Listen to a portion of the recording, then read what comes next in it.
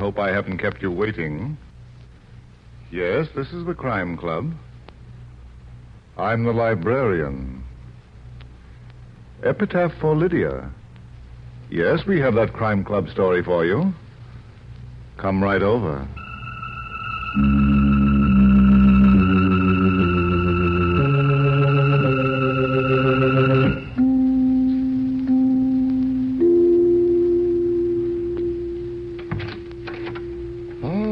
You're here. Good. Take the easy chair by the window. Comfortable? The book is on this shelf. Here it is. Epitaph for Lydia by Virginia Ruth. The exciting story of a missing person who was found by death. Let's look at it under the reading lamp. It is late evening in San Francisco, and in the spacious living room of an impressive house on Lombard Street, a party is in full swing. A tall, keen-eyed man, bored by the noisy music and the chattering people, retreats to the comparative quiet of an adjoining room. Attracted by several modernistic paintings on the wall, he steps over to one for a closer look. Do you like it? Huh? You're Michael Dundas, the detective, aren't you? Well, I'm really an architect, but You were pointed out to me when you came in. Oh? I'm Lydia Courtney. You don't know me. Well, no, but... Do you like modernistic art? If it's art, yes. Well, but most of the models look like exercises in children's finger painting. This one, for instance...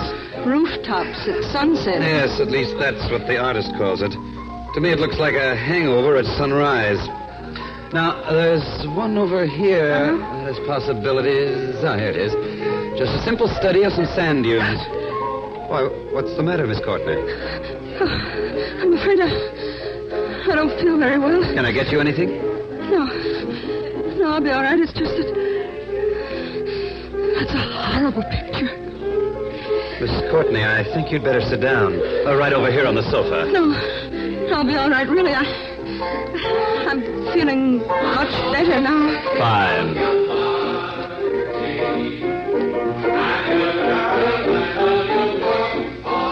Miss Courtney. Margie. Oh. Miss Courtney. I knew she'd faint. Lucky I grabbed her before she fell. Now, onto the sofa. There we are. Lydia, aren't you going to... Oh, what's happened? She fainted. The sand dunes. Many a one for him shall mourn, but none shall know. I've forgotten. That's odd. What? That she should quote from that old ballad. She was just delirious. She didn't know what she was saying. And I guess Margie doesn't mean anything either. Margie? Yes. By the way, I think I know you from someplace, don't I? Yes, I run a bookstore, Mr. Dundas. I think you've been in it a few times. Oh, that's right. I bought some books and had them sent. Your name is, Bond, isn't it? Yes, Sally Bond. Uh-huh. Tell me, how'd you burn your wrist? Oh, some grease splattered on me. I see. Sally. Yes, Lydia. I didn't say anything, did I? No, dear. Now, you just lie still. That's right. Can I give you a lift home? That won't be necessary, Mr. Dundas. Our escorts are somewhere in the crowd. They'll drive us back. I see. Just a suggestion, Miss Bond. Yes? I think it'd be wise for you to stay at Miss Courtney's home tonight. I will. You see, we live together. Oh? Don't worry about me, Mr. Dundas. After tonight, I think I'll be all right. Of course. Lydia's going to be just fine.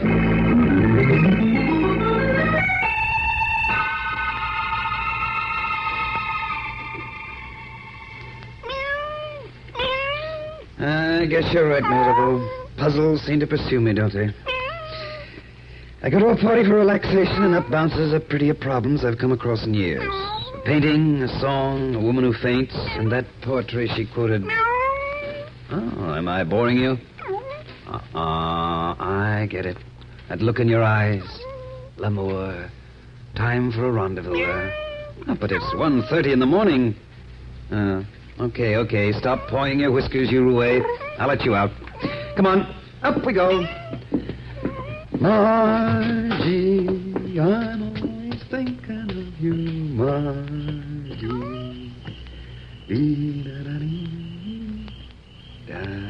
Not a bad night. Peaceful, nice moon. Okay, pal, I guess. Wait a minute. Those were gunshots. Come on.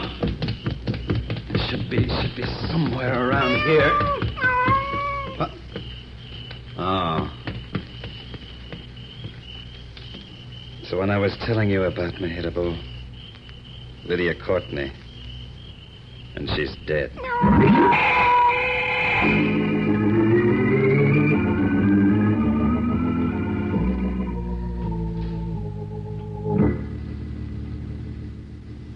But, Inspector, that's all I know. That's the whole story. Can't be.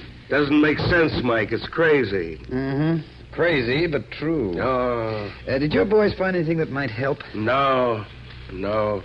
Say, what do you think Lydia Courtney was doing around here? I think she was on her way to see me. Mm-hmm. You see, when she spoke to me at the party, I had the feeling she wanted to talk to me about something that worried her. Yeah? Then she fainted, and when she came to, the time for opening up had passed. Sally Bond was around. Anybody else? No, their escort, Sally's brother Bill and a fellow named Jay Stanton, were among the crowd in the living room.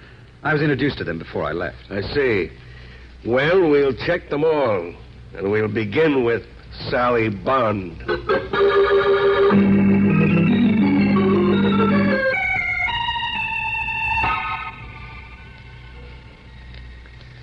You don't seem very surprised to learn of your friend's death, Miss Bond. Well, I've already heard about it, Inspector. How? Neither the radio nor the papers have broken the story. My brother Bill here told me. Oh, Brother Bill told you. Yes. And how did you know, Brother Bill? Well, I'm a special feature writer for the Clarion. I'm doing a series on crime, and I happened to be at a nearby precinct when the flash came in. Uh-huh. Naturally, I rushed over to tell Sally. Naturally. Mind if I ask a few questions, Inspector? No, Mike. Go right ahead. Sally, what time did you and Lydia get home last night? About 12. I thought you were going to keep your eye on her. Well, I was upset. I took a sleeping pill and gave one to Lydia. Apparently, she didn't take hers. She must have slipped out after I fell asleep. I see. Do you know what was bothering her? No. All I can tell you is that for the past 3 days, ever since Tuesday night, she was just a bundle of nerves. What happened Tuesday night? I don't know. Lydia went out at 8 o'clock. I heard her take her car out of the garage and drive off. When she got back, I couldn't say. I was asleep. And on Wednesday morning, you noticed something wrong. Yes, Lydia was very jumpy. I asked her where she'd been the night before. She wouldn't tell me. Do you know who might have been with her? No. It wasn't Brother Bill, was it? No, it wasn't. Well, where were you that night? Well, I was over at Jay Stanton's house. We were playing gin till about 1 o'clock. Then I went home. Oh. Sally, does anyone else live here with you? Well, our handyman, Al Kemper, occupies the room over the garage. Well, perhaps he can tell us when Lydia returned Tuesday night. Will you take us to him, please? Yes, of course. Follow me. Inspector. Yeah? You mind if I run along? I have to check in early at the office. Okay, but just remember to stay within reach. You understand? Yes, sir. All right, Sally. Let's go.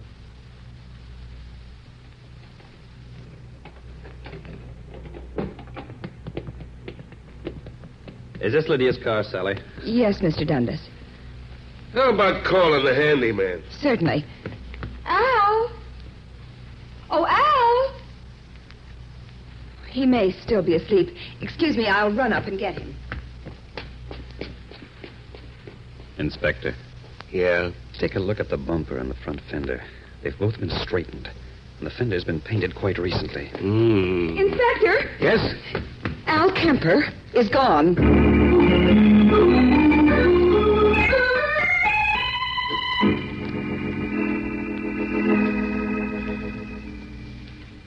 Lydia dead? Hard to believe, Bill. Sally know? Yes, Jay. Poor kid, the police will probably hound the life out of her. Uh-huh. They were doing a good job of it when I left her. Mm-hmm. Jay. Yes? I wonder if you'd do me a favor. Sure. What is it? Well, it seems that something happened Tuesday night. I mean, Lydia was out with someone, and that person may be the leading suspect. Well? I told the police that I was playing gin with you till 1 o'clock. What? They asked me where I was. I couldn't tell them I was just cruising around in my car that night. But, You've Bill... got to back me up, Jay. You've got to. You're putting me on an awful spot, Bill. I know, but I just said the first thing that popped into my head. Now I've got to stick to it. I don't know. Not only for me, Jay, for Sally. Well... You will? Okay. Thanks, Jay. Thanks a lot. I'll never forget this. Never. Just one thing before you go, Bill. What's that? If I find out you're involved in Lydia's death, I'll hand you over to the police so fast it'll make your head spin.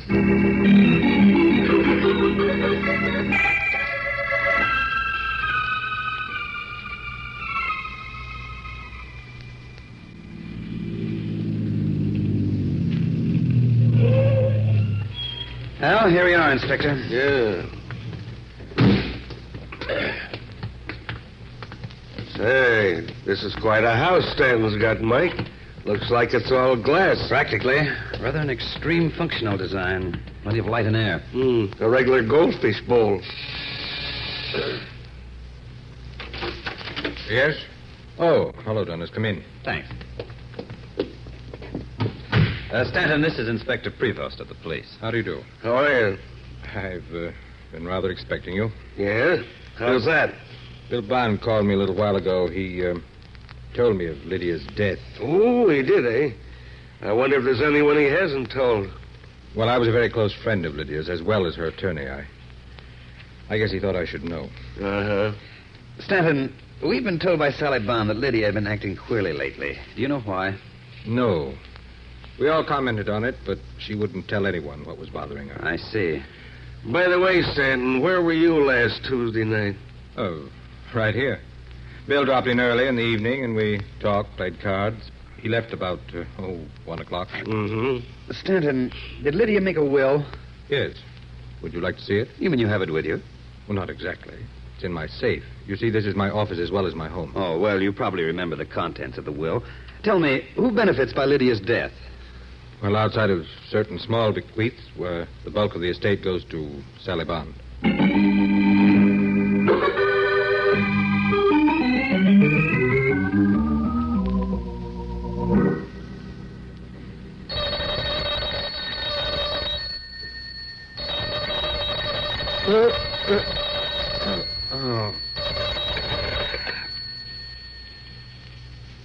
Hello? Hello, Mike. Inspector Prevost. Oh, what's the idea? I told you I wanted to catch a little shut-eye. I'm dead. I know, but listen. Is Sally Bond there? Huh? What is this, a gag? Of course not. After I left you, I decided to talk to that girl again. Well, I went over to her house and she wasn't there. Huh? I thought maybe she'd gone to see you. No. Inspector, Yes? there's a chance she went down to the bookstore she runs, and maybe... Yes? Better drive over here and pick me up. I want to go down there with you.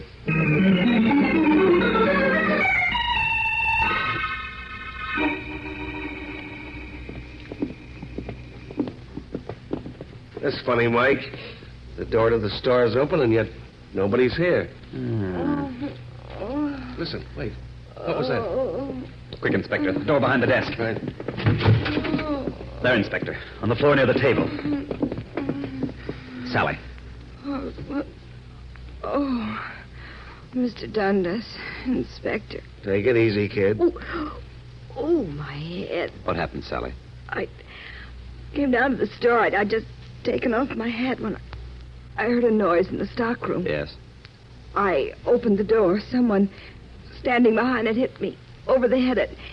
That's all I can remember. I see. Probably got in through the rear window. Sally, why did you come down here? Well, on Wednesday, Lydia gave me a sealed envelope. She didn't tell me what was in it. All she said was that I should keep it for her down here. Mm-hmm. If anything happened to her, I was to open it and read what was inside. Then I was to decide what to do. Where did you put it? In the top middle drawer of my desk. Inspector, will you see if it's there? Right.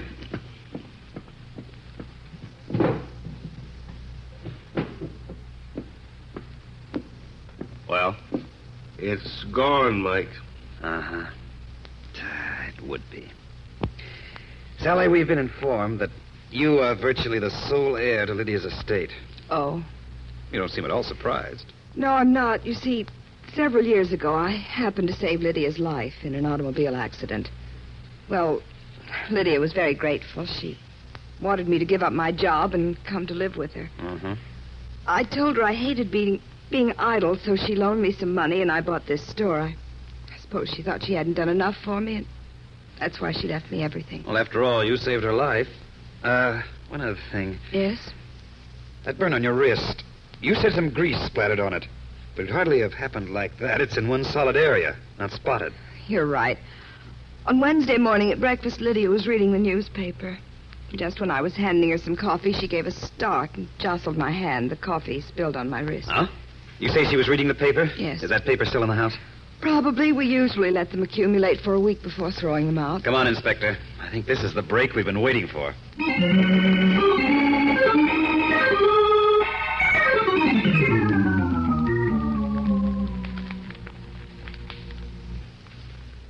Here they are, Mr. Dundas, the papers for the past week. Thanks, Sally.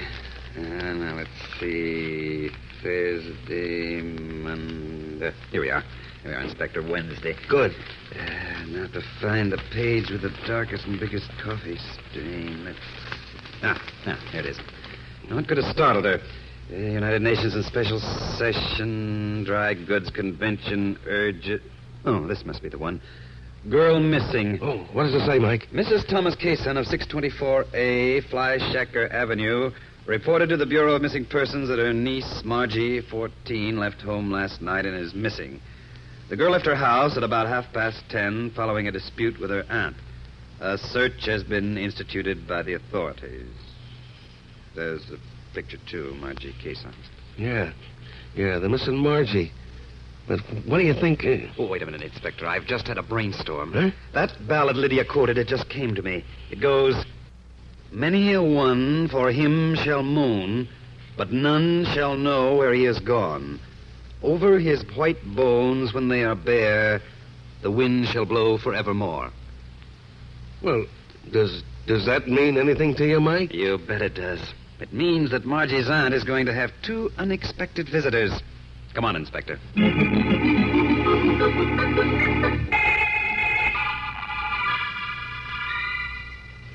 Why don't you two guys beat it? Go on, let me alone. But, Mrs. Kaysen, we want to talk to you about your missing niece, Margie. Margie? She ain't missing. Go on, get out of here. I don't think she knows what she's talking about, Mike. Maybe she does, and maybe... Wait a minute. Get a load of the stock of liquor on that table. Yeah, scotch, rye, bourbon. That stuff must have cost a small fortune. Uh-huh. And where did she get the money for it? This place makes Tobacco Road look like the Waldorf. Inspector. Yeah? Take a look at that purse she's holding. It's just bulging. Yeah. Mrs. Kaysen, may I look at your pocketbook? No, I shall let you look at it. Because I want to look inside. Hey, give me that purse. I thought so. It's stuffed with bills and big ones at that. Must be about $1,000 here. Yeah, that's right. Okay, Mrs. Kaysen, where'd you get it? Come on, talk. Someone sent it to me. Who? I don't know. It came in the mail Thursday with a letter. Have you still got the letter? No, I tore it up and threw it away. Do you remember what the letter said? Yeah. It said I shouldn't worry about my niece. And if I didn't ask questions, I could keep the money. Oh, so you were smeared with some dough and you called off the search, huh? So what? The kid was nothing but a little tramp anyway. Why, you dirty... Easy, Inspector. Miss Kaysen, where do you think Margie was going when she ran away? Probably to her friend Betty's. It's where she always went when we had a fight. I see. And she never reached her friend's house, did she? No. Where does Betty live?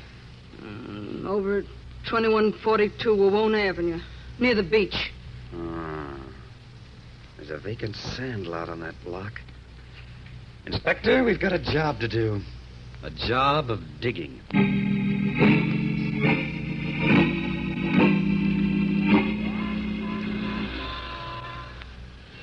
You got a lot of men here, Mike, but they haven't found anything so far. Keep them at it, Inspector. I'm sure...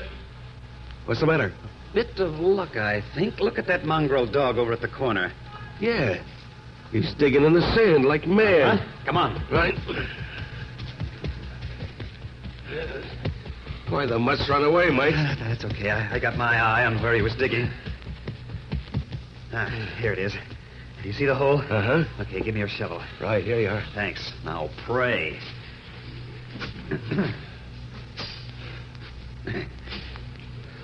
Maybe it was only a bone the mutt was after. Maybe. Do you want me to take over, Mike? No. Guess I can. Inspector, look. Good Lord. The poor kid. Under the sand. And over her white bones when they are bare, the wind shall blow forevermore.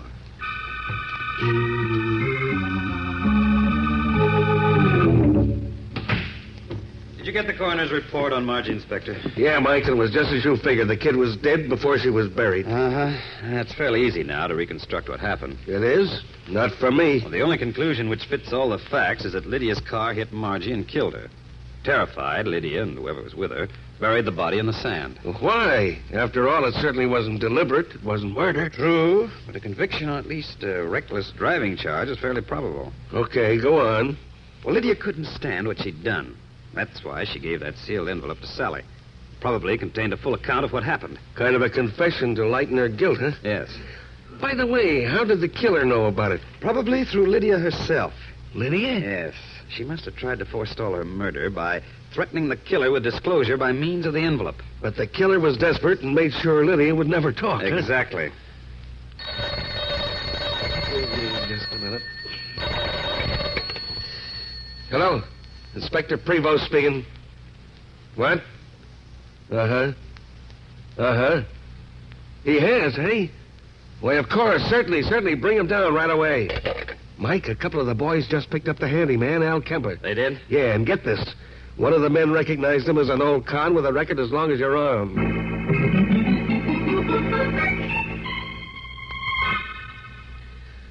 All right, Kemper, come on now. Stop stalling. Why did you run away? Early this morning when Miss Bond's brother came to see her, I was out in the yard near the kitchen. Yeah? The window was open, and I heard him tell his sister about Miss Courtney being dead. I figured me with my record, it wasn't healthy to stick around. You're lying. I'm not, I tell you. You are. Just a minute, Inspector. Kemper, where were you last Tuesday night? Well, I was in a neighborhood bar until about 11:30, and then I beat it home and hit the hay. Did you hear Miss Courtney come home? Yeah. When she drove in, she woke me up. Was there anyone with her? Yeah. Who was it? I don't know. I heard Miss Courtney's voice, but whoever was with her was whispering. Did you hear what they said? Well, not much of it. Miss Courtney was scared. She kept saying something was all wrong. The other person kept telling her she had to keep her mouth shut about it. Anything else? Oh, wait. There was just one other thing. Yes? The other person said something kind of funny. Let me see. Yeah. I could never stand it. Never. I'd go insane in a month. That's just what was said. Oh, not very much to go on, is there, Mike? On the contrary, Inspector. I think it's the key to the whole case. The key? Yes. Get Sally Senton and Bill down here right away. What for? I'm going to trap the murderer.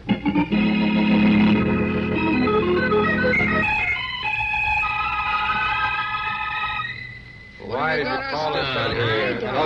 Okay. Quiet, please. Quiet. All right, Mike. Thanks, Inspector. I called you all down here because there's been a new development in the case, and I'll need your help. Now, will you follow me, please? I don't see any sense. Where are we going? Upstairs, Brother Bill. Hurry up. Come on. Get in the elevator. Okay. It's a tight squeeze, but I think we can make it. There we are. All right, Inspector. Close the door and take us up. Right.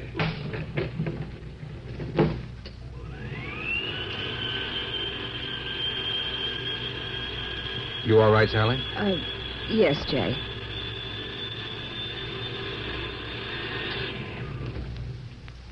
Oh, what's the matter, Inspector? I don't know, Mike. Funny. We seem to be stuck. That's a fine how do you do between floors, too. Keep your shirt on, Brother Bill. That's funny. It won't start. Now, don't worry, folks. We'll probably get going in a minute. I'd like to get out. Yeah, how about it? I said I'd like to get out, please. I can't stay in here. I can't. Please. You don't understand. You don't understand! I'm afraid I do, Stanton. You murdered Lydia, didn't you? Yes. Yes. I killed her. I killed her. All right, Inspector. You can take us down now.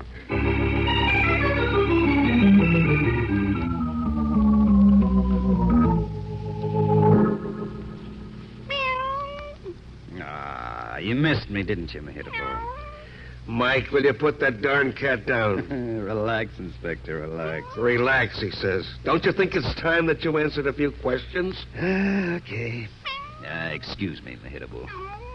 What do you want to know, Inspector? How did you figure out Jay Stanton's claustrophobia? His fear of being hemmed in? Well, first of all, when we visited Stanton, his house seemed strange. It was almost all glass. You yourself called it a goldfish bowl. Yeah, that's right, so he did. Then he had his office in his home, not in a building where he'd have to take an elevator every day. Uh-huh. Of course, at the time we saw him, it didn't mean too much. It was just odd. Yeah, but when were you sure? When Kemper told us what he'd overheard. As you recall, the person with Lydia said, "I could never stand it. Never. I'd go insane in a month." Yes, but how could you know what he referred to? Well, obviously, Lydia and Stanton were talking of what they had done to Margie. The only way Stanton could terrify her into silence was by pointing out a probable jail sentence if they were caught. Uh-huh. Thus, what Stanton said could only refer to what jail would mean to him.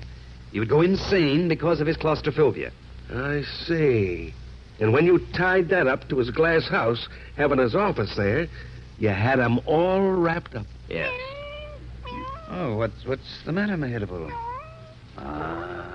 Rubbing your whiskers again, huh? You Casanova. Now, I'll let you out. Mike, will you stop bothering with that cat? Sorry, Inspector. There are some things which are much more important than crime.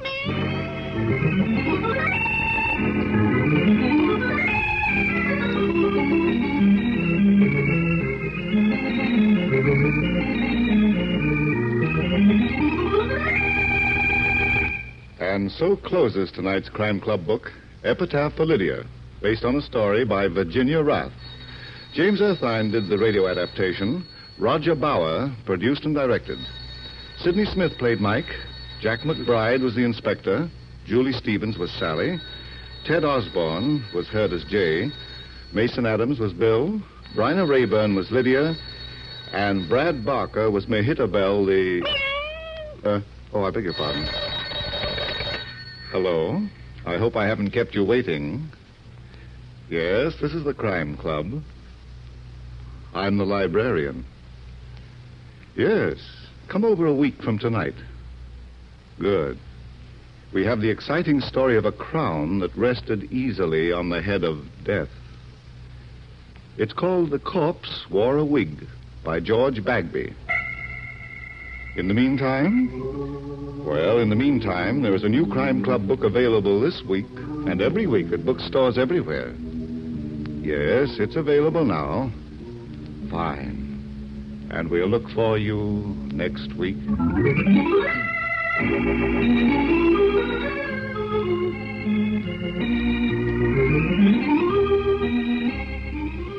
This program came from New York. This is the Mutual Broadcasting System.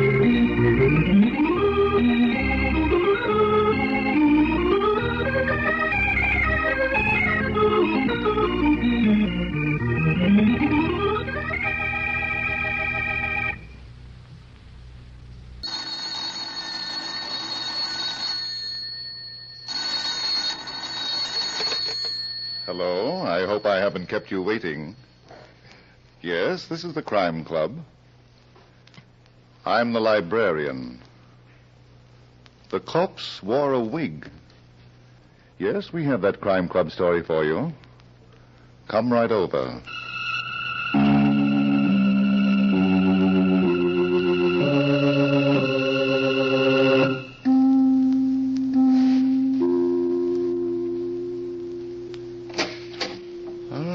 You're here. Good. Take the easy chair by the window. Comfortable? The book is on this shelf. Here it is. The Corpse Wore a Wig by George Bagby. The very intriguing story of a method of dying that was as deadly as murder. Let's look at it under the reading lamp. It was a few minutes before noon, and Inspector Schmidt was already having his troubles in his office at New York City's police headquarters. As a matter of fact, he was having his hands full, rubbing his aching feet. And oh, how they ached.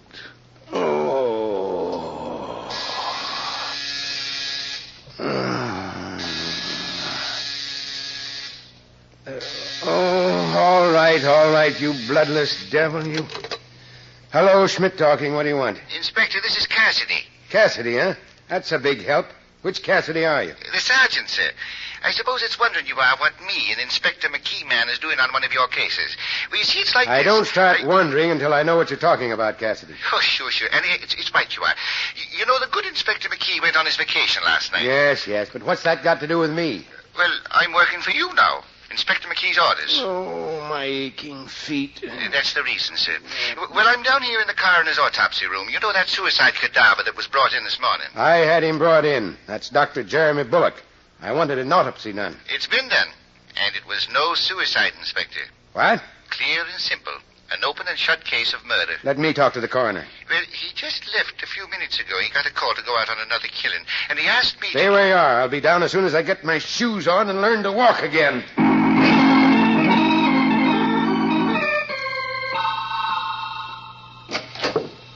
All right, Cassidy. What's this about murder? There's the mortal remains of Dr. Jeremy Bullock, Inspector Schmidt, on that table. And here's the coroner's report, sir. Thanks. It's enough to make you wonder what people will do next a case like this. In all my 32 years on the police force... Shut up, Cassidy. Yes, sir. Time of death between 11 o'clock and midnight. Last night. Contents of stomach, rye whiskey, and chloral hydrate. That's a sleeping medicine. Darn it, Cassidy. There's nothing here that I didn't know before. I found the bottle of chloral on the desk in Dr. Bullock's consulting room.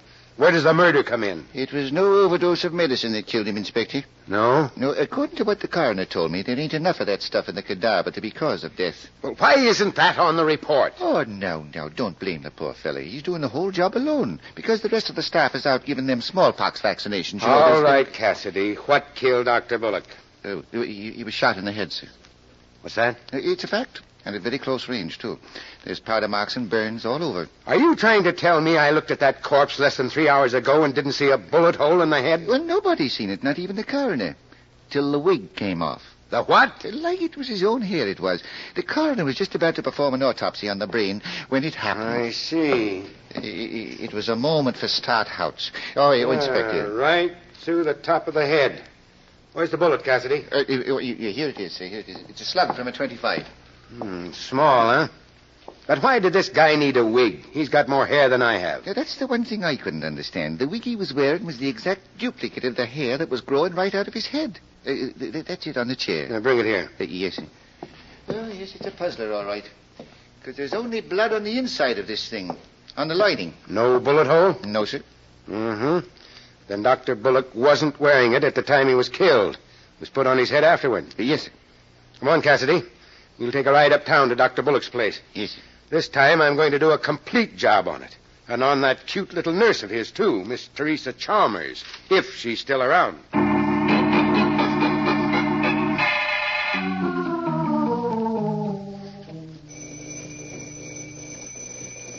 Yes, I heard you the first time. What do you want? Who are you? I beg your pardon. Do you always lead with that tone of voice? I sometimes lead with my left. I'm Inspector Schmidt, police headquarters. But please. Oh, my goodness. Well, come right in. I didn't mean to be brusque.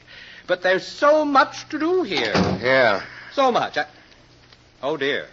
I suppose this character with you is a policeman, too.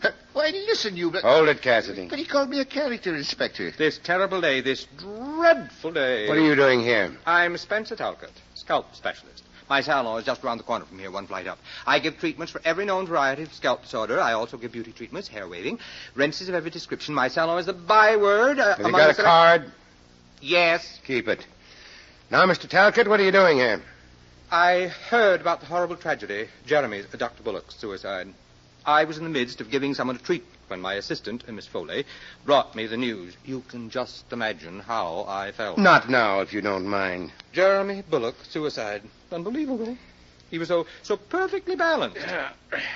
Good heavens, Inspector, what are you doing? Taking off my shoes. Any objections? Well, I must say... Well, don't. So you're a scalp specialist, huh? What do you know about wigs? Wigs? Are you talking to me? I hope so. I don't know anything about wigs.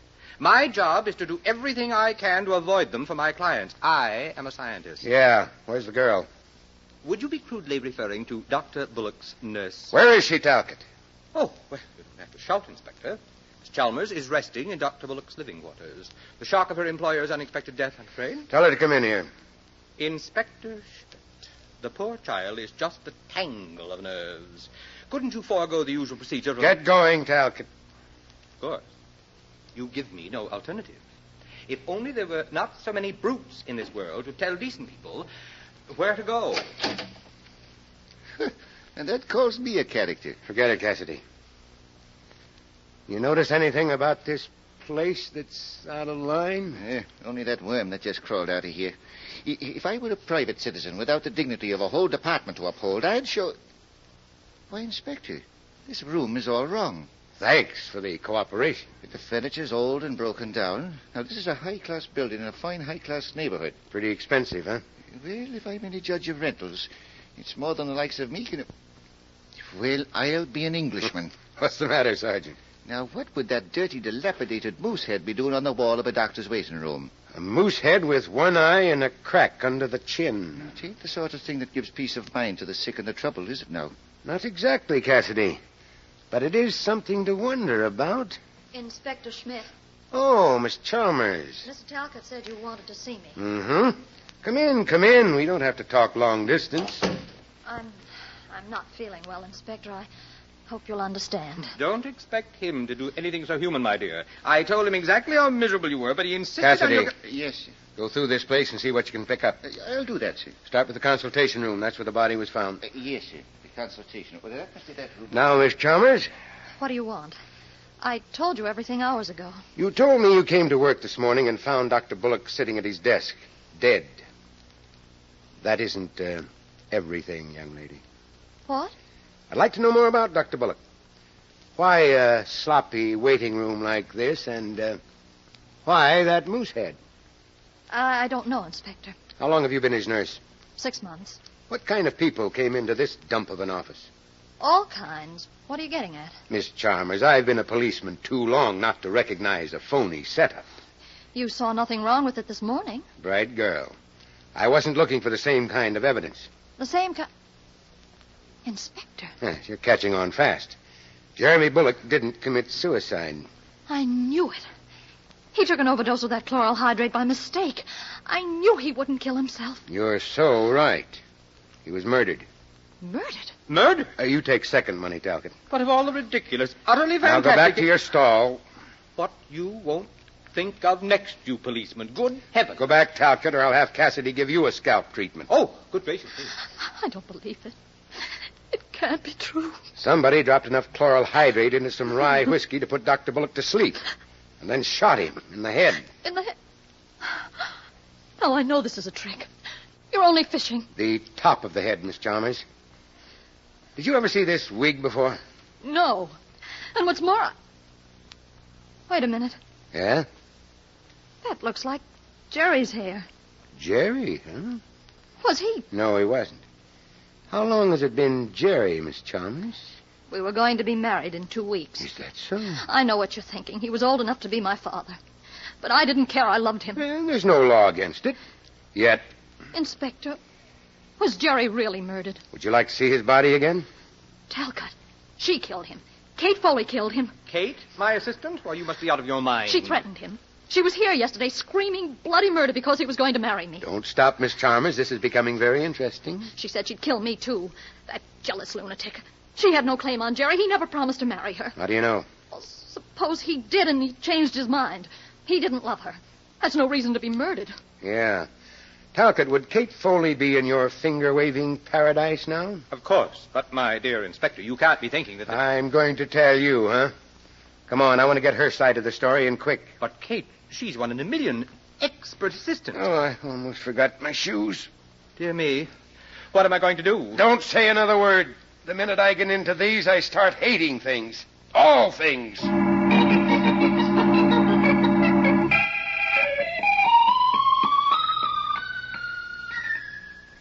Kate. Oh, Catherine! Miss Foley! Save your breath, Talcott. The bird has flown. But she left the door unlatched, and she has appointments. It could be she's got other things on her mind. Well, where does she live? She didn't run away, Inspector. Oh, dear, such a splendid assistant. And with just the right attitude. Miss Foley's address, Talcott. Yes, it's in my book, right there on the desk. How can you be so unsympathetic? It's a tough world. Say, this is quite a display of bottles you've got in this cabinet. Aye? Oh, those, my products. Talcott's dandruff lotion, Talcott's henna rinse, Talcott's golden rinse, Talcott's hair dye black, Talcott's hair dye brown, Talcott's for dry scalp, Talcott's for oily scalp. You believe in Talcott's, don't you? Those are my own concoctions, Inspector. I'm a scientist. Oh, I see. Dr. Bullock was about 55, wasn't he? About? And not a gray hair in his head. Oh, there were many, my good man, many. But thanks to Talcott's hair dye black... he was able to fool the ladies. All right, let's get back to Miss Foley. It won't be necessary to go to her home, Inspector. Dear child left this note for me. She's gone to lunch. Where? For goodness sakes, how should I know? Miss Foley has a life of her own. She doesn't have to tell me. What time will she be back? She has an appointment with a very distinguished Park Avenue matron at 4 o'clock. That gives me 2 hours to... Inspector Schmidt. I was just leaving, Cassidy. Yes, sir. The young lady told me where to find you, and I ran as fast as my leg could get. What is it? Well, sir, it's evidence I've located. Real evidence. In Dr. Bullock's office? In his file of cases. You know the file where a doctor keeps the records of his patients? I know. Well, sir, there was nothing in it. Not one record of a single patient. And that set me to Sergeant, what about the evidence? Well, I'm coming to that, sir. It was thinking I was something ain't kosher. And then I looked and I found it in the bottom drawer of the desk. In a medical book. You found what? This card, Inspector, with Louis Denby's name and address on it. Louis Denby? St. Louis, the slick artist that gave us all the trouble 8 years ago. But he disappeared. Nobody ever saw him again. Nobody but the dead Dr. Bullock, sir. Because there's his name and address in the card. And it says... 974 West 52nd Street. Let's go, Cassidy. We'll find out the connection between Bullock and Denby. Inspector Schmidt. Now, what do you want, Talcott? What shall I say to Miss Foley when she returns? Tell her not to get lost. She's got an appointment with me, too. All right, Cassidy. Well, what do you know? This fella believes in advertising, doesn't he? Talcott's dandruff lotion, Talcott's hair dye black. Come on. We've given him enough free time. Yes. Are we going to pay Louis Denby a visit? You are. I'm going back to headquarters. Oh, it's your feet again. My feet and my head. But in between, there's a hunch I'll do better at headquarters than anywhere else.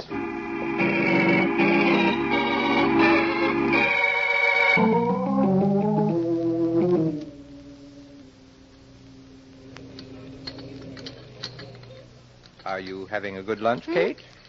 Oh, you. Checking up on me, Mr. Talcott? We needn't be so formal, dear. With you, how can a girl be otherwise?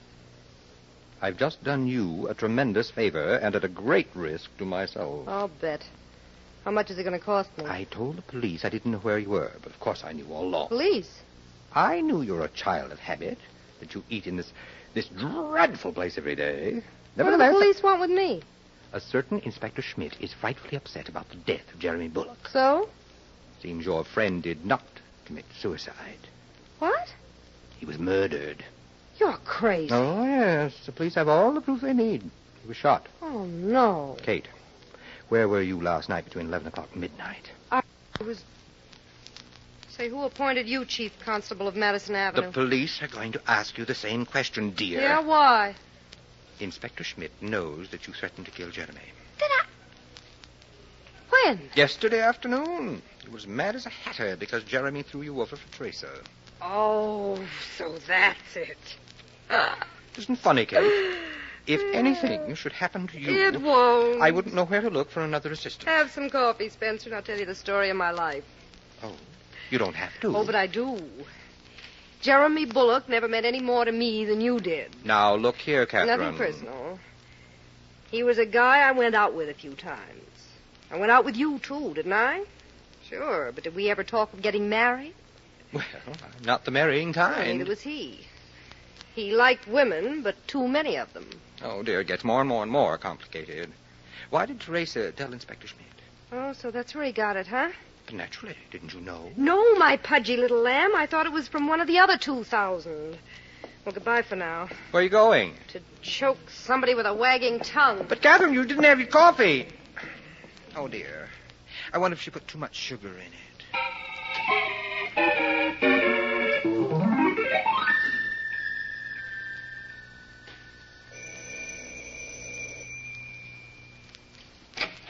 Teresa, darling. Kate. So you're still holding down the fort. You're not in the payroll anymore, honey. You can't come in here. Prove it. I used to be wrestling champ of the finger waving league. Nobody ever beat me. What do you want? A heart-to-heart talk. And yours better be wide open or I'll stop it for good. You're going to kill me. Well, that's up to you. Why did you tell the police I threatened to kill Jerry? Because you did. You said that if he married me... I know what I said, but why did you tell the police? What did you expect me to do? Jerry was murdered. So right away you set me up for the frying pan. You robbed me of the only man I ever loved. Oh, that's corny, Teresa. I don't care what it is. It's the truth. And I'm not going to see you get away with it. You're not going to see anything, honey, unless you start telling the whole truth. Kate. I've put a lot of curls in hair in my time. I wouldn't like to put one in your neck. Help. Help! You little fool. What are you trying to do? Start a riot? Say when, and I'll let you breathe again. You've got a lot of talking to do, and you're not doing me any good yelping into my hand. All right. But don't try to catch any more flies. You almost smothered me. Almost never counts. Well, shall we talk now? If there's When any... I came in here last night at 10 o'clock, you ran into the examination room and locked yourself in. I didn't want another scene with you. That's not what Jerry told me. Huh? He said you were crying. That's not so. He also told me that you and he were in the midst of a terrible bust. What? He wasn't going to marry you. Now, see here, Kate, if you're making this When up... I left at 10:15, you were still in the examination room where Jerry kept all his medicines and drugs. He never had chloral hydrate. Who's going to believe you? But I... It doesn't pay to talk out of turn, does it, Teresa? I left a few minutes after you did. Good for you, but who saw you? Why, the... No, you're wrong, honey. There was no night watch in this building last night. No doorman. You can't prove I was here last night, Kate. That's right. And if you say anything about it, I'll deny it. It'll be your word against mine. That's what it is now. About my threat to kill Jerry and about everything else. Now, what were you crying about last night? It's none of your business. Oh, please don't be cute. I've been around a long time. That's too bad. And I knew Jerry before you did. He told you last night that he never intended to marry you. Shall I go on? I can't stop you. He also told you that he was using you to get rid of me. What? But... I'm a veteran of the same dirty war that licked you. Jerry used that stunt on me to get rid of a previous commitment. Oh. So we're two of a kind. You fight for your life, and I'll fight for mine. Maybe, if we say the right things to the right people, we'll both live to a ripe old age.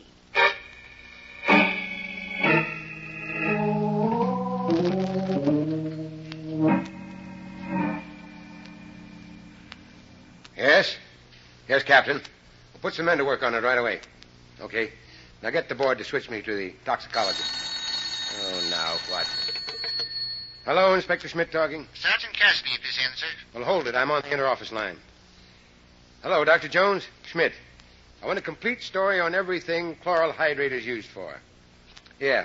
Get the report down to me as soon as it's ready. Right. Go ahead, Cassidy. Thank you, sir. It's bad news, Inspector. You don't say. What is? I'm calling from Louis Denby's place of business. And it's one of the most remarkable enterprises for an old-time crook I've ever seen. What about Louis? He's stretched out in the middle of the floor.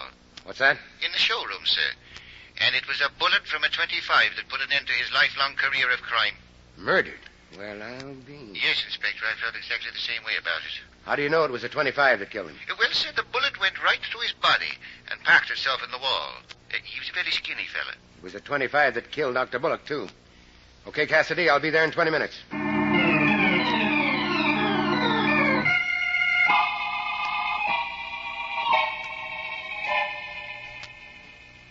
Yeah, right through the heart at close range. He's been dead around 6 hours. Somebody didn't want Louis to talk, sir. Thanks for telling me. But why, Cassidy?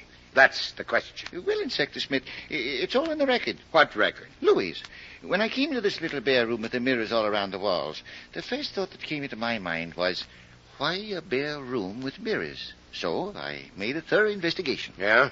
It was in that room over there that I found the reason. Keep going, Cassidy. A factory where Louis Denby manufactured wigs. What? Yes, sir. All colors and all descriptions. Good Lord. Bullock gets a wig from Denby, and they're both killed by the same caliber gun. We've got to find out why, Cassidy. Well, sir, it's about that record I was telling you. After I see what the setup was here, I decided to look Just around... Just tell me about the record. I found it on this card in the drawer of Louis's work table. Now, let me see it. Dr. Jeremy Bullock, 123 Main Drive, St. Louis. Well, this is a business card. It's on the other side, the information that might January 6, 1940, lead poisoning. In St. Louis. Lead poisoning. Chloral hydrate, a wig, a moose head. Cassidy, we're almost in. The devil, you say? Now go back to headquarters, get the St. Louis police on the phone. I want a full report on Dr. Jeremy Bullock up to the time he left the city. Would you be saying that... Later, if I'm right. Now I've got to pick up some suspects and hold a conference in Dr. Bullock's office.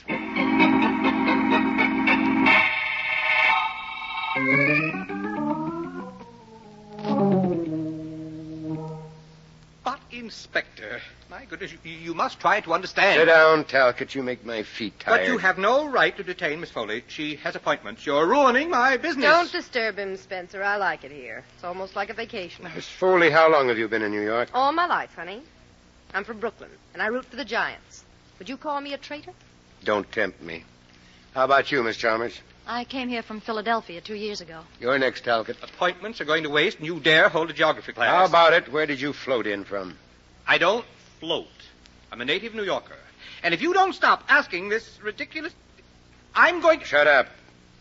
So none of you has ever been in St. Louis, huh? What? And I suppose not one of you ever heard of Louis Denby. Not even you, Miss Chalmers? No. Who is he? A man who knew too much about lead poisoning.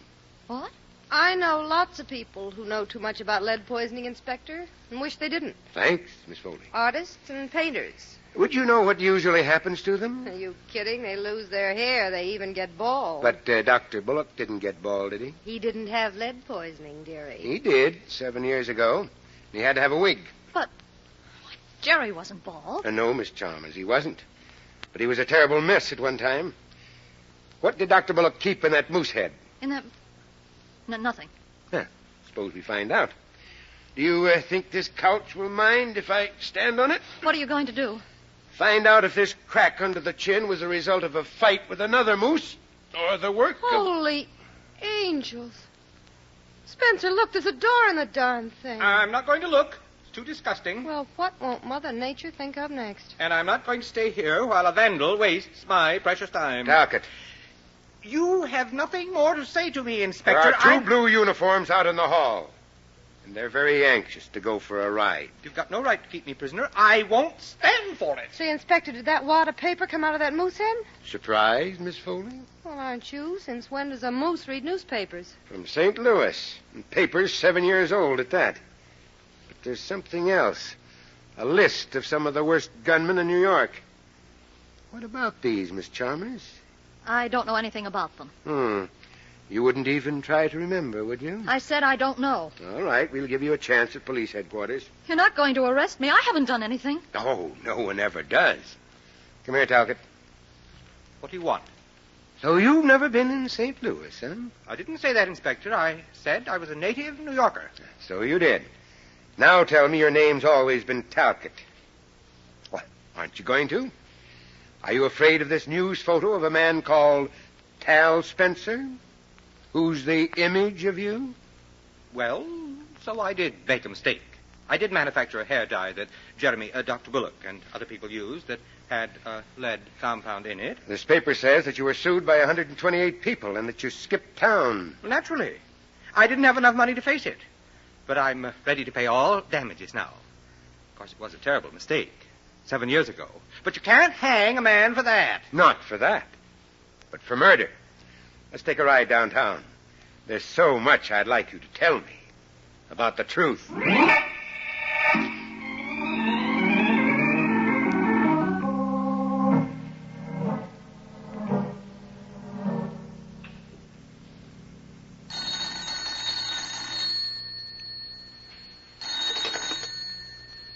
Yes, Schmidt talking. What do you want? Sergeant Cassidy, sir. What? Do you know what time it is? Uh-huh. It's exactly 9:42. I'm sorry to be disturbing you at home, but You're sorry. I was giving my feet a hot bath, and you dragged me across the living room to the telephone. What for? Well, I'm still down here at headquarters. I just got a teletype report. Dr. Bullock was no doctor. He lost his license 4 years ago because he... Patching up the wounds of robbers and gunmen. Yes, that's what he was doing in New York, too. Oh, my. Why did that Talcott kill Bullock? His real name was Spencer, and Bullock was blackmailing him. Oh, that again. Yeah. Spencer made up a hair dye in St. Louis that almost ruined Bullock's scalp. It was a big scandal. Oh, one more question, and then I'll be leaving you alone to take care of your feet. How did you fix it on Spencer? The chloral hydrate. Used as a base in most dandruff remedies, and Spencer Talcott used it in his. Oh, my. You know, I always say when it comes to beating the police department of our great city of New York, a criminal has to Good get up... night, Cassidy. Good night, Inspector Schmidt.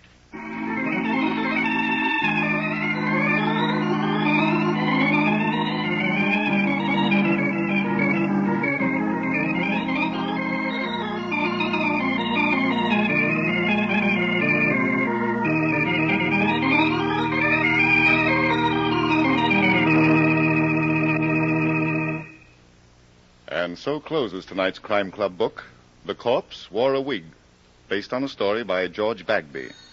Stedman Coles did the radio adaptation. Roger Bauer produced and directed. Cameron Prudhomme played Inspector Schmidt. Ted Osborne was heard as Spencer Talcott. Barry Thompson was Cassidy. Elspeth Eric was Kate Foley. And Elaine Kent played Teresa Chalmers. Oh, I beg your pardon. Hello. I hope I haven't kept you waiting. Yes, this is the Crime Club. I'm the librarian. Yes, come over a week from tonight. Good. We have a very unusual story of a double cross, but doubled and redoubled with murder. It's called Death is a Genius. In the meantime... Well, in the meantime, there is a new Crime Club book available this week and every week at bookstores everywhere. Yes, it's available now. Fine. And we'll look for you next week.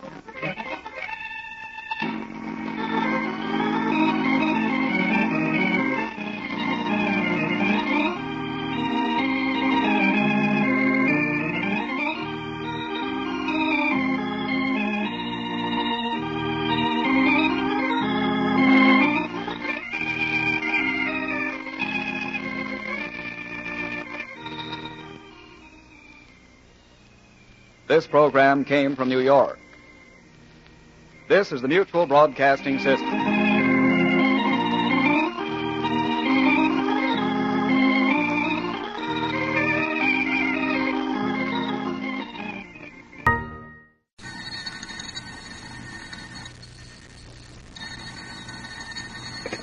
Hello, I hope I haven't kept you waiting. Yes, this is the Crime Club. I'm the librarian. Murder on Margin? Yes, we have that Crime Club story for you. Come right over.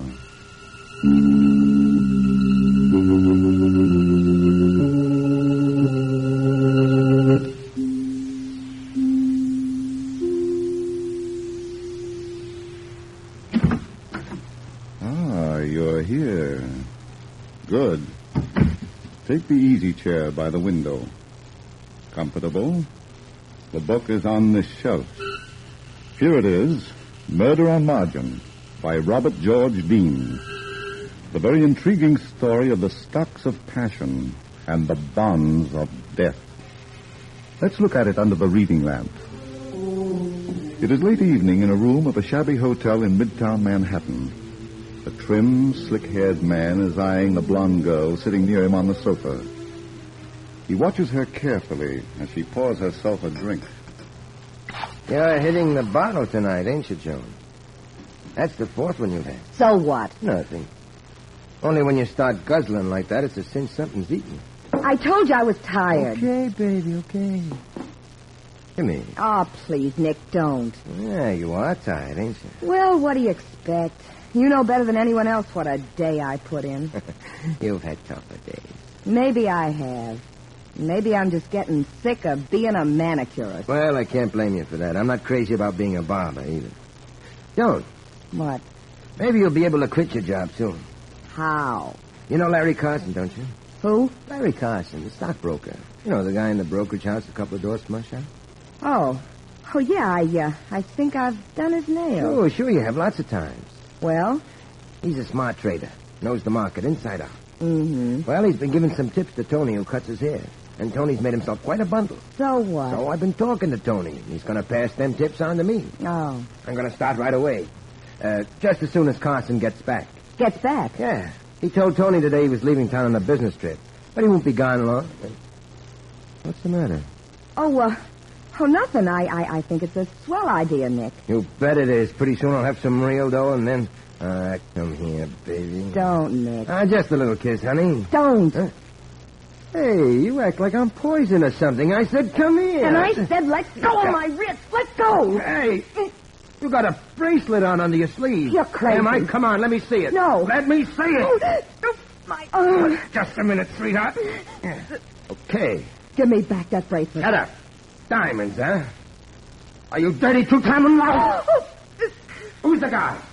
I asked you, who's the guy? Larry Carson gave it to me. Carson? Yeah, it doesn't mean anything, Nick. I swear I've been playing him for a sucker, that's all. Playing him for a sucker? Yeah, just getting all I could out of him for the two of us. No, Nick, don't! For the two of us, huh? Come on, get up. Get up, I said. Don't. Are you all right? Get out. Get out! Okay. I'm going. So long, son.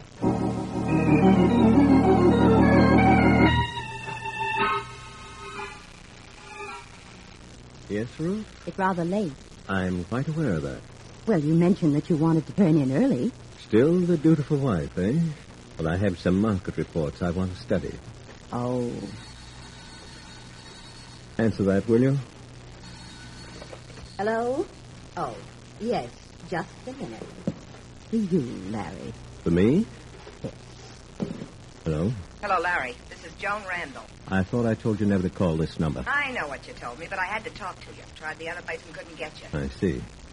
All right, what do you want? I heard you were taking a little trip tomorrow. Yes? I thought we had a date. Sorry, I meant to call you about that before I left. Oh, you meant to, huh? Yes, it came up suddenly. It's just a routine business trip. I'll be back in a few days. I don't like it. Oh, don't be silly. I'm not. I've had the feeling for some time now that you wanted to brush me off. What? I want to warn you, Larry. Don't do it. I shall do whatever I please. Yeah? Well, get this through your head, Mr. Carson. You'll pay off or else. Hello? Did you hear me? I said you'll... This one didn't write either, did you? She'll, It's convenient to have a wife, isn't it, Larry? It must sound convincing when you tell them I won't give you a divorce. Yes, I guess it does. Larry, when are you going to set me free? Soon. You've been saying that for months now. Carl and I want to be married, and I want a clean start. That's why I haven't begun any action myself. Yes? We don't want to wait any longer. I want a divorce now. Very moving appeal, my dear. But I confess I don't understand it. You and Carl Hamill? Why, he's strictly a lightweight. Is he? Then why did you ask him to be a partner in your firm? Well, it's quite simple, Ruth. I needed some money. Now, I'm sorry I took him in. So is Carl. I don't doubt it. Larry. I heard you mention something about a business. Well? If you were to stay away a long time, it would delay my divorce. That's quite an idea. Yes. I've got another idea, too, Larry. Oh? What is it? I'm afraid I'd better keep this one to myself.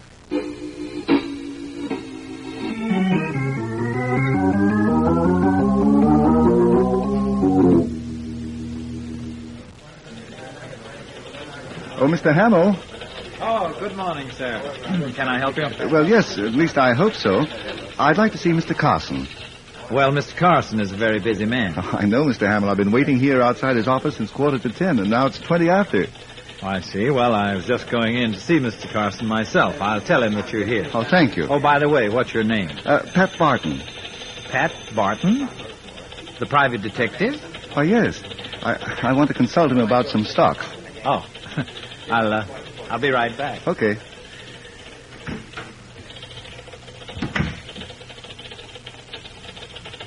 Oh, I beg your pardon, sir. Do you mind if I glance at the ticker? No. Thanks. Let's see. Commercial Solutions, 31.5. Say, that looks like a pretty good stock, doesn't it? Uh-huh. Yes, sir. Might go up to 32. Yes, Larry, I will. Oh, was that last order 29.25? Right. Oh, Mr. Barton. Yes, Mr. Hamill. I told Mr. Carson you were waiting. He'll see you in 15 minutes. Oh, thank you. Meanwhile, I'll just keep my eye on the ticker. Fine. See you later. Right. Let's see.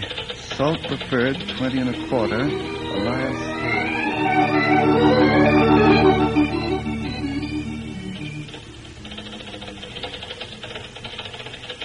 All right, Mr. Barton. I think we can go in now. Okay, Mr. Hamill.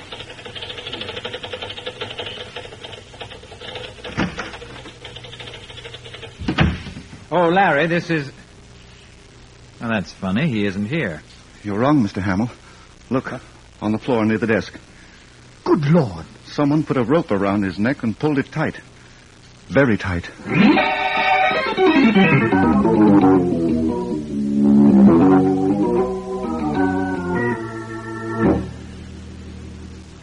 I swear I don't know how you do it, Pat, but every time there's a murder, you're right in the middle of it. Well, I'm sorry, Lieutenant Riley. It just happens. I don't arrange them. No, huh? Well, the way you solve them sometimes makes me wonder.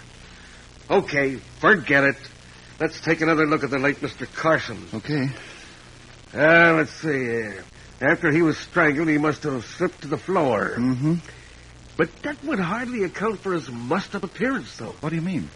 Well, his shirt is half out, and his belt is twisted. Do you think that maybe he was just a sloppy dresser? No, Lieutenant. You can see his suit was obviously just pressed. And look at the shine on his shoes. Uh-huh. I think the killer must have searched him. For what? His wallet was still on him and nothing was missing from it. Yes, but there wasn't much money in it. Did the medical examiner give you the time of death? Yeah, probably between 10:15 and 10:30. Mm-hmm. I suppose that tells you who the murderer is, huh? Not quite, Lieutenant, but it helps. Yeah, a lot. What gets me is how the killer got in and out.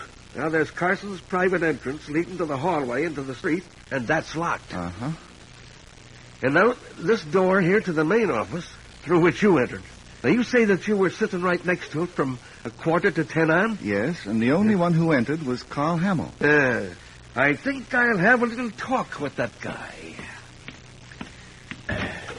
Mr. Hamill? Yes, Lieutenant? Would you mind stepping in here? Not at all. Mr. Hamill, according to Mr. Barton here, you were the only one to enter this office. Yes? And that was about 20 after 10, a time when Carson might have been killed. What do you mean? You know that he was alive when I left the office? Do we? Well, of course, Mr. Barton. Well, you were sitting right at the door when I came out. You heard me turn around and ask him about that last quotation. Yes, I heard you, but I didn't hear him. Huh? Oh, that's right. I remember now. He didn't answer me. He just nodded. Oh, I see. Mr. Hamill, excluding Mr. Carson, who had a key to the private entrance of this office? Well, I believe Mrs. Carson had one. Oh, she did, eh? Yes, but surely you don't think that she had anything to do with this. Why, she couldn't... Take it easy, Mr. Hamill. Pat? Yes, Lieutenant? One of my men reported that in the hallway leading from Carson's private entrance to the street is the door of a private club. Oh. Yeah. Now, there's a doorman posted at that door from 9 o'clock on. He'll be able to tell us just who entered this office by way of that private entrance. Oh, good. Well, I get... What's that? What is that? It's a plot closet, Lieutenant. Let me out. Oh, there she is, behind the filing cabinet. Oh. Hey, give me a hand, will you? I can't seem to get out of here by myself. All right. We'll just get this cabinet out of the way. There we are. Okay, come on out. Yeah, sure. Why, Miss Randall. You know this girl, Mr. Hamill? Why, yeah, she's the manicurist at a barber shop a few doors down the street. Oh, okay, Miss Randall, talk. Huh? She seems to be pretty drunk, Lieutenant. Yeah. What were you doing in that closet, sister? Who wants to know? I'm Lieutenant Riley of the police. Police? Yes. Take a look at the floor near the desk.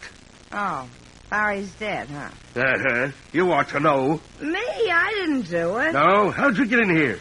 I had a key. Larry gave it to me. Oh. The louse was going to run out on me. I wanted to have a little talk with him. Uh-huh. I got here early, before 9. Didn't want anybody to spot me coming in. I hid behind the cabinet in the closet. How come you're so boiled? Well, I knew it'd be a long wait, so I took a flask along. I was nervous. And before I knew it, the flask was empty. And then I passed out. Uh-huh. Miss Randall, there's a keyhole in that closet door. Did you see or hear anything that might help us? No, not a thing. I see. Okay, sister. I'm going to send you home to sober up. But don't get any idea that you're out of this mess. I'm going to check on you all the way. Pat? Yes, Lieutenant. Get your hat. We'll start checking with the barber shop where she works.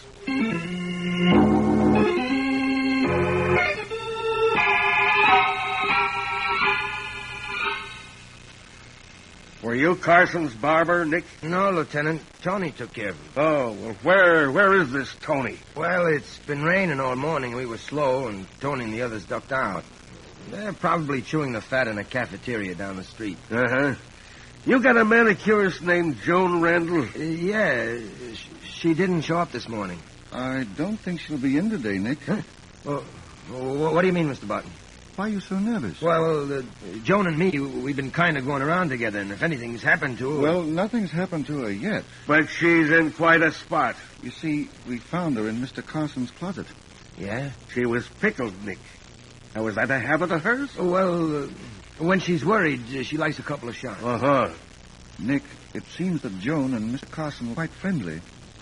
Did you know that? Yeah. It didn't mean anything. He had a lot of dough, and, well, you know how it is. Yes, we know. You don't think she killed Carson, do you? We're not sure, Nick. But if you ask me, you're going to need a new manicurist.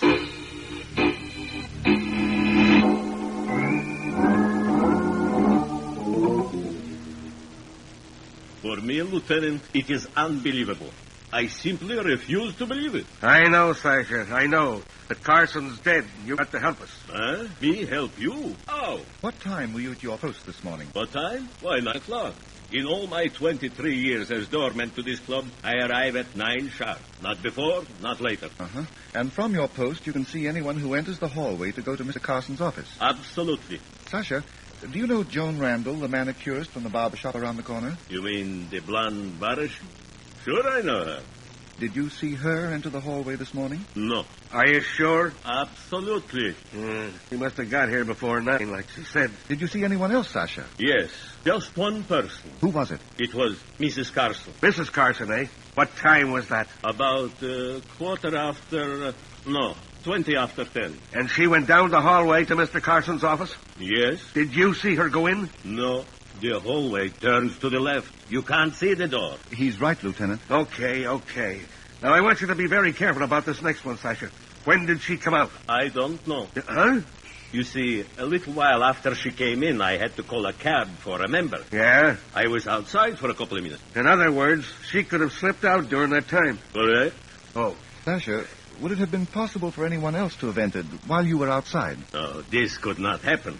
When I went out, I looked up and down the street. There was nobody near enough to sleep in. Oh, I see. Well, Lieutenant, what's next on the menu? A blue plate special. Mrs. Carson.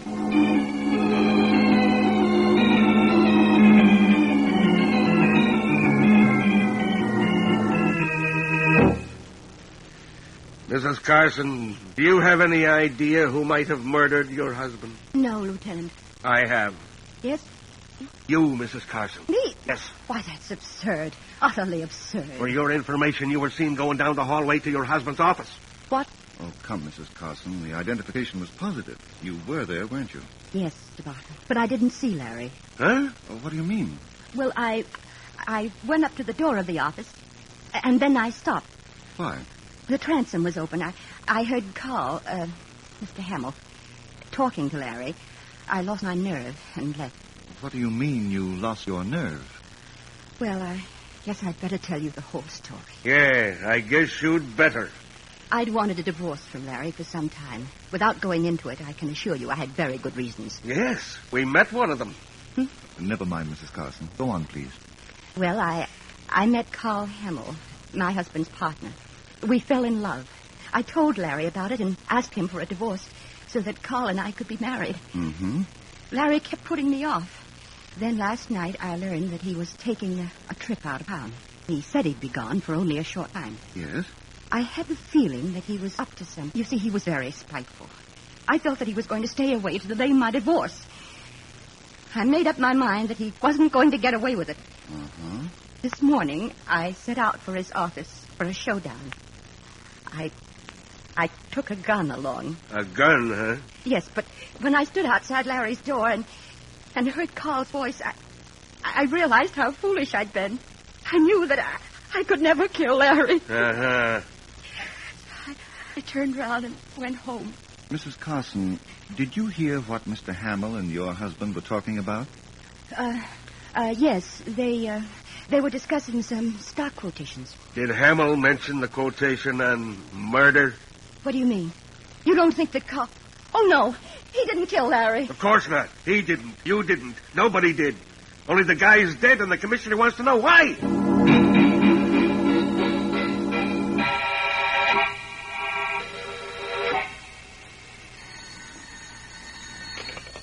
Hello? Hello, Ruth. Oh, Carl, I was hoping that you'd call. You heard about Larry? Yes, the police have just left. Oh. Carl, I'm afraid we're in trouble. What's the matter? I did something terribly foolish. I went to Larry's office this morning. What? But why did you... Wait, I didn't see him. When I got to the door, I heard you talking to him. Oh. I heard you quarreling. Did you tell the police about it? No, I told them you were discussing stock quotations. Carl, is there anything you want to tell me? Ruth, you don't think I killed him, do you? No. But, darling, you sound as if... I love you, Carl. No matter what happened, remember that. I love you.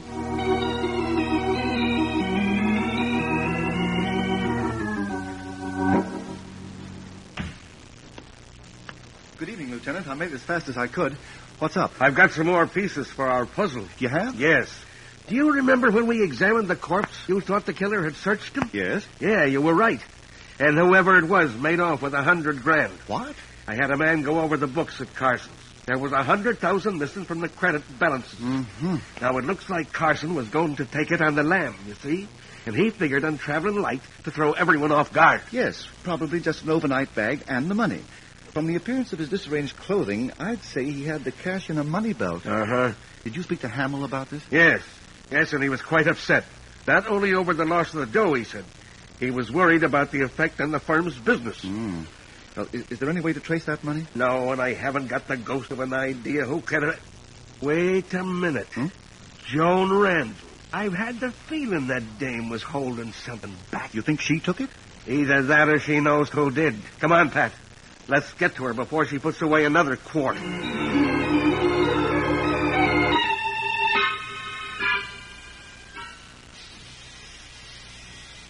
Maybe she's out, Lieutenant. Yeah, Pat, but not the way you mean. She's probably hit that bottle again. Oh, there's no use. The door's locked. I have a key, Lieutenant. Huh? A key that opens a lot of doors. Oh, well, go ahead. Make believe I'm not looking. Okay. There we are. Now, let's see. The light switch ought to be... Here. Well, I don't smell any liquor, so maybe... Holy smoke. She really is out. Look, for good. Yes. Whoever stabbed her wasn't kidding. She must have been lying on the bed. Is that odd? What is? Well, apparently, after she was stabbed, she still had enough strength to reach down and clutch one of her shoes from under the bed. Yeah, she probably rolled over and held on to whatever came into her hand. No, Lieutenant. Shoes are usually placed together on the floor. And from the position of the one still there, you'd have had to strain to get the shoe she's holding. Yeah. Well, why do you think she grabbed it, Pat? I think it was an attempt to tell us who murdered her. Oh. Well, it's a woman's shoe. And the only other woman in the case is Mrs. Carson. Or maybe... Yeah. While I was talking to Hammond about that money, he told me he used to be a shoe manufacturer. What? Yeah. Well, I guess that does it. I'm not sure. Huh? There's something that keeps buzzing at the back of my mind. Something... of course. Larry Carson's shoes. Larry Carson's shoes? Yes. Now, there's just one thing we ought to check, Lieutenant. And then I think you'll be able to wrap this case up.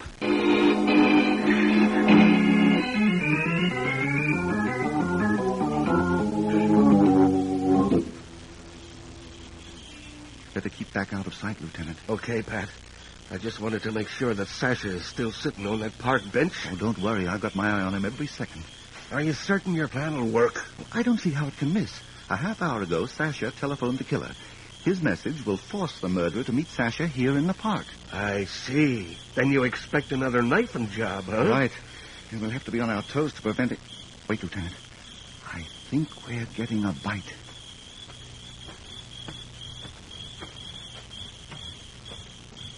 Hello, my friend. I was beginning to think you weren't coming. I thought maybe... Help! Get him, Lieutenant. Get him. Stop or I shoot! Good shot, Lieutenant. Are you all right, Sasha? Yes, Mr. Bart. Good. Is he alive, Lieutenant? Yeah, the bullet just creased his scalp. Okay, Nick, come on. Up on your feet. As a barber, you usually stand behind a chair. Well, now we're going to let you sit in one.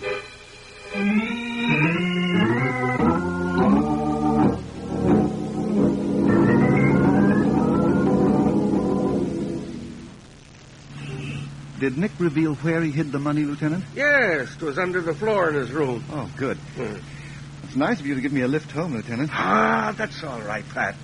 You deserve it. And Sasha, too. It was nothing at all. Only don't ever ask me to do it again.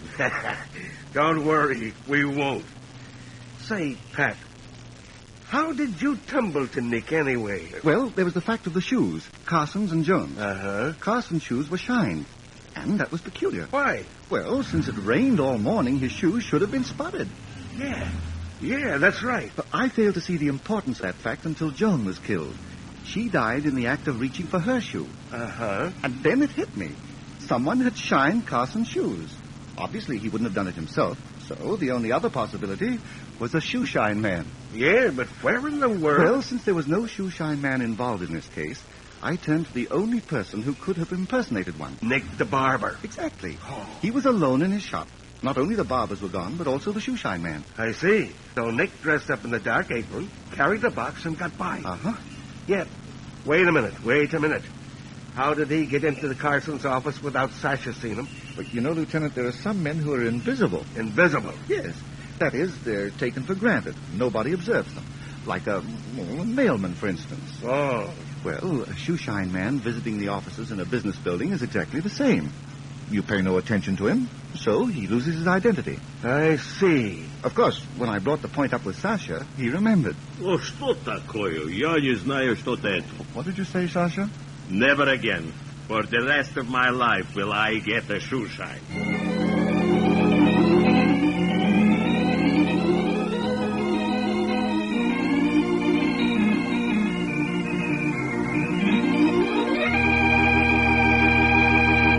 And so closes tonight's Crime Club book, Murder on Margin, based on a story by Robert George Dean. James Erthine did the radio adaptation, Roger Bauer produced, and Jock McGregor directed. Jack McBride played Lieutenant Riley, Julie Stevens was Joan, Helen Shields was Ruth Carson, Danny Ocko played Sasha, Ray Thompson was Pat, Joe DeSantis was Nick, and Sherling Oliver was heard as Carl Hamill. Oh, I beg your pardon. Hello. I hope I haven't kept you waiting. Yes, this is the Crime Club. I'm the librarian. Yes, come over a week from tonight. Good. We have the very exciting story of a package that was wrapped up by death. It's called Murder Makes a Mummy. In the meantime? Well, in the meantime, there is a new Crime Club book available this week and every week at bookstores everywhere. Yes, it's available now. Fine. And we'll look for you next week. This program came from New York. This is the world's largest network, the Mutual Broadcasting System.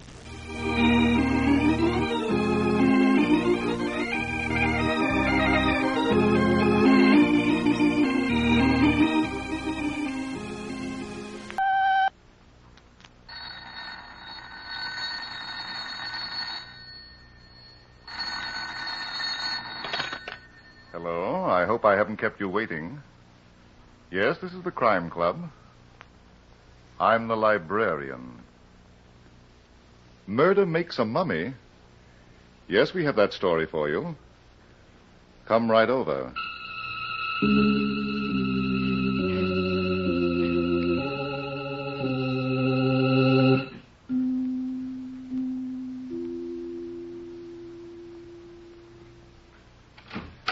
Ah, you're here. Good. Take the easy chair by the window. Comfortable? The manuscript is on this shelf. Here it is. Murder makes a mummy. The very absorbing story of a corpse that wouldn't be bound by the rules. Let's look at it under the reading lamp. There are some people in this world who just can't be satisfied. One of them was Barney Crawford, son of Chief of Police Crawford. For most young men, that would have been enough. But not Barney. Oh, no. Barney wanted to be an Egyptologist, too. It was early one afternoon, and Barney was feeling very much at home in the Egyptian room of the local museum. He was having a wonderful time explaining the wonders of a dead civilization to Janice Turner, his fiancée, who, at the moment, was sorry the civilization was not only dead, but buried as well. Great, mysterious Egypt. Cradle of civilization. What accomplishments. The pyramids, mummification, the Sphinx. Oh, it's such a beautiful day. I'll bet there are some people who are really enjoying it. Look, here in this case is the scarab. To you and me, an ordinary beetle. But to the ancient Egyptians, a god who is... It's pretty. Of course. It's solid gold with emerald eyes. Now, that would make a lovely pin on my new dress. Yeah. Let's go on, Janice. There's something in that case over there I want you to see. I'll probably never get over it. Yes, sir. One of the marvels of all time. The mummy. How do you do? Let's read what it says on the card. If you must. This mummy is unknown, but is believed to be the remains of Ra Marduk, the son of Shishak, pharaoh of the 22nd dynasty. My goodness. As expensive as that? 22nd dynasty. Janice, don't you realize that's almost 3,000 years ago? Barney, I'm sure the ancient Egyptians were a great people. Great. They were tremendous. But I never knew they wore rubber heels in those days. Why, they had inventions that... Huh? What did you say? I said, I never knew the Egyptians wore rubber heels. Well, of course they didn't. Whoever said they did. Don't argue with me. I'm just looking at the feet of this mummy, where some of the wrappings have come off. Holy mackerel. That is a rubber heel. Come on, Janice, we better send for my father. This might be a murder.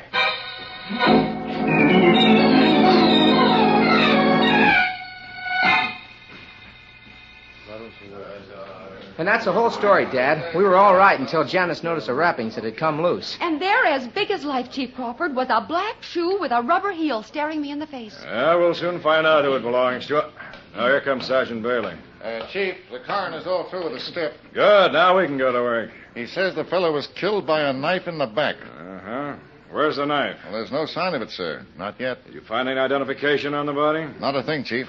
But the killer left all the labels in the dead man's clothes. Okay, run them down. Yes, sir. I can save you a lot of time, Dad. Well, sure you can, Barney. Now, why don't you and Janice go someplace pleasant, huh? That's a wonderful idea. We'll do something about it right now. No, wait, Janice. Dad, I think I can identify the dead man. What? Yes. He was Carter Baldwin, an excavation engineer. I've seen his picture in the papers in connection with Egyptian expeditions. What do you mean, Egyptian expedition? He used to dig into the tombs of the ancient pharaohs. What a way to make a living. Oh, Chief. What's the matter, Bailey? There's something I forgot to tell you. The coroner said this guy's body was embalmed. Embalmed? Oh, Dad, what? that means the murderer must have embalming facilities. Well, thanks for the tip, son. I could never figured that out for myself. Good heavens, I didn't think it was true, but... Now, what do you want? I'm John Lawrence, the curator of the Egyptian section. My assistant told me the police were here and that the body of a murdered man was... It was, Mr. Lawrence, in this mummy case. But that's impossible. There was a mummy in this case when I received it this morning. This morning, eh? About 6 hours ago. I can't understand it. Where did it come from? From Robert Prentice, the millionaire jeweler. He's one of our most generous benefactors. More than half the exhibits in this room were donated by him. I see. Dad, would you mind if I asked Mr. Lawrence a question? You? Now, see here, Barney. This is police work. Why don't you and Janice... Mr. Lawrence, did you examine this supposed mummy when it was delivered to you? Why, No, but I can explain... Yet you allowed it to be put here for the public to look at. I'm sorry. It was against the rules of the museum. But, gentlemen, I have so many duties, and this morning I was unusually busy. With what? We're setting up a new filing system in my office. Please understand, Chief. Mr. Robert Prentice has given us thousands of dollars worth of Egyptian relics. If it had been anyone else... That's no excuse, Lawrence. This is the first time, positively the first time, I've allowed anything like this to happen. Believe me... Yeah. Bailey. Yes, sir. You and the boys stay here till you hear from me. Get this building a thorough going over. Okay, Chief. Where are we going, Dad? Robert Prentice's house. What do you mean, we? Well, this is a subject I know something about, and I thought if you ran into something that was over your head, I might be able to... All right, let's go. Oh, Chief Crawford. Yes, Janice, I suppose you want to trail along, too. Well... Sure, why not? You found the corpse. Come on. We'll make this a family affair.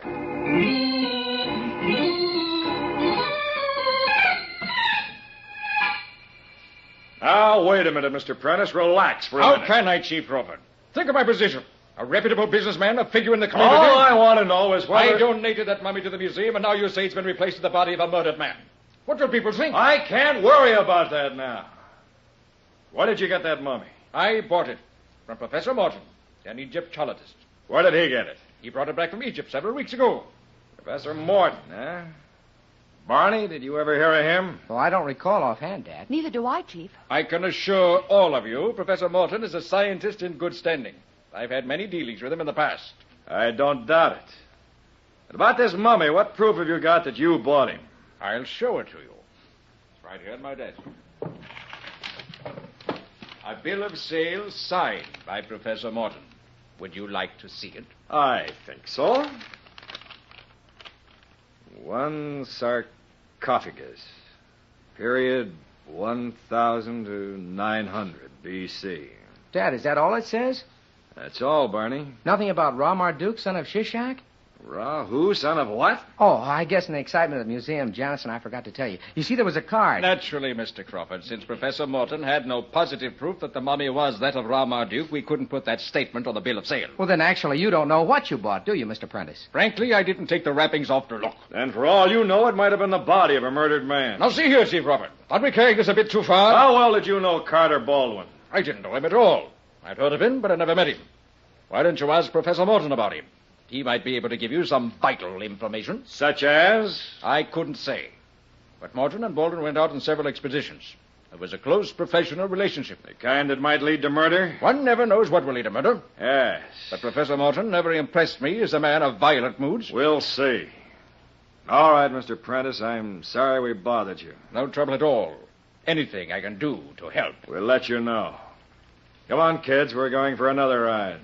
Let's hope this thing doesn't turn out to be a merry-go-round.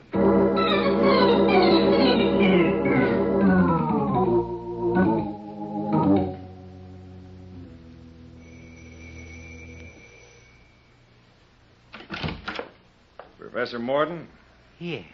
I'm Chief of Police Crawford. Chief of... Oh. Have I done something wrong? That's what we're here to find out.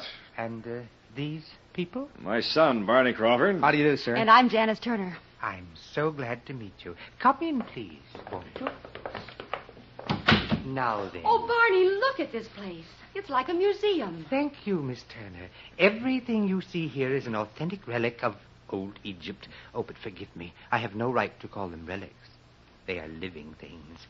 This vase, for example, once adorned the palace of Cheops, pharaoh of the 4th dynasty, one of the builders of the Great Pyramids. It's beautiful. And this solid bronze bench. Oh, when you two get through with your tour of inspection, I'd like to ask you a few questions, Professor, if you won't mind. Oh, yes. I'm very sorry. What can I do for you? Tell me about the mummy you sold to Robert Prentice, the jeweler. A fine specimen. And Mr. Prentice is a fine gentleman. Why didn't you want to certify the mummy belonged to Ra Marduk? Ra Marduk? Who was he? Well, he was a... Yeah, you tell him, Barney. Well, Ra Marduk was the son of Shishak, pharaoh of the 22nd dynasty. Oh, yes, I know Shishak intimately. But Ra Marduk... Now, see here, Morton. You told Prentice the mummy might be Ra Marduk's. Did I? Professor Morton, did you or did you not sell a sarcophagus to Robert Prentice a few weeks ago? Of course it was my latest acquisition. With the body of Carter Baldwin in it? Carter Baldwin? Oh, now don't tell me you don't remember him either. I wasn't going to, Chief. Carter and I were... Were what? Well, we were associates. And you didn't like him, did you? He was the worldly type, not very likable. You don't kill people for that, Professor. Was he murdered? Yes, he was. Oh, Barney. Chief. What is it, Janice? Look what I found. The most wonderful collection of daggers. Daggers, did you say? Where? On this table. Look at them. As sharp as razors. Well. I'm really proud of this collection, Chief. It's the rarest in the world. Why, some of these daggers have been traced back... Save the lecture, Morton. I'm taking them all down to headquarters. Oh, but you can't. They're priceless, irreplaceable. We'll take good care of them. Oh, dear, this modern world. Why must you take them away? One of them might have bloodstains on it that don't go back 3,000 years. Let's go, kids. Oh, my. Stick close to the house, Professor. We might need you later. I won't go away, but I don't understand why...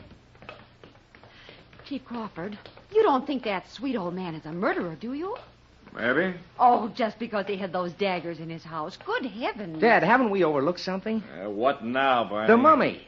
Well, what about it? Carter Baldwin was found in a mummy case. Now, where's the mummy that was in that case when Robert Prentice gave it to the museum? Where? Yes. How do we know Morton didn't substitute the body of Carter Baldwin for the mummy before he sold it to Robert Prentice? Barney, I don't believe it. What do you think, Dad? You mean Prentice gave it to the museum without knowing what was in it? That's right. Yeah. On the other hand, how do we know the switch wasn't made by John Lawrence, the curator? That's what I say. Lawrence was in the best position to do it. And if you ask me... Yeah, Lawrence was the last stop on the line for that sarcophagus.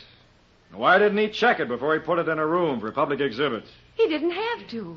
He knew what was under those wrappings. Uh-huh.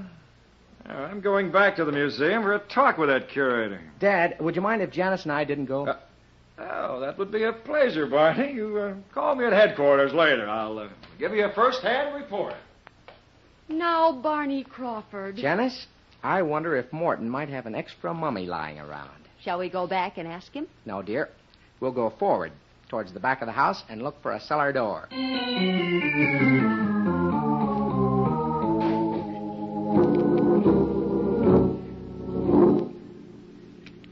Say when, Barney, if you need another hairpin. No, thanks. This'll do. I still think we're going about this the wrong way. Be patient, Janice. I'll have this door open in a minute. That's not what I'm talking about. Now, instead of looking for a mummy, we should be looking for a motive. I told you that comes later. But a motive, dear, usually points to a murderer. Oh, a dozen people can have motives. Here goes the lock. Now to open this door without making too much noise. So far, so good. Let's get down those steps. Now, you go first. I'll close the door after me. Oh, where are you? It's pitch black in here. Wait a minute. I'll get my cigarette lighter. How's that? It gives light, but very little comfort. Here, take my arm. We've got a lot of exploring to do. Ooh, this is the eeriest cellar I've ever seen. Just walls and corridors. Pretty queer for a private house. Well, we've got no right to expect anything else.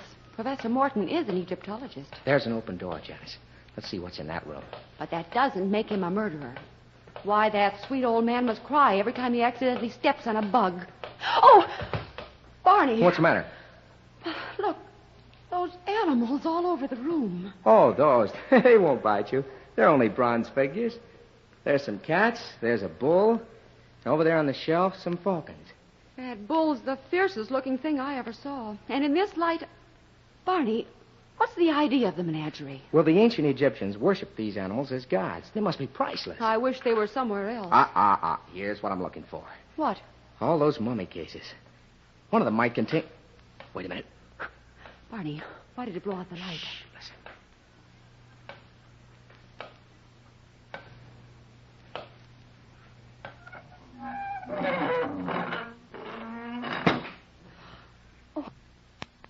Oh, someone's closed the door. We're locked in. Must have been the professor. Hey, let us out! Bang on the door. I am. Bang on the door, Barney. I don't hear you doing it. I am. Janice. Oh, I'm afraid it's useless. What do you mean? Well, the door's made of solid stone. Here, wait till I light my lighter again. Yeah. And look at the walls. All stone. Just like the inside of an ancient Egyptian tomb. I'm thrilled. What are we going to do? I don't know. It looks like I've outsmarted the two of us. But good.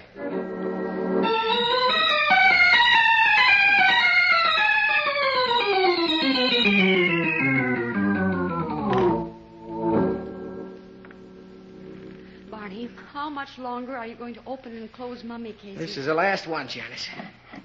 Well, no mummy. Thank heavens. All I need now is a mummy to cheer me up. You know, your father should have arrested that Professor Morton. Oh, have you changed your mind about him? Barney, what do you think he'll do with us? I don't know.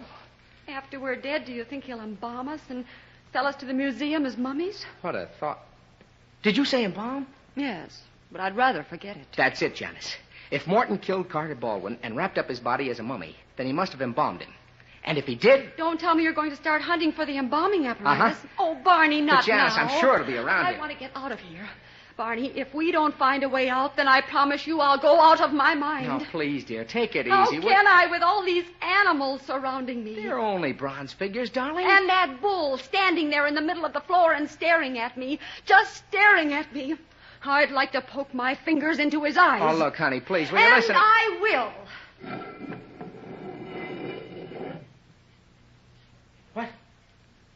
What was that? I don't know. I'm afraid to look. Janice, you darling. You touched the spring in the bull's eye, and the wall opened. Does that mean we're free? It means something. Let's see. Oh, Barney, it's not an outside wall. No, it just leads to another room. And there's another bull standing on a platform. That, darling, happens to be a cow. Well, I don't care. And if my guess is right, it's Hathor, the ancient Egyptian cow goddess. This is no time to get technical. Well, I was only trying to explain, Janice. Explain us out of here. Is this room a solid vault, too? Yeah. Seems to be. And it's outfitted like an ancient sacrificial chamber. Sacrificial? Oh, Barney. Janice, come on. What are you going to do? Walk us through a solid wall? I'm going to poke my fingers into the cow's eyes. Maybe the same magic will work twice. Oh, sure. Just like in the movies. Barney. It's open. Let's not stop to admire the scenery. Oh, I never thought a hole in the wall would be so beautiful. Say, there's a flight of steps. Yes, up to the professor's living quarters. Dear Professor, how I'd love to wrap him up. All right, but take it easy. We may have to take him by surprise. Nothing would give me greater pleasure. Yes. And I hope we scare the pyramids out of him. We'll have to be very careful now. You think he might have a gun? Maybe. Is he there? I don't see him. Let's not get frisky. He might be in one of the other rooms. Oh. What's that? Only the telephone. Let's get outside, Janice. The professor should be coming in here to answer it.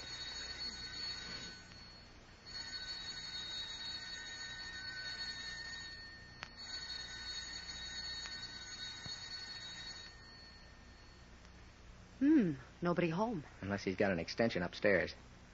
Come on, I'm going to pick up the receiver and listen. Nobody on the line. Professor's out. He's run away. Yes. Well, I better call Dad at headquarters and tell him about it. And while you're giving him an earful, tell him how that sweet old man locked us in an airtight vault and left us to suffocate. I'll give him a full report. Hello, police headquarters? Chief Crawford, please. This is his son. Oh? Yeah. I'll try in there. Thank you. Goodbye. Well? Dad's still at the museum. Then that's where we're going. I want to tell him about Morton right away before that murderer has a chance to go too far.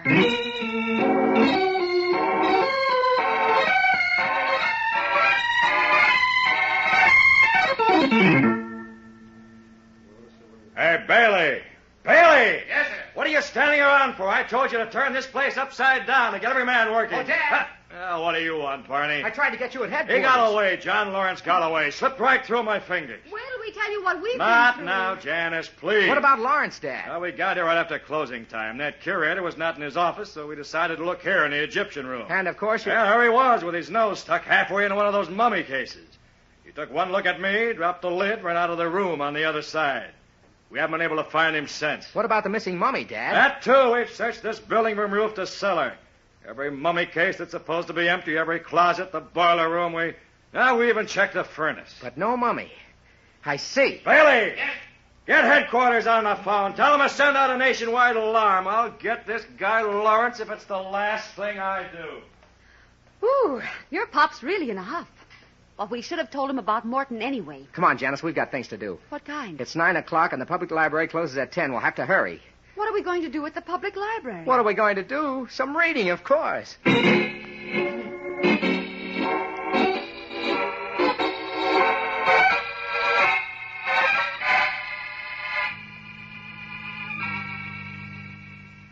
Barney, will you stop being mysterious? Now, why did you drag me all the way here and to the section with the dustiest books? Here it is. What? A history of the pharaohs. Oh, no. Now, what's that got to do with the murder of Carter Baldwin, a 20th century excavation engineer? Shishak. Shishak. Will you stop the baby talk and answer my question? Shishak, pharaoh of the 22nd dynasty, the father of Ra-Marduk. Remember? No, dear. I wasn't there when it happened. Here it is, page 90. And it would have been a wonderful thing for all of us if Morton hadn't been there either. Shishak. Shishak. Ra-Marduk. Oh, what names to hand down from father to son. Boy, how those people must have hated each other. Janice, we've been chasing all over town for nothing. Shishak never had a son by the name of Ra-Marduk. Someone pulled a fast one on the museum by sticking a phony label on the mummy Robert Prentice donated. Professor Morton. Janice, you are absolutely the cleverest girl I've ever known. No, he tells me. Remember how you argued with me about looking for a motive instead of a mummy? I'll never forget it. Why, you were right. That's what we should have done from the start. Come on. Wonderful. Where are we rushing to now? To the home of Carter Baldwin, the murdered man. I'd like to poke into his private papers, if they're still around.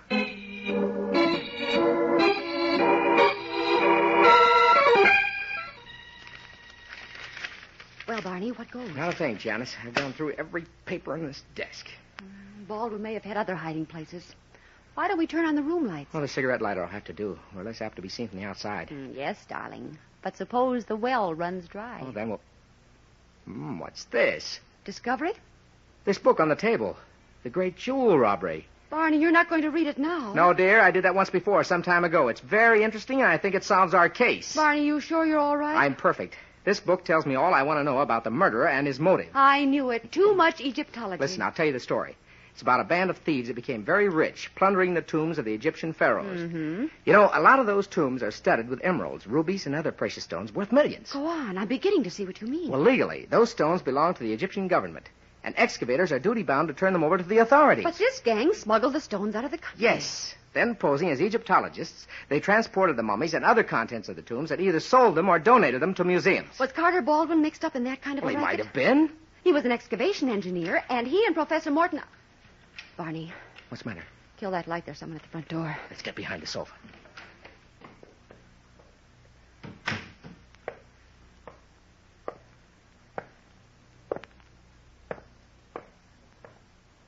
Stand as you are. What? Don't turn around. And don't turn off that flashlight or we'll shoot. I see here. Put your hands over your head. That's a good boy. Keep him covered, boys. I'm going to frisk him. Yeah, just as I thought. A gun. All right, Janice, you can put the room lights on. Janice? Just keep facing that wall. I'll tell you when to turn around. Now. Why, it's Robert Prentice. Surprised, honey? Well, aren't you? Not anymore. Well, Prentice? I've nothing to say to you, Mr. Crawford. Oh, come on now. Let's not be coy. What did you expect to find in Carter Baldwin's wall safe? I said I have nothing whatever Evidence, to say. wasn't it? Evidence that you and Baldwin were robbing the tombs of the Egyptian pharaohs. Don't be ridiculous. It's quite a racket, wasn't it? Baldwin explored and plundered, and you, Prentice, the fashionable jeweler, sold the precious stones to innocent purchasers. Why did you kill him? You accusing me of murder? Why not? It's the truth, isn't it? I should say it isn't, young man, and if you want more careful of what you say to Now me, look I'll... here, Prentice. It's the end of the line. Would you like me to tell you what mistakes you made? Mistakes? Number one, showing my father that bill of sale for a sarcophagus. I bought it. A legal transaction. Number two, telling the museum the mummy might have been that of Ra-Marduk, son of Shishak. Professor Morton gave me that information. Without putting it on the bill of sale? I didn't want his assumptions. I wanted facts. And he gave them to you. But he said nothing about Ra-Marduk because he knew that Shishak had no son by that name. Then he lied to me. I bought that mummy in good faith. You're so eager to find a murderer that I There's suggested... still a third mistake. You told my father that you'd never met Carter Baldwin. Now, who told you about his wall safe? His ghost? That does it, doesn't it? I knew we'd get you eventually. It was just a matter of time.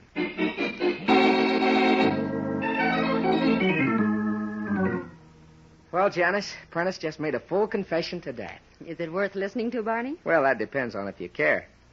Baldwin was going to cut Prentice out of the racket, so Prentice killed him. And had him embalmed. Who did that, Barney? An undertaker's assistant.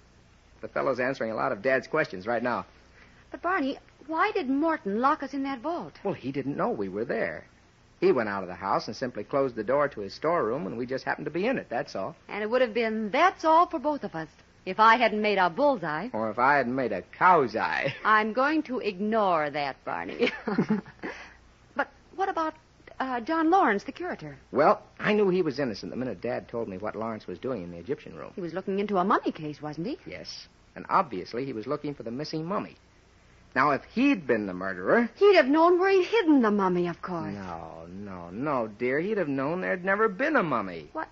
Now, look here, Barney Crawford. Prentice showed us a bill of sale for a sarcophagus, didn't he? I know all about that, but what I don't know... Well, a sarcophagus is a mummy case and nothing more. If there had been a mummy in it, the bill of sale would have said so. Oh, so that's why you rushed to the library to find out about Ra Marduk. Rahu? Ra Marduk. I haven't got the slightest idea who you're talking about. Barney. Well, that's better. I know him. The other guy never existed. He was never even born.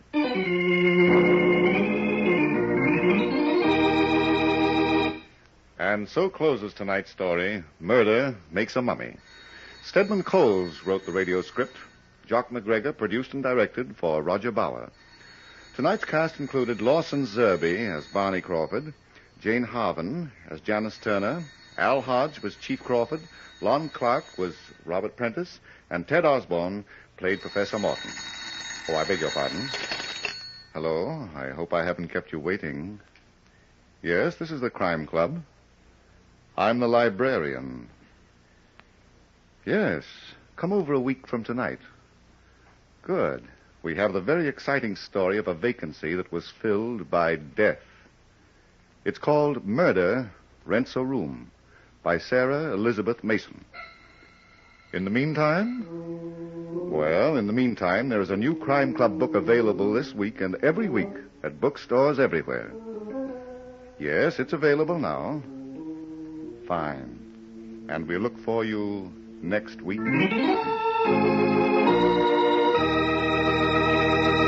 Before the war, the United States was a fourth-rate military power, with a standing army of only 178,000 men, and that's smaller than Poland's, Romania's, or Turkey's. But the United States emerged from World War II in a position of world leadership, with all the many attendant responsibilities. In order to maintain the peace and build for future security, the Congress has authorized the building of the largest peacetime army in our history, an all-volunteer army of over 1 million men. Today's regular army is one of the greatest scientific research organizations in the world. And because of its emphasis on scientific research and development, its men are highly skilled in radar, small arms, chemical warfare, photography, or any of the many other highly specialized services. Remember, the regular Army man of today is not in the Army because he couldn't get a job anywhere else. He is in because he has brains and ability and desires to profit by technical training that is second to none.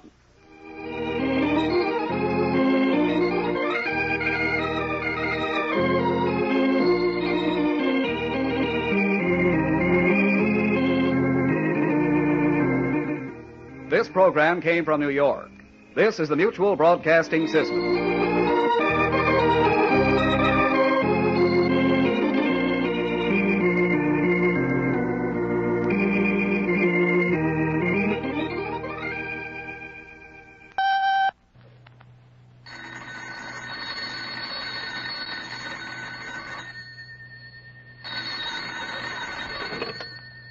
Hello, I hope I haven't kept you waiting. Yes, this is the Crime Club. I'm the librarian. Murder Rents a Room. Yes, we have that Crime Club book for you. Come right over.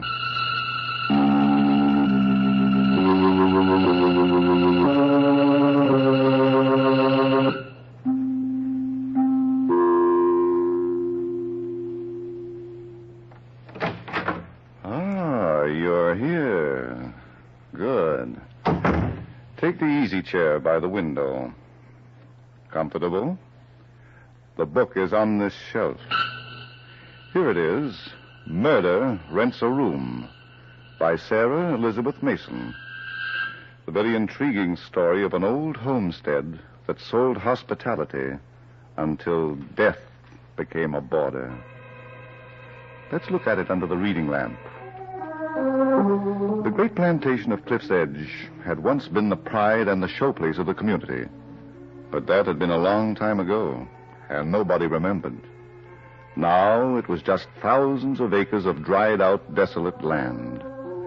And on the house that had once been magnificent, there was a sign. Hunting, fishing, rooms for rent. Yes, times had certainly changed on the great plantation of Cliff's Edge.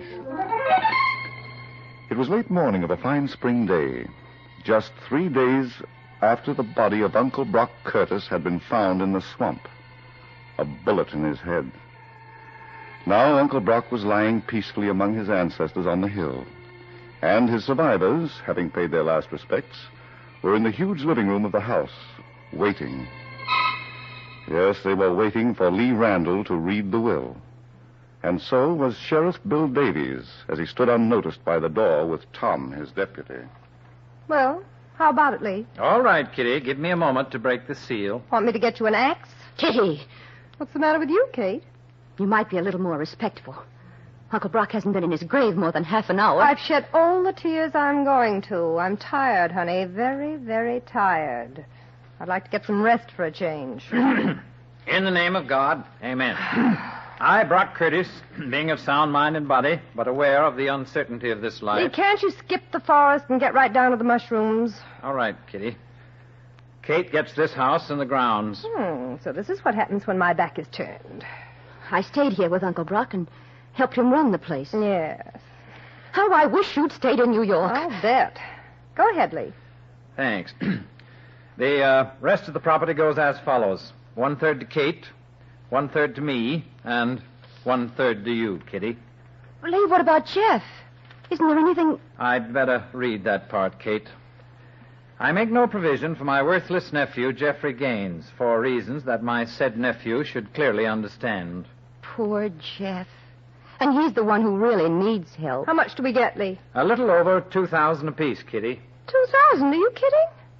Uncle Brock was a rich man. My father once said he was the richest man in the township. That was a long time ago. When he died, all he had to his name was this property and a little over $6,000. That's true, Kitty. Kate and I checked his papers yesterday. I'm afraid Uncle Brock made some pretty bad investments none of us knew about. You don't say. We found a pile of no-good stock certificates in the safe. I don't believe it. I've got them in my office at the bank. Anytime you want to see them, I'll be glad to show them to you. I still wouldn't believe it. Look here, Kitty. Are you suggesting that Lee and I... No, dear. Not while the sheriff and his deputy are listening. Don't stop now, Miss Kitty. You're doing fine. You got any proof of what you've been saying? My Sheriff Davies, I haven't said a thing. About them stock certificates being phony? I knew Uncle Brock. We all knew that dear Uncle Brock loved cash and that he trusted nobody to count it for him. That's no reason to be making statements, young lady. Did I do such a terrible thing, Sheriff? I'm sorry. I guess I'm just tired. I'm going to my room. Will I see you later, Lee? I don't think so. Well, you might be wrong. The nasty little troublemaker. She hasn't changed a bit. What about the murder, Miss Kate? I told you everything I knew 3 days ago, Sheriff Bill. Uncle Brock disappeared right after breakfast. I went to look for him, and I found his body in the swamp. But no gun. Where was Miss Kitty? Didn't she tell you that she'd gone riding? Yep, just checking. Story's got a way of changing with time. Now, Mr. Randall, when can I see about them stocks that belong to Brock? Any time after lunch. I'll be in my office all afternoon. Okay. Come on, Tom. We gone, Chief? When I say come on, that means we're going. Sure. Well, goodbye for now, Miss Kate. Oh, by the way, what's Jeff Gaines using for eating and drinking money these days? I help him whenever I can. Was he counting on some of Brock Curtis's cash? Sheriff Davies. Just checking. You never know what's what when there's been a murder.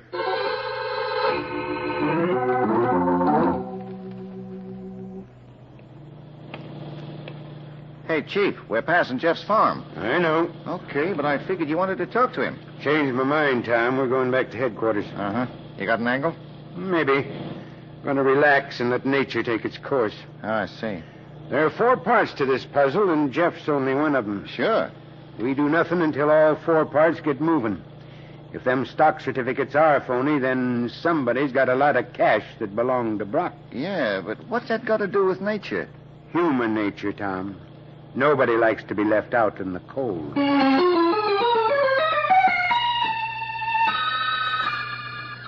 Well, goodbye, Kate. I've got to rush back to town. I'll phone you later. But, Lee, I was expecting you to have lunch. Some other time. This is a business day. I may be only second vice president, but the bank still needs me. All right. Do me a favor, please. Forget what Kitty said. I can't. But I told you she didn't mean it. She was disappointed about the inheritance and got excited.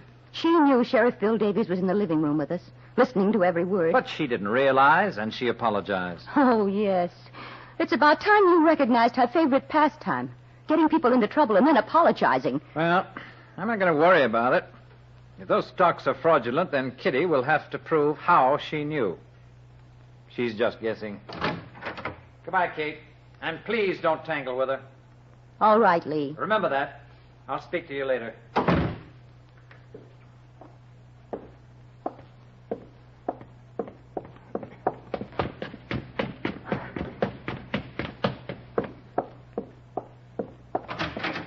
Kitty? Hello, darling. What were you doing in Uncle Brock's room? Looking around. What for? Ooh, the little things that always point to a murderer. You know, like a safe that can be opened by anybody. You know there was never any secret about that safe, Kitty. No. And nobody ever went to it, except Uncle Brock. Nobody, dear. Kitty, I'm warning you. If you're bent on making trouble... What will happen? Will my body be found in the swamp, too, with a bullet in my head? What do you want? My share of Uncle Brock's money. You're getting it. Yes, darling, but not where I like it. Think of Jeff. He gets nothing. You're changing the subject, dear. Kitty, why don't you try to be reasonable? It isn't my fault or Lee's fault that Uncle Brock made those investments. You know how he kept things to himself. Yes, I know. Lee checked those stocks through the bank. And when he told me they were worthless... You sat right down and cried. Oh, shut up. How do you think I feel about losing my share of $150,000? I could never imagine. Owning a lot of paper in companies that don't even exist anymore. Do you think I like it? Then why don't we make a deal? What do you mean? You killed Uncle Brock, honey. Did I? Don't misunderstand. I'm not complaining. Just give me half the money and we'll kiss and make up. You're very shrewd, Kitty. But not smart. Business before compliments, cousin dear. Do you think asking me for money is going to make you look innocent? Oh, a twist of the table and I'm under it, huh? Why did you come back from New York? I couldn't resist the call of the wild. You were gone for 2 years, and not one letter from you. But 4 days ago, just one day before Uncle Brock was murdered, you came home. Why? Don't get wound up, Kate. You needed money, didn't you? You're liable to break a spring. Didn't you?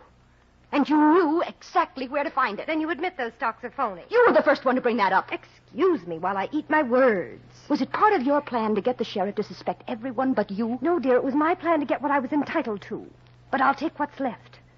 You've done such a good job of convincing me. What have you done with the money? You don't seem to understand, Kate. I'm agreeing with you. There is no money, except $6,000 and a lot of worthless paper.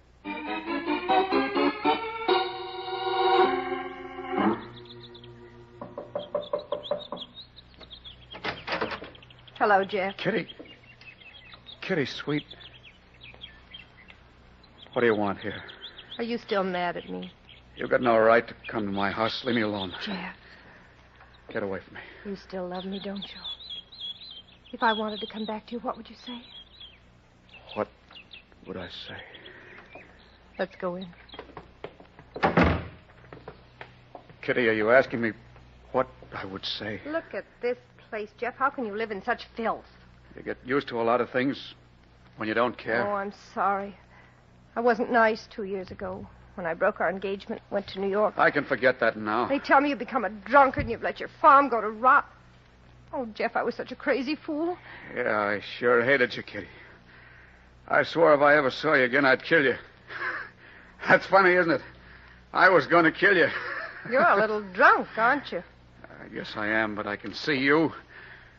That's enough for me. Jeff, please. What's the matter? Every reunion starts off with a kiss. No, not now. We've got so much to talk about. Sure. You don't like the smell of my breath. And I need a shave. Okay, let's talk. Jeff, why didn't you come to Uncle Brock's house these last 4 days? Because he told me you were there. He told you when? The night before he was killed. I met him on the road, that old miser. He didn't even own a car. Cost too much. Horses are cheaper. Carriages don't use gasoline. Yes, I know. He gave me plenty when I breezed in with my car. I got taxes due on this property and a payment on the mortgage. I asked him to give me a loan to help me out. What do you think he said? And him with all that cash in his safe. Jeff, did you ever see it? Nobody ever saw it, you know that. Or smelled it either. But it was there. Everybody knew it was there. And it's still there, waiting to be spent. No, it isn't. What did you say? Somebody stole it. Now, see here, Kitty, I've got a great sense of humor, but don't take any bets. Don't get excited. You didn't lose anything. I didn't expect anything. He told me he was going to cut me out of his will. But Kate promised to pay off my debt so I can keep my home. Kate? She was here the day before yesterday after Sheriff Bill and Tom got through asking me a lot of silly questions. She told me not to worry. Jeff, don't believe everything you hear. What are you talking about? You're not getting any help. Sheriff Davies is going to arrest you for the murder of Uncle Brock. What? Me? That's right. He's out building up his case right now. But I didn't kill him. How do you think that'll sound in court? Coming from you. Oh, yeah. From a no-good bum. Who put him up to it, Kitty? Well, I don't know for sure, Jeff, but after the funeral, after Lee went back to town, the sheriff and Kate had a long conference. That's a lie, Kitty. What? Kate's the one person in this world who wouldn't try to hang me. Would I? Oh. Thank you for being so frank. Goodbye, Jeff. I'll see you in the death house. Kitty, wait. Look, I didn't mean to give you any wrong impression. I'm just not too clear upstairs yet. You've only got one real friend now, darling. Keep that in mind. Oh, but it doesn't seem possible that Kate would. Kitty, don't you understand? She loves me. $150,000 worth? The little things she's done that proved it over and over again. She'd bring me money. She knew I was going to buy whiskey with it. She brought me my meals every day, cooked meals. Uncle Brock's been murdered and his money is gone. Once when she thought I was out cold, she kissed me and said how much she loved me. I wanted to cry because I was thinking of you. Jeff, are you going to listen to me? What do you want me to do, Kitty? Believe that Kate is framing me? Believe that I love you. Sure. All right. Now, we've got to get away from here as soon as possible. I'm ready. But I want Uncle Brock's money. What? My share of it. He left it to me, and we'll need it, Jeff. Do you want me to find it? Yes, speak to Kate. Ask her to marry you. What? Yes, that's good. Tell her husband can't testify against his wife. She'll go for that, Jeff. Maybe I ought to shave first, huh? Oh, you think of everything, don't you? No, you do. I just fall in line like a well-trained monkey.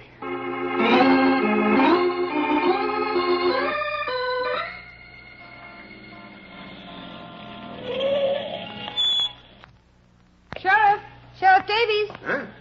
Oh, Miss Kitty. What brings you to town? I've got to talk to you about something very important. Mm-hmm. Want to come into my office? No, I can tell you right here. I've just been to see Jeff Gaines. Was he sober enough to see you? Take a look at this. Okay. What's so special about a $50 bill? I found it on the floor in Jeff's house. You did what? Jeff was drunk. He didn't realize I picked it up. That should solve your mystery, Sheriff. Yeah. Where would he get a $50 bill except from... You talked to anyone else about this, Miss Kitty? Not a soul. Good for you. I'll do all the talking that has to be done. Oh, to think that I came so close to marrying him 2 years ago. Are you going to arrest him now? Nope. But that $50 bill... It don't make a case, young lady. But maybe after I've seen Mr. Lee Randall and them stock certificates at the bank, it will make a case. Go on, Tom. Okay, Chief. Let's go.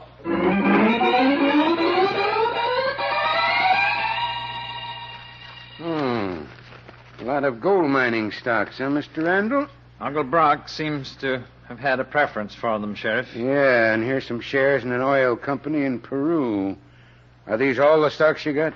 All of them, representing 18 different companies. And all of them out of business? For years. Before Brock put money into them? Before? Didn't you check that when you checked the companies? Why, no, it never occurred to me. Hey, Tom. Yeah, Chief? Get some paper and make a bundle. We're taking this stuff to headquarters. Okay, Chief. But, Sheriff Davies, I need those certificates. So do I. I'm filing Uncle Brock's will for probate. These prove what's become of his estate. They might prove a lot more, Mr. Randall, when I get through with them.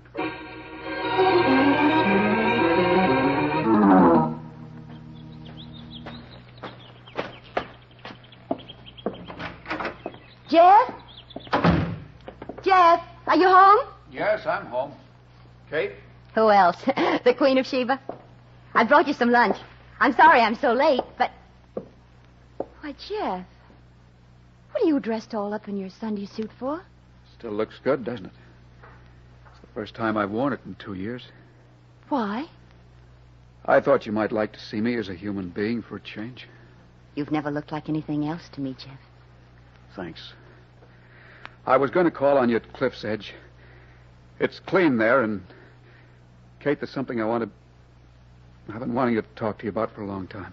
Yes? Wait a minute. Well, what's the matter? There's a car coming. Oh, for pity's sake. What are you so nervous about? I've been watching every car for the past hour. Looking out of the window like a hunted criminal? Shut up. Why? It's turning into my driveway. It's the sheriff and Tom. What? I ought to kill you for this, Kate. No. You sent for them, didn't you? You told them to meet you here. You were bringing me lunch. A cooked lunch. But that takes time to eat. What are you taking down that shotgun for? You're not going to frame me, Kate. I'm going to be just outside this back window. And I'm going to be listening.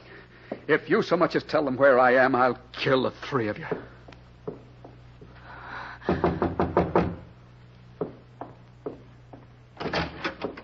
Why, Sheriff Bill. Hello, Miss Kate. Tell Jeff we'd like to see him. He isn't here. Since when? Well, I don't know. I came here a few minutes ago with some lunch I'd fixed for him. And there was nobody home, huh? Okay, we'll just look around. I'm not lying to you, Sheriff. Nobody ever does, Miss Kate. Go ahead, Tom. You know what to do. Okay, Chief. And don't forget to look in the closets, too. Okay, Chief. Sheriff Bill, would you mind telling me what this is all about? We got a tip there was some money in this house. Here? Who told you? Miss Kitty. She found a $50 bill on the floor. When? A couple of hours ago. I see. It ain't funny, Miss Kate. Oh, Sheriff, it's a riot. Kitty walks in and there's $50. I've never had such luck. Are you saying she didn't find it? I'm saying she did. But not here. Mm-hmm. Where? In Uncle Brock's safe. Can you prove it? Why did she come back from New York? She hates Cliff's Edge and everything that goes with it. That ain't proof, Miss Kate. All right. Then account for the fact that Uncle Brock was murdered just one day after she came back. That still ain't proof, and until you got it, I'm going to keep on thinking what I'm thinking. Say, Chief. Yeah, what is it, Tom? He ain't here. You searched the whole house? 4 rooms and 2 closets. That's all there is. Okay. Now we'll start taking this place apart. You won't find any money. You sure of that? I'm sure Jeff isn't a murderer. Mm-hmm. You got a pretty good crush on that fella, ain't you? Now, see here, Sheriff Bill. Well, that's all right. Being in love's a mighty fine thing. But don't let it go to your head.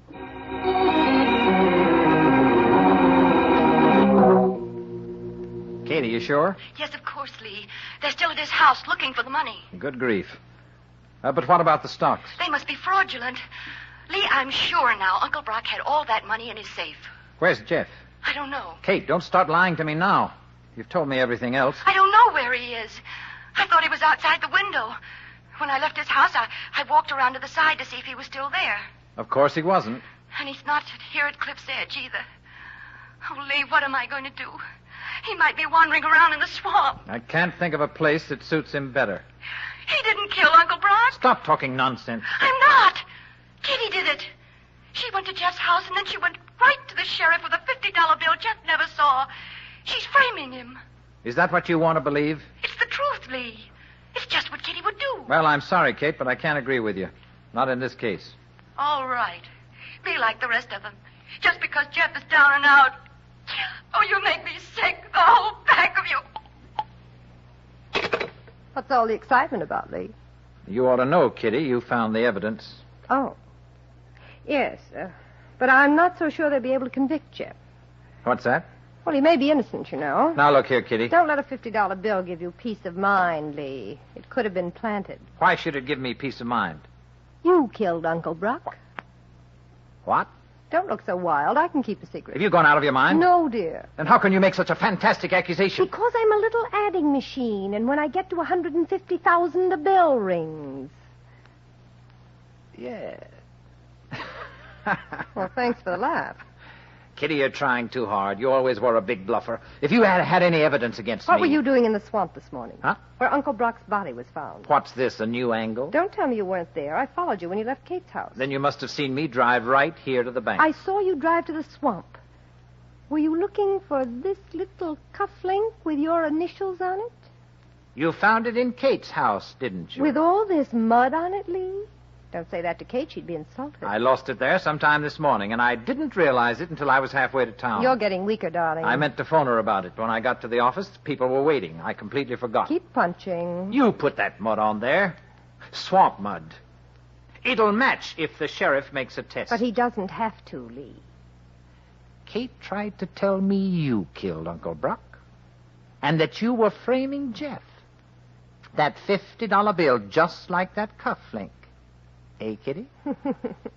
What made you turn on me? Am I easier to frame? I can do business with you. Give me $150,000. Why, you... Get out of here. All right. But it's either you or Jeff. I can make it Jeff. It's up to you.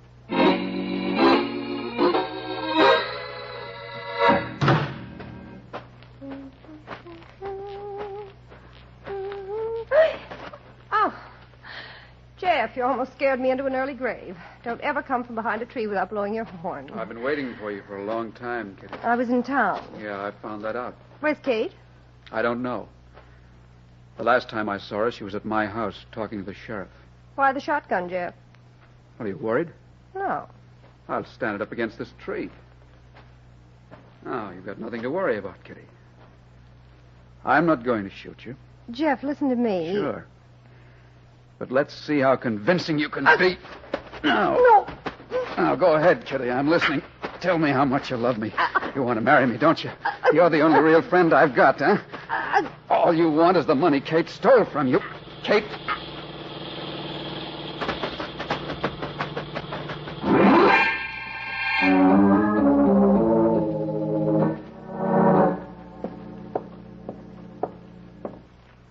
Where's the sheriff, Tom? He's in there, Mr. Randall, in the inquiry room. Thanks. Hey, you can't go in. He's got someone... It's all right. He sent for me. I'm going to give you one last chance, and you'd better... Oh, come in, Mr. Randall. I'm glad you got here so fast. What's this about Kitty having been murdered? We found her body in the trunk compartment of her own car. It was parked in front of Kate's house. Good Lord. Kate. Yeah, we figured somebody was going to take it for a ride tonight and maybe drop it into a river someplace. Jeff, maybe. What do you think, Mr. Randall? Naturally. She'd have been too good a witness for his prosecution. But why is Kate here? She claims she done it. Kate. I've got nothing more to say, Lee. That's how it's been going for a couple of hours. I thought you, being a member of the family... Yes, Sheriff, would you mind? I'll be in the other room. There's no one crazier than a woman in love. Oh, there's one thing you ought to know, Mr. Randall. Yes? I got a report on those stocks. The companies they were issued for never went out of business. What? I got told they never even existed. Lee, what's the matter? What's the matter? Shut up and leave me alone. I'm sick and tired of having to make excuses for this family. Lee! You admit you murdered Kitty. Very well. Then you must have killed Uncle Brock, too. And don't look to me to get you off. Where you going, Mr. Randall? Get out of my way, Tom. I've got orders to stick with you. The sheriff ain't through yet. You're not going anywhere, Randall. Get back inside. You'd better have a perfect explanation for this, Sheriff Davis. Close that door, Tom. Okay, Chief. Now, Randall, let's have the whole story from the beginning. Well, if you're suggesting that I'm a murderer, maybe I can sue you for false arrest. I can, too. Yeah. All right. Guess I'll have to do the talking. Did you ever see this paper before? I've seen hundreds of government bonds. This one in particular for $10,000, and with that serial number. It's the negotiable kind. Anybody can sell it. Well, Mr. Randall? How'd you get it? I had an idea your Uncle Brock was too smart a man to keep $150,000 in cash in a safe that wasn't safe. How did you get that So bond? I checked with Mr. Brewster, who used to be the president of your bank. He's a pretty old man, and his remembering ain't what it used to be. But he remembered them bonds Brock Curtis bought 18 years ago.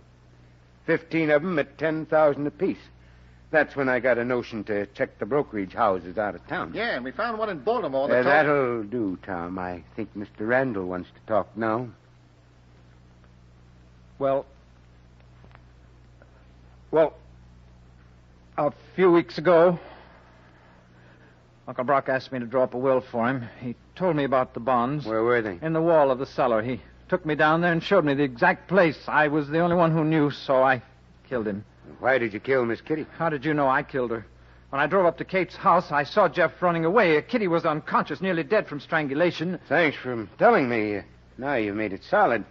You can come in now, Jeff. Sure. I don't mind joining the party. What? Has this been a trap? Didn't you know? Maybe not as much as I know now.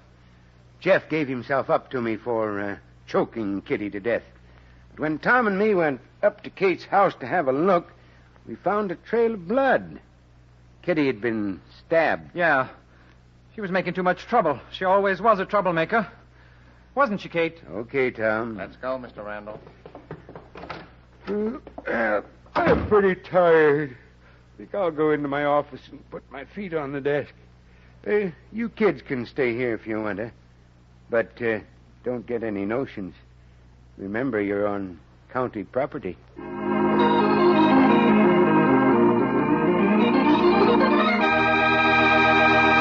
And so closes tonight's Crime Club book, Murder Rents a Room, based on a story by Sarah Elizabeth Mason. Stedman Coles did the radio adaptation. Roger Bauer produced and directed. Elspeth Eric played Kitty Bowling. Sherling Oliver was Lee Randall. Helen Shields was Kate Frazier. Bill Smith was heard as Jeff Gaines. And Cameron Prudhomme played Sheriff Bill Davies. Oh, I beg your pardon. Hello. I hope I haven't kept you waiting. Yes, this is the Crime Club. I'm the librarian. Yes, come over a week from tonight. Good. We have the very intriguing story of a romance that had murder in its heart. It's called Death is a Knockout. In the meantime, there is a new Crime Club book available this week and every week at bookstores everywhere. Yes, it's available now. Fine. And we'll look for you next week.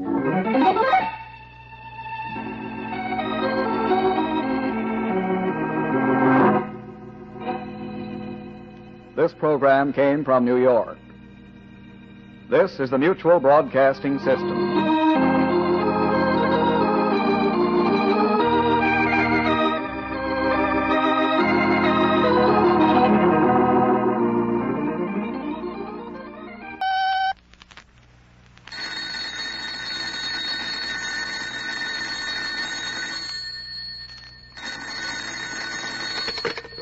Hello. I hope I haven't kept you waiting. Yes, this is the Crime Club. I'm the librarian. Death is a Knockout.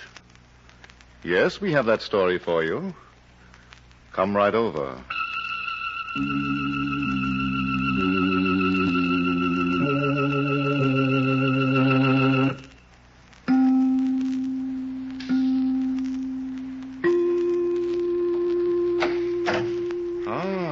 You're here. Good. Take the easy chair by the window. Comfortable? The manuscript is on this shelf. Here it is. Death is a Knockout. A very exciting story of a golden opportunity that was melted down by murder. Let's look at it under the reading lamp. It was the night of the Joey Troy-Billy Sampson light heavyweight boxing match, and the crowd was already pushing into Madison Square Garden, filling it up. A few blocks away, another match was taking place in a small cafe between Hank Barnum, a sports writer, and lovely Ann Cooper, a reporter. For Pete's sake, Ann, you might try to be reasonable. Don't tell me, Hank. You're a personal friend of Pop Evans, Joey Troy's manager. You were the first one to give Joey Troy a break in print. There are no more tickets left. Oh. Why didn't you ask me a few days ago? I might have been able to swing a pass. I didn't see what I see now. Oh, what do you see now? A human interest story. The romance between Joey Troy and that girl of his. What's her name? Mabel Smith. Oh, yeah. Oh, but, Ann, that's been going on for years. I told you all about it. It was never important until tonight. And tonight? I've got a yen to do a feature. Joey Troy, the brainless wonder, fighting for a crack at the champ. Tonight, Billy Sampson. Next year, the champ. Who pushed him up the cliff to those dizzy heights? Pop Evans. No, dear, not according to my story. It was a girl who stuck to him, inspired him, gave him the will to make good. Oh, by the way, who's that gorgeous redhead coming this way? Huh? Oh, that's Mabel Smith. I figured you'd be having dinner in this joint. You mind if I sit down? Mabel, this is Ann Cooper. Hello. Yeah, Hank, I got to talk to you about something very important. Okay, go ahead. What about her? She's all right. Well, okay. There's trouble, Hank. You enjoy? No, it's Marty French. He wants Pop to get Joy to throw the fight. Well, Pop ain't doing it, and that means that... Now, take it easy, Mabel. What's the proposition? 50,000 if Joy takes it on the chin in the 4th round. Well, why didn't Pop tell me about it? He's scared stiff. The story broke in the papers, the fight might be called off. Would that be bad for Joey's morale? He don't know what's cooking, Miss Cooper. We didn't tell him. Why not? Because he's a dumb cluck who gets mad. He'd go after Marty and kill him. What do you want me to do, Mabel? You going to be in Joy's corner tonight, like always? Yep. Well, keep an eye on the towels they wipe his face with between rounds. Make sure there's no drug on him. All right, honey. I'll do what I can. I'll be watching from the 8th row ringside. So long, Hank. I'll see you later. Oh, goodbye, Miss Cooper. Goodbye, Mabel. Well, there's going to be a hot time in the old town tonight. And I'm burning up because I won't be there.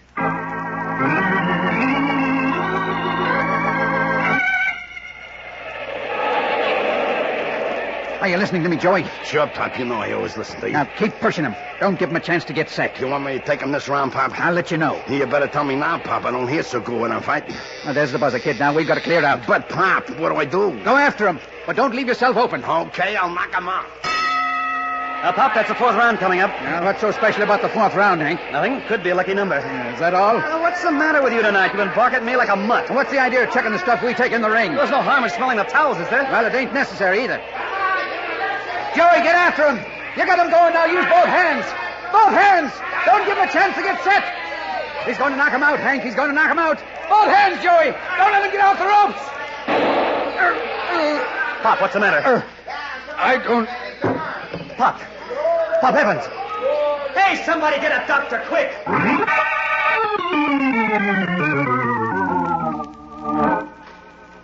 I didn't think you'd do it, Hank. I didn't think you'd try to commit murder with 20,000 people around it. Mabel, you sure you saw the gun? I told you. Marty French was sitting next to me. I know where the shot came from. I didn't hear a thing, and there isn't a mark on Pop. There was a shot, Hank. Marty was telling me how tough it would be if me and Joey never got married. And then Joey went to work on Billy Sampson, and then... He's coming, too. Shot.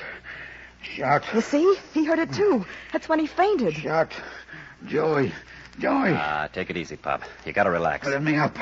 I got to see Joey. He's been shot. He's all right, I tell you. Where is he? Upstairs winning a fight for you. Hiya, pals. Marty. Yeah. I saw them carry you away, Pop. I thought maybe you had an accident. You tried to kill him. Me? Hey, what's this? Something for the press? You got a gun on you, Marty. I'm going to tell you. All right, if you'd rather talk to a cop. Hank, let's not have any trouble. Listen, Pop, are you afraid of this mob? I don't want any trouble. The way I let people talk about me. Chalk it up to a good mood. I got news. Joey lost. No, sweetheart. Your dumb boyfriend is the leading contender now. He gets first crack at the champ. When did it happen? 2 minutes and 18 seconds, the 7th round. And I wasn't there to see him do it. I've been with him in every fight, and the biggest one so far... They're taking pictures now, and he's talking on the radio. You know how much I dropped tonight, Pop? That's got nothing to do with us. $100,000, sister. But don't get me wrong. I'm not sore. I'm considering it an investment. What does that mean, Marty? You know, Hank, I look at you and I get ideas. Stick around. I'll give you a story you'll never be able to write. Such as? Just stick around. Now, I brought a bottle of champagne. The best. What for? We're going to have a few drinks to Joey. to the next champ. Not with me, you're not. Okay, then beat it. What? Say, who do you think you're talking to? Pop, tell her what I mean when I say beat it. Maybe you better not wait for Joey. Yeah. All right. I know where I stand. I'll be at the apartment. What's the matter, Hank? You look puzzled. Pop. Let me tell you. There was a deal on for tonight, and he reneged. I didn't take any money from him, Hank. He sent one of his gangsters to training camp with an envelope. The sneak gave it to me and drove away. There was $20,000 in it. I didn't know. I promised you 30 more, didn't I? And I told you where to go. Where's the 20 grand? Where? Why, you dirty crook, I gave it back to you yesterday after Joey and I got back from the training camp. Oh, quit kidding, pal. You're not making any impression on the press. He is, Marty. I believe him. You don't say. Are you going to write about it? Huh? We'll wait for Joey, huh? Maybe he'll want to drink some of this champagne with us.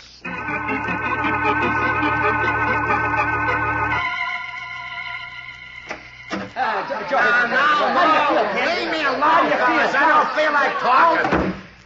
I'm depressed. You and Hank wasn't there to see me finish, Pop. What took you so long, Joey? Oh, they was taking a lot of pictures, moving pictures.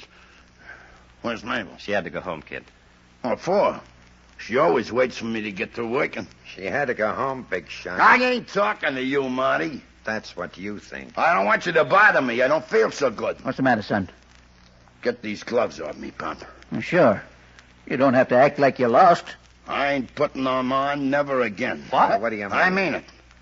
Fighting's too dangerous. Well, I'll be a monkey steps. Oh, wait a minute. Let's find out what he means. You know what almost happened in the ring tonight? What happens every time some guy hits me hard? What's that? I get mad, and I don't know what I'm doing, and I might kill some guy sometime, and then I'd be sorry. I know you're tired, kid. Come on, I'll give you a rub down. I don't want to be sorry. I don't want to kill nobody. You haven't killed anybody yet, and you're not going to now. Come on. I'm scared, Pop. I never said it before because I didn't want you to feel bad, but tonight... What's so different about tonight?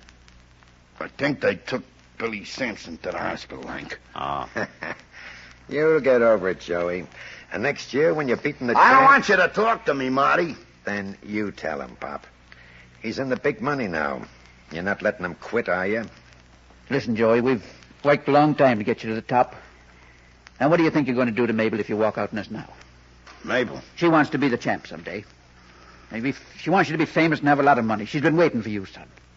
For me to be champ? Sure she has. Now, if you quit now, you'll break her heart. That's worse than getting mad, ain't it? Yeah. Yeah, I guess I'm just a dumb guy. I don't think. Open that bottle of champagne, Hank. We're celebrating. Open it yourself. I just seen a miracle go to waste. Okay, I don't mind.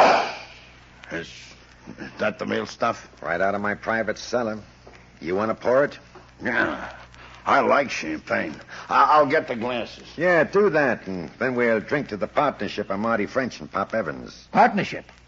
I'm taking a half interest in Joey, Pop. For how much, Marty?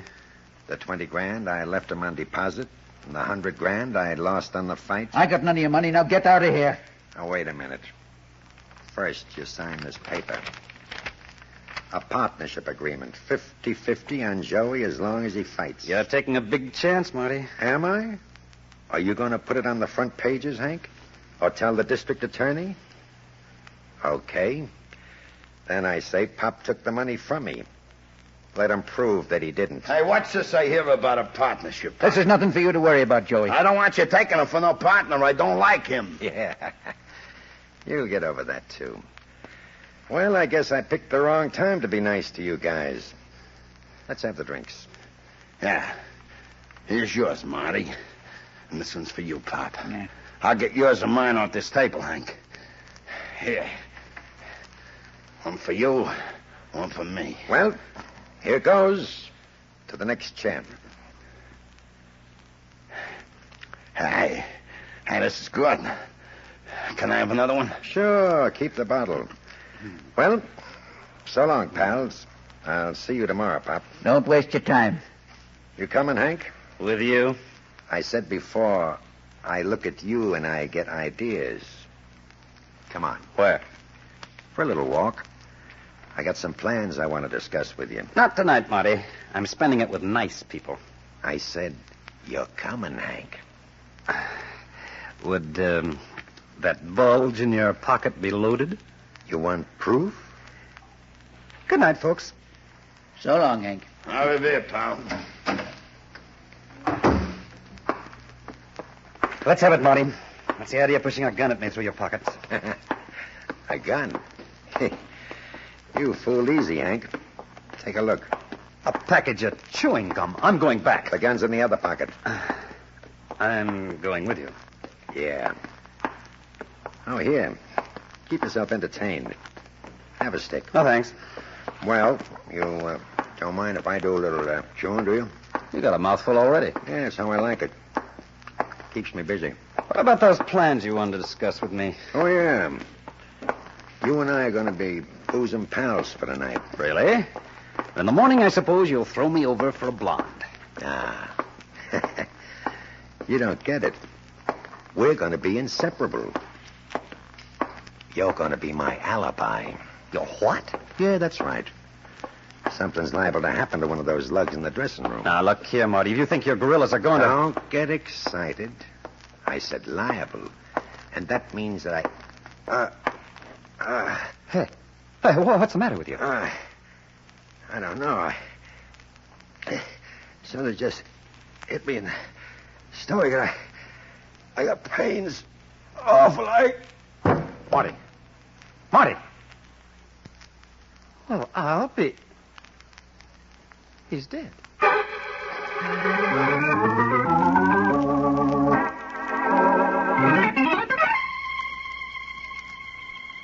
That's an exciting situation, isn't it? What do you think will come of it? We'll return to the story in a moment. You see, I'd like to talk to you for just a minute. As librarian of the Crime Club, I'm extremely interested in what you think of crime stories. And all of us will be very grateful to you for a short letter about them. Do crime stories supply a kind of relaxation for you after your day's work?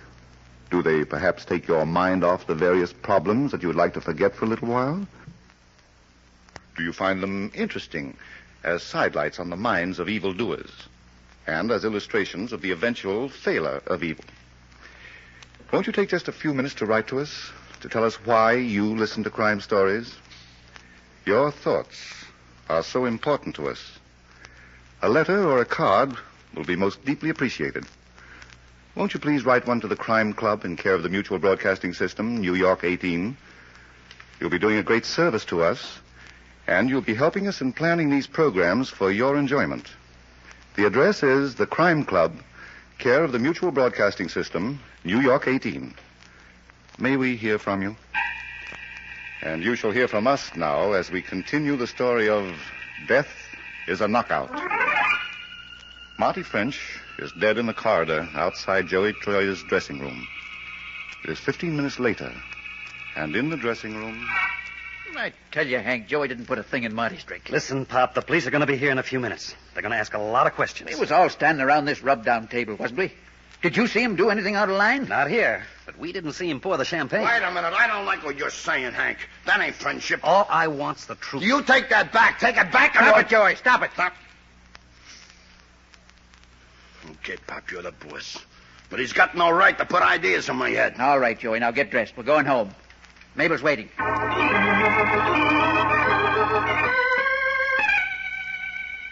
When did this happen, Pop? On the way home from the garden. After the cops told us we could go home. We dropped Hank, and then Joey began to act up. I killed them, Mabel. Oh, shut up, you dumb Adonis. I remember while I was pouring the champagne, I was listening to Marty tell Pop he was a partner. I was getting madder every time he opened his mouth. There was a bottle of rubbing down stuff on the table with a skull and bones on the label. You didn't use it. Do you understand? I understand, honey, but maybe I did. Hank kept saying I did. What am I going to do with him? How can I go after a match with the champ as long as this idiot thinks he's a murderer? Matches and money. That's all you ever think about. Squeeze the gold out of him. What have I done to you? Mabel, that ain't no way to talk to Pop. Don't tell me how to talk. Why don't he let us get married? Why don't he cancel that no marriage clause in your contract? Well, I signed, Mabel. Did you know it was there? Did you even bother to read the paper? No, honey, I was a kid, and Pop said it was okay, so I... Listen, Pop. Joey, have I been a good manager to you? Oh, who says you wasn't? Didn't I take you into my house when you had nothing? I fed you, I clothed you, I built you up to be a leading contender. Well, I ain't complaining, Pop. All right, then. Believe me, son, marriage is no good for you now. Not until you're the champ. You can't have too many things on your mind. You hear that, Mabel? I gotta do what Pop says. Oh, you make me sick. Even so, now that I'm thinking, you wouldn't want to get hitched to no murderer. That again, huh? Well, maybe you know why you killed Marty. Yeah, he was getting in Pop's hair. He made me mad. Pop's hair? Sure. Say, Pop, even if Joey had 50 managers, he'd still get his 60%. Of course. But a partner would cut your profit in half. What are you getting at, Mabel? You had a reason for killing Marty. And all the time you've been letting Joey think he did it. Now, that ain't so, Mabel. Pop ain't no killer. No? Watch me prove it. Get away from that phone, you. Try and make me. I'm going to call the cops, and I'm going to give them the whole setup between you and Marty. Drop that phone. Oh. Hey, Pop, cut it out. You're twisting the arm. Well, I'm sorry. I didn't mean to lose my temper. But I want no more talk of murder.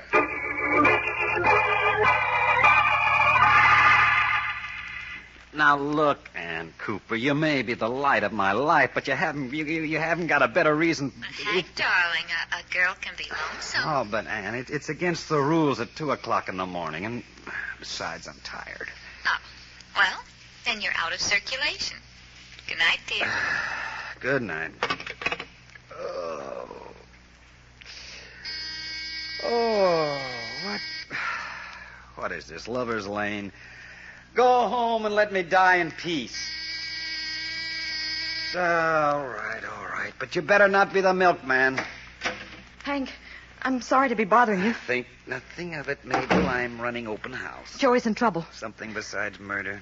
I'm serious. I just saw something in the papers. The coroner found poison in Marty's stomach. No kidding. And how'd it get there? Joey thinks he did it. Hank, you gotta help me. Joey's innocent, but when I left the apartment, he was talking about giving himself up. Now, that, Mabel, may be the only idea he ever had. I thought you were his friend. What motive did he have for killing that gambler? He's crazy about Pop, and Marty was trying to hone in. Sure, on Pop. Now, would Joey rub out a guy with poison? You think it was too subtle for him? I know it. He'd do it the hard way, with his knuckles. Could be. Say, Mabel, was the glass that Marty drank the champagne from tested by the police for poison? I don't know. Why? Oh, I thought that might have been in the papers, too. How'd you like to drive downtown with me? Where to? The morgue, for a bird's-eye view of Marty. Yeah, I'd like to, but I better stick close to Joey. In his frame of mind, you never know what he'll do next.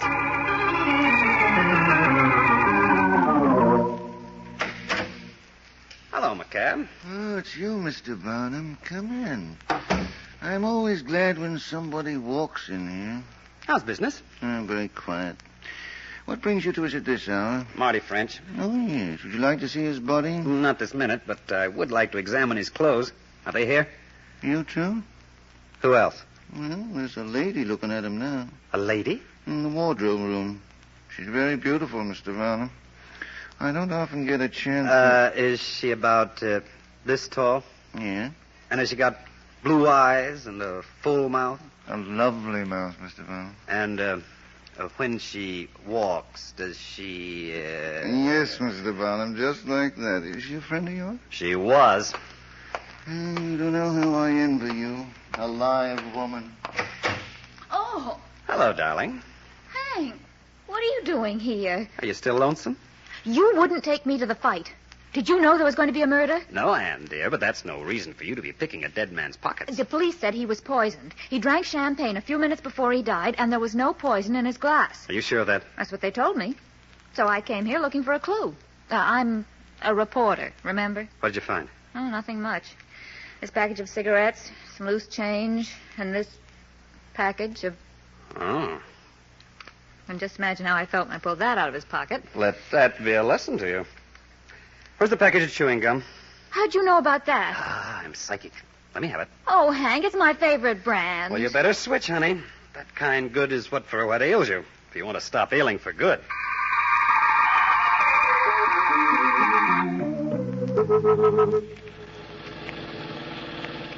Hank, how can you be so sure that gum contains poison? You're a tough kid to convince, Ann. I like proof. All right. I'll give it to you. Here? Why not? It's a beautiful spring night, and the bugs are in all their glory. Pardon me if I think you've gone. What? Bugs. Thank you, sweetheart.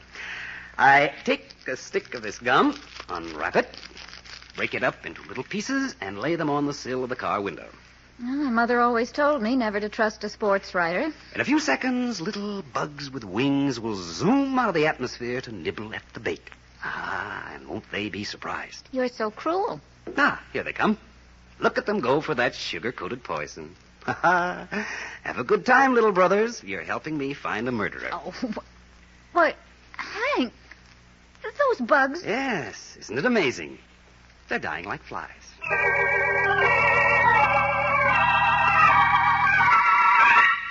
Joey, will you stop moping and go to bed? I ain't staying here in the apartment with you. I want Mabel. No, I don't know where she is. I've looked all over town for her. You ain't telling me the truth, Pop. Joey. You don't like Mabel. You twist her around. What's the matter with you, boy? You're like a wild animal. Yeah, a wild animal. I get mad and I don't know what I'm doing. I could kill a guy and not know I'm doing it. Oh, come on, now you're tired. Go to bed, sleep it off. I notice you getting mad like that, too. If I killed anybody, I'd know about it. That's where you got it on me, Pop. Everybody knows I'm a dope. What are you trying to do, pin that murder on me? Mabel said you got the reason, didn't she? So that's it. Well, now listen to me, son. I'm not taking the rap for you or anybody else. Ha! What's so funny about that? You ain't so smart, Pop. I just tripped you up. Huh? You seen me do it, didn't you? So I do what? You saw me slip the poison in the glass. Now look at here, Joey. I don't want any more talk. Go to bed. I'm going to find Mabel. And then I'm going to give myself up to the cops. Now, look, Joey, please listen to me. You got a brilliant career. We worked hard. We're near the top. You can't throw it away. Get out of my way, Pop. Think of me. I'm an old man. I can't go out and start looking for somebody else now. It takes years to build a good fight, and I haven't got the time. Pop, you're making me mad. You owe me something. I pulled you out of a pool room and made you into a human being. You're not going to let me down. I don't want to give it to you, but... I don't want to. Pop, you all right? Don't lay there like it was dead. I didn't mean to hit you.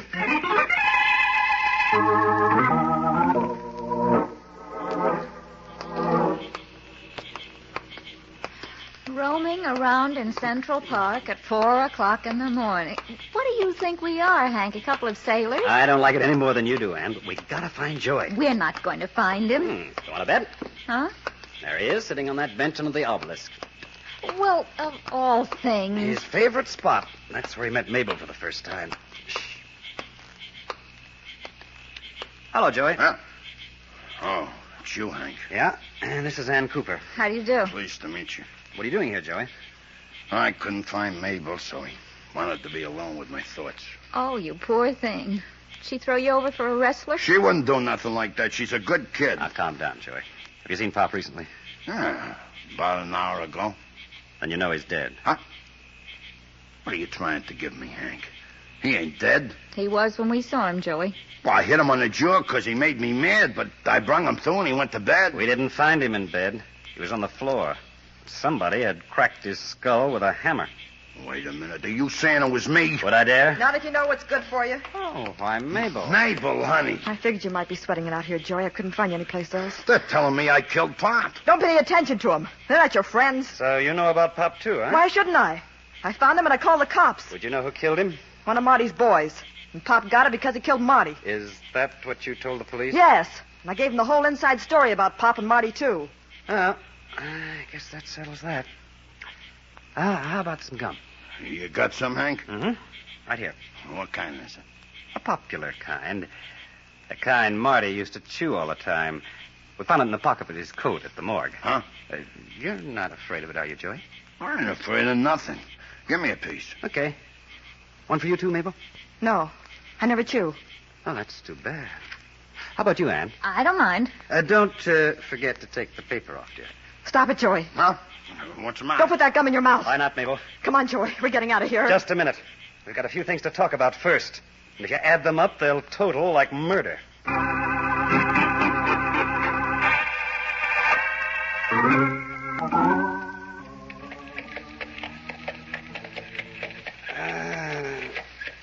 Tell me, Ann, do you think the automobile will ever replace the horses? This is much more romantic. Carriage ride in Central Park. By the dawn's early light. Yeah. And, darling. Hold your horses, Hank. When did you decide that Mabel killed Marty? When you found that package of chewing gum. He wasn't killed by the champagne, so therefore, and to But wit... how could she have slipped it into his pocket? You were all in Joey's dressing room together. She didn't do it there. She performed that bit of hocus-pocus during the fight while Marty Frank was sitting next to her thinking about Pop's business. Oh, I see. And Marty was much too absorbed to know what was happening. But why did she kill Pop? Because of Joy. What do you mean? Well, her idea in getting rid of Marty was to frame Pop. The old guy had a hold on Joey she couldn't break. Then the unexpected happened. What unexpected? Joey, the big dope, developed guilt feelings and was going to throw himself at the chair. Oh. You never know, do you? Oh, well. Hank, don't you think the horse has many advantages over the automobile? Well, you can't eat an automobile. I mean, to lie back in a carriage and to listen to the trot, trot, trot. So romantic. And so peaceful. Darling, have I told you tonight how lovely you are? Not yet. But it never hurts. You're like a moonbeam on a... Anne, look at me. What's the matter? Would you kill a couple of men just to get me? Don't be silly. Of course not. But I'd slaughter a couple of dozen women.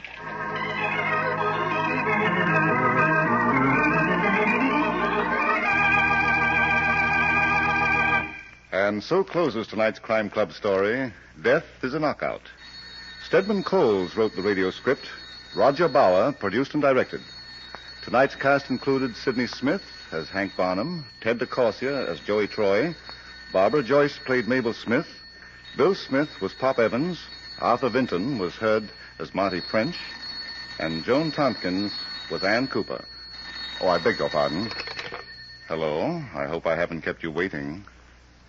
Yes, this is the Crime Club.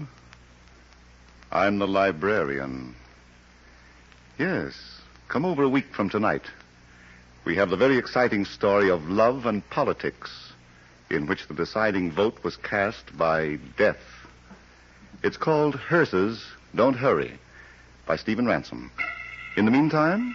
Well, in the meantime, there is a new Crime Club book available this week and every week at bookstores everywhere. Yes, it's available now. Fine. And we'll look for you next week.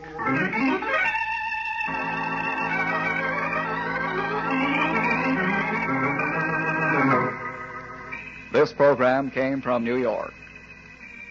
This is the Mutual Broadcasting System.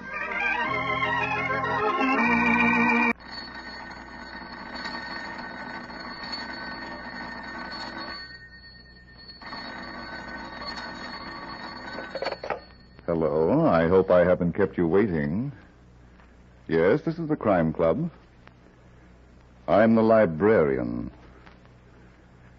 Hearse's Don't Hurry. Yes, we have that Crime Club story for you. Come right over.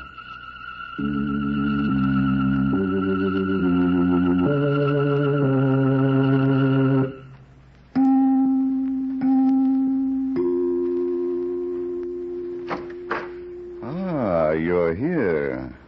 Good. Take the easy chair by the window. Comfortable? The book is on this shelf. Here it is. Hearse's Don't Hurry by Stephen Ransom. The very exciting story of a cleanup campaign that was messed up by murder. Let's look at it under the reading lamp. The city was small and clean and comfortable. Seen from a train window, it looked like many another American city. But something new had been added to this one that could not be seen from a train window. It was Christopher Chance, young special prosecutor, who's been appointed by the governor to investigate corruption in the office of Anthony Pierce, the district attorney. It was early evening when Christopher Chance left the courthouse after a long conference with his friend and political benefactor, Judge Rossiter. Main Street was deserted, and so was the little side street, 2 blocks away where his office was located. He walked slowly, but as he was about to step into the lobby of the small building, he turned just in time.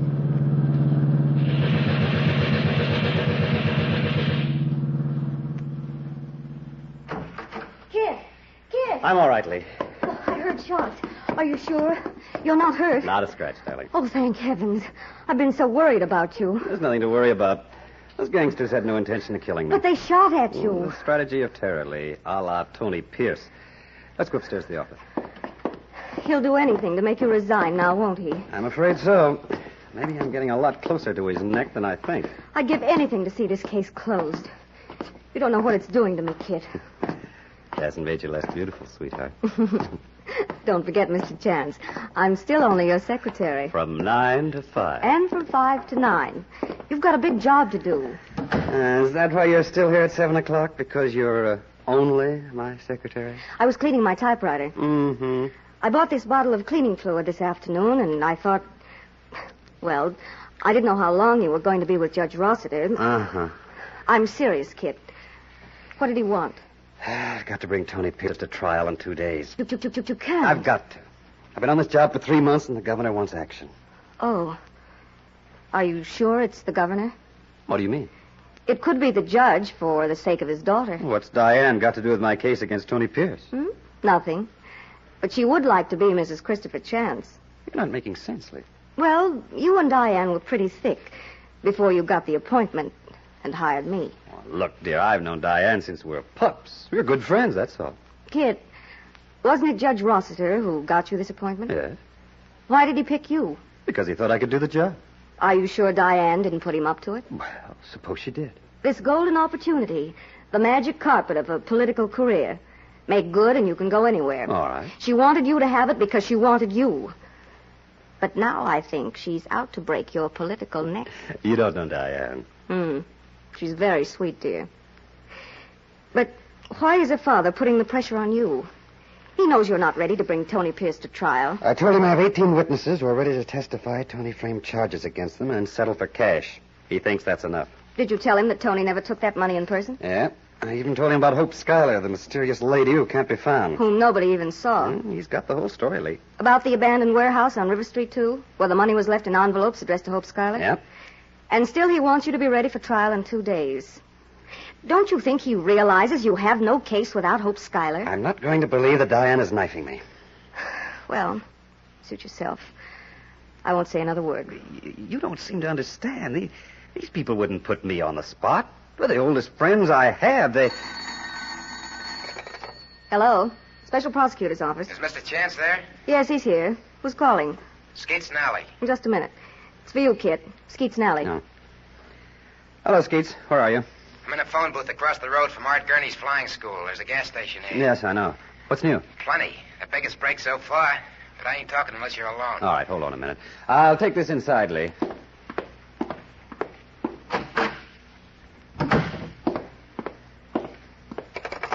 Go ahead, Skeets. Listen, I got the dope on Hope Schuyler. What? Yeah, I figured that she and that Tony Pierce guy must have been like mashed potatoes, so I done a little snooping. Go on. Well, he's got a cabin in the woods near Bedminster, about 100 miles from our town. Some of the folks up there remember seeing Tony Pierce driving through. Oh, what about Hope Schuyler? She used to get there by plane. Did anybody see her? No, but lots of folks saw the plane. And what do you know, boss? There's a very small landing field right near the cabin. Very, very private. How do you know there's a woman in that plane? I checked the cabin, that's how I know. It's called Lark Lodge, and there was a woman's dressing gown in one of the closets. Great. Does that prove she was Hope Schuyler? The plane that dame was using came out of the Art Gurney Flying School. How do you know? Because I seen it. It's a two-seating job with the initials HS painted on the side. Well. I got a break, see, when the two Gurneys, Art and his wife Phyllis, went up for a little stratosphere. They left the hangar door open. So what was I going to do? You did fine, Skeets. Stay where you are. I'll be there in 15 minutes. Okay. I guess the Gurney should be able to give us a good description of Hope Schuyler. See you later, pal. Lee, darling. Lee, come on in. Lee, we cracked the case. We've got... Lee. Chloroform. Operator, get me police headquarters right away. I want to report a kidnapping.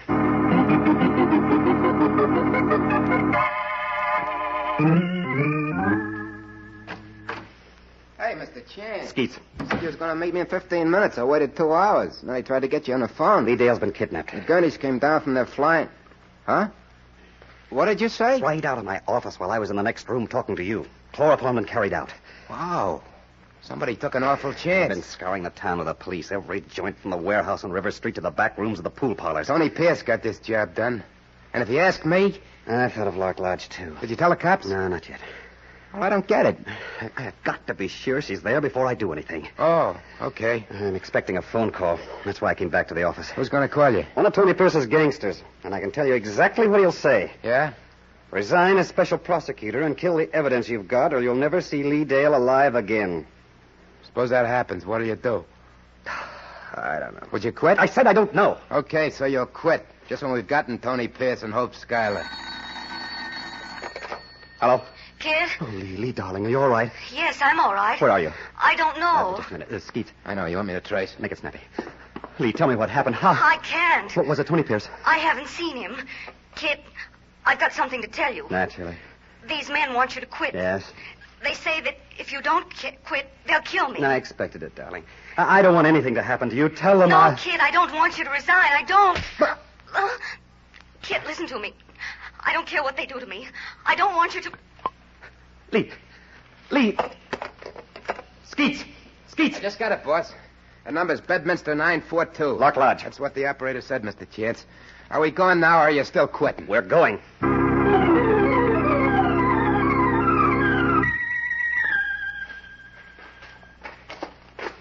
There it is, boss. Lark Lodge. And there's somebody home. Yes. We should have took the cops along, Mr. Chance. Okay, so you didn't want no shooting, but what about us? We ain't even got guns. Shh. We're going right in. What? Oh. Well, it's a special prosecutor. Come in, won't you? And, next time, don't bother to knock. Where is she, Pierce?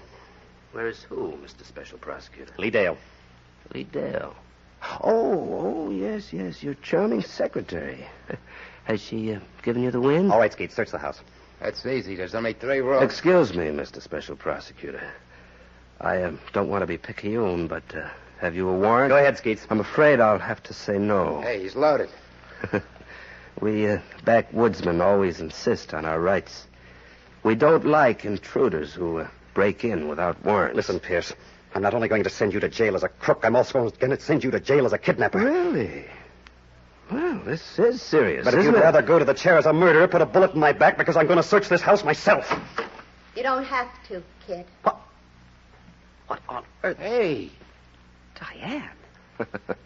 Well, I guess I won't need this gun now. You can search the place if you still want to. Diane Rossiter. I'm sorry about this, kid. I didn't think that Tony and I would ever be found out. Where's Lee Dale? My father mustn't know. It would kill him. He must never find out. Just tell me where I can find Lee Dale. I don't know. You're lying. I haven't seen her since this morning. She was here. She phoned me from here. Skeets traced the call. I haven't seen her since this morning, Kit. Where's she been moved to? I... All right, if that's how you want it. But listen to me and you too, Pierce. You've given me my case. I can drag Hope Schuyler into court now. You're wrong, Kit. I'm not Hope Schuyler. But I'll forget the whole thing if Lee's in her apartment by the time Skeets and I get back to town. Does that mean that you're going to resign? That you've got exactly 3 hours. Come on, Skeets. Kit? Leave him alone, Diane. He knows what he's doing. But Tony... It's a great sacrifice. I told him once that hearses don't hurry. The grave always waits. It's too bad, Mr. Special Prosecutor. We had to dig such a deep one for you.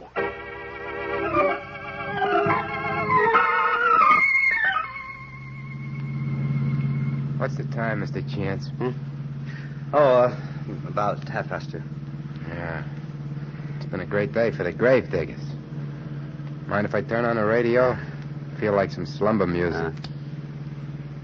Skeets, I just can't get it through my head about Diane. She's Hope Schuyler. Yeah. A partner of that chief chiseling crook. The girl I've known practically all my life. Yeah, but that ain't no reason to quit. She's Judge Rossiter's daughter. Skeets, have you any idea what that man did for me? He got you appointed special prosecutor. He lent me money to go to law school with. Then he set me up in practice. How can I show up his own daughter as It ain't easy, boss, but in this world, the guy's got to be practical. Friendship, okay, but when you got a chance to go places, you got to.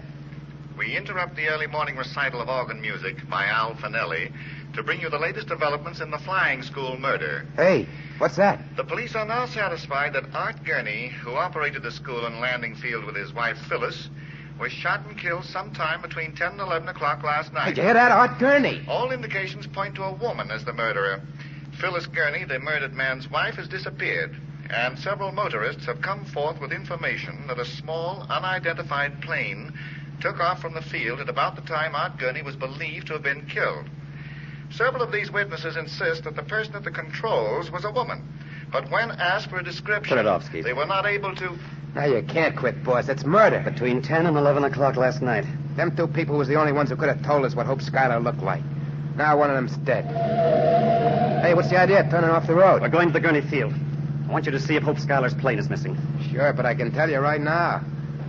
Look, Mr. Chance, does that girl Diana Rossiter know how to fly? She has a license. Okay. I go where you go, but between you and me, I'd rather go home.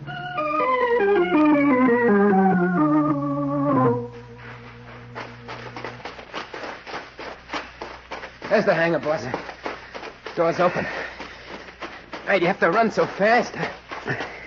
Hey, better save my breath, huh? I'll need it for the future. All right, Skeet. Phew. Where's the light switch? Should be, right about here. I got it. What color was it, Skeet? Yellow. Two-seater? Yeah, and initials HS on the side. There's a yellow plane. Now, that ain't it, Mr. Chance. That's a single. Hope Schuyler plane ain't here. Well... You know, we wasn't made right. 2 lungs ain't enough. Now, let's go, Skeet. I'll drive you home, and then I'll stop off at Lee's apartment. And she'd better be there.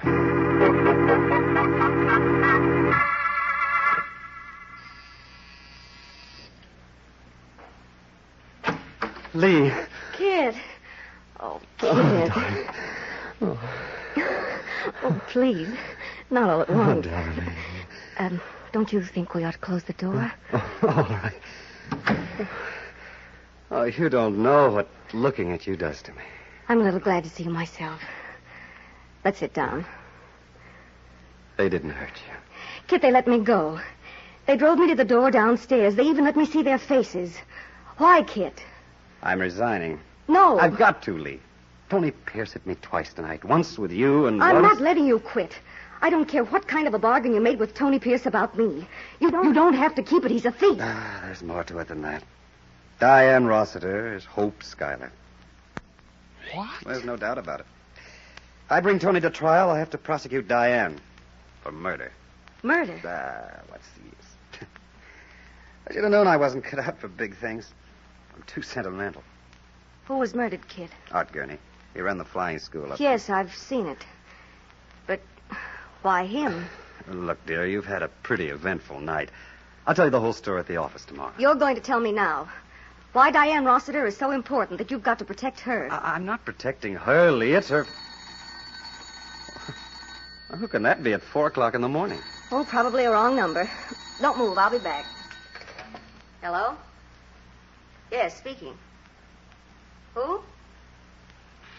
Oh. I just got in a few minutes ago. What? I see. Yes. Where can I reach you about 10 o'clock? Uh-huh. All right, phone me in the morning. No, here. I'll tell you where I can meet you. Yes. Goodbye. Who was it, Lee? What? Something the matter? The matter? No. No, of course not. That was a friend of mine. She's at a party and she... It's nothing important. Nice people. Well, see you at the office. Yes. I'm going to be a little late. I got some business with Judge Rossiter first. All right, Kid. I'll see you whenever you get there.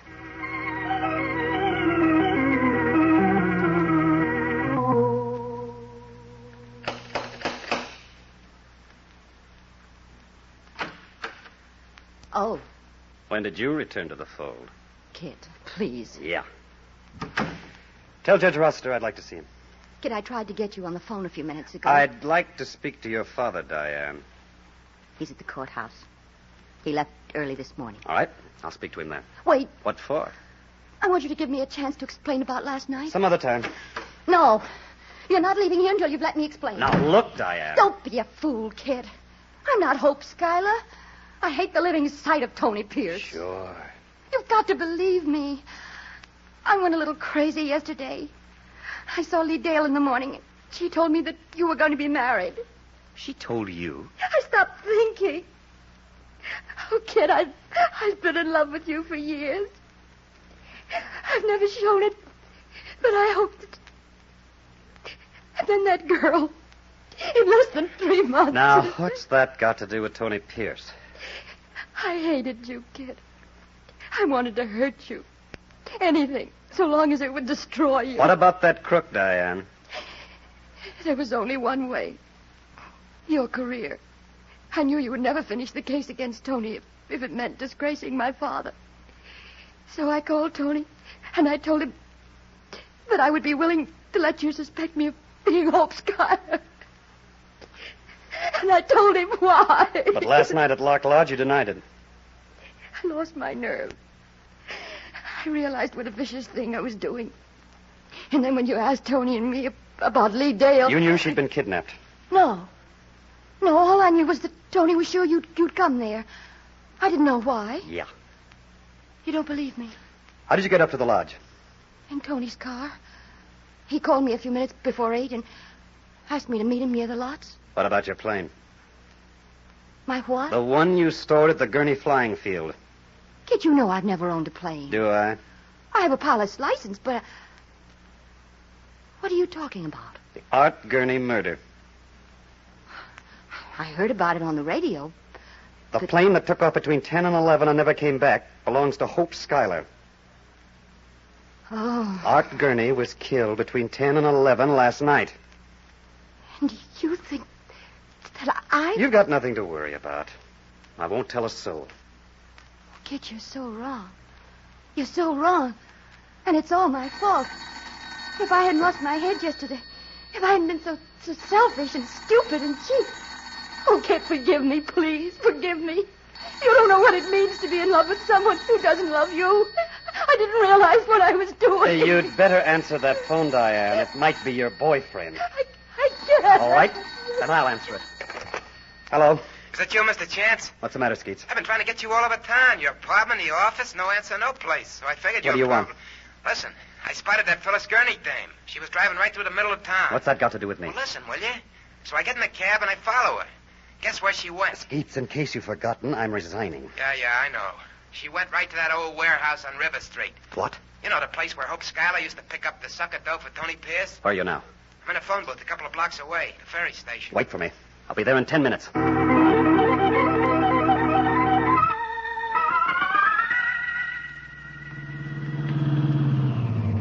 That's how I figured, boss. What's this dame want in this warehouse? Get out, Skeets. See? Sure. And then it hits me. Tony Pierce collected a lot of dough from those suckers he framed, but it don't show up in his bank books. And you checked all the safety boxes in town, so where's the dough? Is that her car over there? Yeah. Hey, that came from inside the warehouse. Come on. It's locked.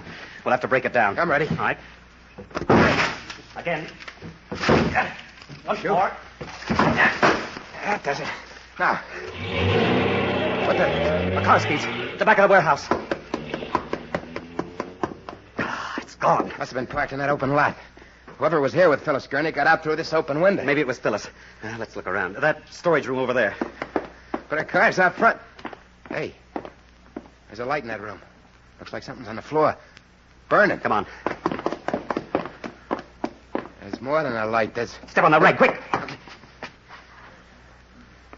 She looks dead to me, boss.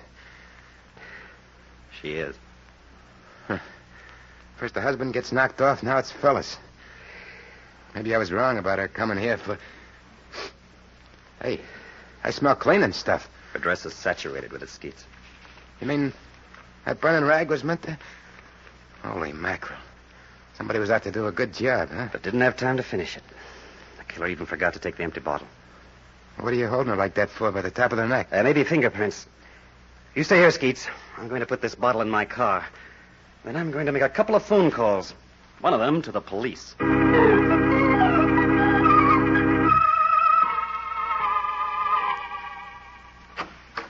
Oh, he's just come in, Judge Rossiter. I'm sorry I bothered you. Goodbye. Kid, where have you been? I surely thought you'd gone to resign. There's no hurry, Lee. I can do that an hour from now. You're not going to do it at all. Kit, you must listen. Where were you about 40 minutes ago? Where? I called you here at the office several times. There's no answer. I was downstairs looking for the super. I forgot my keys, and he had... I noticed your car downstairs. What's the matter with you? I always leave my ignition key at the garage. I have my car delivered every morning. Oh, I'm sorry. There's been another murder. Oh? Who? Phyllis Gurney. Good heavens. When? About an hour ago. Well, I guess I'd better get cleaned up if I'm going to see Judge Rossiter. You're not resigning, Kit. I'm afraid there's nothing you can do about it, Lee. Where's that bottle of cleaning fluid you bought yesterday? Listen to me, please. It was standing right there in your desk when I came in last night. You were using it to clean up your typewriter. That's not important now. Don't you realize what's going to happen to you? You'll be called a failure. Look, honey, I want to get these grease spots out of my coat. Will you get me that cleaning fluid? Kit, don't I mean anything to you? Have you been just talking to me about love? Lee, haven't you got that bottle? Yes, I have it, if that's all you care about. It's in the closet where I put it. You'll worry about grease spots, but I can talk myself sick. Here's the bottle of cleaning fluid. Enjoy yourself. Thanks. I spoke to Tony Pierce on the phone before I came back here. Of course. You're his buddy now. He is at Lock Lodge. I'm not interested. He couldn't have been in town this morning and gotten back to the lodge so fast. I know he didn't fly. Say, did you screw this cap on yourself? Yes. You must have hidden strength. Or would this be a new bottle that had never been opened before? What do you mean? Would you like to make the rounds of the hardware and department stores with me? There aren't too many in this town. I'd like to know what you meant by that, Kit. All right. You're Hope Schuyler. What? Have you gone out of your mind? You weren't kidnapped last night. You just walked out after you listened in on my conversation with Skeets. Isn't that right? No. You heard him tell me about Lark Lodge, the Gurneys, and the plane that Hope Schuyler used. So you decided to get rid of the Gurneys. You don't know what you're talking about. You had chloroform, and you left the odor of it in this room. Then you got in touch with Tony and told him what Skeets had found out. Oh, for pity's sake. The rest was Operation Frame-Up. You flew to Lark Lodge and phoned me. You know I'd have the call traced. In the meantime, Tony was getting Diane ready for her grand entrance. You deliberately told her that you and I were going to be married. You knew how she'd react. You wanted to marry me, didn't you, Kit? Yes. But you never said you would to me. There's a good reason, wasn't there? You're already married to Tony Pierce. What? I found this marriage certificate in the bottom drawer of your dresser. Anthony Pierce, Hope Schuyler. Just 1 week before you came to work for me. A wedding performed by a justice of the peace upstate. Big secret. Well, what are you going to do about it? Oh. Is that the gun that killed 2 Gurneys? Mm-hmm. 2 Gurneys and 1 special prosecutor. Lee, didn't you notice I left the door open when I came in? You what? Now, why do you suppose I did that? To create a draft? Oh. We have a peculiar police department in this town. It likes to be in on everything.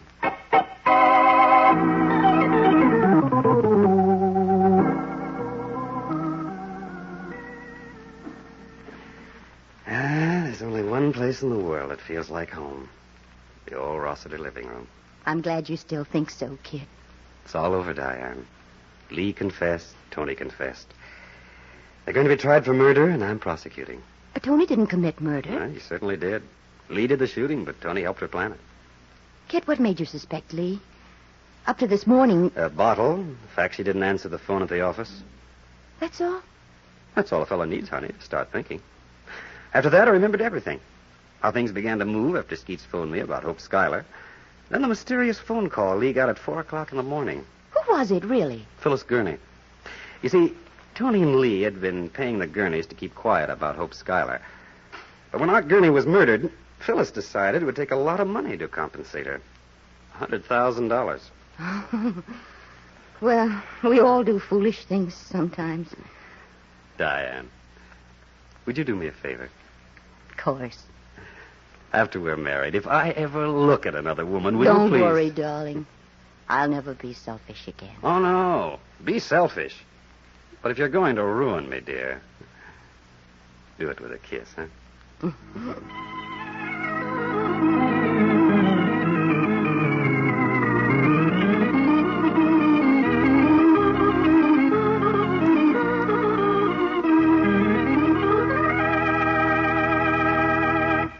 And so closes tonight's Crime Club book, Hearses Don't Hurry, based on a story by Stephen Ransom.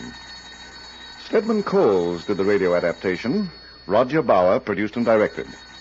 In tonight's cast, you heard Sidney Smith as Christopher Chase, Charlotte Lawrence as Lee Dale, Joseph Julian as Skeets, Helen Shields was Diane Rossiter, and Larry Haynes was Anthony Pierce.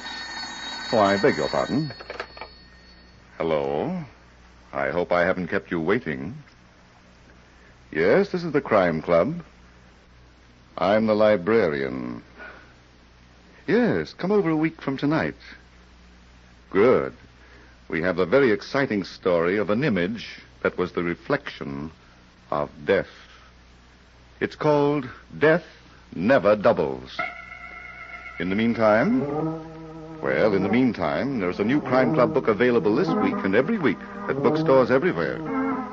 Yes, it's available now. Fine. And we look for you next week.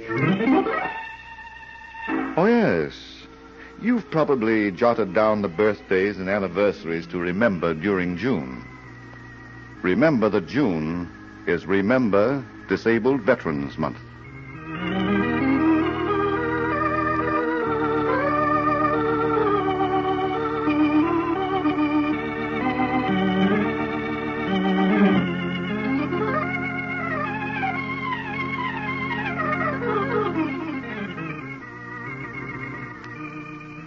This program came from New York.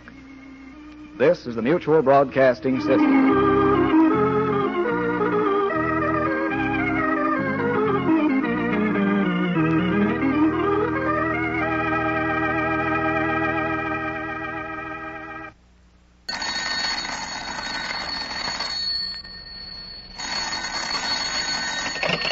Hello. I hope I haven't kept you waiting. Yes, this is the Crime Club. I'm the librarian. Death Never Doubles. Yes, we have that story for you. Come right over.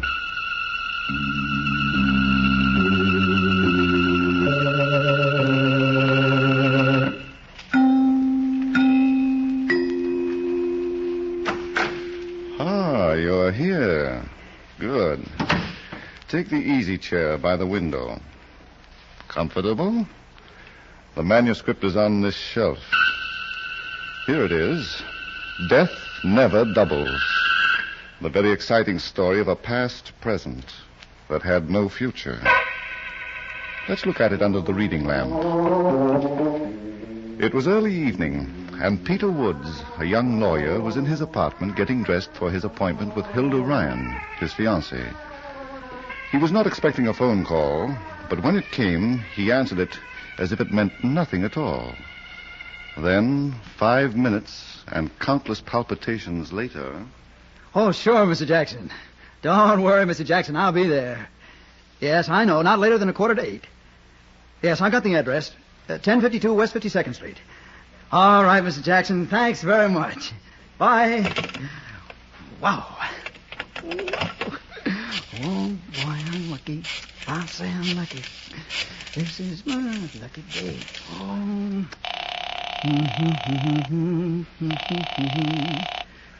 Hello? Hilda, honey. Yes? Oh, my sugar-coated Cupid doll. Guess what? You're going to be late again.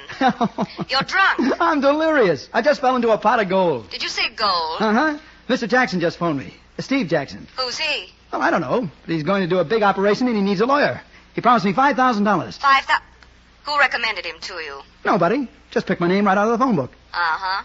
Oh, what's the matter? Oh, nothing. Now, you know I've gotten several clients that way. Did they pay you $5,000 fees? Oh, Hilda, now look, I know it's a lot, but it isn't fantastic. After all. Yes, honey. After all, he may be a nut with a bolt loose. He sounded perfectly all right to me. So do you, when you're not listening. What time will you pick me up? What? Oh, well, honey, I'm afraid I can't make it tonight. Mr. Jackson? Yeah, 7:45. And I gotta be on time. Of course. Would he mind if you brought your secretary along? Now, what's the idea, Hilda? You know I haven't got one. Oh, but you have, darling. An amanuensis from now on, who's going to keep an eye on her man.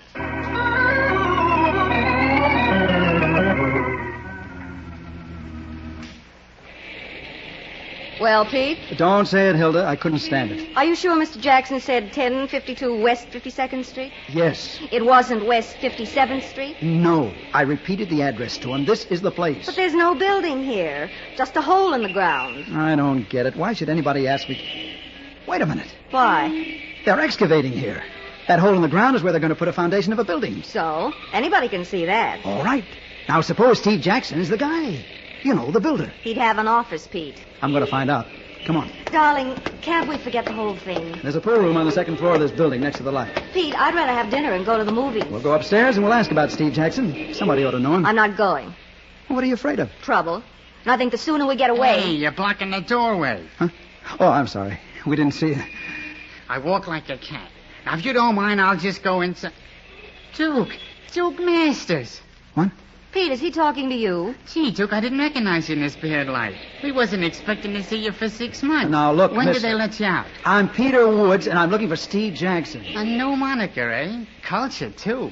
Why, you're even talking like Park Avenue. Okay, maybe it's a good idea. We can all start from scratch. I'll change mine from Marty Green Pete, shall we go now? Wait a minute, sister. What's the rush? Marty. Sister's name happens to be Hilda Ryan. I'm tickled. Hey, Duke, what are you going to say to Trixie about this doll? Trixie? Yeah, she's still... Hey, what goes here? Just a couple of the wrong people. Come on, Hilda. Did you know I was working all night in that dump upstairs, or did you come here by accident? Marty, now it's you who's blocking the doorway. We ain't taking no double cross, Duke. We've been having hard times for the last year and a half. Oh, that's too bad. What do you want me to do about it? Okay, so you took the rap for all of us. Me, Flip Morgan, and the rest of them out. You got 2 to 5 years in Leavenworth, and we didn't. But you got caught, and we didn't. Now, listen, Marty. No, you listen. You got 200 grand soaked away someplace that's going to be split. You ain't setting yourself up as no millionaire on our dough. Marty, when was the last time you were pushed through a wall? Yeah. Okay, pal. But I'm telling Flip Morgan and Trixie I seen you. Yeah, I do that little thing. And, brother, if you got any real ideas about spending that dough yourself, you're going to give a big chunk of it to some undertaker.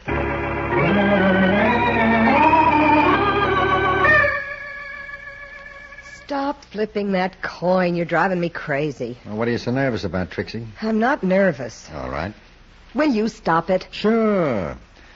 You want me to go home to my mother? Don't be a dope. It's just that I'm... Oh, yeah, sure, I know. You'd like to see something green for a change. Flip. Well, it's my sickness, too.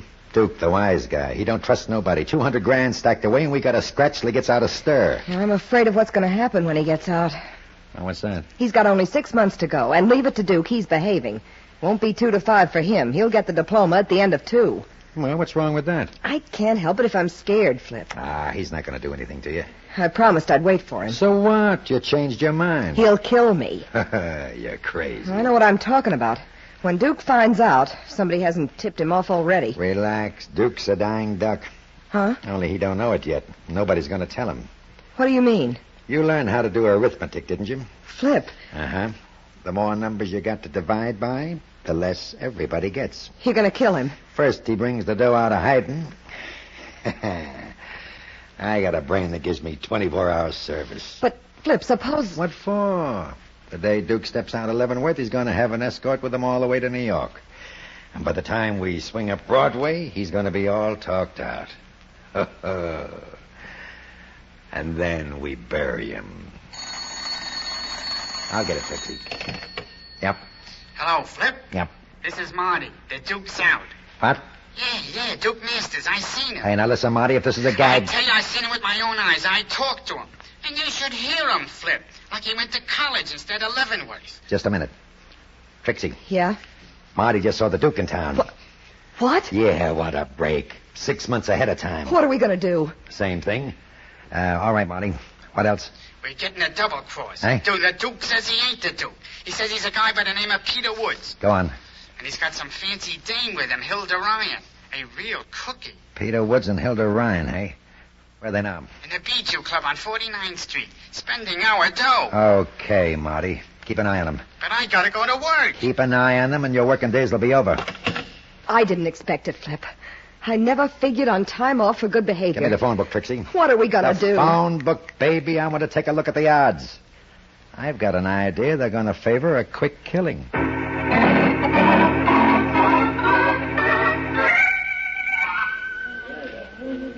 I can't help it, Pete. I've got to say I told you so. Yeah. Going haywire because somebody picked your name out of the phone book and offered you $5,000. Couldn't you smell a plot? Can I help it if I look like Duke Masters? You're a lawyer. You're supposed to be smart. Hilda, you see any gangsters around? And that name, Steve Jackson. Yeah, it sure sounds like a phony. And now... Oh, well, I'm going to the powder room. All right. And then you're going to take me to the movies. All right. I'll be back in a minute. I missed you, Duke. Huh? Why didn't you let me know you were coming home? Now listen, Miss, whatever your name is, I want you and your gang to get one thing straight. I'm not Duke Masters. So I heard. Is it on account of that girl? Now, I'm warning you, if you don't leave me alone... What'll you do? Scream? Huh? Yeah, it shoots. The restaurant's full of people. There's nothing safer than a crowd. You ought to know that, Duke. Yeah. When you and the boys stuck up that mail truck, there was a big crowd all around. Didn't keep you from getting the money, did it? Oh, now listen, you got me all wrong. It won't keep me from pulling the trigger. I've got my identification card. Look, if you give me until tomorrow, I'll get you my birth certificate. Why the double-cross, Duke? What's the use? Is it because you heard some stories about me and Flip Morgan? I never even heard of you. They're not true. I said I'd wait for you, and I've been waiting. I don't care what anybody's been telling you. I've been on the level with you. Sure, I believe everything you say. Oh, Duke. Duke. But let's keep it strictly impersonal. Okay, I can wait until we're alone. Listen, Duke, I got an idea. That $200,000. If you don't want to split it with the gang... Why, Trixie. By the way, that's your name, isn't it? You'd rather be a clown, huh? Maybe we better go now. Where to? Your apartment. The one I never saw. Are you serious? You don't hear me laughing, do you? But I can't leave now. Hilda wouldn't understand. Duke, did you ever see such a cute little gun? A few minutes ago. It disappears in the palm of my hand, see? Trixie. Are you ready? No, and I'm not willing either. I'll overlook it, Duke. As long as you're able.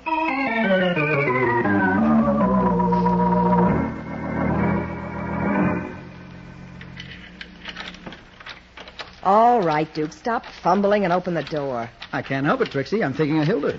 When she finds me The gone... door, sweetheart. Careful how you poke that gun in my back. Get in there, Duke. All right. You don't have to be so impatient. Hey, what's happened to my apartment? We gave it a thorough cleaning, pal. Huh? Who are you?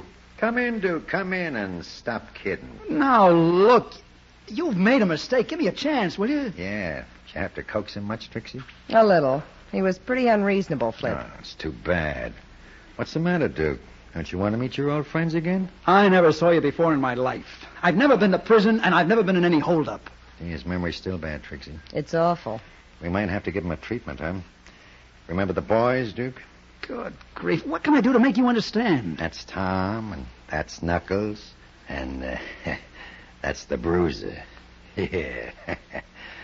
They're all waiting to put their hands on you. I'm not Duke Masters. Sure, I know. You're Peter Woods. You're even listed in the phone book. Nice going, Duke. You took this apartment, hid the dough, then you took the rap, but not for us. Now, where is it? I give up. $200,000. It's in one of these rooms. Now, you go and make an X on the spot. You've searched, haven't you? You didn't find any money. Well, maybe we're not as smart as you are. You pulled the place apart. You're next, pal. Well, what can I do just because I happen to look like some guy who's double-crossing? I'll give you a break. Tell us where you stacked the dough, and we'll cut you in. We'll let bygones be bygones. You can't let something be that never existed. Oh, you become a philosopher, too, huh? You do great things at Leavenworth these days. Sit down, Duke. What for? We're going to give you something to think about. Come on, Trixie. The boys want to be left alone. Listen, Flip, don't you think... There's nothing to worry about, sweetheart. They're going to see how many times they can bounce the punching bag off the wall. Before the air gets out of it.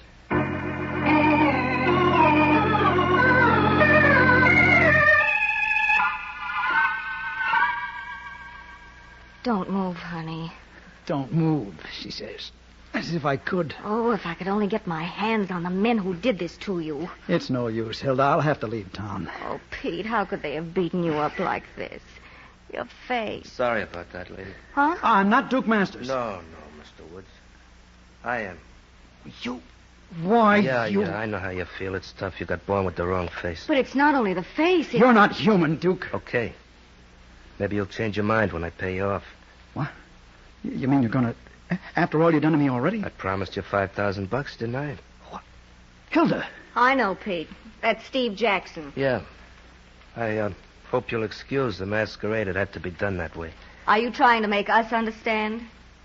I don't want you to consider me a bad guy, lady. When I got expelled from Leavenworth last week, I never thought my luck was going to change, but it did. So did mine. A couple of days ago, I spotted Marty Green going into a pool room on West 52nd Street. I found out he works there. He was always a second-story mug. You ought to know your friends, Duke. Yeah, I know him. Well, yesterday was my big day. I was walking along Madison Avenue when who should I see coming out of an office building? You, Pete. So I followed you all day, my head spinning with ideas. Too bad it didn't spin Shut right up, off. lady, and let me talk to my lawyer. I'm not your lawyer, Duke. Don't kid yourself. You're either my lawyer or you're going to be my corpse. Well, that doesn't give me much choice, does it? Doesn't give you any. Would you like to know how I got your name? I'm sure you're going to tell me. The doorman of this house gave it to me. I walked in and he says, "Good afternoon, Mr. Woods." What was I going to do? Well, I did it. I went right to a phone book and looked up Mr. Woods at this address until I found one with a Peter in front. That was you, pal. Duke, you're almost as smart as the devil. Smarter, Cookie. I get what I go after. But what do you want? You got $200,000. No, Pete. What? I had it. Sold it away in a little cabana I own at the beach, my own private get-away-from-it-all place. Nobody knew, not even Trixie. Were you planning to keep it all for yourself? I wasn't telling them where to find it, not until I got out of stir. I was taking no chances. Not much I wasn't. What do you mean? A couple of months ago, Trixie wrote me about tough times. What was I going to do, let her go hungry? So I told her to take a few grand and keep a trap shut about the rest, but she took the pile. And she never wrote again. Naturally. She's been too busy flipping with Morgan. She's double-crossing him, too. All right. You don't have to get mad at me. I wasn't sure of it until tonight. Flip Morgan hasn't seen a dime of that 200 grand. How do you know? Take a look at your face in the mirror. Oh, you mean... You get the idea. I see. Well, Duke, as your lawyer, my advice to you is to go to... Pete. No, look, Duke, I was only kidding. Get him up, lady. He's got a lot of work to do. Not for you, he hasn't. You go and get yourself beaten up for a change. We gonna have an argument? There's no shortage of guns, is there? We're going over to Trixie's apartment. She lives in a rooming house on West 49th Street. What are we going to do there? Not we, Cookie, him. He's going to persuade Trixie to part with 200 grand. Oh, no. I've had enough of that woman to last me for a lifetime. Oh, now, Pete, don't irritate me. You'll lose a good client. You don't say. That ought to kill me for sure. Yeah, for sure.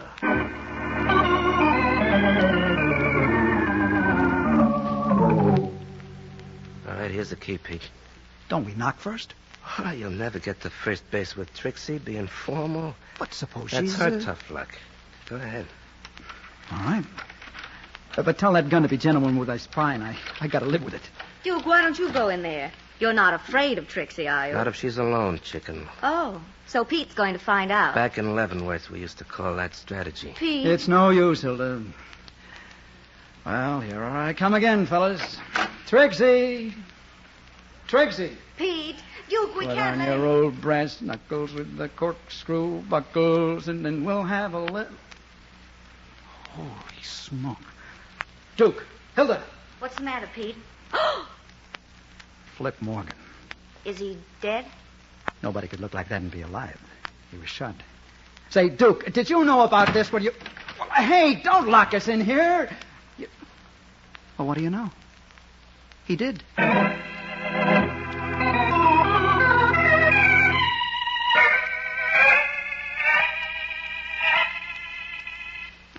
Oh, I'm sorry, Hilda. I can't get it up. Oh, dear. Of all the windows to be stuck, it has to be the fire escape window. What are we going to do? I don't know. Those guys knocked me senseless. But I do. We can stick our heads out of the other window and yell. Honey, have you gone berserk? We've got to get out of here. Sure, but don't call for help. There's a dead body in this room. How are we going to explain it? There's no law against telling the truth, Pete. Who's going to believe us? Pete. Shh. There may be Duke coming back. What are you going to do with that chair? Come on, quick. Behind that door. Hey, you two. Trixie. Put on that chair, Duke. No, while you're still behind the door. Okay, you can close it now. But how did you know we were... Look over there. Oh. I guess there's nothing like a well-placed mirror, is there? But, Pete, darling, there certainly is. What? Hilda, what are you talking about? A well-placed bullet. Have you forgotten? You know, in that corner. Flip. Never again, Trixie. Flip has flopped. You killed him, Duke. You and the dame. Now, wait a minute. Let her rave, Pete. You sent me a phony telegram to get me out of here. Said you had something to talk to me about. I thought you wanted to make up. How did you get around Flip? He didn't see the wire. I read it in the hall. I told him I had... Hey, since when do I have to answer your questions? Where's the telegram, Trixie? I threw it away. I wasn't going to keep any messages from you to me. Uh-huh. I thought it was on the level, Duke. I was ready to go back to you any time you wanted me. But you don't want me. You killed Flip and you were waiting behind that door to brain me with a chair. We thought you were Duke. He was here. Sure. You're still Peter Woods. You'll kill us one at a time, and then you've got 200 grand and no partners. Well, it's not working, Duke. Not this trip. Duke says you have the money.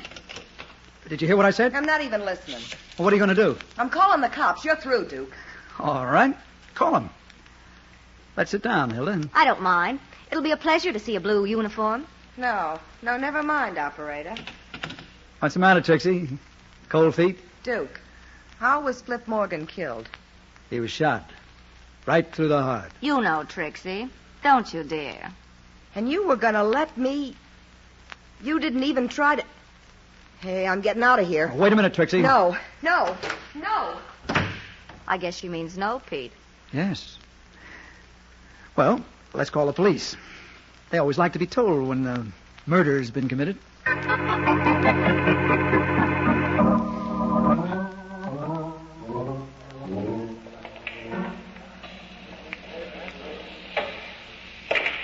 Money ball, inside pocket. Marty. Hiya, Trixie. I hear they gave Duke a facial. Did he come through? I've got to talk to you, Marty. Let's go someplace. Sure. How about the office here? It's built solid. All right. Hey, how come you're here alone? Where's Flip? In my apartment. The Duke, too? No. Who figured Duke would turn out to be a rat?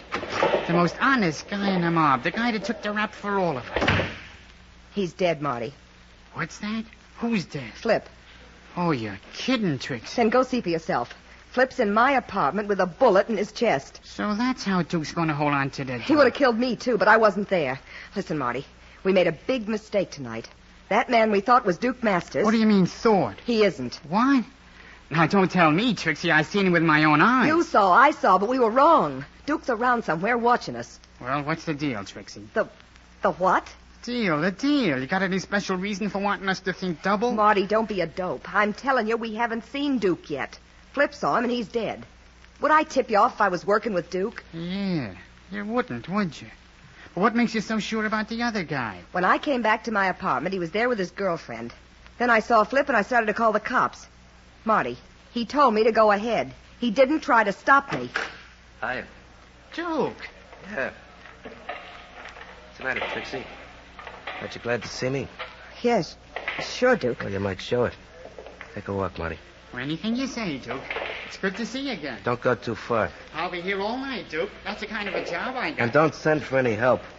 The boys are all downtown being questioned by the police about Flip Morgan. Huh? But, Duke, I wasn't going to do nothing like that. Yeah. It's amazing what protection a nickel will get you. Go on, beat it.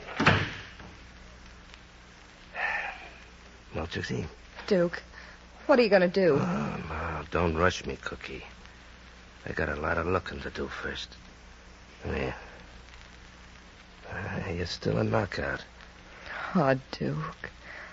I've been waiting for you. Uh-huh. You don't know what it was like, not knowing whether you'd be locked up for 2 years or 5 years. There were nights I couldn't sleep. I'll bet. I never dreamed you'd be out in a year and a half. Oh, Duke, darling. Hold me close. Like this? Closer. I want you to hurt me. Is that how Flip used to do it? Flip, what's the idea, Duke? You tell me. I'm the guy who wants to know. You're crazy, stir crazy. Like every man who goes to prison, all you can see is a woman cheating, lying, dancing around with other men. Oh, I said nothing about other men, chicken. I only named one. Well, suppose I did let him buy me a few meals.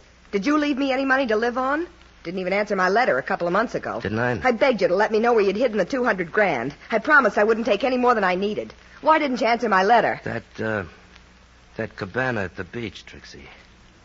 Nice place, huh? Cabana? What are you talking about? You must have thought it was beautiful when you found the dough there. Duke! I answered your letter, baby. I told you where to look. I told you what to do, but you had ideas of your own.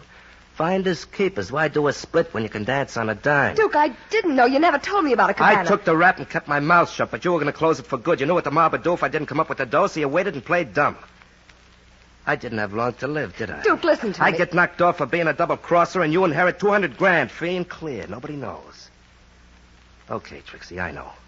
Now, where's the dough? I never saw it. I never got your letter. I'm not asking for comedy lines, Trixie. But I tell you, hey, what are you trying to do? How do I know you wrote a letter? Because you say so? Well, I say I never got one. Okay. Okay, from now on, the proceedings will settle down to a nice, quiet, round-table discussion. Let me see your palm, Trixie. What for? I want to read it. I want to find out if you have a future.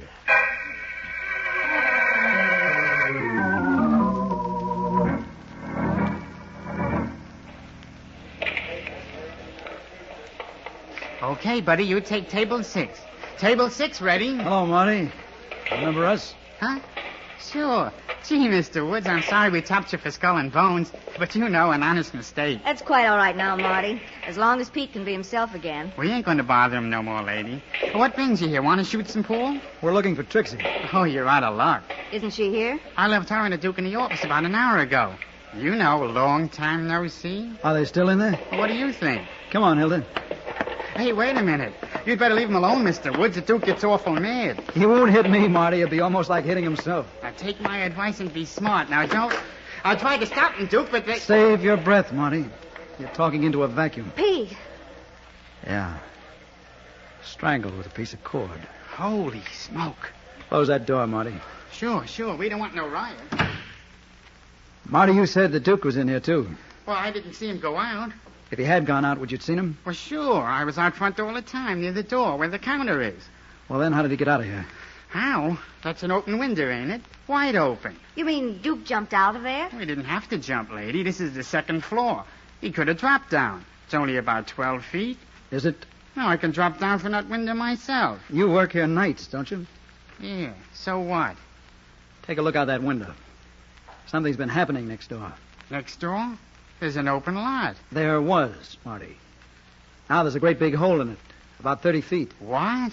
For the foundation of a new building. 30 feet? Mm-hmm. Steam shovels work during the day. You see Duke's body down there? Oh, I didn't see nothing. It's too dark. If Duke went out that window, he should still be down there. Want to take a trip? Not with you, mister. Pete! Don't be alarmed, Hilda. I've been facing guns all night. How's it feel to be rich, Marty? Great. And I'm going to stay rich, see? That 200 grand is mine. I worked for it. 1 hold-up and 2 murders. So what? Duke's going to take the rap. It's no secret he used to be nuts about Trixie. It's no secret she was double-crossing him with Flip. Marty, how'd you get the money? I watched the mails at Trixie's house. I don't trust nobody. You watched the mails? For almost a year and a half. Trixie lived in a rooming house. The mail used to be left on the table in the front hall. And then, one day, a couple of months ago... Yeah, the payoff. A letter that told where Duke hid the dough. And it said, don't tell a mob. I was in. You're smart, Marty. Yeah, but who are you going to tell it to? Marty, hasn't anybody told you that shooting makes a lot of noise? I got that figured out, too. Turn on that radio, pal, loud. Oh, hey! Different now, Marty. You just learned one thing. Never take your eyes off a moving target. Drop that gun. Drop it, or I'll twist your arm out of shape. Now, you weasel. There. Why, Pete, you knocked him out with one punch. Let me catch my breath. Phew. You're a bright girl, Hilda. You took an awful chance screaming that way. I had to, darling. It was now or never. And I figured if it had to be never, why not now? Oh, no, don't faint now, Hilda. I need you. Hilda. Hilda.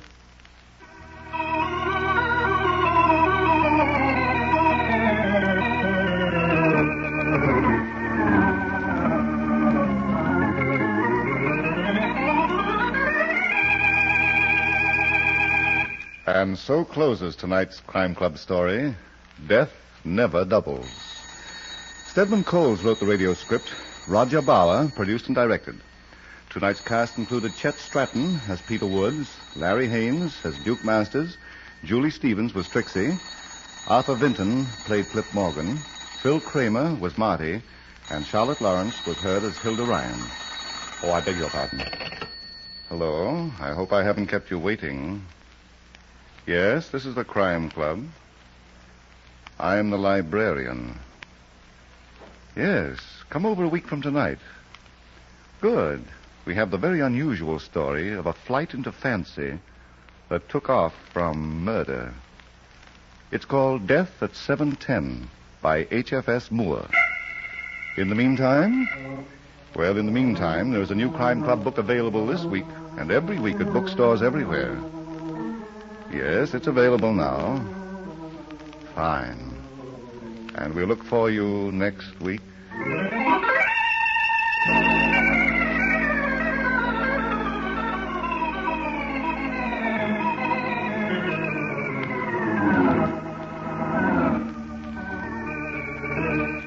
This program came from New York. This is the world's largest network, the Mutual Broadcasting System.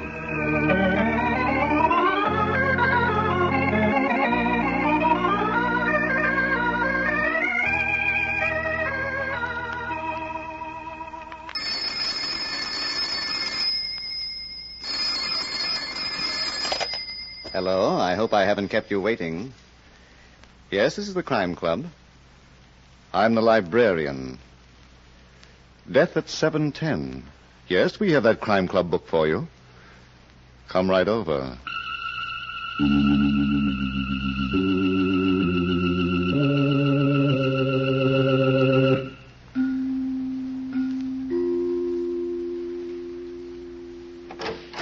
Ah, you're here. Good. Take the easy chair by the window. Comfortable? The book is on this shelf. Here it is. Death at 7:10 by HFS Moore. The very intriguing story of a beautiful woman who was in love with death. Let's look at it under the reading lamp. The train was due to leave at 7:10 in the evening, and at exactly 8 minutes after 7, Mark Kent, a well-known mystery writer, was in drawing room B, his own drawing room, when the door opened. And he was surprised to see a young, beautiful woman. He was even more surprised at the way she giggled. Hello. Hello yourself and see how you like it. My name is Susan Ward Steele. Well, I'm flattered, but haven't you made a mistake? You're Mark Kent, the mystery writer. I adore mystery writers. Oh. Well, your pictures don't do you justice. How about getting me a drink? Don't you think you've had enough? Oh, be a good boy and get me a drink. I better get you back to your compartment. I'm going to Reno. A long trip. I saw you come on the train. I knew it was going to be interesting. I'm not going to Reno. You should have seen Gerald's face this morning when I said goodbye to him. He's my husband. Such a pain in the neck. Look, Susan, do you mind... And you should have seen Claire Ellis's face when I told her that I was going to marry Pierce Carlton. And my stepbrother, Robert Ward's face, when I wouldn't let him have the money. So many faces, and all so long. Will you do me a favor, please? Oh, Pierce will marry me. You just watch, Mark. In 6 weeks, when I come back from Reno, he'll never tell me again he's not the marrying kind. Yeah. How about that drink you promised me? I didn't, Susan. I want a drink. I've got to have a drink. Later, please. Anything. Water. Ginger ale. Take it easy, kid. Take it. I've never been so thirsty. Please. Water. Ginger ale. All about Chicago and points west. Susan. Albany, first stop. All aboard. No. Conductor, hold the train. There's a dead woman on board. 4 days later, Mark Kent was in a room at police headquarters with Captain McNair, his friend. They were comparing notes, the results of intensive investigation, and some speculation. We start with the atropine, Cap. That's what killed her. Yeah, 1 pill. That's usually enough. Now, here's what the book says about atropine. An organic alkaloid which causes death in humans without coarse anatomical change. No pain. That's right. Symptoms include dryness of mouth and throat, giddiness, wild talk. Death usually takes place within 8 hours. The coroner told me there's no set rule about that. It can happen in 6 hours, in 4 hours, in 1 hour. It can happen in 10 hours. Well, we know from what Gerald Steele told us, Susan didn't get up until almost 11 o'clock. Yeah.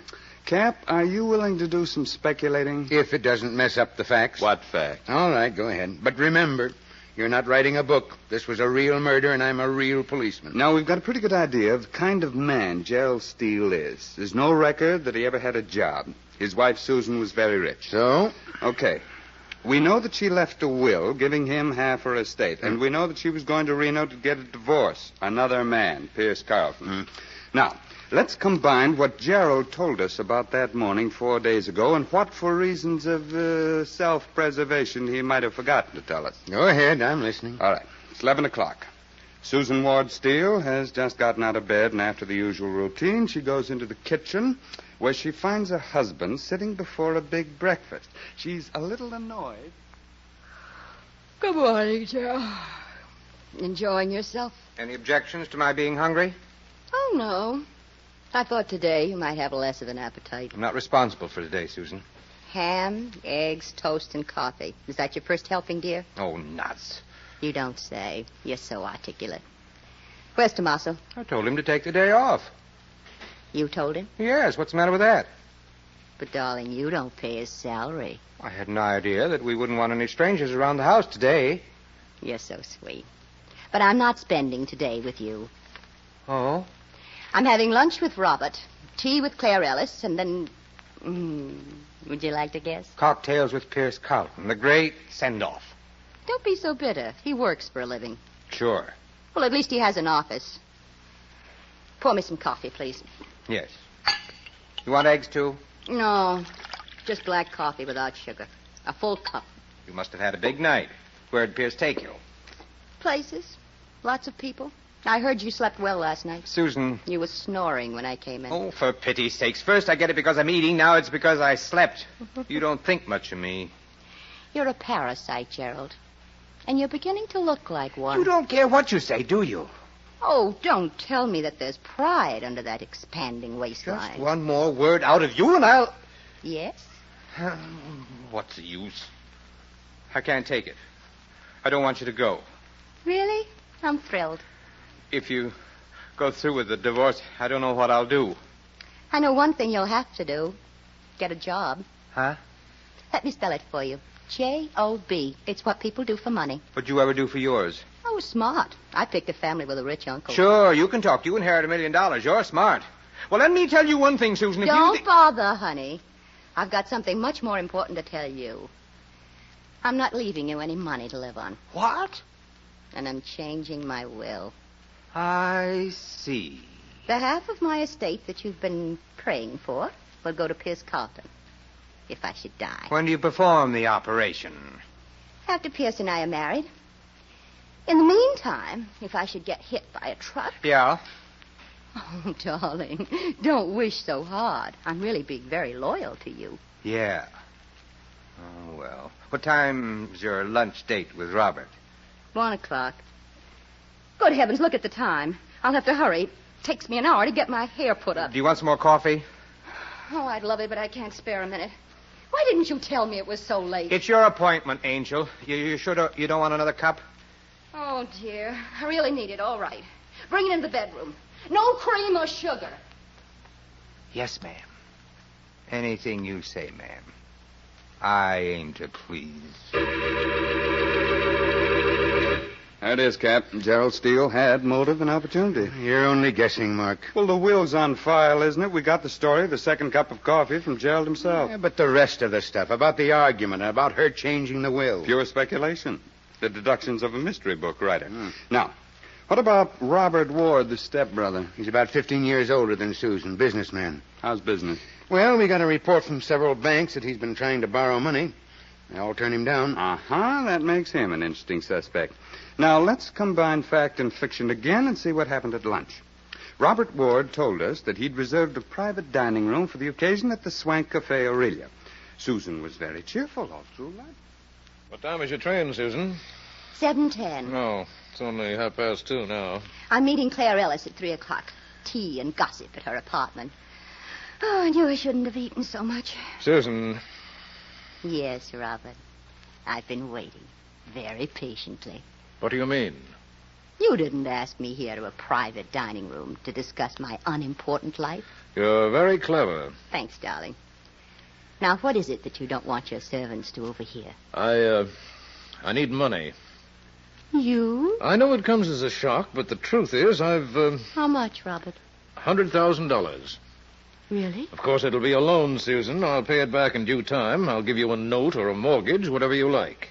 Business is bad. I've had a very serious setback. My entire output of washing machine motors is defective. Oh, my. What's the poor housewife going to do? We know what's wrong, and we can correct it easily enough, but naturally it can't be done without money. Naturally. I've never been without cash before, but I expanded recently, and that took all my liquid assets. Even when you're in trouble, you talk like a bank statement. When did this delightful thing happen? 2 weeks ago. Why didn't you come to me right away? Well, I didn't want to bother you. I'm a businessman, and naturally my first call was at the banks. Naturally. Did they turn you down? They didn't consider me a good risk. Overexpansion. Darling, you're as skinny as a toothpick. Susan, please don't be facetious. I'm in serious trouble. Oh. If I don't get that merchandise out of my factory, I'll go bankrupt. I won't even be able to pay my creditors. $100,000. Yes, it shouldn't mean anything to you. You can spare it. Oh, I can spare it. But tell me, Robert, dear, when did you ever do anything for me? Now, don't refuse me. You preached, called me a fool for not putting my money into a good, sound business. A wild, empty-headed fool. I tried to make you realize your responsibilities.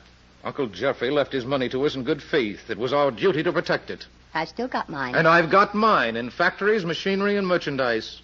Now I'm asking you to help me liquidate it. No. Good Lord, Susan, how can you be so heartless? I've been practicing. But... Very well. I'm not going to beg you. Don't give up hope, dear. I've taken care of you in my will. Thanks to Uncle Jeffrey, you have no choice. Half of your estate must go to me. And half of your estate should go to me. But where is it? You can look for it after I'm dead. Oh, what in the name of thunder did I do with those things? What things? My pills, my box of pickup pills. Oh, here it is, my vest pocket. So you've come to that, huh? Just these last 2 weeks, doctor's prescription. I've been living in the devil's own basement, tired and depressed. What do they do for you? They give me a pickup, that's all. Get the tired feeling out of my system, clear my head. Perfectly harmless. Sounds interesting. Would you like one? Why not? I had a big night, and I've got a bigger day ahead of me. One pill will keep you going for hours. Flip it into the back of your mouth and wash it down with water. After you, darling. Very well. I never take chances. Well, here's to you. How soon before it starts functioning? Very soon.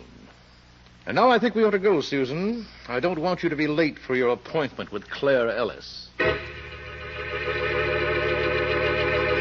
Well, it's a possibility, Cat. Oh, sure. So's a trip to the moon. You better stick to writing mystery books, Mark. If you make a mistake, nobody burns. Except maybe your publisher. Did Robert Ward take a pickup pill while you were grilling him 3 days ago? Now, wait a minute. Are you trying to tell me he had a box full of atropine pills when he met Susan Steele? Maybe. And that he passed them off as pickup pills? Maybe. But according to your own speculation, he took one of those pills himself.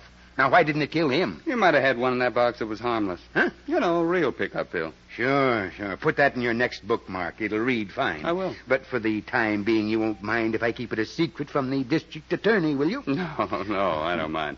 Shall we go on? Go ahead. I'm on 24-hour duty. Well, the next stop that Susan Steele made was Claire Ellis's apartment. Now, what do we know about Claire? She served tea and ice cream cake. But not because she liked Susan. Oh, you've got a private line to her inner thoughts, huh? Didn't you notice how she was defending Pierce Carlton as you were questioning her? I noticed it. Yeah, he's the man Susan Steele expects to marry. And Claire's in love with him. Now let's see what we can get out of the situation in which two women in love with the same man meet for tea a few hours before one of them dies on a train, the victim of murder by slow poison. I'll get the tea things, Susan. They're in the kitchen. Oh, there's no rush, Claire. I'm not meeting Pierce until 5. The lovely, romantic orchid room. I told the sweet boy I must have orchids on our wedding day. Slews and slews of them. Susan, You know why I asked you here? Of course. To plead with me. We used to be good friends. Used to be? I'm sorry to hear that, honey. Susan, don't marry Pierce Carlton. He doesn't love you, Susan. Pierce and I were practically engaged when I introduced him to you. Why did you make a play for him? You had a husband.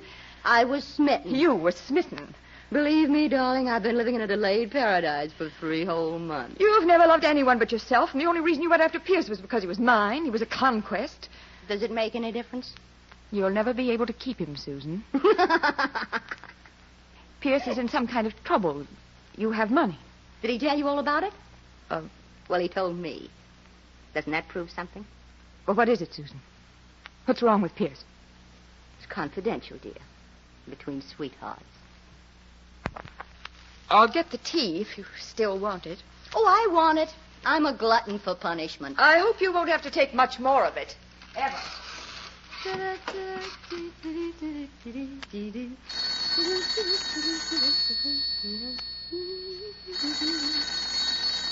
Why not?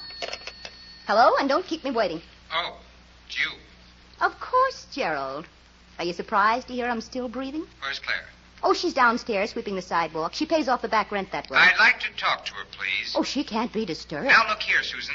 But I can give her a message. Ask her to call me back. No love and kisses? Not yet. I was only thinking we might go for a walk in the park. A walk? How thrilling. Gerald, darling, when did you give up driving? Oh, nuts.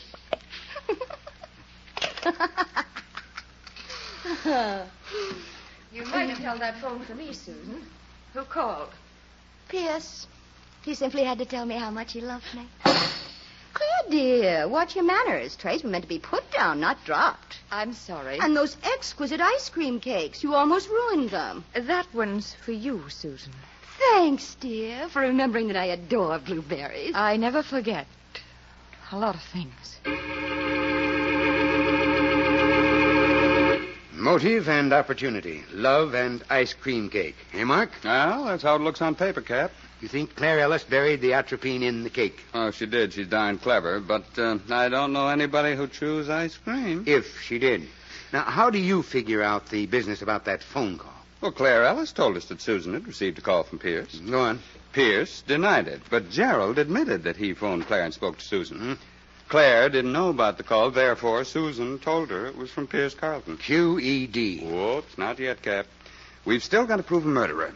Now, what about Pierce Carlton? He's in the stock brokerage business with his father. Good, solid family background, old stock. And that doesn't keep him from being a playboy, does it? I'm not interested in what he does, Mark, only in what he did 4 days ago. And in what he did before that. That goes without saying. My boys are checking. I think they're going to find that he's in a mess. A money mess. Anything's possible with you around. Okay. What happened the day we spoke to Claire Ellis? Your eyes popped. You saw a beautiful woman. Could be, but she was upset. Every time you mentioned Pierce Carlton, she had jitters. Why? Somebody told me she's in love with the guy. I told you, Cap. Oh, sure, I knew. I couldn't have gotten it from the facts. She kept saying over and over that Pierce was innocent. He had no reason for killing Susan. Cap, that girl knows something. So does everybody else in this case, except me. About Pierce Carlton, I mean. And I'm sure she didn't know it the day Susan was killed. Who told her? I don't know. What? Mark, did I hear right? Did you say you don't know? Let's go on to item number 4. Susan and Pierce at the Orchid Room. Dinner before train time. Soft lights, orchids on the table. A perfect setting for romance.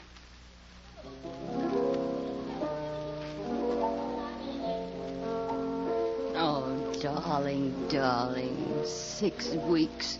6 long weeks without you. You'll get used to it. Don't laugh at me, please. I'm going to miss you terribly. There's a lot of excitement in Reno. And cowboys.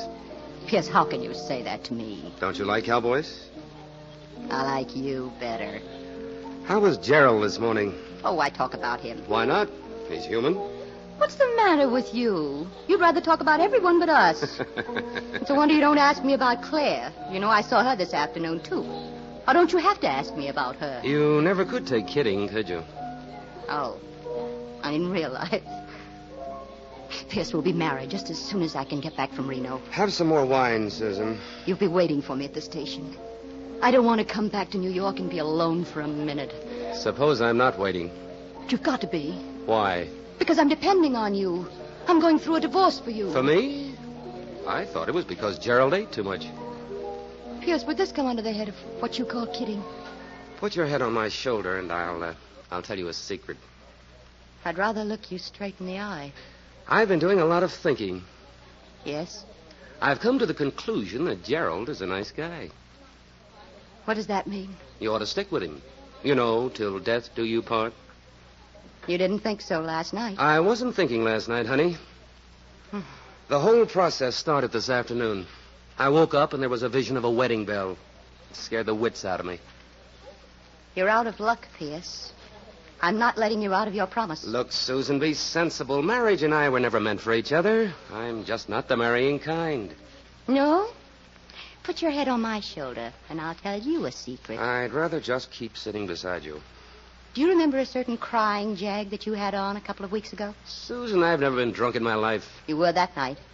And you told me a whole lot of things that you're going to regret in just about a minute. Suppose you tell them right back to me now. You lost a lot of money on a gambling boat before I met you. Huh? You paid off in IOUs. And when the gambler got tired of waiting for the cash, he threatened to see Papa. That's when you became a thief. Good Lord, Susan, what are you talking about? You took bonds out of your father's safe. He's got so many of them, you were sure they'd never be missed. I told you that? Your conscience was bothering you.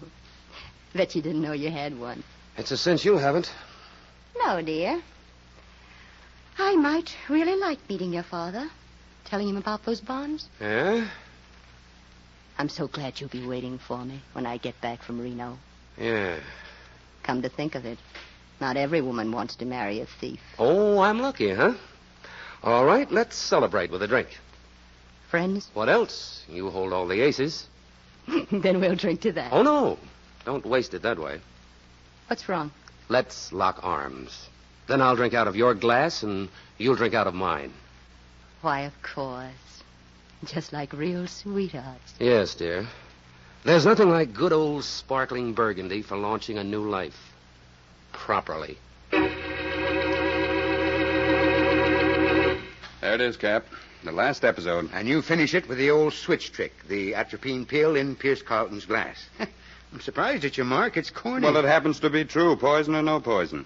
Found out about it only this afternoon. You don't say. Who told you? The waiter in the orchid room. He saw them lock arms, and he remembered for $10. What? You give me the name of that guy. I'll have him brought in here, and I'll book him. Cat, oh. Hello, Captain McNair talking, homicide. That's all right, Finley. Go ahead. What? Are you sure? Mm-hmm. Okay. Check in at headquarters and file a report. I'll take care of the rest. What sign of the horoscope were you born under, Mark? I don't know. Why? Well, you're either very smart or very lucky. Pierce Carlton lost $80,000 on Jimmy Bryson's gambling boat 4 months ago. Uh-huh. Finley just got it from Bryson himself. The debt's been paid. That's how it is, Cap. When you go by character, you can't go wrong. Maybe I ought to have a little more respect for you, huh? Well, just read my books, and I'll be happy. Yeah. Now, let's see. We've got 4 suspects. Gerald Steele, the husband, who was going to be left holding the empty bag. And who was still in the will for half of the fortune. Right. Mm-hmm. Robert Ward, the stepbrother who needed money and was turned down. He's in the will for the other half. My money's on him. Maybe. Claire Ellis, the lovesick rival, and Pierce Carlton, who didn't want to get married but who talked too much to Susan. Every one of them had motive and opportunity. What does your imagination advise us to do now? I got an idea, Captain. Can you get me a sample of Susan Steele's handwriting? Yeah, her signature's on her will. I've got a copy of it over there in the case file. All right, let's get the best handwriting man you've got, and then you and I will go to work catching a murderer. Mm-hmm. Does your imagination tell you where? Of course. At my apartment.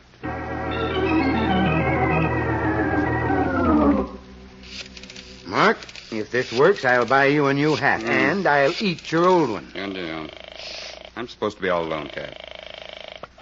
Hello? Gerald Steele? Yes? This is Mark Kent. Are you free to talk? What kind of a question is that? You'll understand. I was the last one to see your wife alive. So I read in the papers. You're also a friend of the police. Only when it's convenient. For example, I didn't tell them that Susan gave me a note before she died. A what?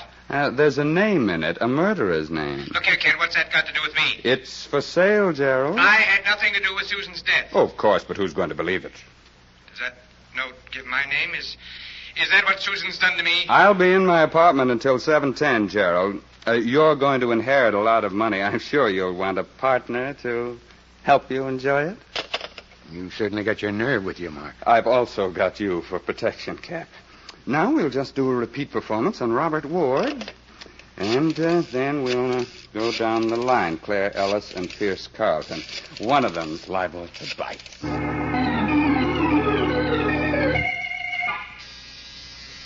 Stay in that other room, Cap, and don't wait for gunfire. Don't worry about me, kid. Yes, I heard you the first time. Hello, Miss Ellis. Come right in. Would you mind if I called you Claire? I want that letter, Mr. Kent. You wouldn't mind. And I thought this is the beginning of a beautiful friendship. All I want from you is that letter. I've got a gun in my handbag, and I'm not afraid to use it. I didn't think you would be. How much money did you bring? I didn't bring any. Well, Mr. Kent? I've got the answer, lady, and I'll take the handbag, too. I didn't kill Susan. Now, please, give me a chance to explain. Sure. Come on. No.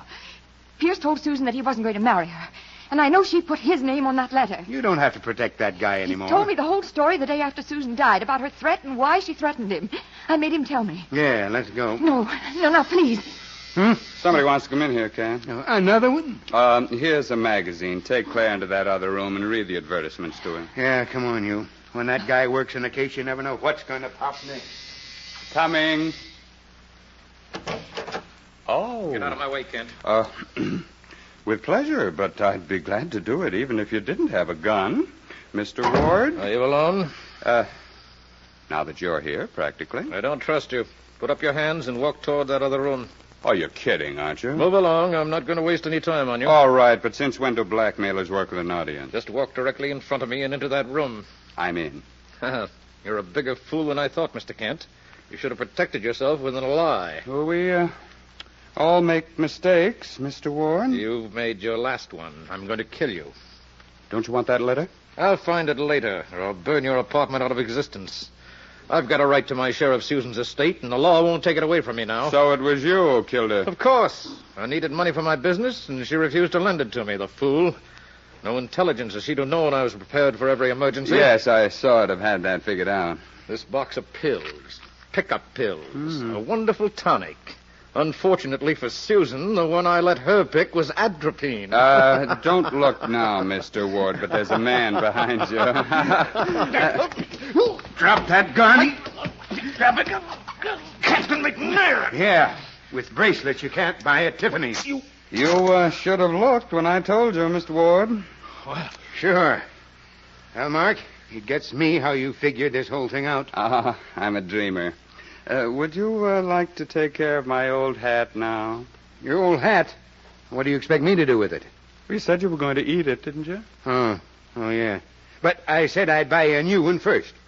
Well, a deal's a deal, but I hope you won't mind waiting. No, I won't mind.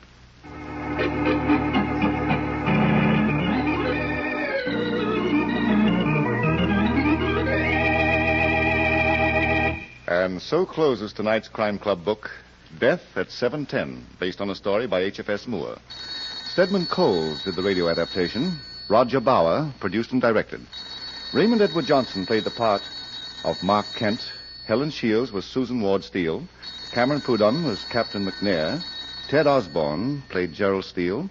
Eleanor Phelps was Claire Ellis. King Calder was Pierce Carlton. And Reese Taylor was heard as Robert Ward.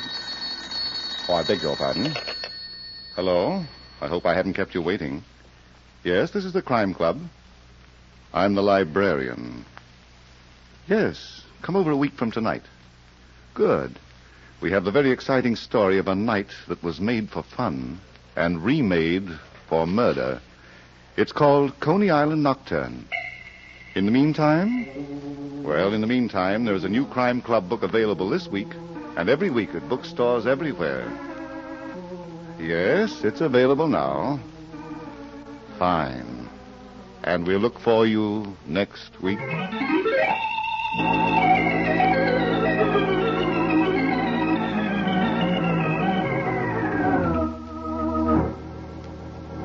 This program came from New York. This is the Mutual Broadcasting System.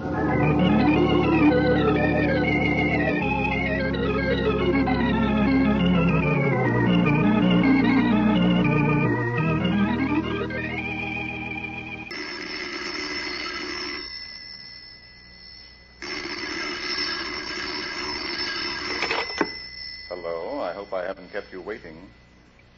Yes, this is the Crime Club. I'm the librarian. Coney Island Nocturne. Yes, we have the story for you. Come right over.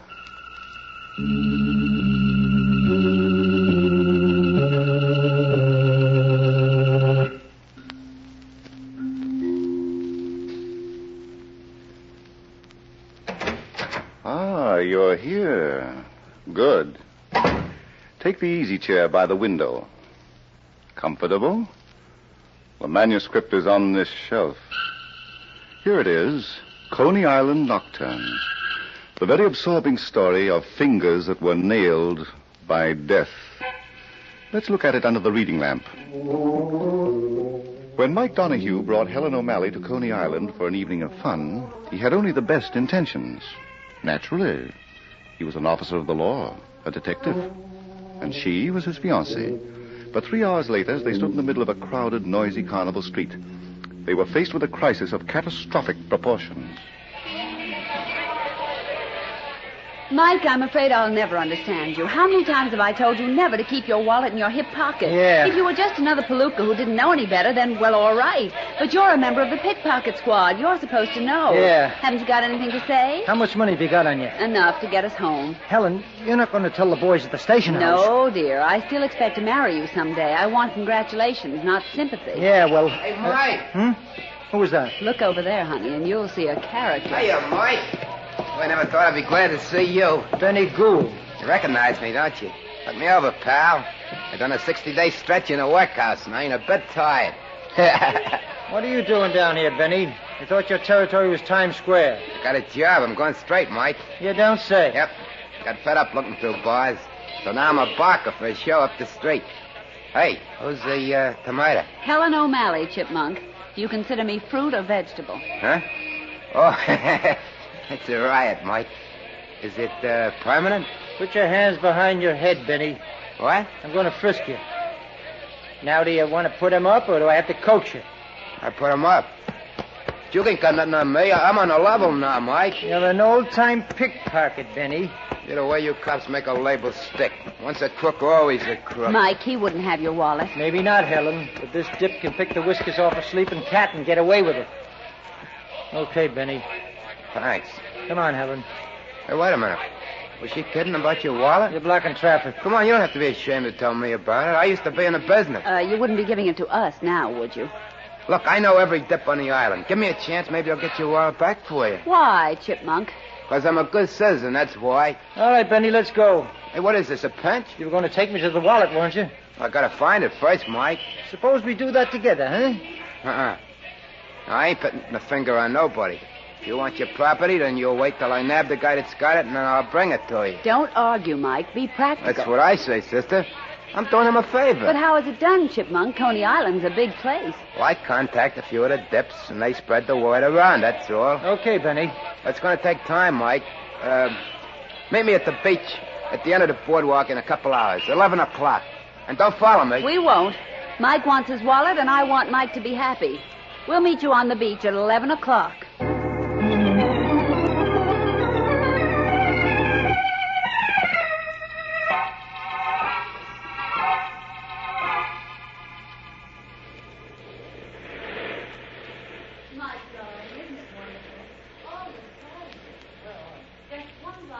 Boardwalk, and I think we ought to adopt Benny, don't you? It was his suggestion. Oh, we're not exactly alone, Helen. Are you going to worry about that girl all night? Well, she might be watching us. She's fast asleep. Besides, she's a good 30 feet away. Come on, my bashful Romeo, give me a... It's only me, Mike. I didn't want to keep you waiting. Benny, don't you ever blow your horn when you come to a crossing? Blow my... Oh, I get it. Well, I figured it didn't mean nothing. See, there ain't no moon out. Have you got the wallet? Not yet, pal. You said 11 o'clock, and it's almost half past. Okay, but Coney Island's got a lot of depths, and it's spread out all over. You Gotta be patient, Mike. How much longer? Listen, I got a couple of dozen guys working right now. Stick around for a little while. You ain't got nothing to lose with that tomato. I'll see you later. Where you going? My boss gets worried when he don't know what I'm doing. So long. Now, Mike, where were we? What do you mean, Helen? When we were so rudely interrupted with a report about nothing. Let's go home, huh? But, Mike... Well, it's a long trip, honey, and I've got to be at the station house at 8 o'clock in the morning. But your wallet... Benny can send it to me. He knows where. What was that? Thunder, baby. We'll have to run. I hope it pours. Help me up. All right, come on. I hope it pours for 40 days and 40 nights. Let's go. Wait a minute. We can't leave that girl sleeping there on the beach. No? No, I'm going to wake her up. Oh, of course. Oh, don't be unreasonable, Helen. There's going to be a storm. How would you like to get drenched? Why wait for a storm? You can dampen my spirits. Uh-oh. What's the matter? It's raining. Already? I just felt a drop on my nose. Let's get out of here, Mike. Wait a minute, dear. Oh, excuse me, lady. I think you'd better... Miss. Why don't you just yell in her ear? I don't think it would do any good, Helen. Well, try it and find out. I just felt another drop. You just can't wake up the dead by making a lot of noise. Huh? Mike, she isn't. She is, Helen. From head to foot.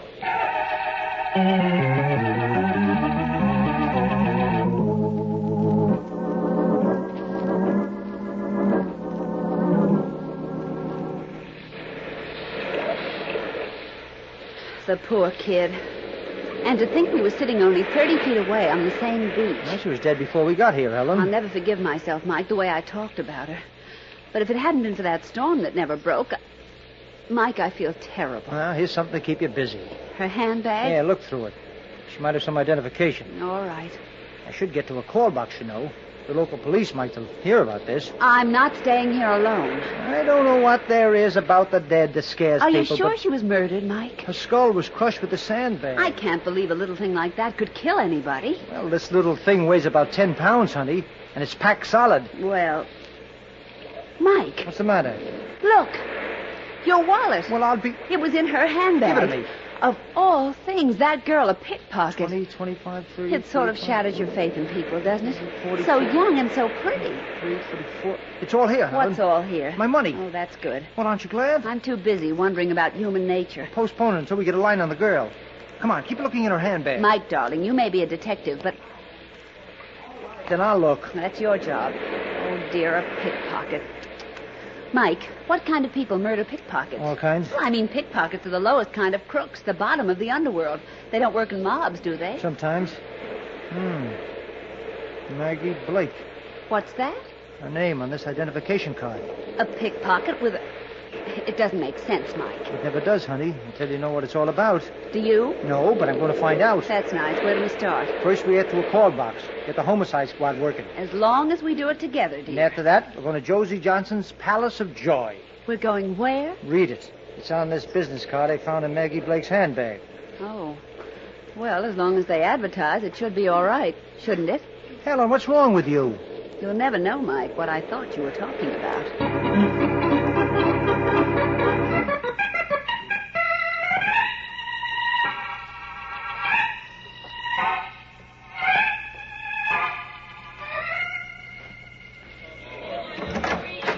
Oh, it's you.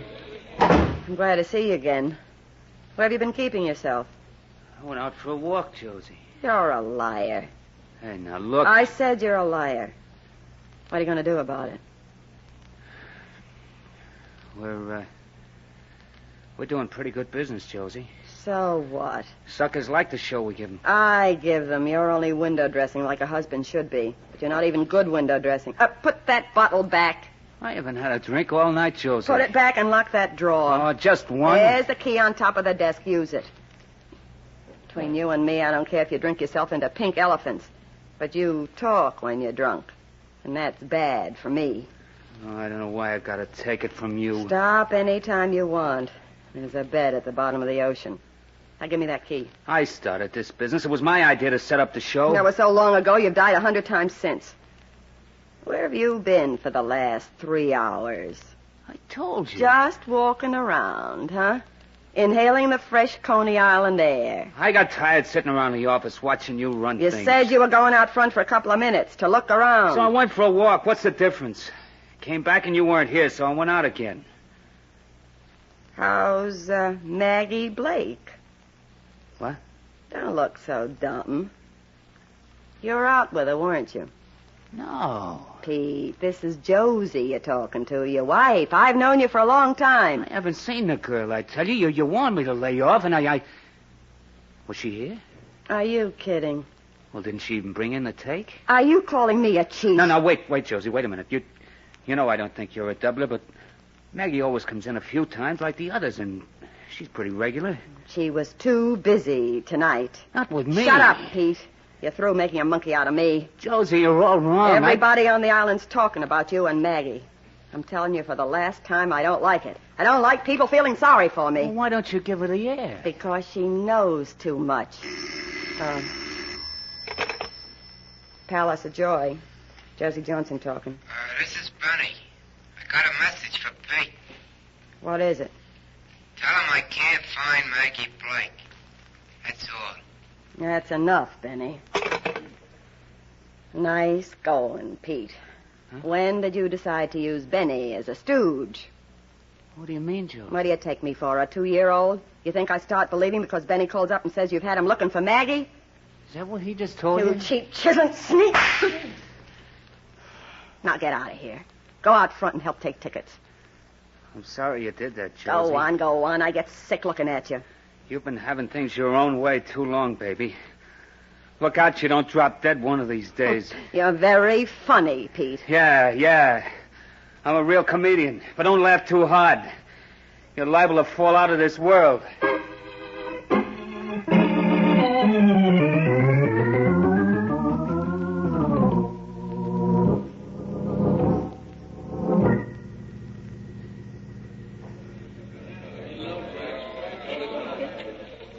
There should be an office here, Helen. Another door besides the main entrance from the street. Should-be's don't count. So this is the Palace of Joy. Who's crazy, Mike? The world? I've got no time to think about it now. Oh, excuse me. The pickpocket squad has to solve a murder first. Lights can wait. I tell you, Maggie Blake has something to do with this place. Just because you found that business card in her handbag. Maybe. You're driving without lights, darling. Business cards don't prove... Say, Mike. There's Benny. Where? Talking to that man by that puppet stage. Well, that's funny. I was looking over there only a minute ago. I didn't see anyone. It could be magic, you know. This must be the place he works in. And maybe that's Josie Johnson he's talking to. Come on, we'll ask him a few questions about Maggie Blake. Anything you say, dear, you're the law. But who would come here to see a puppet show? This isn't exactly a playground for kids. Oh, you beginning to get ideas, too? It just hit me all of a sudden. Maybe the shows they put on here are not for kids. You know. I've been around, sweetheart. What? Concentrate on Benny and his partner. They've seen us and they've stopped talking. Hiya, Mike. Hey, how'd you and the doll find out about me in the palace? You've been, asking questions? We found a card in the storm, Benny. Storm? What you talking about, Mike? There ain't been no storm. Who's this guy, Benny? Give me a chance, I'll introduce you to him. Pete, this is Mike Donahue, a dick from Times Square. Well, pleased to meet you. Pickpocket squad. Dame's his girlfriend. Yeah. Well, I hope you enjoy yourselves. I'll be seeing you. Just a minute. I've seen you before someplace. Were you over in the lineup at police headquarters? Who, me? What's your full name? Pete. Peter Blake. Mike. Peter Blake, huh? Any relation to Maggie? Yeah. Yeah, she's my niece. She's not in trouble, is she, Mr. Donahue? Not anymore. Benny, where do I find Josie Johnson? The boss? Mm-hmm. I don't get it, Mike. You're acting just like a cop on the prowl. You recognize all the signs, don't you? Get Josie Johnson. The boss ain't here. Benny, you want me to be nice to you? I'm telling you the truth, Mike. I came back looking for the boss myself. Pete told me. That's right, Mr. Donahue. Now, would you mind? I'd like to know about my niece. She's been murdered, Mr. Blake. Murdered? Yeah. You're kidding, Mike. Not that cute little kid that used to... Maggie. Take it easy, Pete. That's not going to get you no place. Oh, but why? Why should anybody kill Maggie? She never... Mr. Donahue, where is she? At the morgue by now. Would you like to tell me what she never did? I'm going to claim her body. I'll see you later if you're still here. Mike, you're not letting him go, are you? Why not, Helen? But he didn't even ask how his niece was killed. I noticed it. I noticed the tears, too. They were the kind you find on a crocodile. So, why didn't you hold him? Darling, a policeman doesn't hold everybody. Does he, Benny? Well, pick on me, Mike. I don't know nothing about it. Sure. Okay, so don't give me the eye like I was ready for the wagon. I'm on your side, ain't I? I'm trying to get your wallet back for you, ain't I? Keep trying, Benny. Okay, I'll go out and contact some more depths. Stick around. I'll let you know what comes up. Mike, why didn't you tell him you've got the wallet? Then Benny would have stuck around, too. And I think we ought to be alone. Here, with all these people? They won't pay any attention to us. They're too busy having fun. Well, we're going to get busy, too. What do you mean? How did Benny and Pete get to this puppet stage without my seeing them? Magic? Maybe. But I've got a hunch. We find out how, and we'll find out why and who killed Maggie Blake.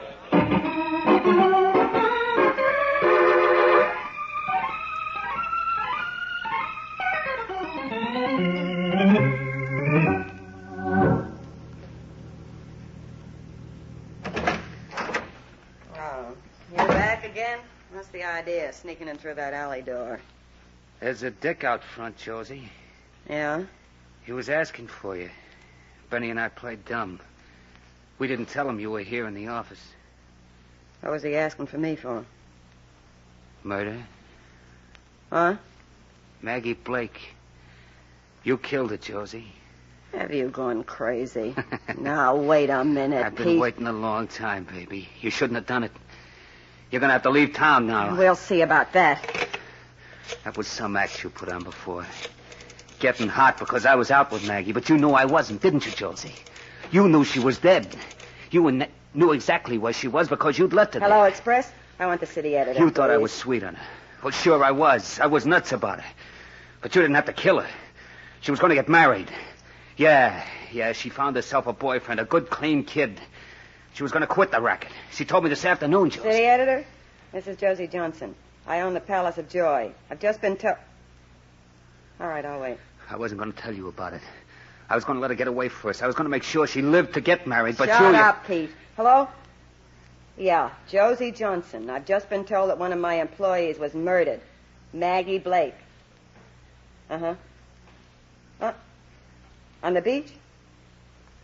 Yeah. Yeah, thanks. Yeah. Well, it checks, don't it, Angel? She was slugged with a sandbag, Pete. How soon you going, Josie? Gone where? Away. You're not waiting for the cops, are you? I didn't kill her. That dick out front thinks you did. He asked for you. Yeah, and you told him I wasn't here. You wanted him to think I'd taken a powder. Why don't you? I'll give you enough dough to get out of the country. You give me? This is my show now. Meet the new boss. You don't say. Yeah, I do. That's for the new boss, Pete. Why, you red-headed... What's that? Come on, open up. It's the detective, Mike Donahue. Who told him about that door behind the puppet stage? I'm not waiting to find out. So long, Josie, and good burning to you. Not as long as you're alive, Pete. Don't run so fast, baby. You'll go through the wall. Open that door and let's get out of here. I'm glad you built that other door solid. For a louse, you used to have good ideas. Look around before you go into that alley. It's clear. You got the keys. Come on, have you got them? I got them. Okay, give them to me. I'll lock this door on the outside.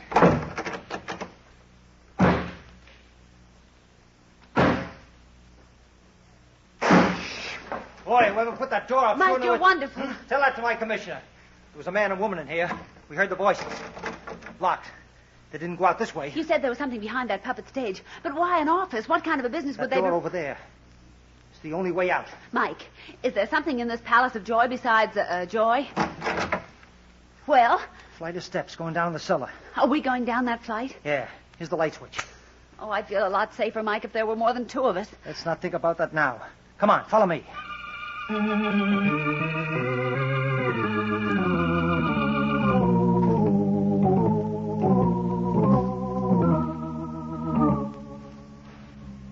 Mike. Stop worrying, Helen. There's nobody down here. How can you be so sure? All these boxes piled in rows up to the ceiling. Suppose those two people are behind one of these rows. They're not waiting to see the whites of our eyes, honey. If they were down here, they... wait a minute. I'd rather go, Mike. Sandbag. Just like the one Maggie Blake was killed with. What difference does it make? There's a puppet stage upstairs. Why can't they keep an extra sand... Oh, I see what you mean. Thanks. You're almost as slow as I am. Sandbags are used to hold down the curtain. The one on the beach had to come from here. But there are other puppet shows at Coney Island. But only one Palace of Joy that Maggie Blake was connected with. We met her uncle upstairs, remember? Yes, dear. Shall we go now? Not yet. There must be some way that man and woman got out. Let's turn this corner. I'm sure we won't find prosperity. Those men. All those men standing against the wall. What's the matter with you, Helen? Can't you see they're only dummies? I don't care that they are. I'm not taking another step. All right, stay here. With pleasure. Those filthy, horrible-looking things. Yeah, I can tell you exactly what they are. Helen, where are you? Sitting down, Mike, behind the pile of boxes. Well, listen, these are training dummies. The kind the old-time pickpockets used to teach newcomers. Come over here, and I'll show you the lights that flash on when the student is clumsy. Palace of Joy, huh? Josie Johnson's running a school for pickpockets. That means that Benny is one of the... Figure it out for yourself, Cupcake. My, do you look surprised? Who are you? Josie Johnson. Now, turn around, Mike, and I'll take your pretty 38 out of your pretty holster. Just keep your hands up high. Where's Helen, the girl that was down She's here? resting. She collided with the butt of my gun, and it knocked her out. Why did you do it? I got jealous. You're such a handsome guy for a cop. You know all about me, huh? Not all, Cupcake. Give me time. I've only just met you. I'm going to go look for Helen. Not without my permission. Now, listen, she might be badly hurt. She'll recover in time for the wedding. How would you like to be a hero? You make a practice of hitting women on the head? Mike, I'm trying to get you a medal. I know who killed Maggie Blake. Yeah? I guess it was somebody else, wasn't it? It was. And if you'll go quietly, I'll take you right to him. Where? He's in my apartment, and he's dying to meet you.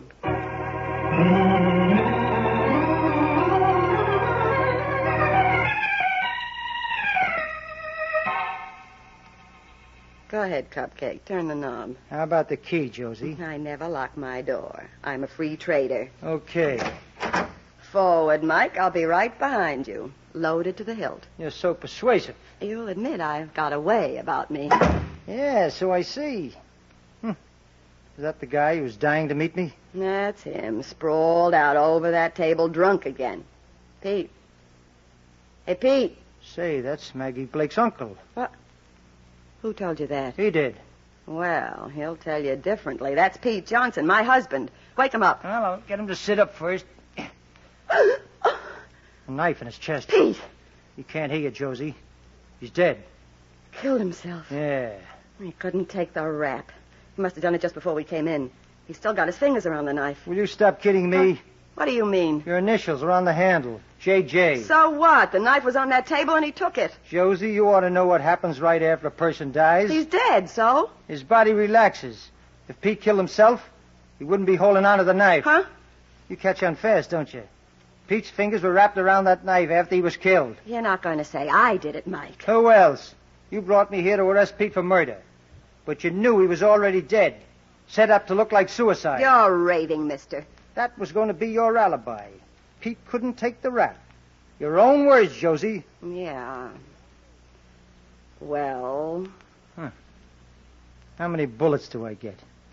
I ought to give them all to you, both guns. That means I get a hero's funeral. Turn around and walk to that wall. I get it in the back, huh? Gangster style. That wall, Mike. All right. But remember, no practice shots. You're pretty cool for tamale. Death in the line of duty. It makes great newspaper copy. Turn your face to the wall. Now just stand there and don't move and don't look. So long, Cupcake. Hey, what's the idea? Josie, you'll never get out of New York. You know that. Well, and she told me she never locks her door.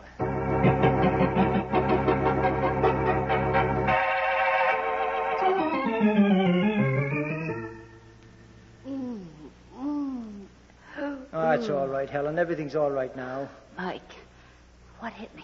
The butt of a gun. Next time you'll stick close to me. Who did? Josie Johnson. She locked me in her apartment. Oh. Lucky for me, there was a window facing a street. You should have heard me yell. Josie Johnson. Mike, did you say she? Mm-hmm. Her glamorous redhead. Shh. Mike. Shh. Somebody's down here. The redhead? I don't know. These boxes are in the way. Can you get up without screaming? If you help me. All right, then. Easy now. Oh. Easy. Oh. Ooh. I made it. Come on your toes. No more talk. If it's Josie, she's got 2 guns. One of them is mine. Going someplace, Benny? Look out, Mike. He's got a gun under his You'll coat. never get a chance to use it, will you, Benny? I got my hand. Let go of the gun. Yeah. I didn't know that was you in the door, Mike. I wouldn't pull no gun on you. But you did. That's a lot of money you packed into that suitcase. Do you expect to spend it in one lifetime? You gotta listen to me, Mike. I don't got it, pal, but I'll be glad to. Look, I found out that Josie and Pete was operating a pickpocket school. When the kids was ready, they used to send them out to dip. Tell me about the money. Well, the kids used to bring in the whole take to Josie. She'd give them a cut and put the rest of it in that hole behind that hunk of concrete. How does a barker find out about such things, Benny?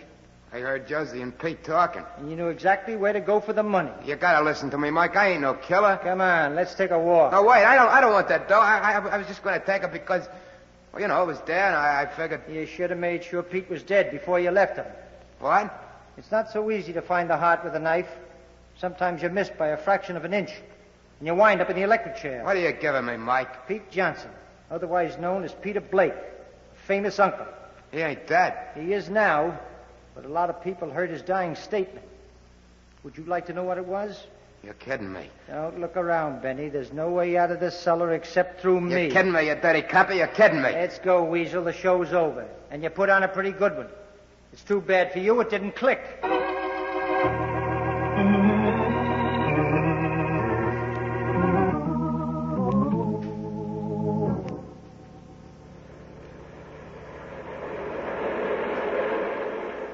This is the worst part of going to Coney Island, the ride home in the subway. Yeah. Oh, well, Benny's confession sort of makes it worthwhile. Imagine that chipmunk having the whole thing planned from the beginning. Yeah. Picking your pocket and then asking us to meet him on the beach where he'd left Maggie Blake's dead body. What a character. And all for a few measly dollars. $30,000. I even thought he'd get away with it. You'd suspect Josie and Pete Johnson of Maggie's murder, and he'd be... Mike, you didn't tell me how he got to Pete to kill him. I guess I'll have to, won't I? Well, he followed them to their apartment after they left the office. Yes? Then he phoned Josie and told her to help him frame Pete. She came back to the palace looking for me. Well, the rest is history. Yes, but Mike, what made you suspect Benny? Two things, sweetheart. Josie had a chance to kill me and didn't. And Benny going for the money in the wall. Can I go to sleep now, dear? One more thing. What happened to Josie? She was picked up. Now, darling? All right, honey. Mike? Is this your wallet? Where'd you get it? Out of your hip pocket. For a member of the pickpocket squad, you are about the easiest pickings I've ever known. Good night, dear.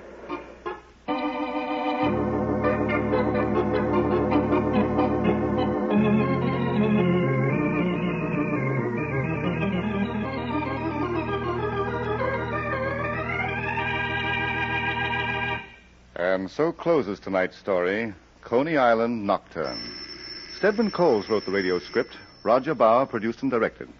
Walter Kinsella played Mike Donahue. Joan Alexander was Helen O'Malley. Jean Ellen was heard as Josie Johnson. Bill Quinn was Peter Johnson. And Joseph Julian was Benny Gould. Oh, I beg your pardon. Hello, I hope I haven't kept you waiting. Yes, this is the Crime Club. I'm the librarian. Yes, come over a week from tonight. Good. We have the very exciting story of a sparkle that bloomed into murder. It's called Death Deals a Diamond. In the meantime, there is a new Crime Club book available this week and every week at bookstores everywhere. Yes, it's available now. Fine. And we'll look for you next week.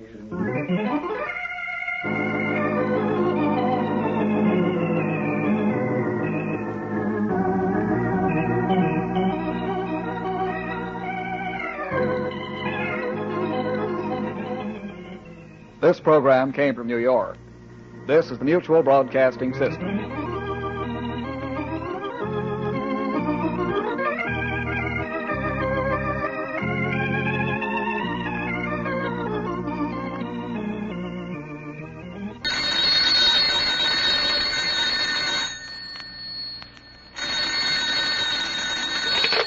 Hello, I hope I haven't kept you waiting. Yes, this is the Crime Club. I'm the librarian. Death Deals a Diamond. Yes, we have that story for you. Come right over.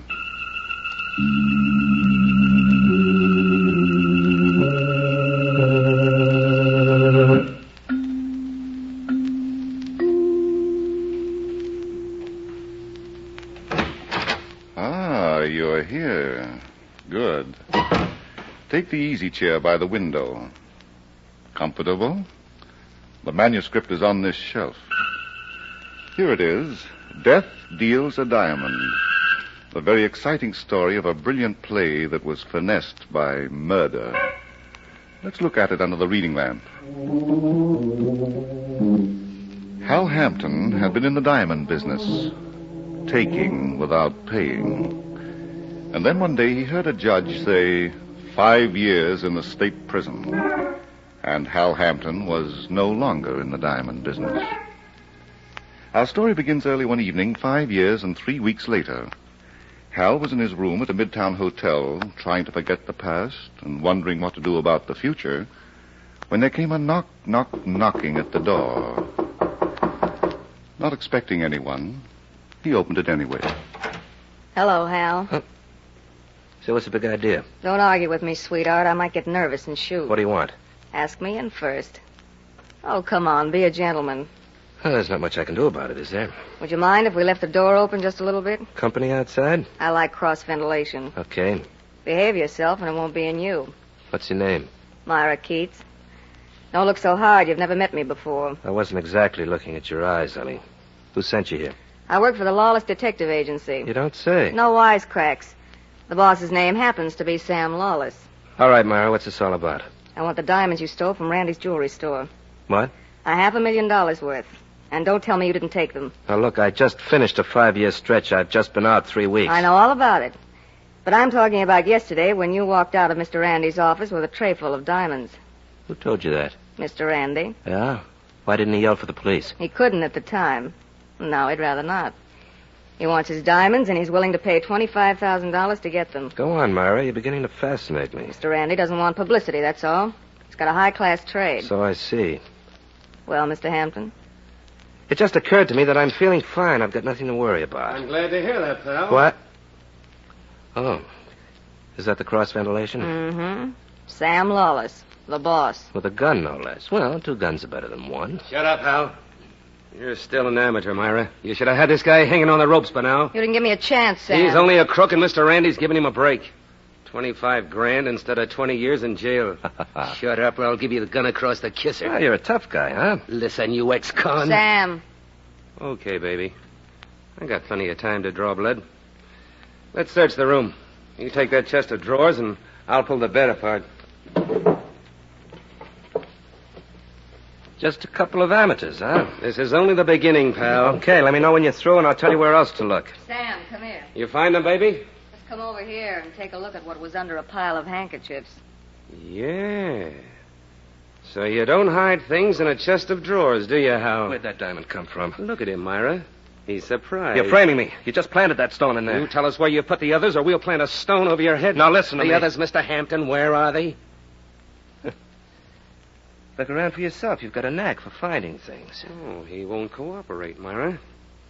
Well, there's only one thing to do. Here, put these handcuffs on him. With pleasure. Now, wait a minute. Hal, don't be a problem, child. I wouldn't like to spank the life out of you. But you're going to anyway. Not yet. First, we'll take a trip to my office. Mr. Randy is waiting for you with a lot of bad news.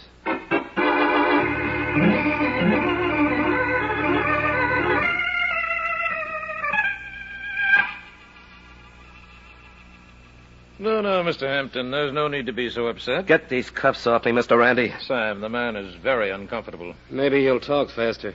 Sorry, Mr. Hampton. I've done my best. Now, about those diamonds you stole from me. Oh, nuts. Please be more expressive. We know your reputation for slickness and charm, the most renowned diamond thief since the great raffle. Thanks for the plug. Do I take a bow?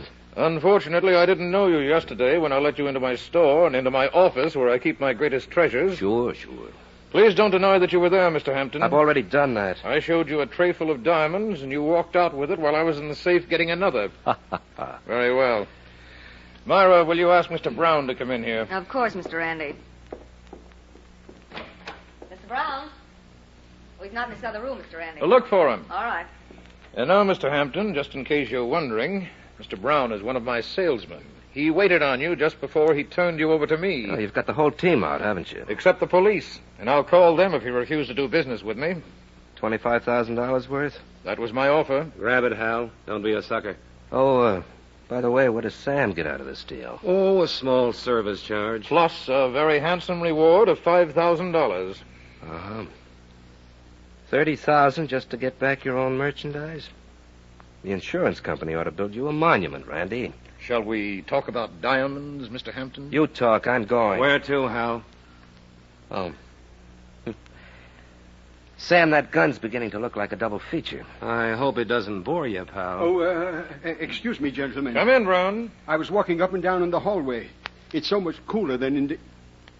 Oh, my. Handcuffs. Yeah, it seems to be the latest style, Brownie. Brownie? Now, look here, young man. I don't like that.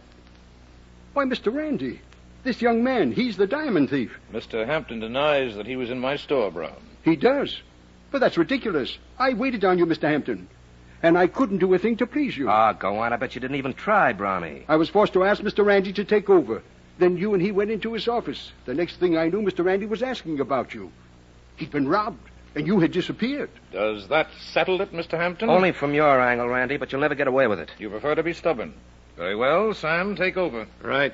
I'll get the truth out of him. I'm sure you will. Come along, Brown. We must get back to the store. Yes, sir. Myra, I want you and Sam to see that Mr. Hampton doesn't leave without my consent. He won't, Mr. Randy. Will he, Sam? I don't want to be disturbed, baby. All right. Now, Hal, it's just you and me. You want to talk while you've still got him out? Look, why don't you give me a break? I've just done 5 years. Get these cuffs off me. Don't be sore, pal. I'm only doing my duty. I promised Mr. Randy I'd get the truth out of you. And I've never welched on a promise to a client yet.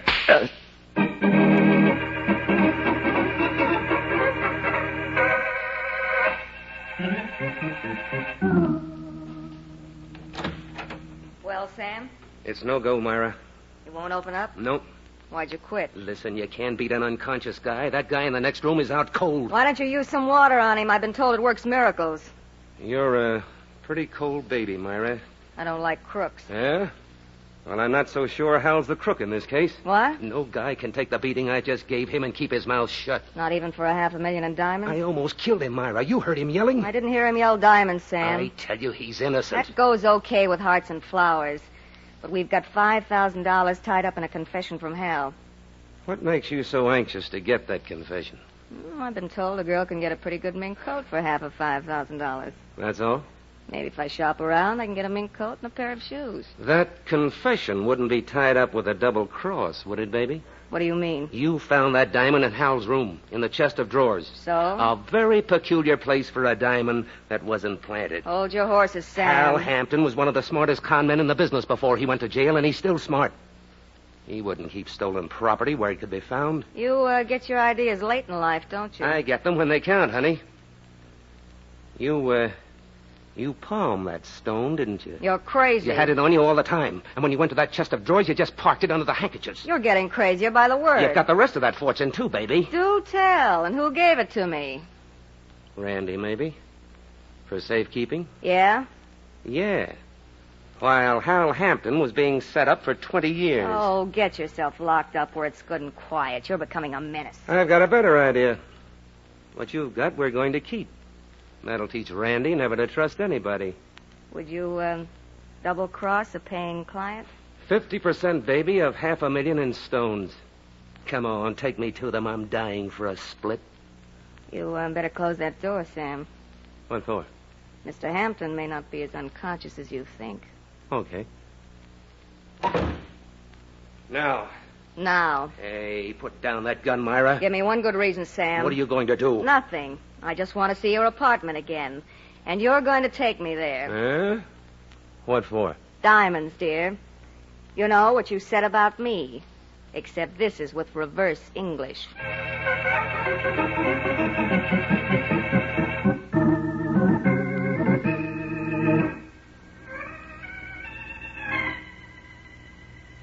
Oh.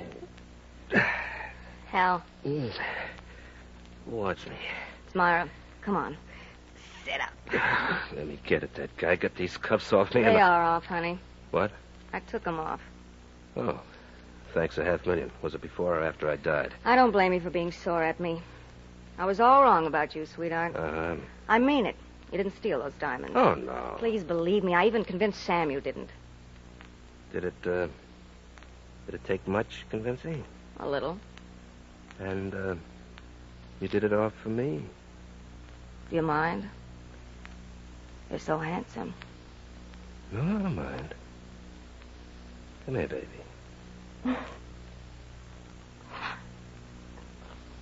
See what I mean, Hal? I see, not bad. Now, if you could only sound as good as you taste, Hal. this would be paradise. You low-down heel. I should have let Sam kill you. And rub out a possibility? You're no good to me at all. I try to help you. I try to get you out of a hole. That you got me into. I didn't put that diamond under your handkerchief. It wasn't on my laundry list, Blue Eyes. I didn't put it there. Now, do you want to get out of this frame or don't you? I do, Myra, but not with your help. You're going to get it whether you like it or not. Now, listen. Mr. Randy and Sam Lawless had a meeting 3 days ago. The first of a series, I suppose. Sam didn't tell me what it was about. But I've got a hunch that you and diamonds were on the agenda. Keep going, Myra. Randy's business hasn't been all it's cracked up to be. A lot of stock and a few customers, and you know how a man sees red. Uh-huh. And you think he's shifting stock to collect insurance? I'm not to be quoted, Hal. I'll keep it a state secret. Now, the diamonds. I'm not sure. But Randy's too smart to stow them where they might be found. But Sam isn't, huh? Don't count your chickens before you can buy them. Sam Lawless is very smart. But he doesn't know I suspect him, and he might be just a wee bit careless. Mm-hmm. And the logical place for that wee bit of carelessness? I don't know. Okay. We'll start with his apartment. You show me where.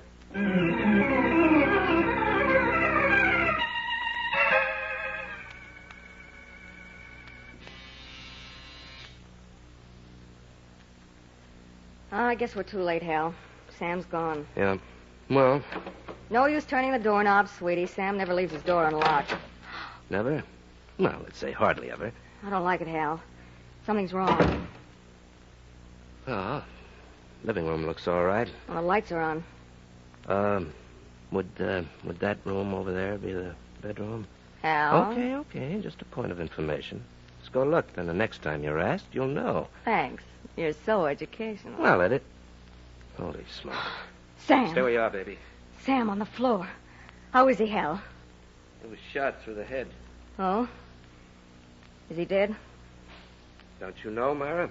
What? What were you doing while I was sleeping off that beating in Sam's office? I was... Hal, did I ever call you a heel? I think you did. Then you're a double heel if you think I killed him. In the first place, what for? A sparkling motive, honey. You're wrong. I don't know where the diamonds are, and I was only guessing about Sam. And in the second place, I haven't got wings. Not the heavenly kind, anyway. You were unconscious only about 10 minutes, and I brought you 2. That leaves me out. Could I get here to Sam's apartment, kill him, and then get back to Sam's office in 10 minutes? You could if I was unconscious, say, half an hour. But you... Company. I'll take it, Myra. Hello? What? Let me speak to Myra Keats, please. Why not? For you, Myra. Sounds like Randy. Oh? And he asked for me? Maybe he knows what he's doing, huh? Maybe. Hello? Myra, was that Mr. Hampton who answered the phone? Yes. What's he doing in Sam's apartment? I brought him here. Why? I distinctly remember asking you to keep him in Sam's office. And I distinctly remember changing my mind. Perhaps you'll learn that I don't like to have my orders countermanded, Miss Keats. Perhaps I will, Mr. Randy, but not tonight. Oh, I see.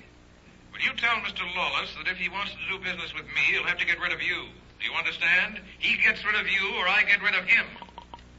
You hear that, Hal? I heard it. He didn't even ask for Sam. Maybe he didn't throw in the right cue. What? There's nothing like a prearranged argument to make the case more binding. 5 years in prison have done things to your mind, haven't they? Doesn't trust anybody. All right. Then I'll prove to you I had nothing to do with Sam's death or with Randy's phone call. Wait for me. Here? Here. I wonder what you'd look like without a gun. I'm going to see Randy with it. And when I'm through with him, you'll be calling me lovey-dovey. Long distance. Don't kid yourself. And, Hal, don't try to use that phone to tip off Randy. I'm going to pay him a visit. Well, to tell you the truth... It's been disconnected. You're powerful, honey. But how are you going to keep me here without a key? I have that, too. And don't ask me where I got it. A gentleman never does.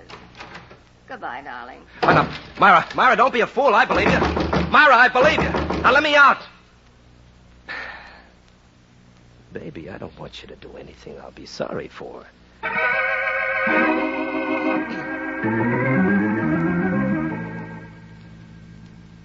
Yoo-hoo. Listen, mister, are you trying to flirt with me? Got any objections? What'll the neighbors think? Tell them it's just an across-the-courtship. Oh, a comedian. Oh, now, wait a minute. Don't pull that window down. Why not? You got something better to offer? What's your name? Cookie.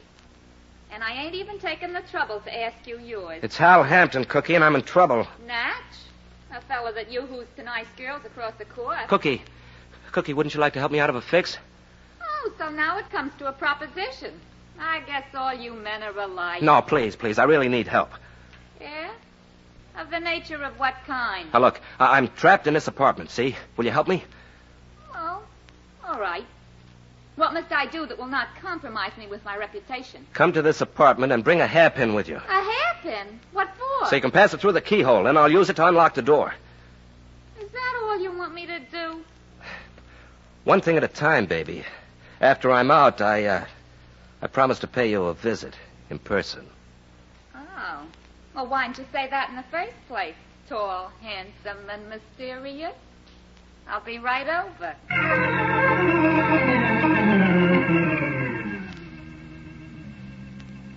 Imagine opening a door with a hairpin. Honest, Mr. Hampton, I'll never get over it. Well, you keep thinking about it, Cookie, while I use your phone, huh? I read about such things in books, but excuse me, mister. You got ideas about calling another girl? Oh, no, I wouldn't do a thing like that to you, baby. Well, then you're a gentleman. Because after all, if it wasn't for me and my hold hairpin... it, baby, will you? Hello, Randy's jewelry store. Who is this? Mr. Brown, sir. Is there anything I can do? This is Hal Hampton. Let me talk to Mr. Hampton. Would you like to speak to Mr. Randy? Yeah. Well, he was here only a few minutes ago. He went out with Miss Keats. Oh, where to? He mentioned his apartment, sir. Uh-huh. Okay, meet me there right away. All right. But what should I do with this store? I'll tell you some other time. Randy needs you at his apartment. Really? He said nothing to me. How could he, Brownie? He didn't know he was going to be set up for a murder. I'll get there as fast as you can. Are you going, Mr. Hampton? Yeah, I'm afraid I'll have to, Cookie. Do you mind? Whoa, I was sort of building myself up. I thought you were gonna... You know. Well, not quite, baby. But, I'll be back someday, and, then you and I'll get together. Yeah? Uh-huh. And, you can draw me a nice big diagram.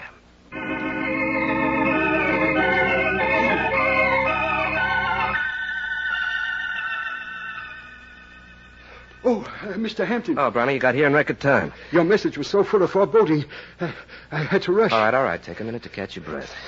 Oh, no. If Mr. Randy's in danger, well, we must get to him immediately. Well, you're strictly loyal, aren't you? I've been associated with him for 20 years, and I've been very happy. Is that why you lied about my having been at the store? Mr. Hampton, you've tricked me. You said Mr. Randy's life was in danger. So I did. Well, boss doesn't answer and the door's locked. How's your shoulder, Brownie? And except for a little rheumatism now and then, I never complain. Swell. You're going to help me break down this door. Break it down? Oh, no, Mr. Hampton, I couldn't do that. Well, don't tell me you've got scruples, old man. Come on now. Here. Oh, Mr. Randy will never forgive me. Once more, Brownie. Well, you've done it, Mr. Hampton. If Mr. Randy should ever speak to you about it... I don't think he will, Brownie. Oh, please don't mention that Mr. Randy. On the floor. Uh-huh. With a bullseye in his chest. Oh, good heavens. Is he? Yes, Brownie, he is. Please, Mr. Hampton, I'm afraid I'm going to faint. Oh, stop it, Brownie. Don't pass out now. I've never seen a dead man before. One who'd been shot. Well, look, Mr. Hampton. He's still holding the gun. Do you think it was suicide? Maybe. There's a note on the table. Let's see what it says. I don't know why Mr. Randy should have committed suicide. He was leading such a full life. Typewritten note, Brownie. Listen, it's addressed to the police. It'll be discovered that $500,000 in diamonds have disappeared from my store. This theft was arranged between Sam Lawless and myself for the purpose of defrauding the insurance company. I entrusted the diamonds to Mr. Lawless' keeping, but he deceived me. Now I'm left with nothing. There's no other course for me to take. What do you think, Brownie? I can't believe it, Mr. Hampton. He was my employer for 20 years. The note's a phony, pal. What? Randy was murdered. Oh, no. The safety catch is on this gun. Is on? But what does that mean? A man can't kill himself and then put the safety catch on. I don't quite understand. Somebody's a child of habit, Brownie. Well, there's only one thing to do. How would you like to play detective? Aye? Sit down, Brownie, and I'll tell you exactly what to do and where to begin.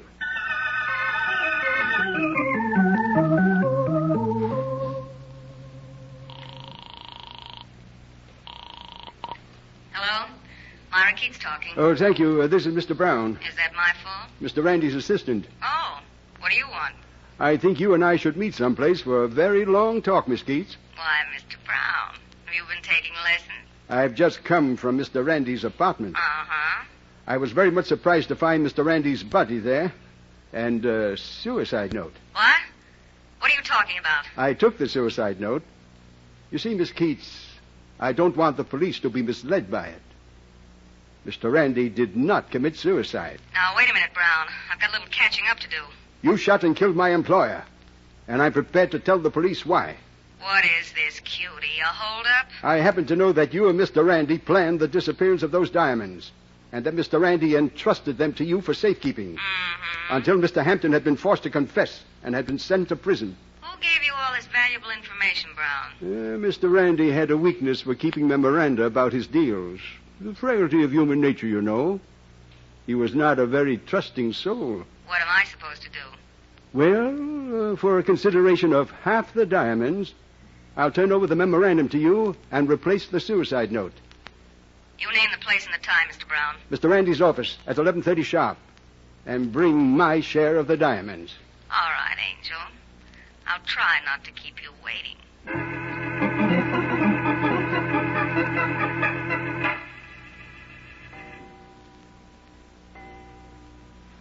It's 12 o'clock, Mr. Hampton. Midnight. Brownie, are you sure you told her everything? Exactly as you laid it out for me. I did not rearrange one word. Okay. All we can do is wait. Well, suppose she doesn't come. What? Shh. Is that the front door? Yes. And she's here. Now remember, be tough. I'll do the best I can, Mr. Hampton. I'll be behind those drapes, listening to every word. Oh, I hope my courage doesn't fail me. Oh, Miss Keats. All right, Brown. May I see the diamonds, please? Wouldn't you rather look at this? A gun.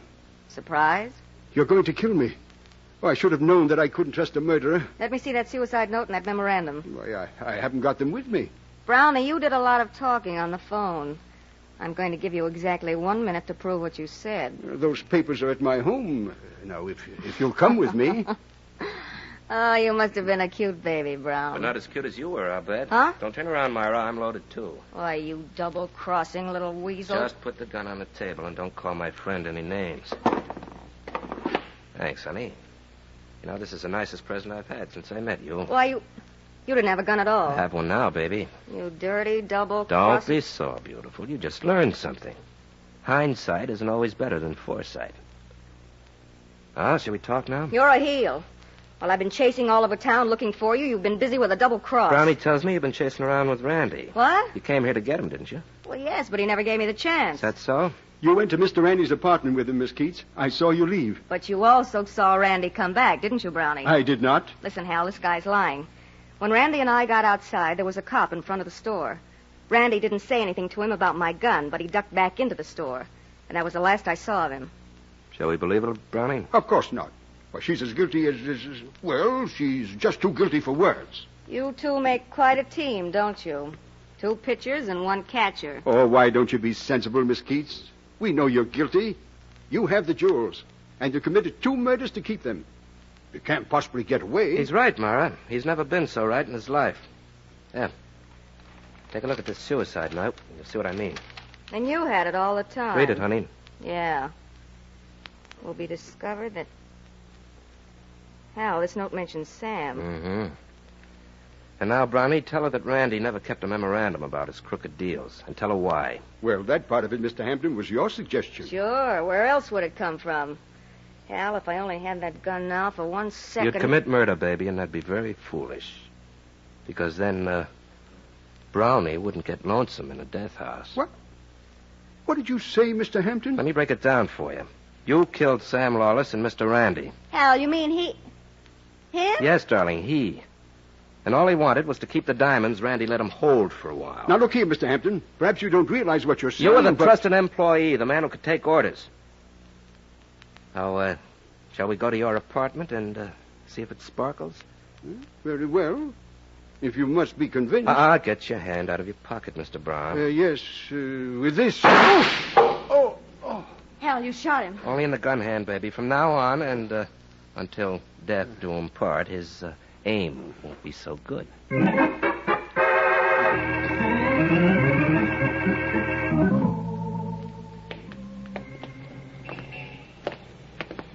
So, Brownie had those diamonds after all, just as you said. Were you doubtful, Myra?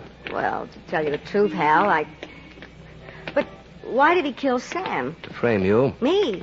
I thought you were it. I was. Until Brownie heard Sam accuse you, remember? In Sam's office while I was in the other room, unconscious. But how? Now, don't argue with me. It's in his confession.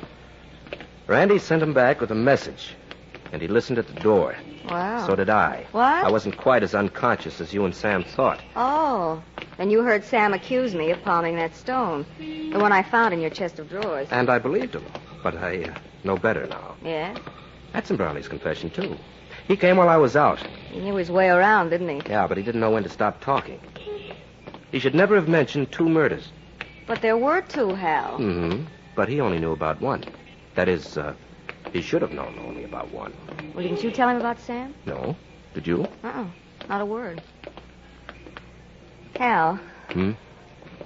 You were once a pretty famous diamond thief. So? Do you think you'll ever go back to it? Oh, no, dear. Not after I spent 5 years in prison breaking stones. Hal. Yeah? I'm so glad I met you tonight. Oh. Prove it. Hmm? Prove it. If, you know what I mean. And, I do hope you do.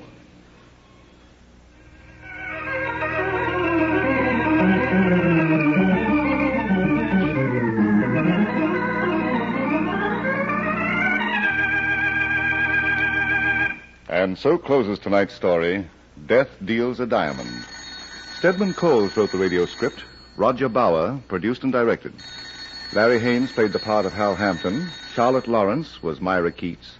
Maurice Franklin was Brown. King Calder was heard as Sam Lawless. Reese Taylor played Randy. And Joan Tompkins was Cookie. Oh, I beg your pardon.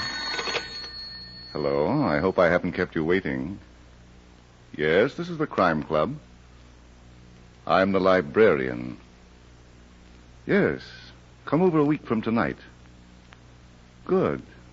We have a very unusual story of a circus lion that was trained for murder. It's called Serenade Macabre. In the meantime, there's a new Crime Club book available this week, and every week at bookstores everywhere. Yes, it's available now. Fine. And we'll look for you next week.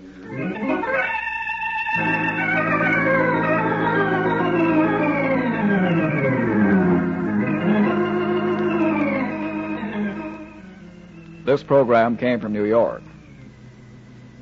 This is the Mutual Broadcasting System.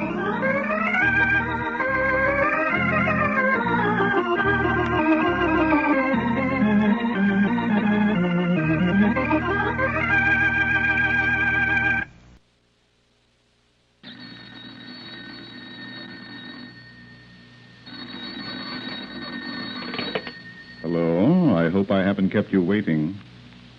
Yes, this is the Crime Club. I'm the librarian. Serenade Macabre. Yes, we have that story for you.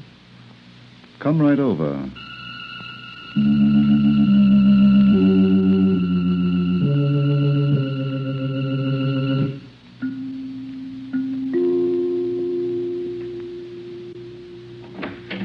Ah, you're here. Good. Take the easy chair by the window. Comfortable? The manuscript is on this shelf. Here it is, Serenade Macabre. A very exciting story of a circus in which the last performance was given by death. Let's look at it under the reading lamp. It is 2:00 in the morning, and on the outskirts of the town where the tents have been set up and the red and gold wagons moored, the circus is asleep. A succession of shadows in the moonlight. Quiet. Peaceful.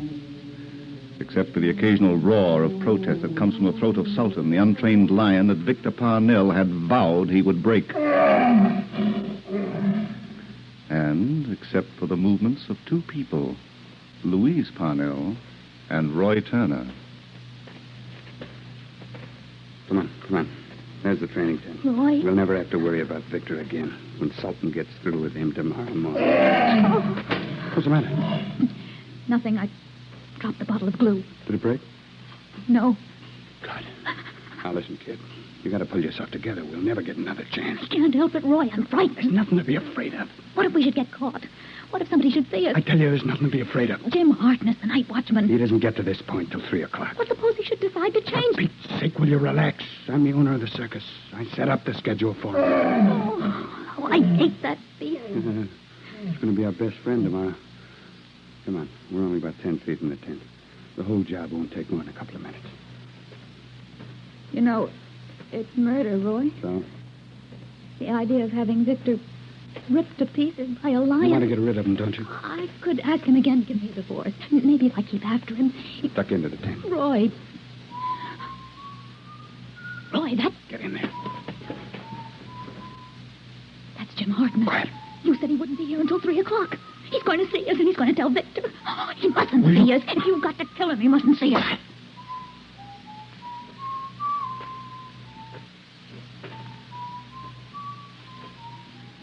That's all right, kid. He didn't look in. Maybe he saw us. No, let's... Maybe he recognized you and decided not to. Roy, let's forget about it. Are you out of your mind? Please. I've got a feeling it's not going to work out. Do you want to marry me? Oh, you know I do. Then let's not forget about it. Give me the key to the training key. The key, Louise. There's no other way? Not if we're going to get married, babe. All right. Hold the flashlight. I took this off his key ring while he was asleep. Good thing he was drunk tonight. Swing the light around. Ah, yeah, there's the chair. Now we get to work with the saw.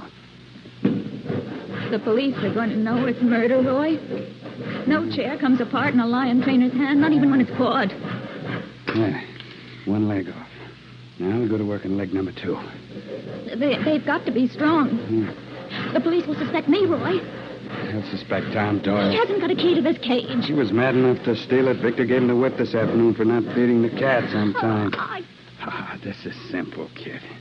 2 legs and a gluing job to go, and by noon tomorrow.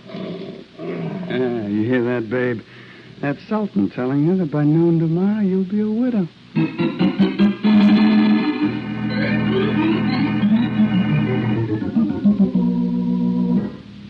There's your wagon, Louise. I'm turning off here. All right, Roy. I'll bury the saw and the bottle of glue under the wagon that Tom Doyle's in. And we got nothing to worry about. I hope you're right. I love you very much. Yeah. I don't have to tell you how I feel about you. Good night, Luscious. Good night.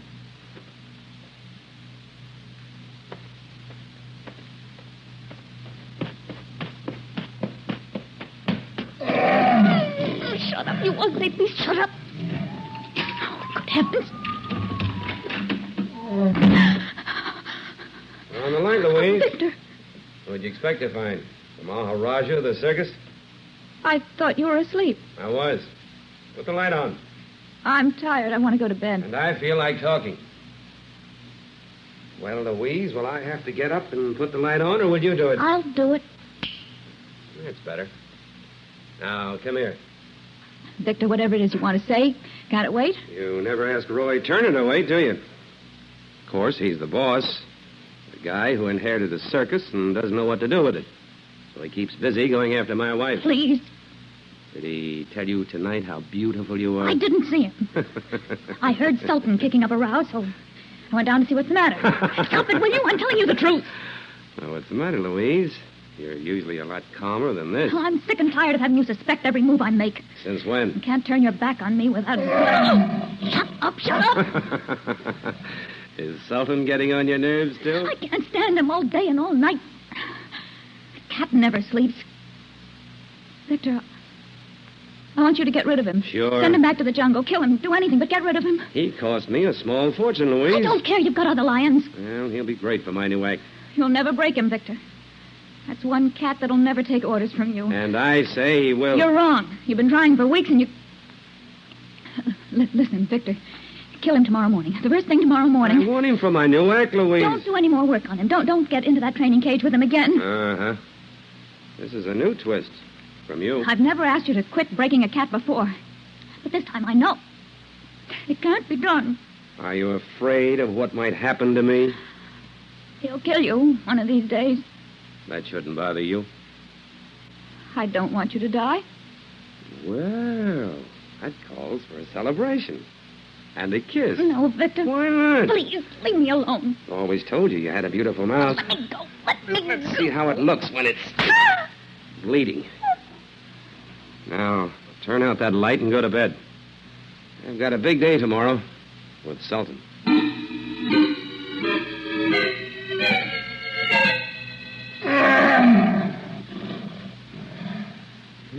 He doesn't seem to bother you this morning, Louise. I'm getting used to him. Doesn't take long when you start hoping, does it? I warned you, if you ever hit me Tell again... that to Sultan. He might decide to help you. Yes, who is it? It's me, Mr. Parnell, Jim Hartman. What do you want? The boss wants to know if you're going to work in that lion today. Just a minute. Mr. Turner sent me to ask you if you were going... Why? Oh, I don't know, Mr. Parnell. He didn't tell me. Morning, Mrs. Parnell. Good morning, Jim. That cat was howling all night. Sort of gave me the willies. He ain't like the other cats. He will be. Tell Roy Turner I'll go to work when I'm ready. Okay. And tell him I don't want anybody in the training tent when I'm working. You going to tackle that lion all alone, Mr. Parnell? Oh, Roy can be there if he wants to. And Louise, of course. But Mr. Turner don't know nothing about lions, sir. Why, if that big fella should get frisky... You heard what I said, Jim. Now, go ahead and do it. Okay. I'm only the night watchman. But if I was in that training cage with that cat, I'd want a lot of people all around with long sticks. Yes, sir. All around. He's right, Victor. I'm running my own show, Louise. Now, finish the coffee and let's get out of here. In a minute. Now. You can put your face on later. Roy won't mind seeing you without makeup. I want you to stop talking about him. Here's the gun, baby. Yeah. Too bad it's not loaded with real bullets, huh? Instead of blanks. It's too bad. But maybe it won't make any difference to you.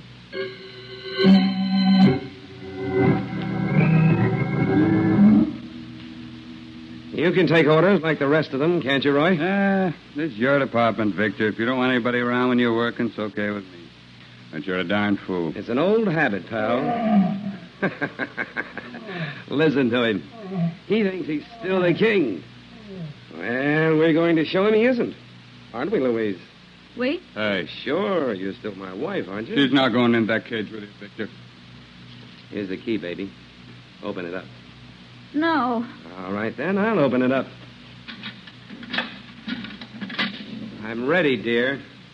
Come on. Get out of here, Louise. I'll take care of this lunatic. Put down that whip, Victor. Sure, right across. Put it down.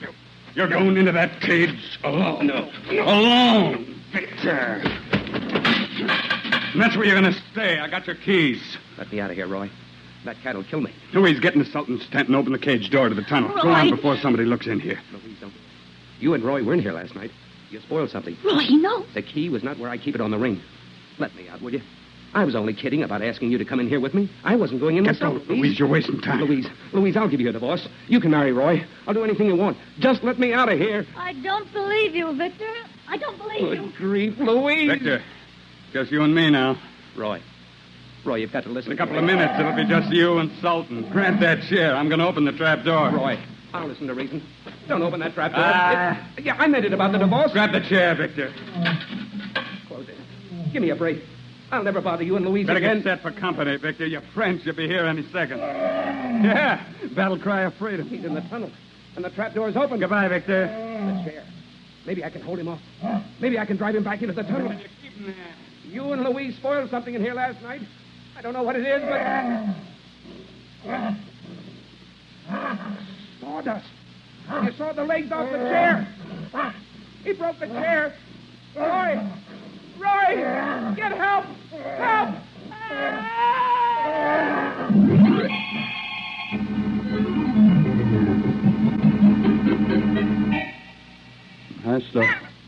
That's the whole story, Captain Williams. The chair broke in Victor's hand, and before Louise and I realized what had happened, Sultan had knocked Victor down. Go ahead, Mr. Turner.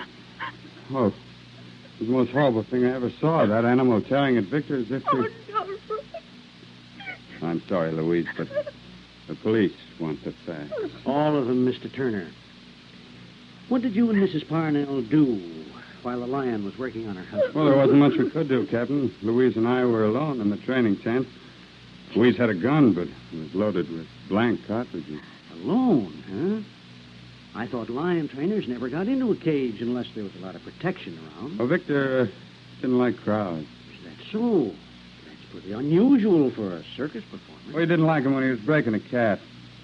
You can ask anybody outside this office, all the people working for me. I will, Mr. Turner, when I get around to them. How did you get that animal off, Mr. Parnell? I opened the trap door of the tunnel, and Louise fired the blanks in her gun. The noise frightened Sultan. No real bullets? Lions are expensive, Captain Williams. But lion trainers aren't. Sultan was my husband's property, Captain. Victor made the rules, and I kept them. Uh-huh. Are you feeling better now, Mrs. Parnell? A little. Good. I got a couple of questions for you. Who fixed it for that lion to kill your husband? I can't be sure, Captain, but I think it was... Yeah? Go on, Louise. The police and I have the right to know who you suspect. Well, I haven't any proof, but I... Yeah? Roy, I think it was Tom Doyle who sawed that chair and glued the legs on again. The man who's been feeding him right? Yes. You remember what happened yesterday afternoon? Well, Victor beat him up. With his whip. And all because Tom didn't feed the cats on time. Oh, but Louise, that's no reason for murder. I'm not accusing him, Roy. But late last night, Victor came back to the wagon drunk.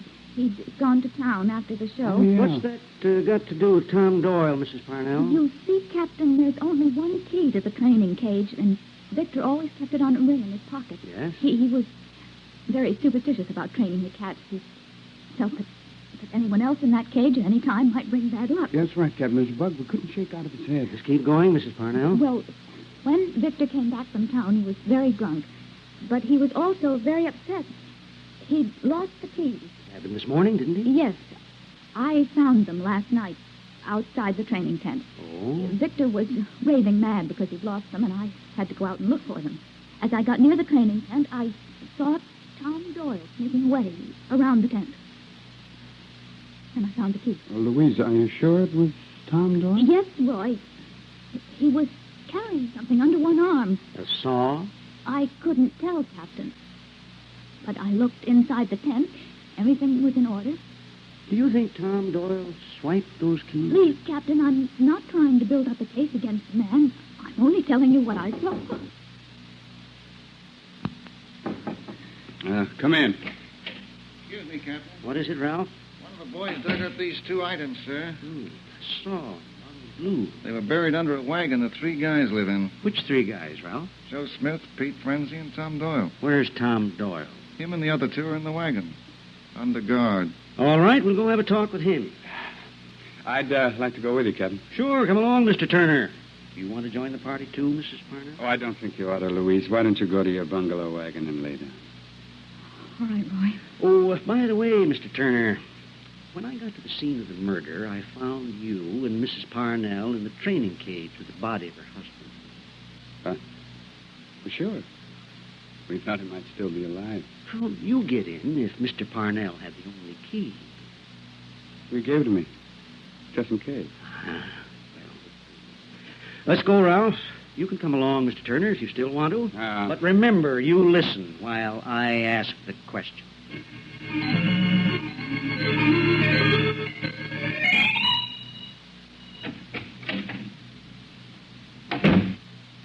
I told you there was nothing to worry about, babe. But that Captain Williams, did he believe us? He didn't believe Tom Doyle, kid. The perfect fall guy. Roy. Yeah, the Lummox had no alibi for last night, so they took him away. Then we're in the clear? Without brakes. Come here. Why not? You gave a perfect performance for Captain Williams. How about giving one for me? Thank heavens I don't have to convince you. Don't kid yourself, Toots. When it comes to love, I want all the convincing you can give. Darling. How's that? Great. As a sample. Now... Don't rush me, dear. It's been only 3 hours since I became a widow. Oh, babe, you even look better. We'll have to be very careful, Roy. What do you mean? No marriage until we're far away from this town. I had that figured out, too, Louise. So that you have to have nothing to worry about with me. What's this? Partnership agreement. I'm giving you a 50% interest in the circus. Roy. Don't crowd me yet, honey. I'm not through. What? You get my 50%, too, if I should die. Oh, you darling. I don't need all this insurance. I wouldn't want it without you. Here's the catch, sweetheart. I don't expect to die. You idiot. Now, come here. How about some more convincing? Okay. Come on, Louise. I'm waiting. Not now, Roy. What's the matter? Listen. What for? That whistling, I can't stand it, Roy. Ever since last night when Jim Harkness passed the training. Will you snap out of I'm it? going to be sure he didn't see us. He didn't tell Captain Williams, did he? I just can't seem to get it out of my mind. Roy, we'll have to do something about Jim. Wait a minute. He's been with the circus for years. I practically inherited. Well, I don't want him around. Okay. But believe me, kid, you're making a big fuss about... Come in. What do you want, Jim?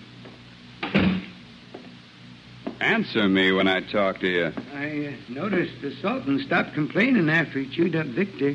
We ain't heard a peep out of him since. Get out of here, Jim. Well, that ain't a nice way to talk to a business associate, ma'am.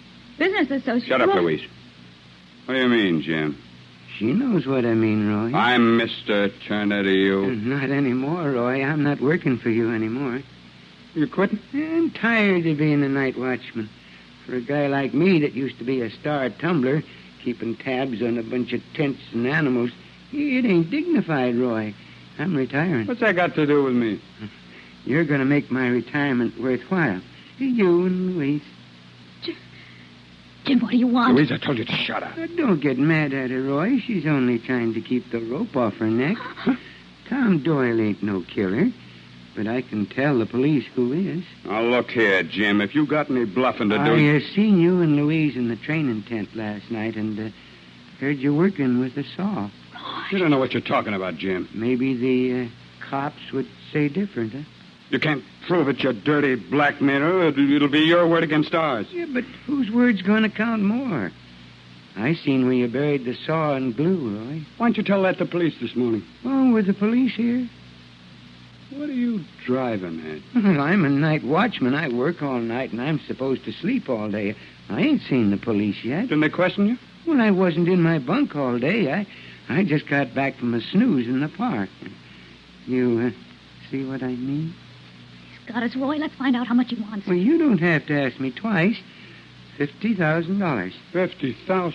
I want a nice, comfortable retirement, Roy, and I want to start today. Think it over, but don't take too long.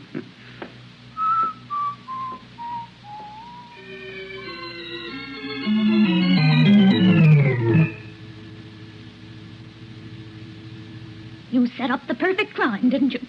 Tom Doyle was going to take the rap for us. Well, Roy, is he? Well, for Pete's sake, will you leave me alone? You've been pounding at me for an hour. I can't think. All I want you to tell me is what are we going to do? I don't know. Have you got $50,000 for Jim Harkness? I told you. Have you or haven't you? Suppose I have. Are you going to give it to him? Do you want me to? I don't want him to go to the police. It's about all the cash I have, Louise. If I give it I don't want him to go to the police. We'll be flat broke. We won't be able to pay salaries. There'll be plenty of cash coming in. But not enough to pay off, Louise. We'll be stranded. Would you rather swing? Maybe it'll never come to that. Don't kid yourself. Jim goes to the police, we're through. We can't alibi ourselves out of his story, and we'll never get a chance to call him a blackmailer. Why call him anything? Oh, what's the matter with you? Does $50,000 mean so much to you? Keeps us in business, Angel. Well, it won't keep us together. Roy, darling, we want to be together, don't we? Oh, sure. We want to get married like other people in love. We committed a murder to get that, Roy. And we won't lose it, kid. We'll never get there if we take chances now. I wasn't thinking of taking chances, Louise. Then you'll give him the money? No. Roy! I got other ideas that'll save us $50,000 and still take care of Jim Harkness. No. That's right. You want Captain Williams back here? Let him come. Are you crazy? Another murder at this circus, Roy, while Tom Doyle's in prison. What happens to the case against him? Nothing. What I got in mind won't be murder officially. Oh? Oh, baby, you're gorgeous when your eyes sparkle. Tell me what you've got in mind. Come here, real close, huh? Jim's a pretty old guy. So? So he gets dizzy when he looks down from a height. So dizzy he falls down and gets all smashed at the bottom of a cliff. Over by the river? How'd you guess? That's good, Roy. But how do we get him there? We'll pull him with a $50,000 magnet. I don't know what you mean. Oh, you don't? Well, then I'll have to tell you because, kid, you're going to set the traps.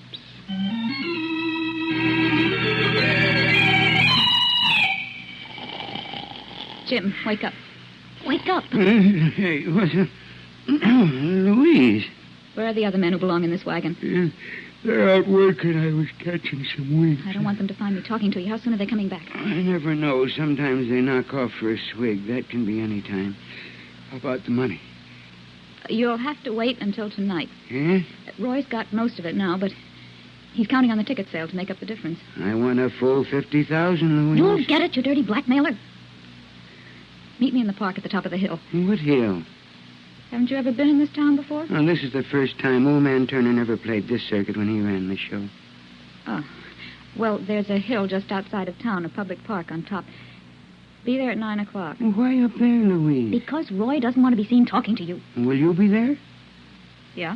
Okay, so will I. But if you got any notions, Louise... Don't be a fool. I'm not going to kill you. Roy and I could do that any night if we wanted to. You're a night watchman. There's nobody around when you work. So you thought of that, huh? Well? It's a date, Louise. And then, goodbye.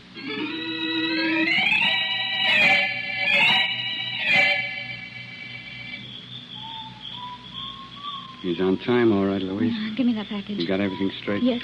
I want to open the package, and I'll suggest that bench over there. He doesn't know about the cliff. Now, remember, keep his back to me. I'll remember. And when I rush him, get out of the way. I don't want to push you off the cliff, too. He's pretty close, Roy. Better get behind the tree. Now, no more talk. Jim? Yeah. Everything all set, Louise? Yeah.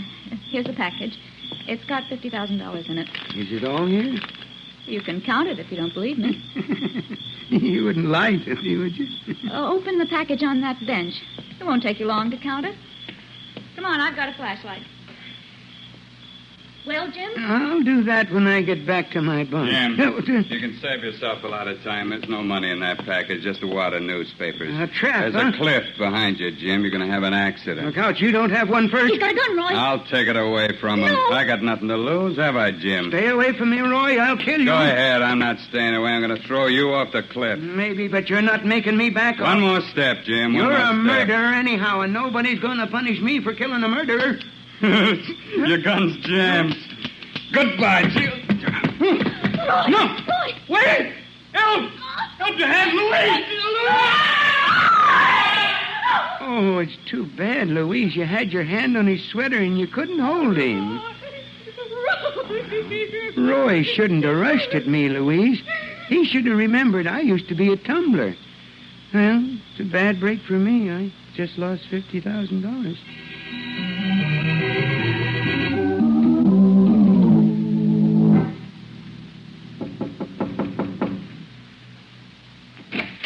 I'm back again, Mrs. Parnell. Come in, Captain Williams. This has been a week of tragedy, hasn't it? My husband's murder and Roy's death last night. It's surprising I've still got my sanity. Let me see your hands. My what? Your hands. I don't see what that's got to do with anything. How did you break that fingernail? Now, see here, Captain Williams. I'll tell you. It got caught in Roy Turner's sweater when you pushed him off the cliff last night. Have you gone out of your mind? We found the part of the nail that belongs on the finger, Mrs. Parnell. And here's something else we found. Just read it without putting your fingers on it. It's the carbon copy of a partnership agreement between you and Roy Turner, and it gives you his share of the business after his death. Roy gave this to me without my asking for it. We were going to be married. Yeah. Well, we're not holding Tom Doyle anymore. We've got you. And the worst that can happen to you is that you'll be tried for one murder and be executed once.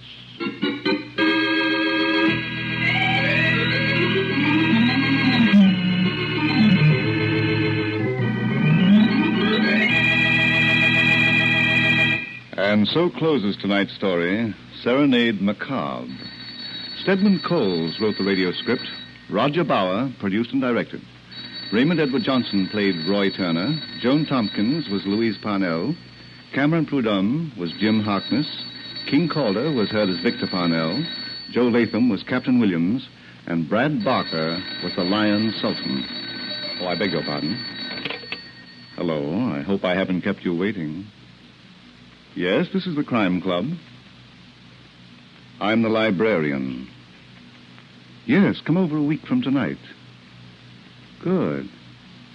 Yes, we have the very exciting story of a man who tried to cheat life and was cheated out of it. It's called The Self-Made Corpse. In the meantime, there is a new Crime Club book available this week and every week at bookstores everywhere. Yes, it's available now. Fine. And we'll look for you next week.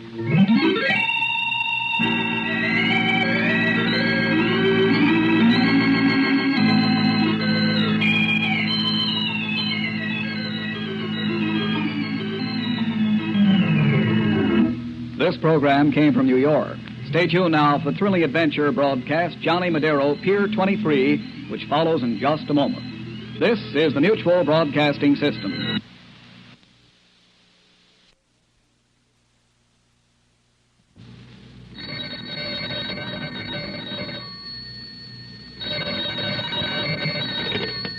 Hello, I hope I haven't kept you waiting. Yes, this is the Crime Club. I'm the librarian. The Self-Made Corpse. Yes, we have that story for you. Come right over.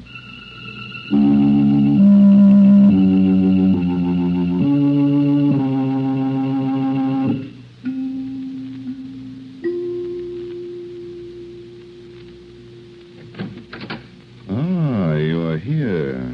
Good. Take the easy chair by the window. Comfortable?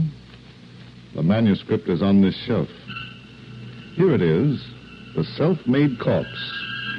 The very unusual story of a plan for living in which the architect was death. Let's look at it under the reading lamp. It was late one evening, and Skippy Parker, the hat-check girl of the Chickadee Club, was at her station in the cloakroom when a small, timid-looking man came into the spacious lobby of the club and walked over to her. Excuse me, miss. My name is Andrew Mitchell. That's nice. Here's something for you. $50? Well, it's all I can afford at the moment. Please take it. All right. But what do I have to do for it? Just tell me where I can find Mr. Spade's diamond. What? He owns this place, doesn't he? So I've been told. And he's one of the most successful gang leaders in the country, an empire builder. Andrew, you wouldn't be crazy, would you? Oh, no. Then why do you want to see Spade? Well, it's business. Very important and very private. Here's your money back.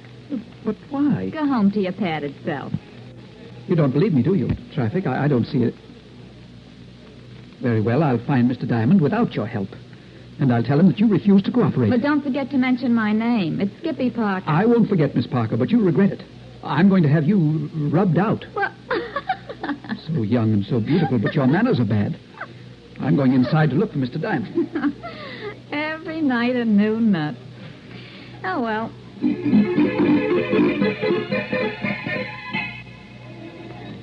Waiter.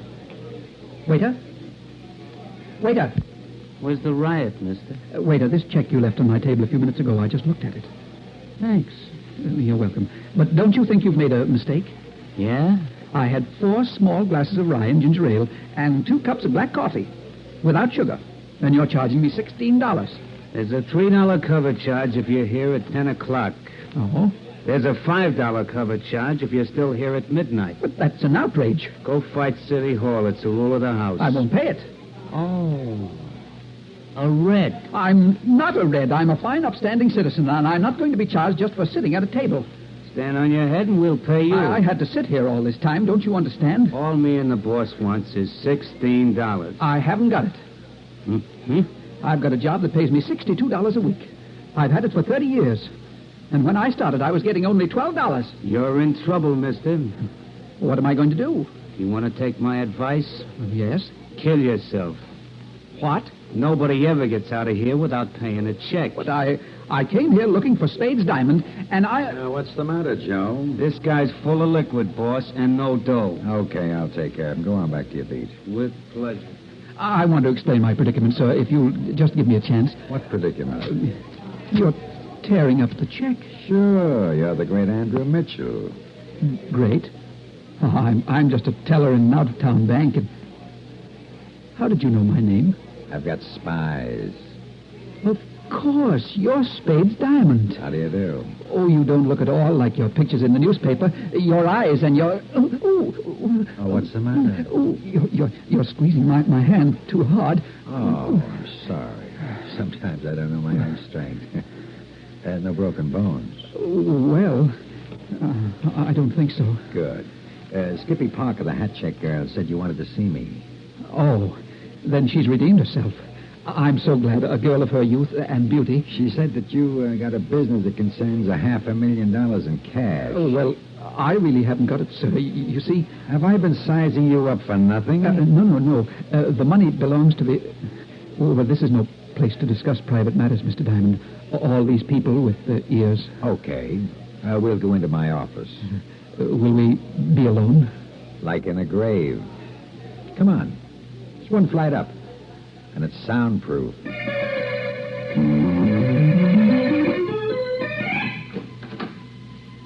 Go ahead, Andy. Step right in. Thank you, Spades. If Leona, that's my wife, should only hear someone call me Andy instead of Andrew, she'd have a... Spades. Yeah? You said we were going to be alone. We are. Just relax. But those 4 men against the wall... My board of directors, they never talk. Oh, what, are they gangsters, too? Andy, watch your language. I didn't mean to be disrespectful, gentlemen. Oh, it's quite all right. Now, the business you came to see me about. Oh, yes. But first now, I want you to know that I've never done a dishonest thing in my life. No. And I wouldn't be doing it now if it weren't for the fact that I'm... Yes? Well, I'm bitter. Oh. I've been cheated out of my proper station at the bank. We gotta listen, fellas. He's that kind of a guy. After 30 years of loyal service, last week the office of assistant cashier became vacant. Mr. Fenimore died. And I was next in line for the job. Who do you think got it? You tell me. That young man from Princeton, Griswold Griffith. Oh, that's tough, Andy. Well, what do you want us to do about it? Well, I've got a plan that'll punish that bank, and I've got it on this piece of paper. Yeah? Oh, what's this? A layout, Spades. Oh. Now, the bank occupies the entire street floor of a small office building at the corner of Smith and Loudon Streets in my town. Now, the main entrance to the bank is on Loudon Street. That's right over here, see? Oh, yeah. Now, but over here on Smith Street, there's an entrance to the office building into a tiny vestibule. And would this line over here be another door to the bank? Yes, an entrance through the vestibule. I see. Oh, and what's this box over here? That's the elevator to the offices upstairs. Oh. Now, mind you, those offices have nothing to do with the bank. I get it. And these 2 lines running between the bank wall and the elevator? That's a short, narrow corridor that leads to a stairway behind the elevator. Oh. And every weekday, what happens? Well, every weekday at exactly 4 o'clock, the entrance to the building is locked by the bank guard. No one can come in or go out for 10 minutes. Why? At exactly 3 minutes after 4, the money box is wheeled out of the bank by 3 men, including me. You don't say. Where does it go from there? Into the elevator, of course. We take it down to the basement and lock the money box in the vault. And there's $500,000 in cash riding that elevator? At least. How many guards? With guns, I mean. Only one.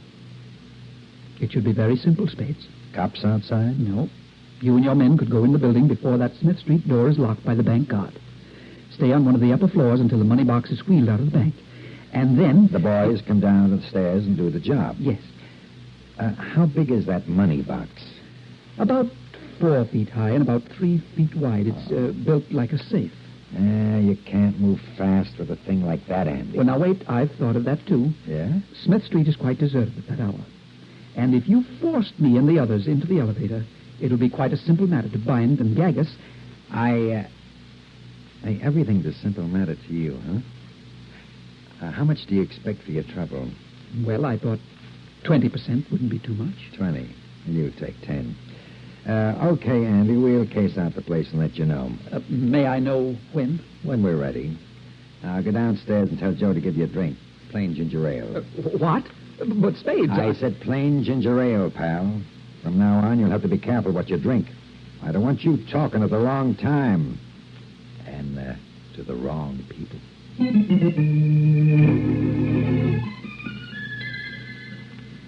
Hey, Andy. What? Who's calling me? Up here, Andy. It's me, Joe. What? Good heavens. What are you doing on that cloud? I'm serving drinks. Come on up. You can have all you want. But I have no money. Are you kidding? You're rich. Oh, of course. Who else is there? Skippy Parker, with a brand new dress made out of hat checks. She's gorgeous, Andy. She wants to see you. I'm coming right up. Hello, Andy. Skippy. How'd you get away from your wife? Joe said you were gorgeous. Oh, you're magnificent, Skippy. The most beautiful girl I've ever seen. I love you, darling. What did you tell your wife? I don't have to tell Leona anything. I'm the boss now. I do as I please. That's the way it should be, Andy. Yeah, I rule with an iron hand, and she obeys. Oh, wonderful. Where's Joe? He jumped over to that other cloud to get some champagne. Well, call him back, huh? I'm not allowed to drink champagne. He's not going to charge you for it. You're rich now. I want ginger ale. What's the difference? They taste the same. Well, ginger ale doesn't make me talk. Call him back, Skippy. Is he coming? He can't hear me. You'll drink champagne and you'll talk and you'll talk and you'll drink champagne. If you say so. You're so lovely. I've got to do as you say. Then give me a kiss. All right. Andrew. Skippy, did you hear something? Just a funny sound. Andrew, why don't you answer me? That's Leona. I'll have to hide. Answer me, you fool. Don't you know you can't get away from me? I'd better go, Skippy. You're still afraid of her. No, I'm the boss. But she gets very angry. And goodbye, Skippy. Andrew, wake up. What's the matter with you? Stop moaning and get up. I'm not going to stand here all evening wasting my time with you. For pity's sake, close your mouth. I'm sorry, dear. I must have been very tired. Best thing you do is sleep every night before dinner, and in the only good chair we have in this disgraceful living room. 30 years in one position, and you're still sleeping.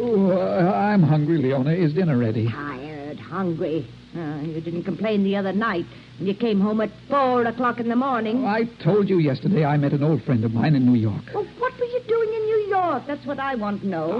I was inquiring about a car. You were doing what? I'm thinking of buying a car, Leona. It was going to be a surprise, but, well... Have you gone out of your mind? I may even give up my job and take a trip to California or Europe.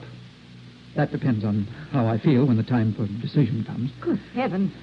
Well, aren't you going to ask me how I can do all these things on $62 a week? I didn't realize what was happening to you. Oh, good Lord. I'm perfectly sane, Leona. I've been playing it smart, that's all. What? Every day I put aside a part of my allowance, my lunch and cigarette money. And when I had enough, I began to gamble. Oh, no. Oh, yes. My luck was very good, and I bet the whole thing on a sure thing. Oh, no. When it comes in, I'm going to be rich. Very rich, Leona.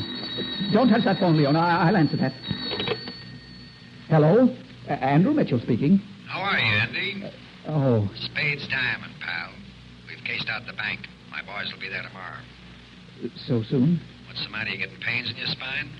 No, but I didn't think. Tomorrow, Andy, and no slip-ups. That money box goes into the vestibule at 3 minutes after 4. Understand? I understand. I won't be there, but 6 of my boys will. And they've got orders to come back with that money box. Yes?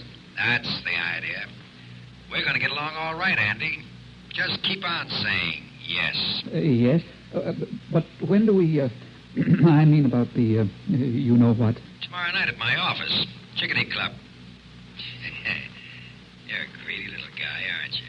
Well, after all... You'll get your cut. Be here at 9 o'clock. Who was it, Andrew? Huh? Who were you talking to, and what did you mean by you know what? It's none of your business, Leona. What? You heard me. Now you go put my dinner on the table. I'm hungry.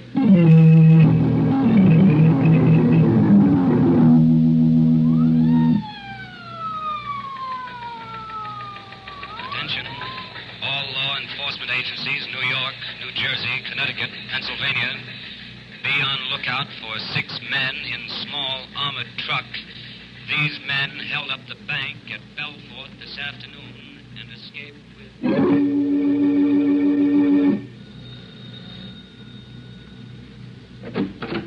Yes? Mrs. Mitchell? Yes? I'm John Graham, Detective Graham. Oh, well, come in. You don't have to stand out there where all the neighbors can see you. You're not afraid of neighbors, are you? I certainly am not, but... Oh, this business at the bank this afternoon, and Andrew right in the midst of it. Was he? Well, he was one of the men who wheeled that money box into the vestibule, and he was bound and gagged, too, like the others, and left to suffocate in that elevator. I understand he was pretty upset about a promotion he didn't get. What? Who told you that? One of his friends at the bank, Mrs. Mitchell. Well, why shouldn't he have been upset? He gave 30 years of his life to that organization.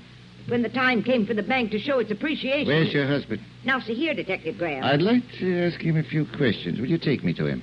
3 hours at police headquarters as if he were a common criminal.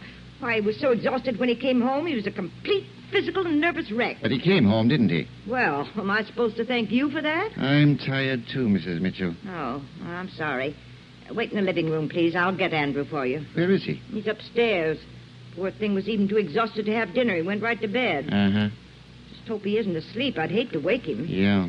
Detective Graham, I ask you to wait in the living room. I feel like climbing stairs. Oh, very well.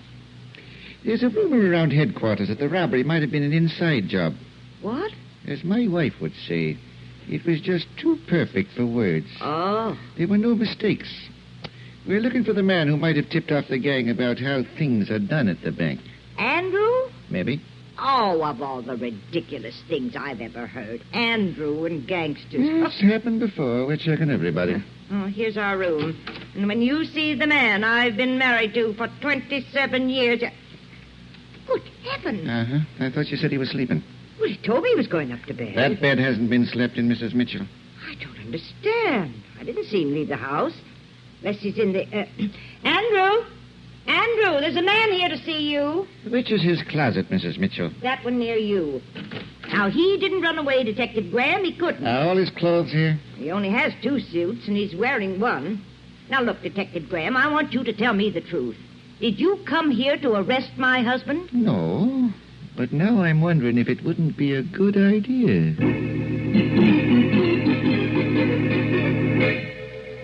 It's a lot of money, Andy. $55,000. Oh, I can't believe it, Spades. All mine. You want to run your fingers through it again? Well, go ahead. We don't mind if you're happy. Do we, fellas? That means they don't mind, Andy. Oh, does it? It's delicious. For the first time in my life, I'm going to live. Oh, I'm grateful to you, Spades. I'll never forget you. Sure, the poor man's best friend. Why don't you go downstairs and start celebrating? I can have a drink now. Sure, have a dozen. The Chickadee Club likes to make a buck, too. Well, I'm afraid I won't be able to do it tonight. Well, why not? You see, Leona thinks I'm in bed. And if she should find out that I'm not... Listen to this guy, fellas. He's afraid of a woman. That means you're killing them, Andy. I don't have to be afraid of anyone now, do I? That's the spirit. Tell Joe to get you some of that champagne I keep for my special customers. Champagne? Yeah, well, don't you like it? I don't know. I've never...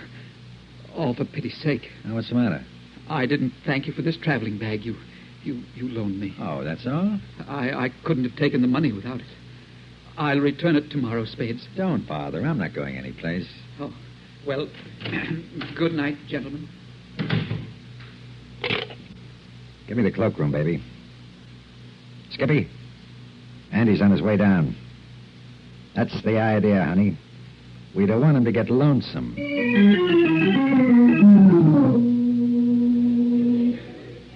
Whoopee! Oh, Andy, darling. I'm feeling good, Skippy. I'm having the most wonderful time I ever had in my life. But you're making so much noise. Am I? I'm sorry, dear.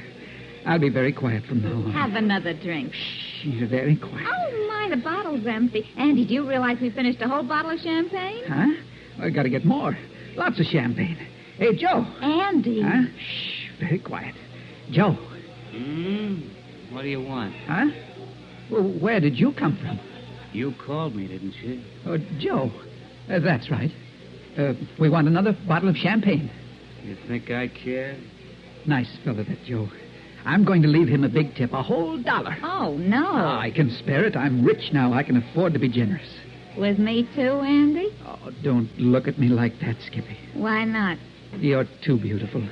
You make my head spin. I'm crazy about you, darling. You mean that?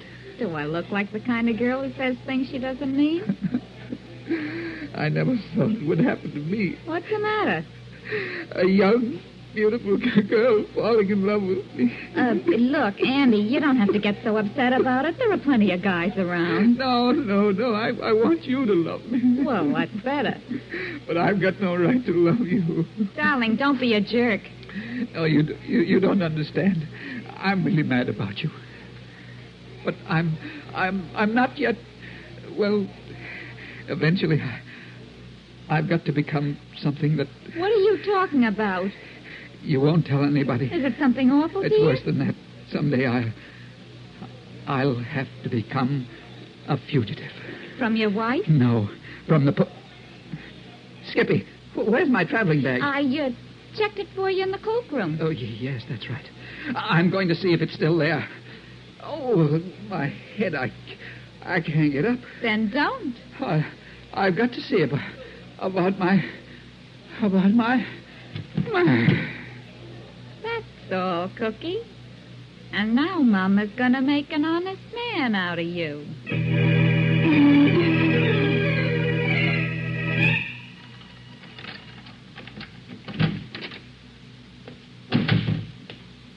Andrew Mitchell, don't you dare go upstairs.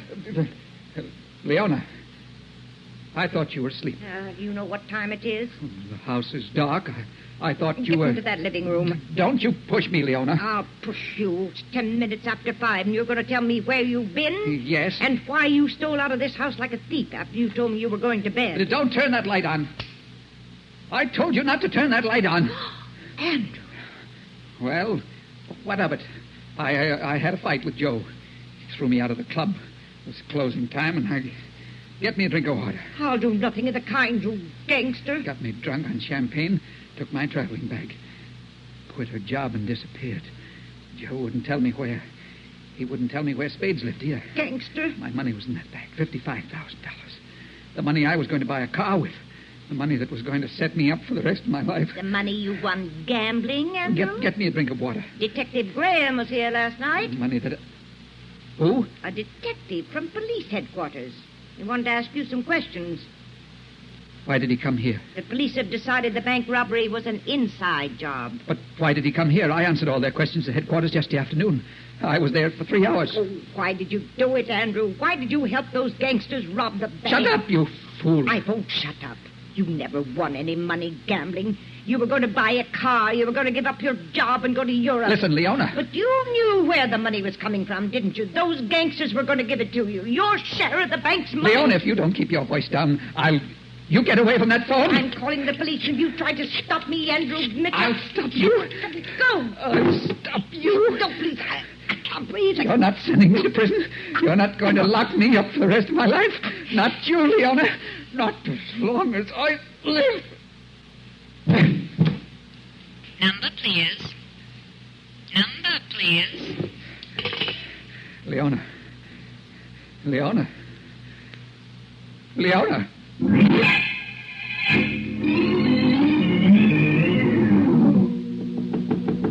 Come in. Spades. What do you want? I've got... Get out of here, you bum. If you want a handout, ask for it outside the club. Don't come barging into my office. You wouldn't talk to me outside in the dorm and wouldn't let me follow you in. Take care of him, fellas. No, wait. I'm in trouble. I need help. The $55,000 you gave me last night. Hey, it's Andy. I walked all the way from Belfort all day, and then I had to steal in through the surface entrance. No one saw me. It was dark. Yeah, well, you should have phoned me that you were coming. I would have put out the plush carpet for you. I'm sorry, Mr. Diamond. You dumb cluck. The first time you get your hands on real dough, you'll act like a football player with butter on his fingers. What do you mean? I know what Skippy did to you last night. Joe told me all about it. Oh. And he told me what he had to do to get you out of the joint. We don't like riots around here, Andy. Well, that doesn't solve any problems now, Mr. Diamond. I've got to leave the country. Okay.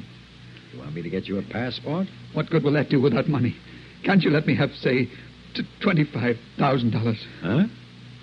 You hear that, fellas? That means you're nuts, Andy. Oh, please listen to me. This morning when I came home, Leona was waiting for me. We had a quarrel. And I strangled her. What? She was very nasty, and I had to kill her. Now you've got to help me. Yeah. We don't want the cops picking you up. Well, Leona's body won't be found for several days. I could be in South America by then. It wouldn't take them long to make you talk, and once you start talking, brother. Okay, come with me. Oh, thanks, Mr. Diamond. He's a gentleman, isn't he, fellas? That means they like you, pal. Go ahead, Andy. Down there? What are you afraid of? It's only my private storage room. Are they going to? Naturally. They're your friends. Don't you trust them? Well, I think I'll forget all about the money. Give him a hand, fellas. No.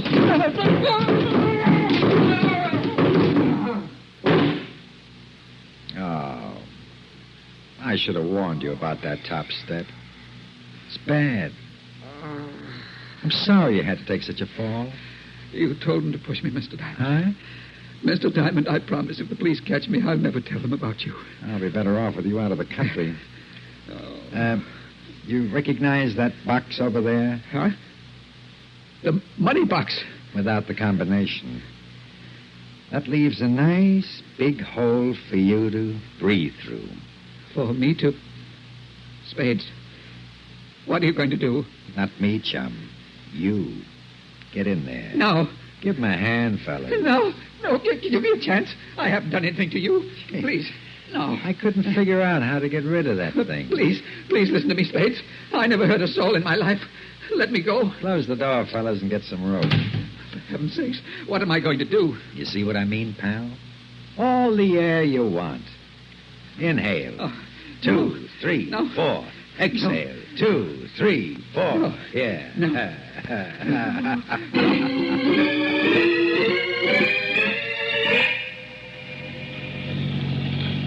I don't want to die, Spades. Please let me live. I'll do anything you want me to. I'll go any place you say. You're going, Andy. I'll bet you've never been out this far. Can you see the moon? Shines differently outside the 3-mile limit. Doesn't it, fellas? That means it does, Andy. Look, Spades, you're a big man. How can I hurt you? I'm insignificant. I could walk along any street in the world and not be recognized by the police. I look only like so many other little insignificant people. Just let me go. I'll get out of the country somehow. You'll never hear from me again. Nobody will ever hear from me again. Spades, will you do it, please? Please. I don't want to die, Spades. Okay, fellas. Please. No, not now. Not now. No!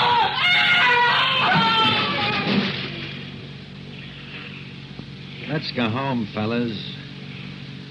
The ocean air makes me sleepy.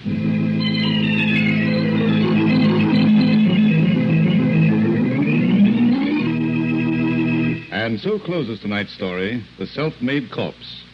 Oh, are you wondering what happened to Spades Diamond and his gang? Well, they died in the electric chair, of course. After Skippy was arrested with the money, she told the police about the murder of Andrew. Stedman Coles wrote the radio script. Roger Bauer produced and directed. Bill Smith played Andrew Mitchell. Arthur Vinton was Spades Diamond. Irene Hubbard was Leona Mitchell. Joan Tompkins was heard as Skippy Barker. Bill Quinn was Joe, and Barry Thompson was Detective John Graham. Oh, I beg your pardon. Hello, I hope I haven't kept you waiting. Yes, this is the Crime Club. I'm the librarian. Yes, come over a week from tonight. Good. We have the very unusual story of a baseball that captured a gang of thieves. It's called A Pitch in Time. In the meantime, there is a new Crime Club book available this week and every week at bookstores everywhere. Yes, it's available now. Fine. And we'll look for you next week. This program came from New York. Stay tuned now for the thrilling adventure broadcast Johnny Madero, Pier 23, which follows in just a moment. This is the world's largest network, the Mutual Broadcasting System.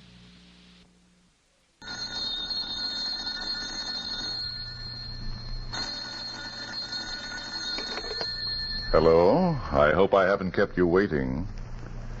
Yes, this is the Crime Club. I'm the librarian. A Pitch in Time. Yes, we have that story for you.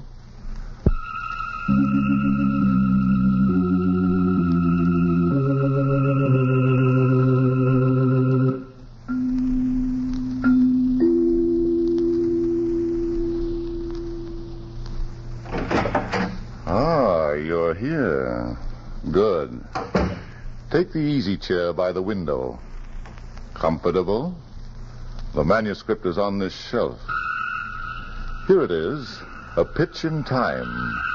The very unusual story of a baseball game that was held up by foul play. Let's look at it under the reading lamp. Hank Harper was young and handsome, and he trusted everyone. And just why he became a policeman, no one in Spencertown could understand.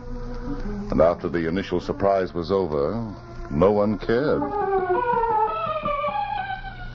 It was a beautiful Sunday afternoon. Just the right kind of a day for the annual baseball game between the police and the firemen. And rookie Hank Harper was on his way to the ballpark with the equipment for the police team. It was one of his jobs to get it there. The other one was that of a pitcher.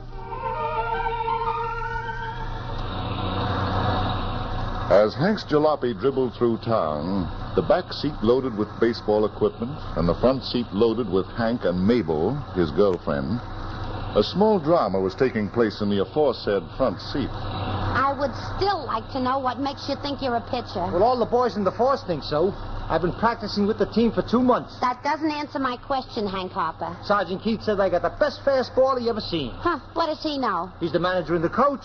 Why, if he don't know about baseball and pitches, then... He doesn't know about pitches. Yeah? What about my curves and my control? What curves? Inside and out. I know how to make them break, Mabel. There's no such thing like a curve in baseball, Hank. What? It's an optical illusion. Oh, you're kidding, honey. Do you know what a curve is? Why, sure. It's part of a circle. Can you make a baseball go around like a circle? It ain't done that way, Mabel. Oh, so you admit it. Now, wait a minute. I'll explain it to you. Don't even try. I'm convinced that there's no such thing like a curve in baseball. What are you stopping here for? Let's get out. I'm going to show you. Show me what? Now, let's see. I need a pitcher's glove, a ball, and a catcher's mitt. You're not going to pitch to me, Hank Harper. Okay, I got him. Let's go, Mabel. Are you serious? Why, sure I'm serious. I'm going to prove to you that there is a curve in baseball. And also why Sergeant Keith is putting the honor of the police department on my natural pitching ability. Not with my face, you're not. Who said anything about your face? A pitcher needs a catcher, doesn't he? Why, certainly. I'm going to ask that guy standing over there in the open lot. Oh, no. Why not? He's got nothing to do. Come on, push out. All right, but if he catches like I think you pitch... You're going to find out a few things about me, Mabel. And about baseball, too. Hank, remember, we got to get to the ballpark. Oh, there's lots of time, honey. A couple of hours. The team needs the equipment. They might want to practice. They ain't even there yet. You know, Mabel, this ain't such a bad idea. Besides showing you what you don't know about baseball, I'll be warming up for the game. What'll you do when you get to the ballpark? I'll watch the firemen practicing. That's a good way to get a line and watch what they're hitting. You'll find that out after the game starts. Hank, wait. What's the matter? That man. There's something awful strange about him. Yeah? I don't see nothing strange. Why is he standing so close to the back entrance of the bank? On Sunday, too. Maybe he likes it there because it's in the shade. Well, why doesn't he go to the park and sit under a tree? Some people don't like the park. I used to know a guy who got sick every time he played pool. Now, what's that got to do with what I'm talking about? A lot, Mabel. The guy was allergic to green. And you know something? What? It was years before he found it out. Oh, I don't care, Hank. That man over there is up to no good. There you go. Thinking everybody is a crook just because I'm a cop. You know that isn't true. He looks like any other respectable citizen to me. Hey, you. Yeah? You doing anything in particular? Nothing. Why? How'd you like to catch a few? Meaning what, mister? My girl here says there ain't no curve in baseball. Well, I guess she ought to know. She don't. She even says I ain't no pitcher. Well, now that's tough, ain't it? Here, come on, I'll convince her. Here, take this catcher's mitt. What for? He wants to see how much he can miss it by. I got no time. You'll be doing me a big favor, bud. Sure, you might even warm him up for the game. Game? What game? The cops versus the firemen. I'm pitching. For, what side? The cops. Oh, well, why didn't you say so in the first place? Give me that mitt, pal. You can pitch to me for the next half hour. What did I tell you, Mabel? He's a nice guy. He just don't like the sunlight.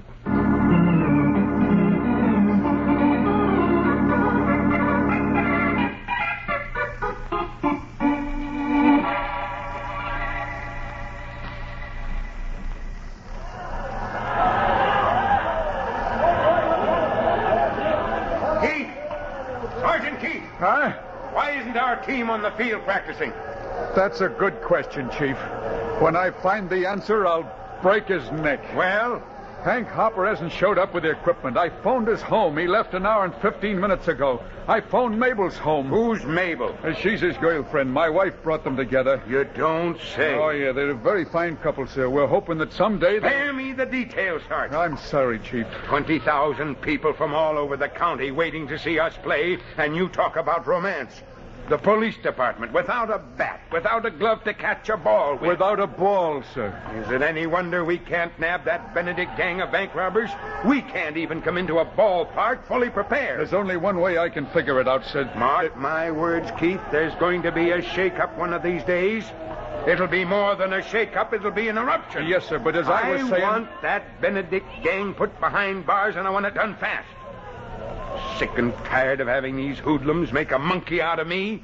6 bank robberies in 2 months. 3 of them repeat. Will you step over here, Chief? Where? The public address system. There's a lot of people in the stands that'd like to hear you. No, Keith, no speeches now. I'm not in the mood. Some other time, maybe. Well, then, can I say a few words in Hank Hopper's behalf? Can you? He's a fine boy, and he's going to have a good record someday. He's still a rookie, you know. I know. I've known him and his family for many years. The only way I can figure out is not being here. He had an accident with the car. Well, be that as it may, we can't afford to wait. We'll have to swallow our pride. Well, if you say so, Chief. Sergeant, ask the firemen if they have any equipment to spare. Yes, sir. Temporarily, of course, so my boys can practice. I'll do that, sir, but it won't do any good. What? We need more than equipment, Chief. We need a pitcher. What did you say? Hank Hopper's my only hope. Now, if he shows up in time... If? Sergeant Keith, don't tell me you built our team around one pitcher. Oh, no. I had 3 pitchers, but 2 of them can't work today. Oh, are they tired? Well, Prescott was injured last night, arresting 2 burglars. And Lawson has a sore back. And I have a... Come with me, Sergeant. Where, Chief? The locker room. What are we going to do there? Pray, Sergeant. Get down on our knees and pray for rain.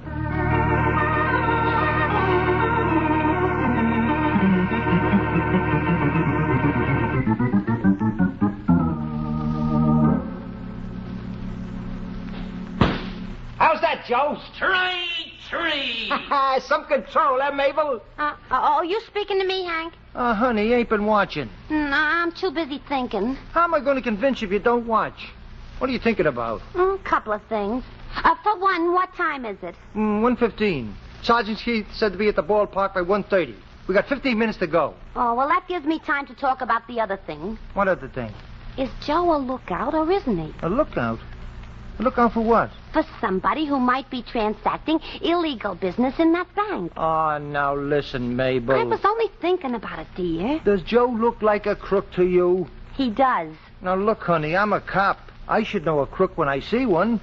Take a good look at Joe. Oh, the guy's okay, Mabel. You can take it from me. All right, Hank, I'll take it from you. But you'll happen to have to take it from the chief if you should happen to be wrong, which I know you happen to be. Hey, Hank! Oh, coming, Joe. Stand back, Mabel. I'm going to give him my fastball now. I need room for the wind-up. And there's another thing, Hank. You shouldn't do that, Mabel. If Joe isn't a crook, why was he hanging around the back door to this bank in this open lot on Sunday? A guy's got a right to spend Sunday where he likes, Mabel. But why here? Why not some other lot? If he likes open lots? That's his business. I can't walk up to a guy and ask him if he's a crook.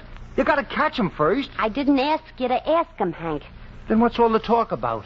Bang on the front door of the bank. If the watchman inside is conscious, he'll look through the glass to see who's banging. If he isn't, he won't. Will that make you happy, chicken? It might make you a hero. Okay, I'll do it. After this next pitch. Why not now? Just one more pitch. Hey, you ready, Joe? Let her ride, Hank. My lightning ball right down the middle. Hank! I beamed him. Ooh. It got away from me. Come on. He's lying so still. Keep your fingers crossed it ain't manslaughter, Mabel. Oh, gee. Is he dead? He's still breathing. Joe. Joe. He's not listening, Hank. Joe. Oh, Joe. We better get him to a hospital, Mabel. I think he's hurt bad. I'll phone for an ambulance. No, we'll take him in the car. Time is of the essence. But, Hank, what about the equipment and the game? A man's life is in danger. It's a cop's duty to help the needy and the suffering. Gee, a nice guy like Joe and such a good catcher. I wonder what could have happened to my control.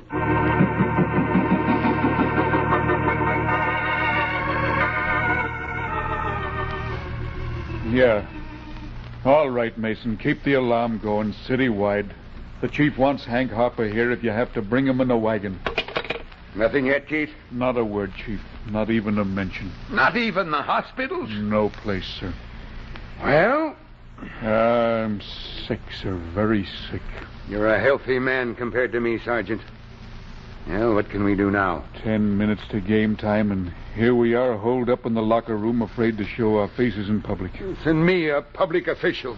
It isn't right, Sergeant, that a rookie should do this to me. His father was my best friend. I persuaded that boy to join the force. I brought him into the team. It was in my own house that he and Mabel... You know something, Chief? I thought I did. Once. We prayed for nothing. It ain't gonna rain. No. Well, perhaps we expected too much. We can't always count on Providence, you know. I'm beginning to find that out, sir. We gotta learn to do a few things for ourselves. Yes.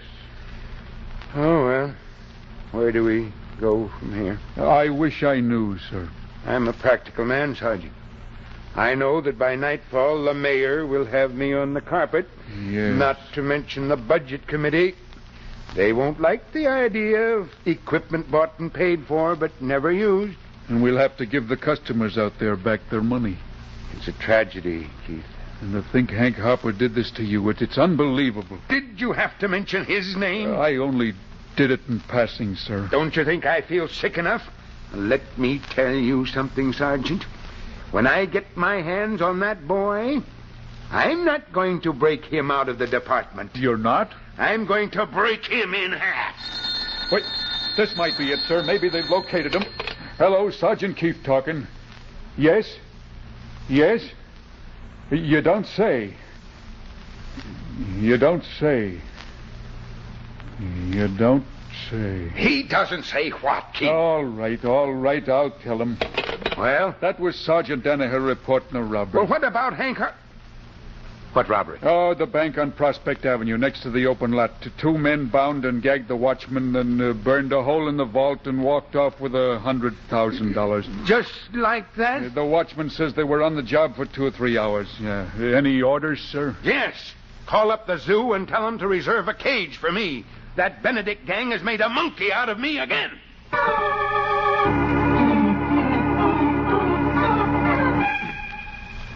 What's the verdict, Doctor? There won't be any, Mr. Harper, if you don't give me a chance to examine this man. That's all right. Take all the time you need. Thank you. You're welcome. Hank, What is it, Mabel? we gotta go. I gotta find out about Joe first. He's sleeping, and there's nothing you can do to wake him up. It's my duty to stick around. Suppose he comes to and find out he's in a hospital with strange faces all around him. But the game, Hank. There's still plenty of time. Look, it's only 1:15 by my watch. That clock on the wall says 3:20, dear. Holy smoke, my watch stopped. So have you. Well, Mr. Pitcher, it's only 20 minutes after game time. That's all right. The sergeant's probably got lost in a press cart pitch until I get there. Who's catching? Riley. Without a mitt? Riley's tough. What did you say? Pardon me for being so blunt, darling, but all the equipment is in your car. There's no game without the equipment. There's not even a team. Mabel, one of us will have to go. Sure, but which one? Well, Mr. Harper? The doctor. How is he, Doc? Not too good, I'm afraid. That's what I said from the start. There's no skull fracture, but there is severe concussion. Does that mean he'll have to stay here? At least a week, miss. Probably, too. Oh, how nice. Mabel. Now, Hank, you don't want Joe wandering around the streets, do you? You'd never see him again. Yeah. Joe's really a nice guy, ain't he? Yeah, and such a good catcher. You never can tell when he might need a little catching himself. Yeah. There's just one more thing, Mr. Harper. Something else, Doc? A little matter of detail. I'll have to file a report on this case. That's all right. Go ahead. How was this man injured? I beamed him. You what? I hit him in the head with a baseball. I see. Hank, I think we better be going. Goodbye, Doctor. I think you had better stay until I notify the police. Here's where you busted, darling. Why the police? Assault and battery with intent to kill. That's a felony, Mr. Harper. Me? But I'm a cop myself. Impossible. Well, sure. Here's the proof. Look. My shield. My credentials. Unbelievable. Well, in that case, you injured this man in the line of duty. No, Doctor, in the line of a wild pitch. I still can't understand what happened to my control. Oh, look, Mabel, it's Joe. He's coming too. But where's he going? That's the question. Joe. Joe, can you hear me? It's me, your pitching pal, Hank Harper. Mike. He doesn't know who I am. He thinks I'm Mike. But Joe. Let him talk, Hank. He's trying to say something. But Mabel, I've got to straighten him out. You already have. Mike. Be there. Hank, quick. Ask him where. Where, Joe? You know. 1492. 1492. He's getting historical. 1492 Columbus Avenue. 3rd floor. That's it, Hank. Mabel, you stick here with him. I'll see you later. Are you going there alone? Of course. Somebody's got to tell Joe's family what happened to him. It might as well be me, the guy who's responsible.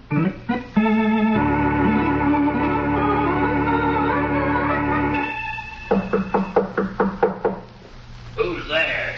Hank Harper. I want to see Mike. Yeah? He don't live here no more. Well, that's funny. Joe said this was the place. What about Joe? Are you Mike? No, I'm Red. What about Joe? He's in the hospital. Hey, hear that, Mike? Yeah, I heard it.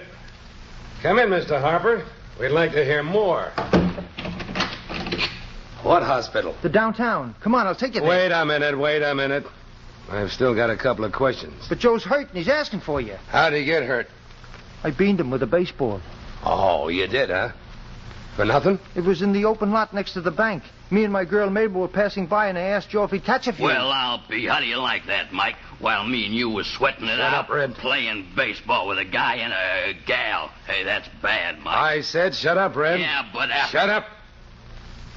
Okay, Mike, I'm through talking. You fellas don't get along, do you? Oh, we manage. Oh, Joe's a swell guy. There ought to be more harmony between his brothers. Brothers? Sure, there's plenty of harmony, Hank. Once in a while we get mad, but we're only human. So you bean Joe and put him in the hospital, huh? I hope you don't hold it against me, fellas. Relax, pal. The best thing that ever happened to our brother.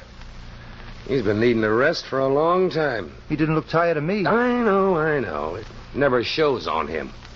But inside, you know. Yeah. A lot of people are like that.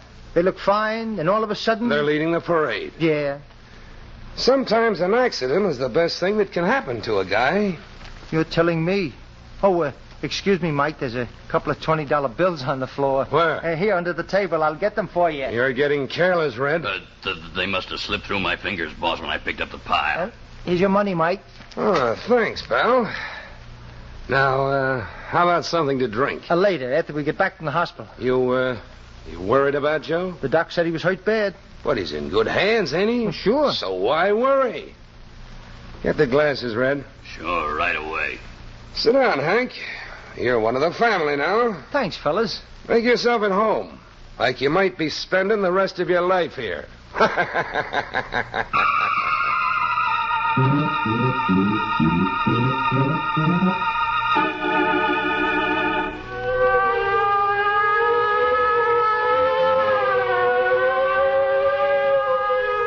This is how they got in, Chief. The back door. I don't care how they got in, Sergeant Keith. I want to know why they got away. Why? I'm asking you, Sergeant. This makes robbery number 7 for that Benedict gang. Oh, you sure it was them? I recognize the trademark. Oh, to be sure. Well, anyway, they did one good thing for us. Did they? They gave us an excuse to postpone the game. That's going to help me a lot in my career, Sergeant. Well, it gives us another chance, sir. Let's get back to my car. Yes, sir. I want every house, every cellar, every dive searched. Send out a nationwide alarm. I want that Benedict gang. I'll do that, sir. And don't waste another minute. No, sir. Bless my soul, look. What now, Sergeant? That baseball on the ground, Chief. Sergeant Keith, can I persuade you to think of crime for a change, just to make me happy? That's what I'm doing, sir. Well, then, let's get... In a minute, sir. This baseball belongs to us. What? It's got the seal of the police department on it. Sergeant, is it possible? I'm afraid it is, Chief. It's our equipment, and Hank Harper was in charge of it. Well... I only hope he is, sir. I mean, I'll have to change my opinion of that boy. He's a hero. He gave up the pleasure of pitching a baseball game to do his duty. I wouldn't be surprised if he took the Benedict gang single-handed. Did he? Then whose blood is that on the ground? Blood? Where's the nearest hospital? The downtown, sir. It's a couple of blocks from here. Let's hurry. If that boy is there... He's got to be there. No, that's not what I mean. That gang of bank robbers has got to be there. Come on, Sergeant.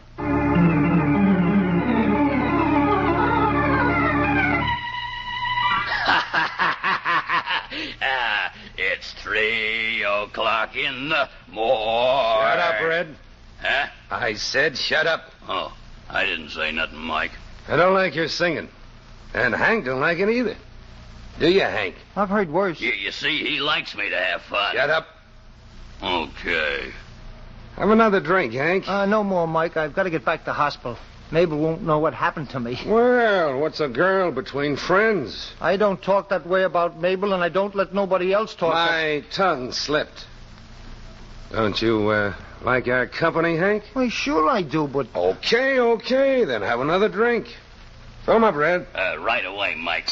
But I've had enough, honest. Either you drink with us or you don't.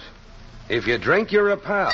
If you don't... Now, listen, Mike, really... Well, Hank, which one are you? We finished the whole bottle, didn't we? Friend or enemy? Ain't you fellas anxious to see Joe? Joe? Shut up, Red. But, Mike, I was only asking if that's what I... Company, Red. I'll see who it is. Wait a minute, you lug. Find out first. Well, that's what I meant, Mike. What do you want? Is Hank Harper in there? Mabel. That's Mabel. What do I do now, Mike? You sure that's Mabel, Hank? Am I sure? The sweetest voice in the world. Okay, Red. Let her in. Right. Well, what are you boys playing? Three's out? I hope you ain't mad about my not coming right back to the hospital, honey. Me mad? When you're keeping such good company? Hey, that's some tomato, Mike. Such nice people. Who are your friends, Hank? Well, that's Mike and that's Red. This is Mabel. Wow, what a cookie. Look out, Red. You don't break your teeth on it. Yeah. A slugger, too. Sit down, Red. Huh? Sit down. Oh, okay, Mike. Hey, but the gal should have a drink, too. She will. Where'd you get this address, Mabel? From Joe. He talked in his sleep. Uh-huh. Anybody else get it? The doctor. How about the cops, baby? I got it, Mike. Hey, Mike, what goes? Why talk about the cops? Shut up, Red. Well, I was only asking. Don't ask. Oh. What's the pitch, Hank? The pitch?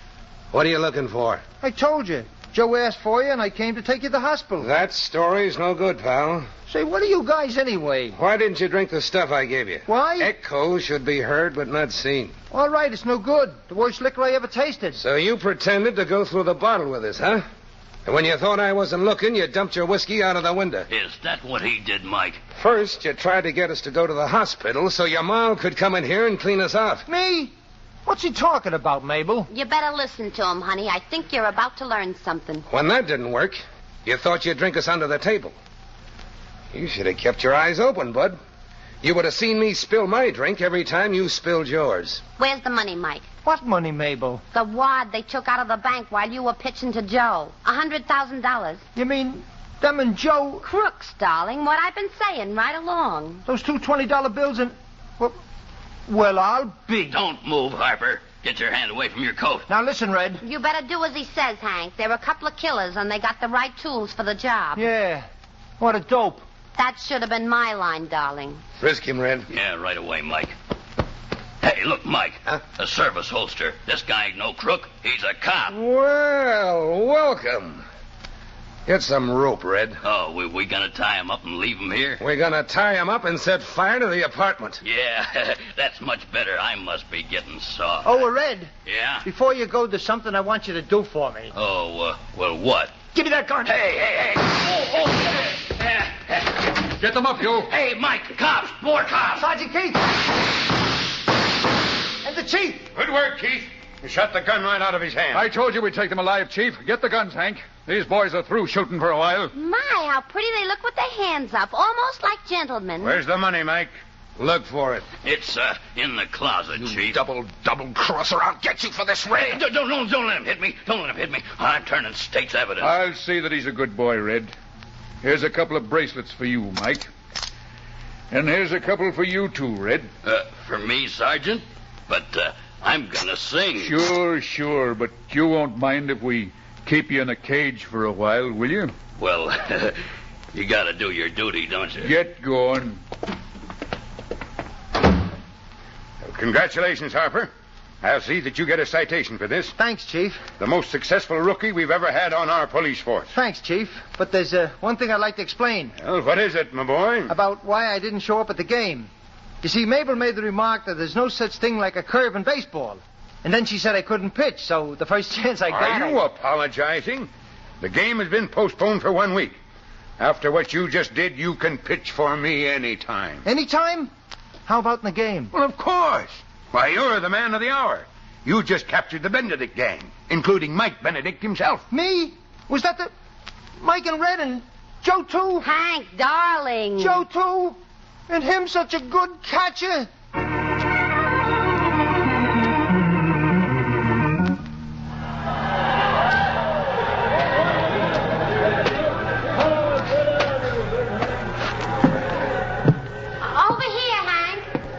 Hello, Mabel. Oh, you did a great job, darling. Every pitch came from the heart. I could see it. They knocked me out of the box, chicken. Oh, now, that's nothing to cry about. I heard it happens to professionals, too. But the firemen, I don't understand it. You don't understand what? What happened to it, Mabel? What happened to my control?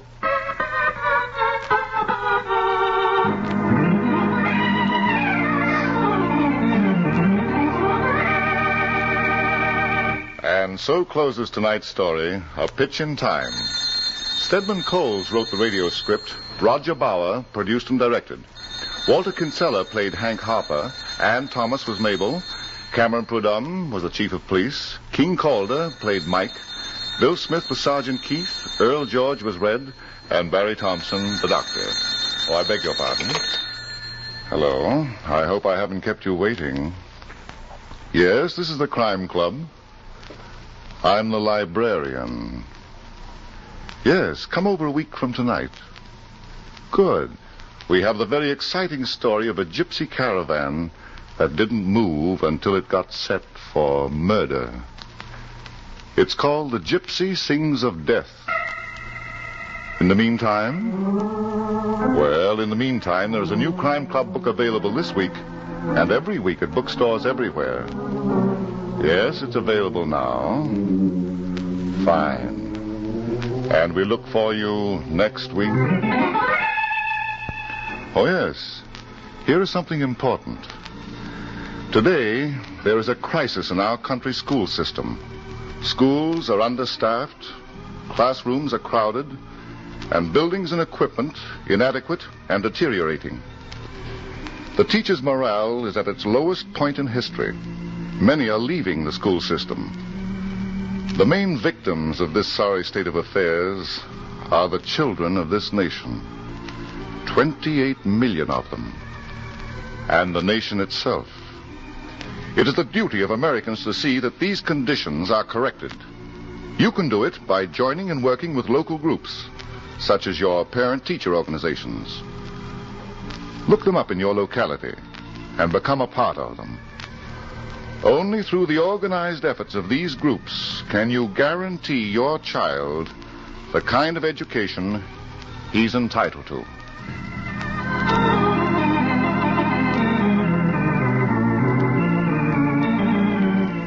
This program came from New York. This is the Mutual Broadcasting System.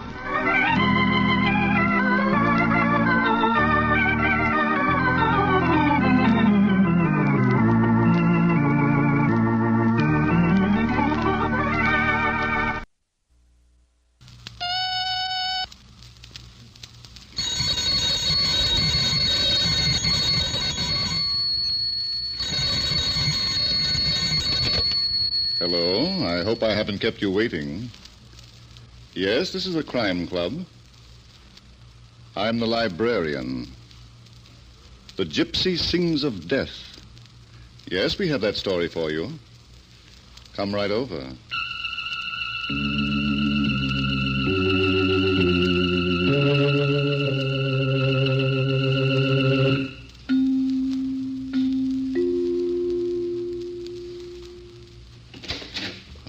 You're here.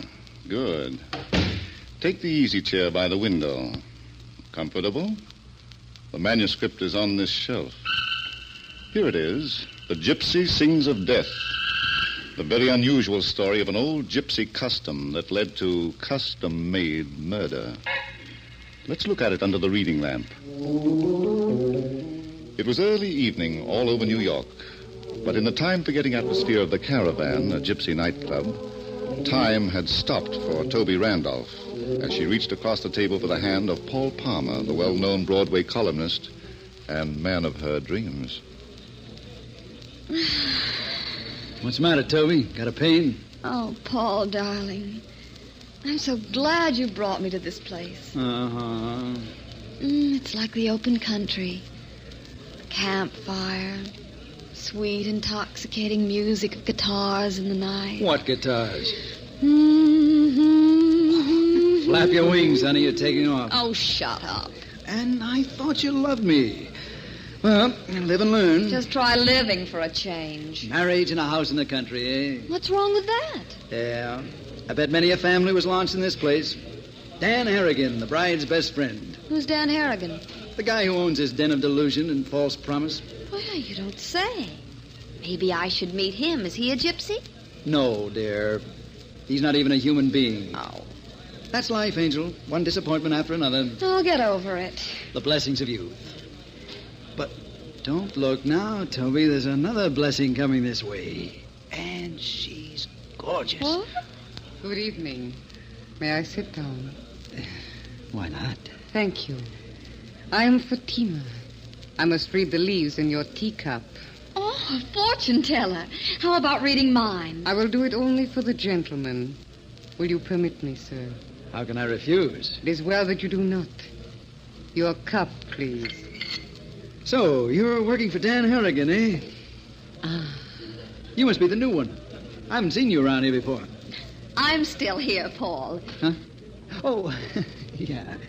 Well, Fatima, what about this mess in the teacup? I see adventure for you.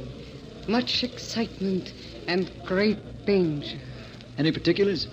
I see a festival. The festival of Zoroaster. You will be there. Who's going to take me? You will go. And you will meet Hakim, the king of the gypsy tribe. And Dagmar, the beautiful daughter of his third wife. And you will meet Kismet, the medium who communicates with the spirits of the departed. Beware of him. He's bad, eh? He will be jealous of you, but there is another, who will hate you to the death. Who?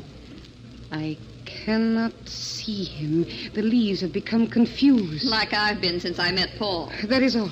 I must go now. No, wait a minute, Fatima. You can't leave me with an unknown enemy. Suppose I met him face to face. Please, no more. Paul, the lady wants to go. But she told me... Oh. Hello, Dan. There's no story in her for your daily column. Not with you around, eh? But let's be polite. Toby Randolph, this is Dan Harrigan. Really? Yeah. Come on, Fatima. We'll be late for the festival. Yes, Dan. So long, Paul. Drop in again sometime. I'm always glad to see you. Well, darling, there goes your gypsy love song. In swing time. Angel, don't you want that slave bracelet? What slave bracelet? Right there on the table. Must have slipped off your arm. Not off mine, dearest. Then it must be Fatima's. Get that hunting look out of your eyes, Paul. The Festival of Zoroaster. That gang of gypsies she found in my teacup. Let's order some more tea and drown them. Let's not, sweetheart. Let's find out about the festival and see what they look like. My column's bursting with curiosity.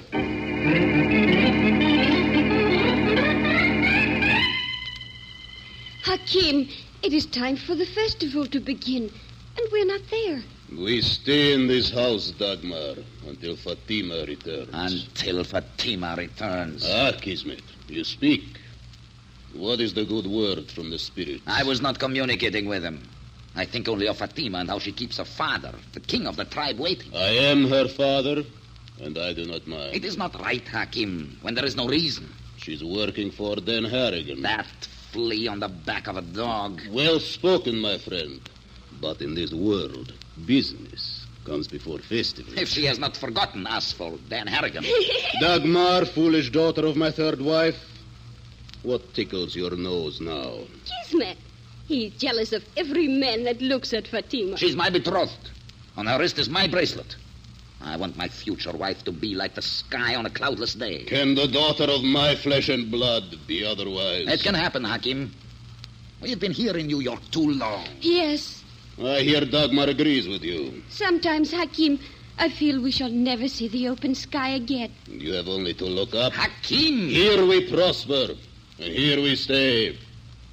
I have gone to great pains to settle my tribe. And you, Kismet, has not your spiritualist business put you in the income tax class? I can find the same spirits in Philadelphia and Cleveland and as far west as Chicago. But it is not for me alone. No. Even now, on the night of the festival, the people of our tribe are grumbling. They want to move, Hakim. They say you are getting old and too tired to be our king. Father. Ah, Fatima. Father, I did not mean to be late, but Dan Harrigan... What has he done to you? Silence, Kismet. Now, Fatima, you may tell us about Dan Harrigan. He has gone to the festival, Father. Oh? He's going to make trouble if we do not pack and move tonight. I see. He will not let you forget that you are working for him. I'm frightened, Father. By the lightning that never strikes twice, I begin to understand. There's grumbling among my people. Dan Harrigan's work. Grumbling? Have you not heard? The people are saying that... Quiet, Dagmar. It is serious business. But Kismet, Fatima's not wearing your bracelet of betrothal. She's not? She is not. Fatima, where is the priceless token of my love? I gave it to a stranger. You gave it to her? Oh, Rimba, what is the meaning of this? I could not help myself, Kismet. Betrothed to a stranger, and with my bracelet. What is the name of this foul dog, Fatima? Paul Palmer. Every day he writes about people in the newspaper. I will cut his heart out. I will squeeze him in my hands. Well, the problems of being a king. Fatima, is he handsome, this Paul Palmer? Yes, Dagmar. He's almost beautiful. Close your foolish mouth, daughter of my third wife. We are going to the festival now. It is a moment of solemn consideration.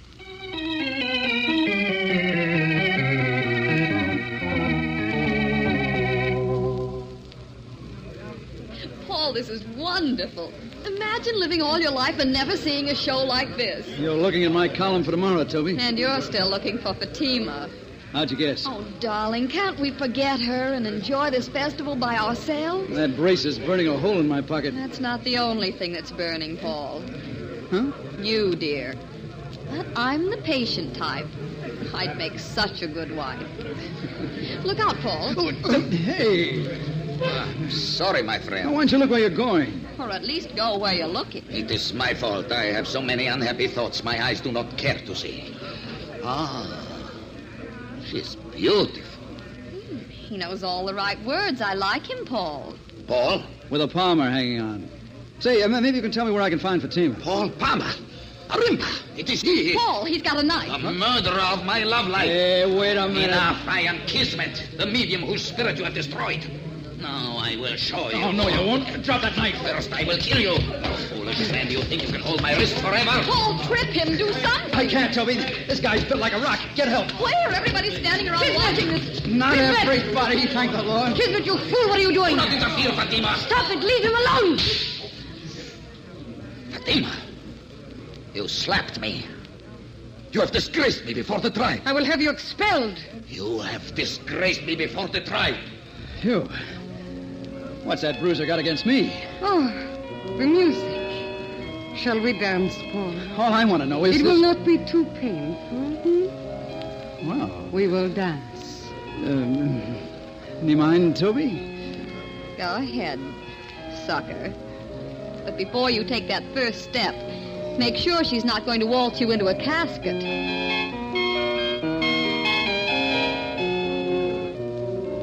You're so nice, Paul. And you dance like a real prince. Thanks for the promotion. What's cooking, Fatima? Cooking? With the bracelet. You didn't leave that trinket with me as a token of your undying love. But I did. Oh, now, wait a minute. I want you to keep it forever. There are easier ways of getting into my column, Fatima. You do me a great injustice, Paul. How about coming across? What? With the truth, baby. The thing that can stand up and be counted. I do not know what you mean. All right, then. We'll call it a night. So long. No, please. I cannot talk now. Why not? Dan Harrigan is watching us. Where? Do not turn around. He must not know we're talking about him. Okay, then. We'll waltz out of here. Please. I'm not allowed to leave. Uh-huh. Do not force me. No one is allowed to leave before the ritual. Uh-huh. The ritual of Zoroaster should begin very soon. Be patient, please. When it is over, I will tell you the whole story. I haven't got that much time. Come on. Now, what's this? Dagmar. I've seen worse. She's my sister, Paul. Oh, glad to meet the family. She's not a blood relation, but I love her very much. What's that? She is the daughter of my father's third wife. She's my stepsister. Did she bring that gargle with her? Oh, you did not lie, Fatima. He is almost beautiful. So has been talk behind my back, eh? Could I have one dance with him? Of course, Dagmar. I will come back after the ritual. Oh, hey, wait. She can't do this to me. Is it so unpleasant, dear? I'm a busy man, Dagmar. Look at me. Have I not many things to recommend me? I've got other things to do besides, you certainly have. We will dance now, huh? Oh, well, I'm only human. I found you at last. Welcome, Paul Palmer. I receive you as a new member of the tribe. Who is this, Dagmar? Another member of the family? I am Hakim, the father of Fatima, the king of the tribe. Okay. Do I call you Majesty or just Pop? It's good. A man with humor is fit to be prince. Now I must acquaint you with the custom of my people. As long as you don't use a knife. A betrothed never dances with another girl until after the wedding ceremony. I'll make a note of it, Your Majesty.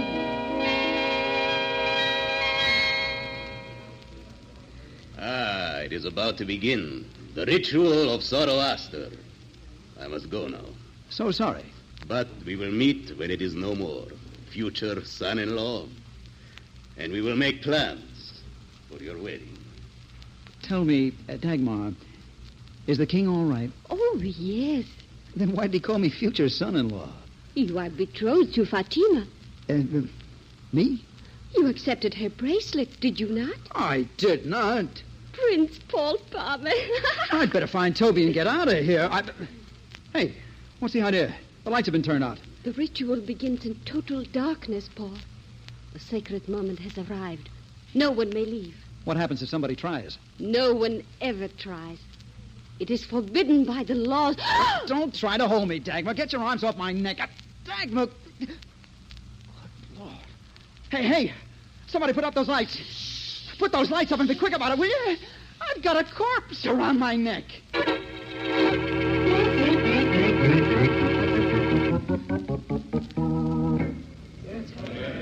Paul. Toby, am I glad to see you? Oh, that girl. Somebody pushed a knife into her back while the lights were out. Who? I don't know, but I'm going out for the police, Paul. I'm not going anywhere, my friend. Kismet. Murderer. What? He's talking to me, honey. You have desecrated the ritual of Zoroaster. People of the tribe of Hakim, why did he do it? He didn't. Why did this stranger come among us to darken our lives with murder? Paul, we've got to stop him. He's inciting that mob to riot. Change that label to manslaughter, Toby. We were happy people. We lived in peace. We loved one another. And then came this stranger. And with him came death. Shall we let our once gay Dagmar go unavenged? This is it, honey. Give my regards to Broadway. I had a great column. What is it that goes on here? There, look, Hakim. Dagmar is dead. Dagmar! Oh, once happy daughter of my third wife. What has the curse of Harrigan done to you? Harrigan? He is the knife in the back of my tribe. Then Harrigan did not kill Dagmar. It was this man, this foreigner. Enough, Kismet! I forbid you to offend the future prince of the House of Hakim. Yes, Hakim. Paul, was he talking about you? Yeah. The women will prepare Dagmar for burial. Come with me, Paul, my son. Where to, Pop? My throne room. You will be safe there. And we shall be able to talk about things that matter.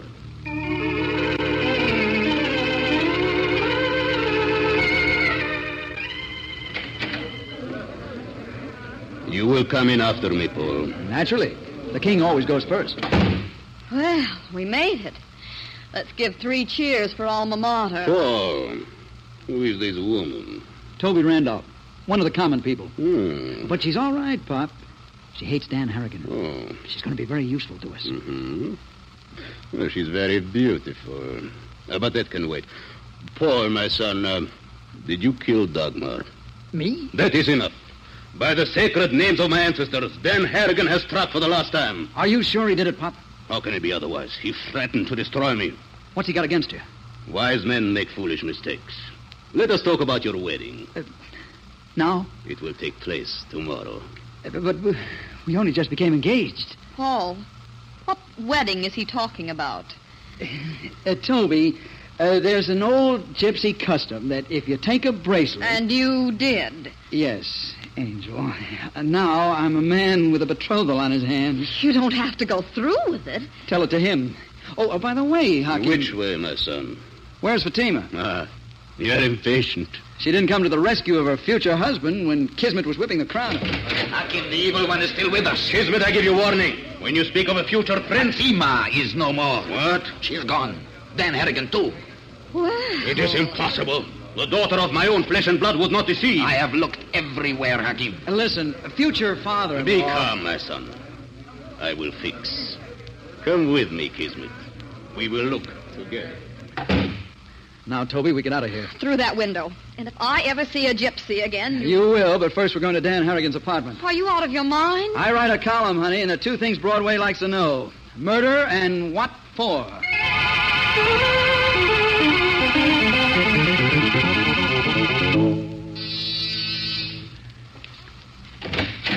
Oh, hello, my blushing bride. Imagine finding you here in a strange man's apartment. Imagine it, Toby. I'm too tired. Where is he, Fatima? Dan Harrigan is not here. Sure. I'm not joking. I've not seen him since the festival. Uh-huh. You will go now. I will not go now. By the dagger and Dagmar, I'll wait for the truth. She's told it, Paul. She has? I just looked in the other room. That was nice of you, Toby. Don't you think I'd make the perfect wife? Now, Fatima. I will tell you nothing. All right, that's too bad. Toby, phone the police headquarters. Tell them we got Dagmar's killer. All right, Paul. No, wait.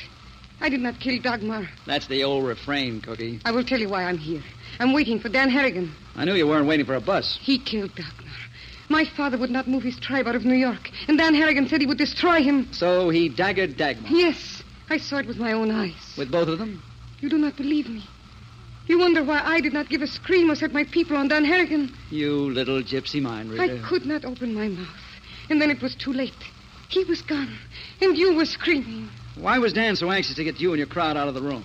He has a shipment for delivery to other cities. Now, that's what I call a lead. We do not know what it is. Believe me, Paul. He has been using our caravan for 8 months to make these deliveries. We do not know what or why. And I'll bet nobody's even bothered to ask, eh? He would not tell us. And we did it because he paid well. Then we began to think he's making criminals out of us. So you decided to settle down, and Dagmar was killed. It was a good plan for Dan Harrigan. We're gypsies. When there is death among us, we cannot go to the police like other people. We must bury our dead and run away. With an extra husband. I'm sorry, Paul, if I've deceived you. But I thought perhaps you would frighten Dan Harrigan away from us. Yeah. Well, Fatima, there's only one thing wrong with your story. Yes? I don't believe it. What? Tell me what was in those shipments, and maybe I'll change my mind. We don't care if you don't, Paul. What? She's not going to tell you. How'd you get in here, Dan? I'm Superman. I walk through walls. Is there a back door to this apartment? You don't think I'd live without one, do you? Or without that gun, either. That's a great comfort when you run out of ideas. Come on, Fatima. We're going out for some air. No. Don't be foolish, baby. You either walk out with me or the boys from the morgue will carry you out. Paul. I can't help you, honey. That gun's got me outnumbered. Very well, Dan Harrigan. I will go with you. Sorry, Paul. You know how gypsies are. They've got to keep moving. Yeah. Just one more thing. Don't write about those shipments she told you about. You'll never be able to prove them. Come on, Toby. We're going after them. Toby, where are you? Hey, Toby! Well, I'll be a press agent. Toby, wake up. For Pete's sake, get up. Don't you realize you're sleeping in a murderer's bed?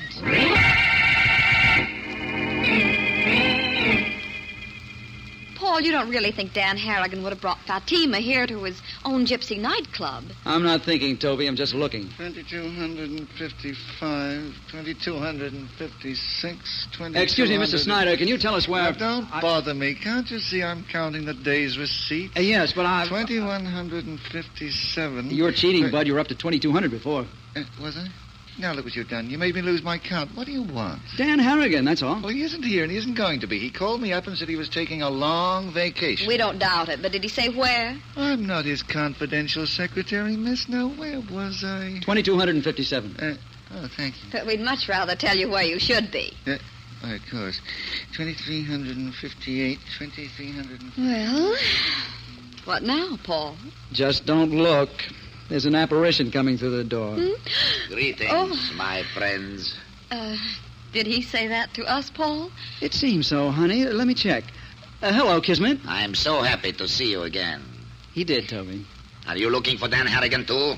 He's gone out of town. With our Fatima? Yours, pal. I give you a quit-claim deed right now. You are my friend, and I can speak to you from my heart. Does the garlic come from your heart, too? Do not believe what you hear about Dan Harrigan. He did not go out of New York. That man over there told us What does he that know? He's only a man.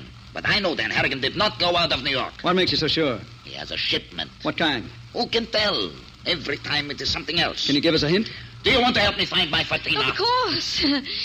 Anything that'll keep your hand off that knife. Then we must find Dan Harrigan. Come with me. Where?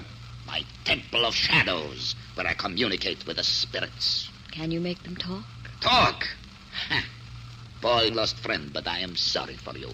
Hand me a crying towel. A woman like that. No sense.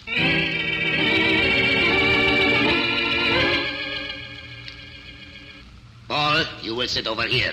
With my hands on the table? That is not my business. You, foolish woman, you will sit over here. You like me, don't you? As the saying goes, I can take it or leave it. Now. What, Kismet? We will have a seance. I will reach out for the spirit of Dagmar. Oh, why her? Poor Dagmar was evicted from this life before her time.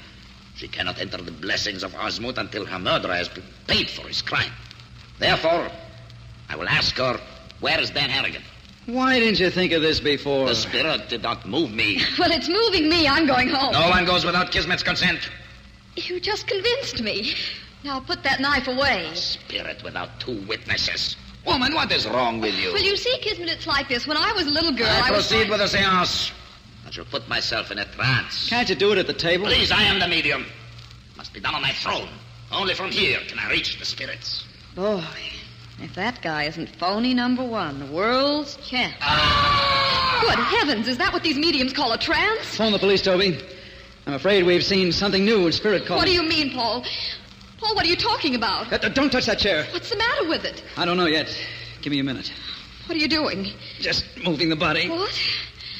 Uh-huh. He's dead. And there's the thing that killed him. A needle. Yeah.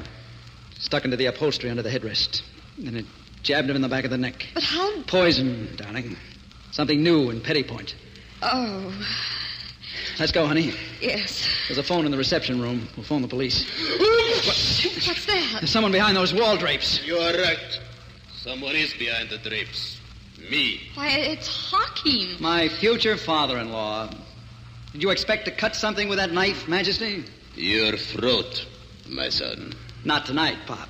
I got a gun in my pocket, and the law says when you shoot in self-defense, you shoot in self-defense. You're lying. Do you think you can deceive Hakim? You hear that? I just released the safety catch. Would you like to hear a shot? No. I dropped the knife. I hate to bother you, Toby. Will you pick it up for me? No trouble at all, dear. There. I told you I'll make an excellent wife. Yeah. Well, Hakim, now I'm the boss for real. You have no pistol? No pistol. That noise you heard was just two of my fingernails rubbing noses. See? You are clever, Paul. But you would not be so clever if I were not here, but I will so... Sure.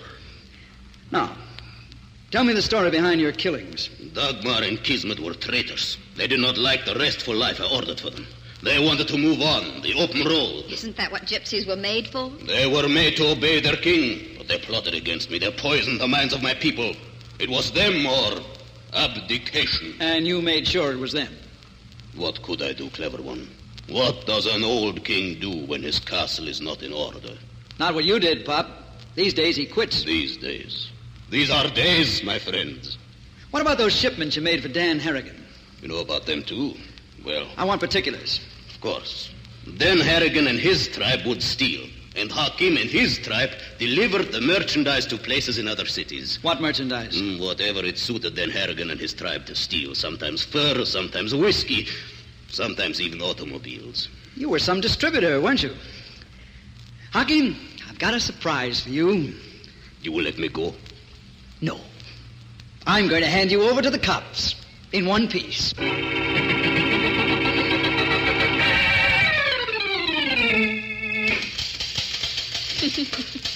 Paul, I'll never forget that look on Dan Harrigan's face when he was brought into police headquarters and saw us there. Yeah. Oh, that look on Fatima's face. Imagine that girl telling us she saw Dan Harrigan kill Dagmar. Yeah. When she saw Hakim, her own father, do it. Yeah. Not that I've got any sympathy for Harrigan, but she had no right to point the finger at him. She should have said nothing if she wanted to save her father. Yeah. Oh, well, like father, like daughter. And that was the girl you were going to marry, dear. Yeah. What's that? Oh, look, Soapy, I gotta get this column out. I've only got 15 minutes of press time. Of course, dear. Well, here's a lead for that column. Dead duck makes deadline. Huh? Good night, you worm.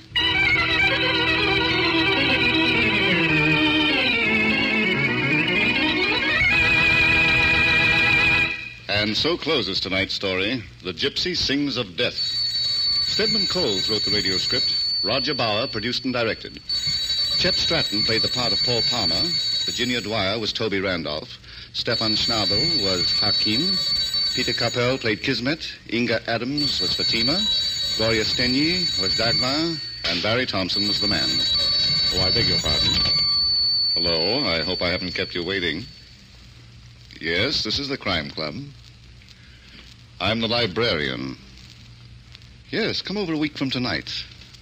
Good. We have the very unusual story of a going concern that went for murder. It's called A Deed Indeed. In the meantime? Well, in the meantime, there's a new Crime Club book available this week and every week at bookstores everywhere. Yes, it's available now. Fine. And we look for you next week.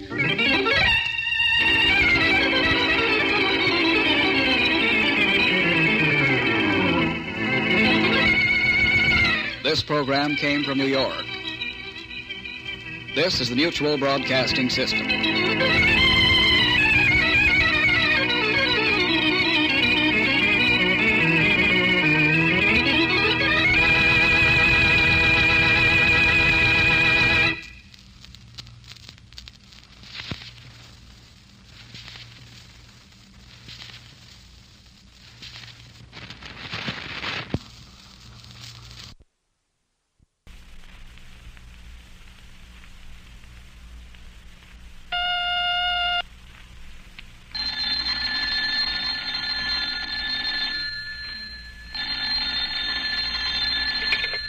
Hello. I hope I haven't kept you waiting.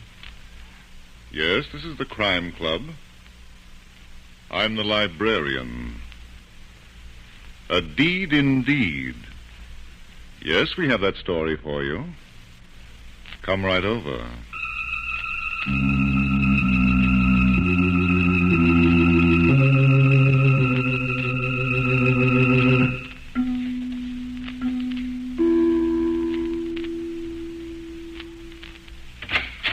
Ah, you're here. Good. Take the easy chair by the window.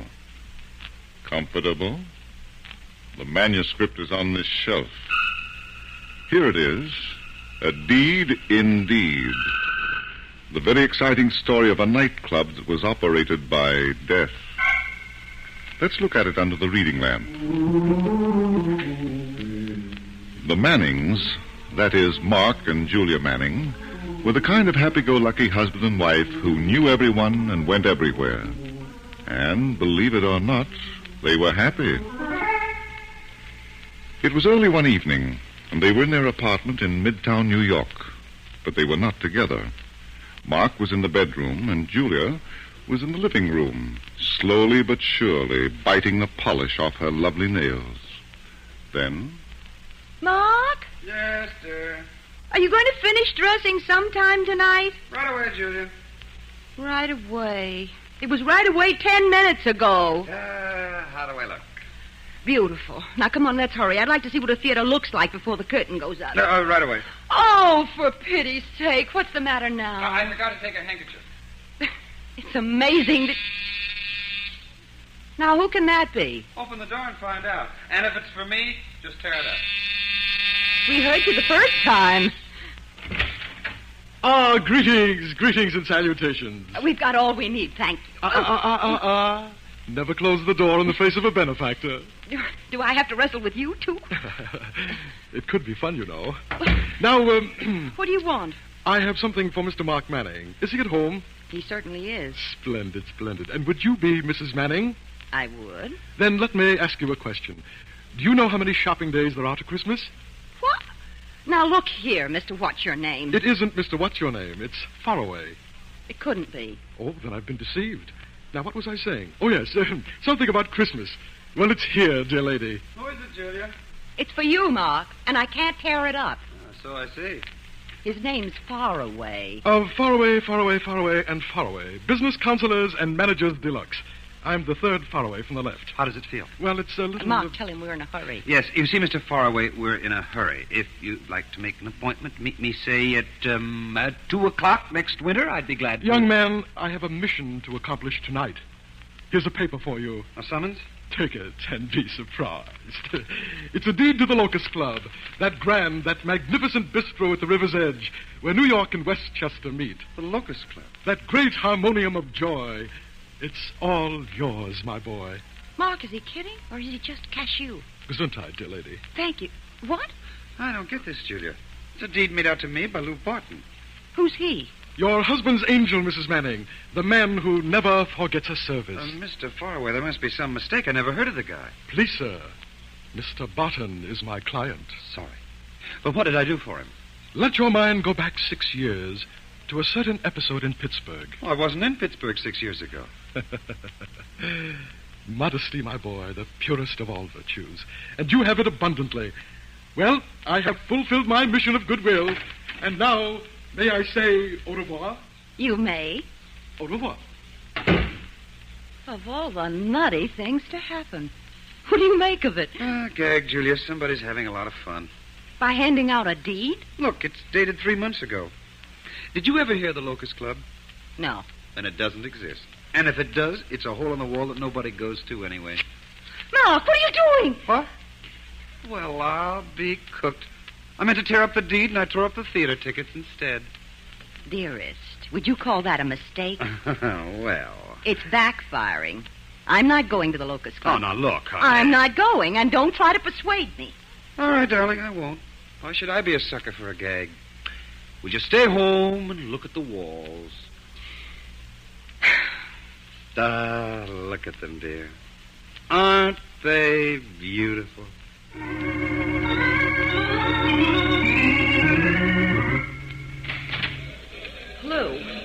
there, Sally. What brings you here so early? I'll give you one guess. You fell out of bed. I met Claude Faraway in New York. He told me one of Grimm's fairy tales. Which one? About you giving this club away to a guy named Mark Manning. Oh. As a matter of fact, the deed was recorded 3 months ago. What? But Manning got it tonight. I figured it was tonight or never. Why, Lou? The weatherman predicted a heat wave. Uh-oh. When did he start predicting? 3 months ago, Kitty said it was getting warm. So you ditched the club. You couldn't wait. I was taking no chances. You know how the weather is around here. Once it gets warm. Why didn't you tell me? I like your face, baby. Without wrinkles. You should have told me. Lou, we've been together for a long time. We always shared and shared alike. The club was mine, Sally. I felt like giving it away. I wasn't talking about that. Oh, sure. You don't care about the material things. Well, what happens now? Break it down, Cookie. Do we stick around or do we go to a better climate? We stick around. In the heat? We got nothing to worry about. Mark Manning's the new boss. We're working for him. Okay, but suppose he screams. I expect him to. Great. How will that register with the weatherman? Sally, you disappoint me. You used to be able to figure the angles. When I knew who to figure him against. But who's Mark Manning? What kind of a guy is he? He breathes for a living. Ah, quit kidding, Lou. What's the difference? I checked him and found out he's got a weakness for nightclubs. That doesn't mean he's going to like what you're doing to him. You're not figuring the angles, baby. I've got that guy covered from so many angles, he'll stab himself to death trying to get out.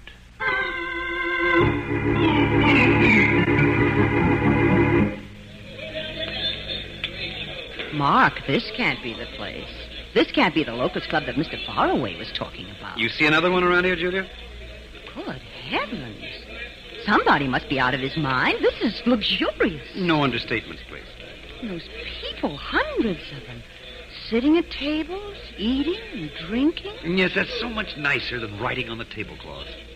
Mark, aren't you excited about this? Excited here. My nerves are bouncing like handballs. Well, you might show it. I will. First, I've got to stop wondering. Oh. That's right, darling. Why should I get a paying proposition like this for nothing? Yes. Come on, let's find out. Welcome to the Locust Club, where the food is good and the prices are nice. Hello.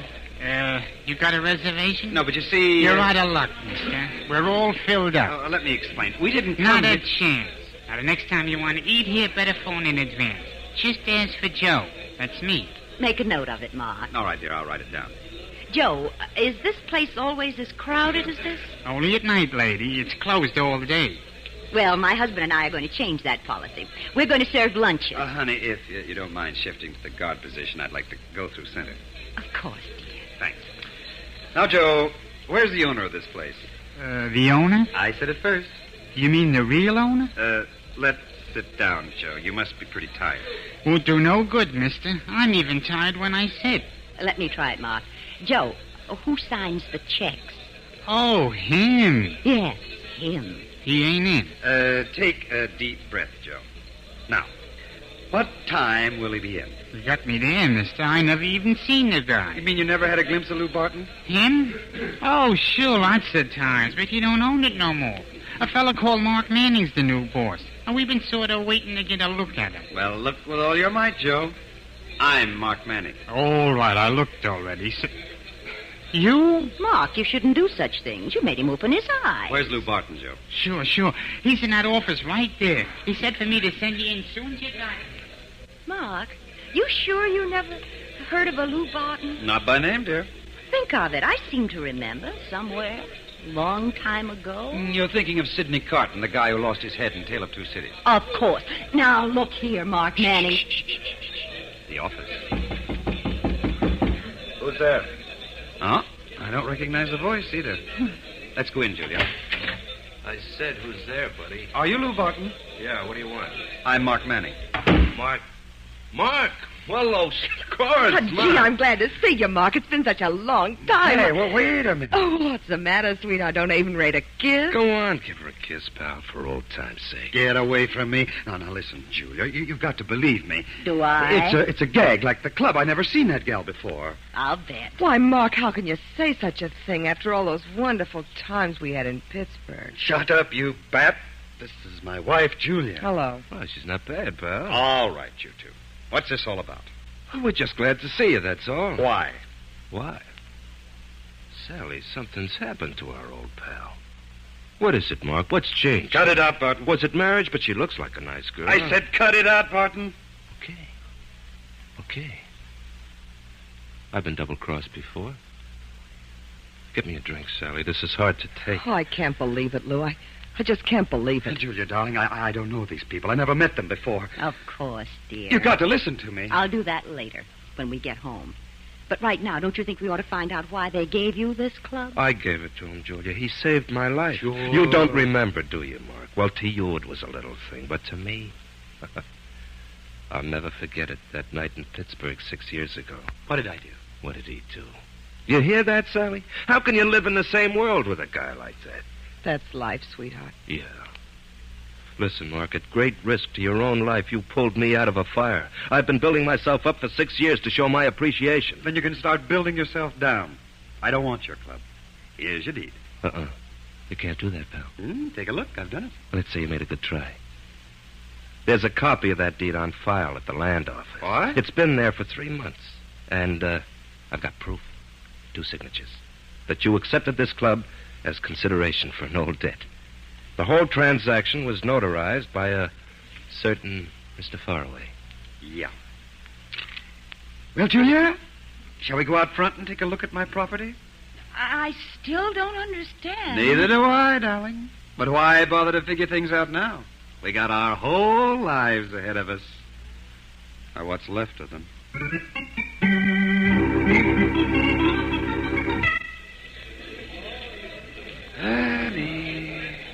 Did you say something, Ma? No, dear, but I'd like to. This place is beginning to get me. Uh-huh. Julia. Yes. Did something happen to me 6 years ago? Something you never told me about? Why don't you ask Sally? Is it possible I had amnesia? What? Did I wander off to Pittsburgh and, without knowing what I was doing? Take a look at this menu. I don't feel like eating. Julia, you've got to tell me the truth. It's printed on this menu. Take a look at it. Maybe you'll get amnesia now. Don't stare at me. Look at the menu. And then tell me how a nightclub could give a steak dinner for $1 and make money. Is that what I'm doing? You're also selling cocktails for $25 and lamb chops for 75 cents. Wow. You know what a steak and lamb chops cost these days when you have to buy them? Yeah, but maybe we're giving them small portions, huh? Yeah, that must be it. Come on, let's take a look at the kitchen. Greetings and salutations, people of good fortune. Run for your life, Mark. Here comes that man again. Ah, a tour of inspection, Tell me, Mr. Manning, has your fertile brain erupted some useful ideas? I've been thinking, Faraway. Naturally. This glittering bistro lends itself. At what rate of interest, Mr. Faraway? Yes. Your ideas, Mr. Manning. How would you like to see Delmonico's come to life again? Ah, what a thought. My boy, you've touched a tender spot. Long, slumbering memories. You're going to see it here at popular prices. Why improve, darling? These prices are popular enough. First, I'll rip out all those light fixtures and put in soft, indirect lighting. Then I'll throw out all those tables and chairs. Hey, where's the boss of this place? What? Now, see here, my good man. Never mind the compliments. All I want is the owner, Mark Manning. The guy in the office told me he was out here. Hi, Mr. Manning. Okay. You owe Green and Black $1,000 for light fixtures. Do I? Who says so? I do. Deputy Sheriff O'Malley. You owe White and Brown $700 for tables and chairs. Now, wait a minute. And there's an unpaid food bill for $800, a total of $2,500. Would you like to pay me now, Mr. Manning? I certainly would not. Okay, boys, start ripping. Bye-bye, Delmonico's darling. Shall we go home now? Stop them, Sheriff. You can't do this without a court order. Well, here it is, mister. You can read it if you want to. Hey, you reckless. Get into the kitchen and start packing up the food. Now, listen, Sheriff. And you over there, start working on the tables and chairs. Oh, well, you got to stop them. What can I do about it? Well, let me see. I'm a business consultant and manager. Listen, don't sell yourself to me now. I also have some knowledge of the law, young man. This paper is quite legal. My advice is to pay. But Faraway. If you don't, these men will ruin the place, and your creditors will have judgments against you anyway. You mean I'm stuck? I'm afraid so. Pay now, and we'll find ways and means of recovery later. All right, Sheriff. I'll give you one check for the whole amount. Suit yourself, mister. How does that line go, Sheriff? All that glitters. Don't ask me, lady. The mayor don't give us much time for reading. How awful. Not even horror stories? Hold everything, boys! Here's your check, Sheriff. A year. Okay, boys, grab it. Literal creatures, aren't they? I brought them up right. Okay, boys, we're through here. Let's go home. How far away? What about those ways and means of recovery? Not so fast, Mr. Manning. The law books are in my office. Well, hurry up and get your nose into them. I want action. I'll do that at once. Come on, Julia. We're going to give Mr. Barton another interview. Mark, you poor darling. 3 whole months to Thanksgiving, and you've already had your turkey.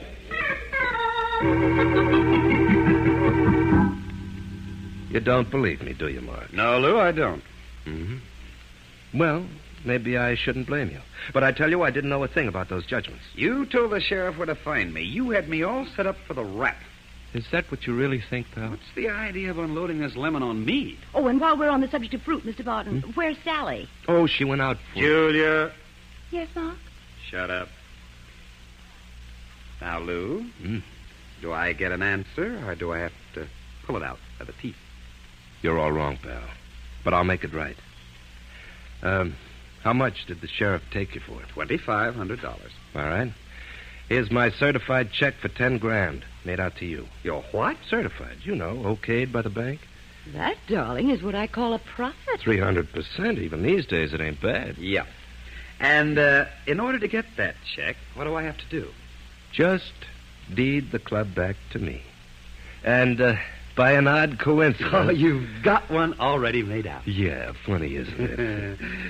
You're too well prepared for emergencies, Bart. That's because I'm farsighted. Here's the pen, and there's the dotted line. Julia. Don't ask me what to do, Mark. I've shut up. Well, I'm sorry, Lou. I'll need time to think it over. Why? I'm curious. And when I'm curious, ask Julia the next time she feels like talking. Better use that pen, Manny. Frets? It also writes under blood. Ooh. When this thing goes off, you can't send the bullet back. So I've been told. All right. I'll take the pen. And as long as you've got me, I'll take the pen, too. Cut it out. Look out! He's going to trip you. Not this trip, Julia. Drop it, Barton. Make it fall down. Mark! Mark, are you all right? I think so. Or maybe I'm kidding myself. Mark! But... Julia. He fell down.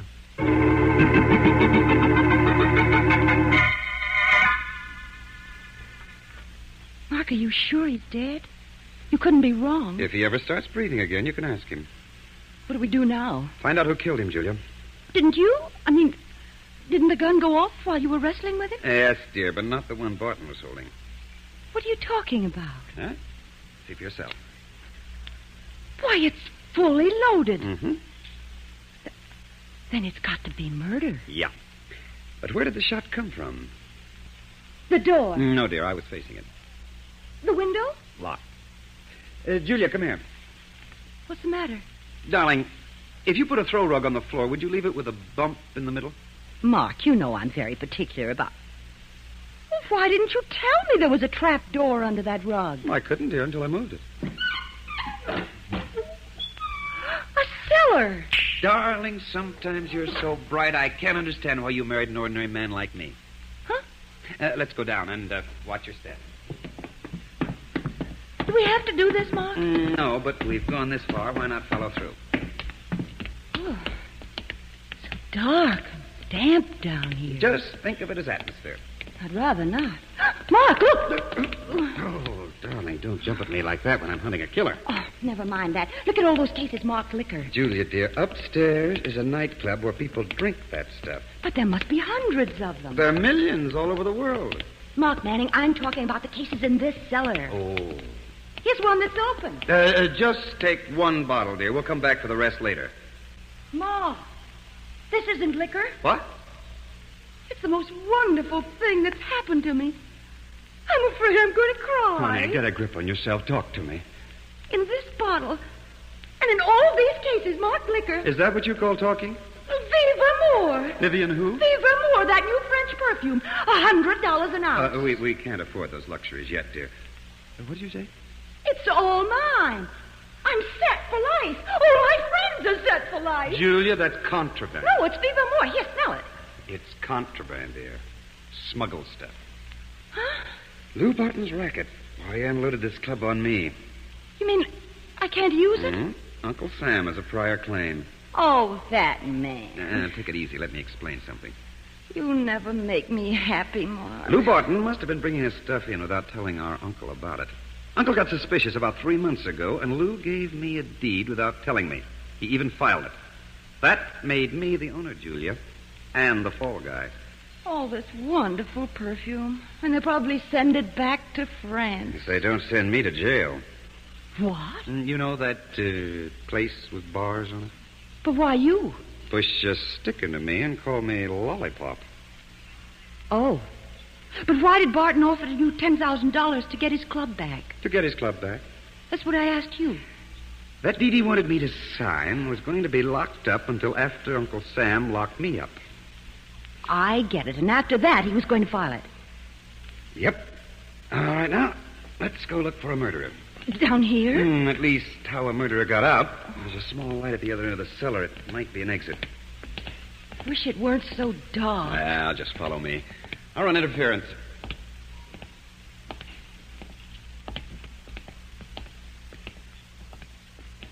Keep talking, Julia. Then I'll know you're with me.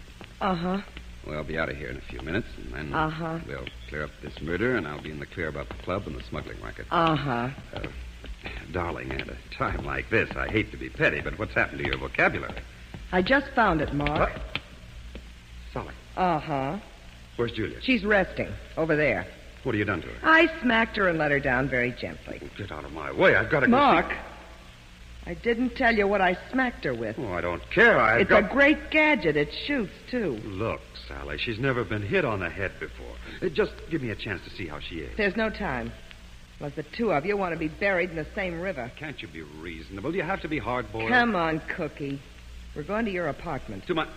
Oh, no, not with Julia lying there. Faithful to the end, huh? Well, turn around and walk toward that light, or this will be the end, sweetheart. And no encores.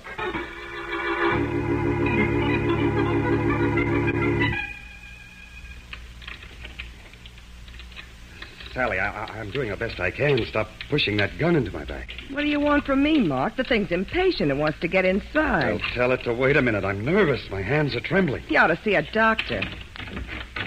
Maybe you won't have to. I know a swell undertaker. Get in. All right. But you should have let me take Julie out of that cellar. It's damp in there. Hey, Joe. Is he here, too? No, I just took a deep breath. Is that you, Sally? Oh, so you got him. What were you doing in that bedroom? I was laying down. I got tired waiting for you. That's a comfortable bed, isn't it? The bed? Say, what kind of a mattress you got on it? First, you tell me how you got in here. Oh, I got keys that fit every door. Now, anytime you want me to do it... Shut up, Joe. Okay, I don't care. Welcome to the Locust Club, where the food is good and the prices are nicest. Hey, he remembers my spear. Yeah. Sit down, Mark. We're going to make the extraction as painless as possible. What? What extraction? Show it to him, Joe. I'll be glad to. Here, Mr. Manning. By these present do we herewith... Say, this is a deed to the Locust Club. From you to me. Sign it. But... Sign it. Well, what's Joe here for? Protection? He makes a cross like a witness. Oh, that ain't fair, Sally. You know I can write. Yeah. And you promised me a silent partnership in the whole business. You said that... Joe, do you have to talk so much? No, I don't have to talk at all. Stay that way. Okay. Well, Manning, do you write your name on that deed, or do I write you off as a bad risk? All right. I always had respect for a gun. Is this where I sign? Where it says cellar. That's where we left Julia. Just sign it. We'll laugh later. Wouldn't you know this would happen at a critical point in my life? What's the matter? My pen is dry. Well, I'll fill it You up. don't have to. Give him your pen, Joe. Okay. But I don't like too many people using it. The point gets twisted up. Joe! I had it right here in my coat pocket. Honest, Sally. Dig down into the pocket. Look, I'm doing it. Oh, I know. It must have dropped out while I was laying down. I'll go look in the bedroom. What was that, Mark? Your last laugh? I was thinking of what Joe said before. Yeah? He said, honest, Sally. That just ain't true. Small talk. And at your age, shame on you. You shouldn't have looked around, Sally. Let me go. Let the gun go first. Stop, you're hurting my... That's all, Sally. Now, we'll just let Julie in. Then we can have a party. Darling... Mr. Manning. Come in, Faraway. I can't begin to tell you what a disappointment you are. I'm sorry. You know Sally? Yes. Mr. Barton's aide-de-camp. Good evening. So what? I won't be but a minute. Mr. Manning, I have bad news for you. Who hasn't? I looked up the law on that matter. I'm afraid your $2,500 is lost. Nice of you to come here to tell me. You gave me a merry chase, sir. I went to the Locust Club, but the place was deserted. Fortunately, I remembered your address, so... how much do I owe you? Please, Mr. Manning, don't defile me with offers of money. But there is another matter. Sure. The matter of Mr. Barton and the Locust Club. What? Well, my boy, it seems that you are not the man who saved his life in Pittsburgh 6 years ago. Uh-huh. He regrets the error deeply, and he's most anxious to compensate you. Therefore, he has asked me to buy the club back from you. You will give me a deed, and I will give you this. A check for $10,000. Certified. A magnificent sum. I believe you'll find it satisfactory. Yeah. But Faraway, don't you know that death cancels a deal? Death? Whose death are you talking about? Lou Barton. He was murdered. Oh, no. When? Well, why didn't someone tell me? I found a pen, Sally. It was under... Hey, what's that guy doing here? Waiting for the pen, Joe. Huh? Give it to him. Mr. Faraway is most anxious to write a get-me letter to the police. Mr. Manning, did I hear you say police? Yes. And if you listen carefully, I'll tell you why.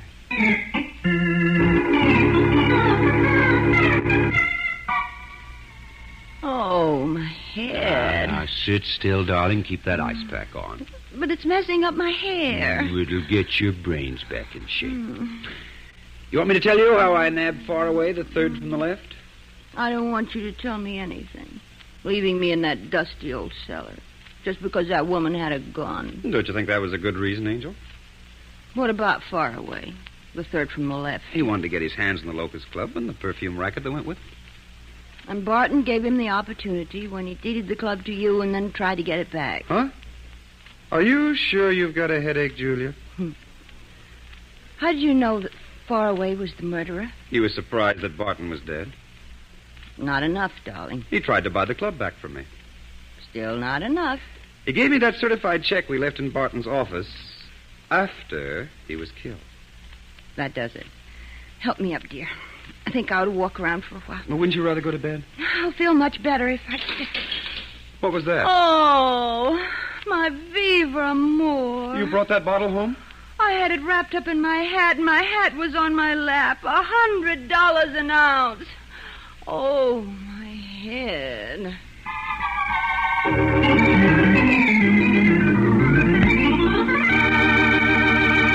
And so closes tonight's story, A Deed Indeed. Stedman Coles wrote the radio script. Roger Bauer produced and directed.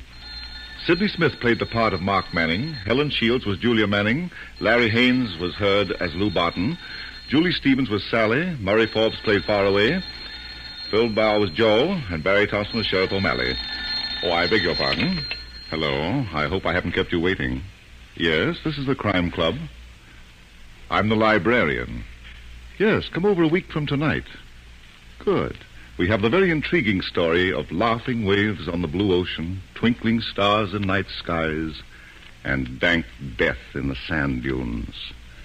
It's called Death Swims at Midnight. In the meantime, there is a new Crime Club book available this week and every week at bookstores everywhere. Yes, it's available now. Fine. And we look for you next week. This is the world's largest network serving more than 400 radio stations. The Mutual Broadcasting System.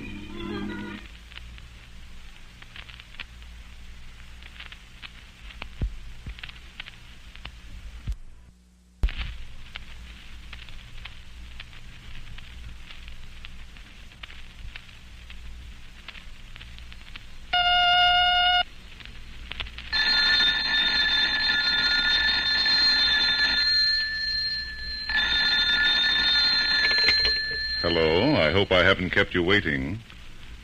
Yes, this is the Crime Club. I'm the librarian. Death swims at midnight. Yes, we have that story for you. Come right over.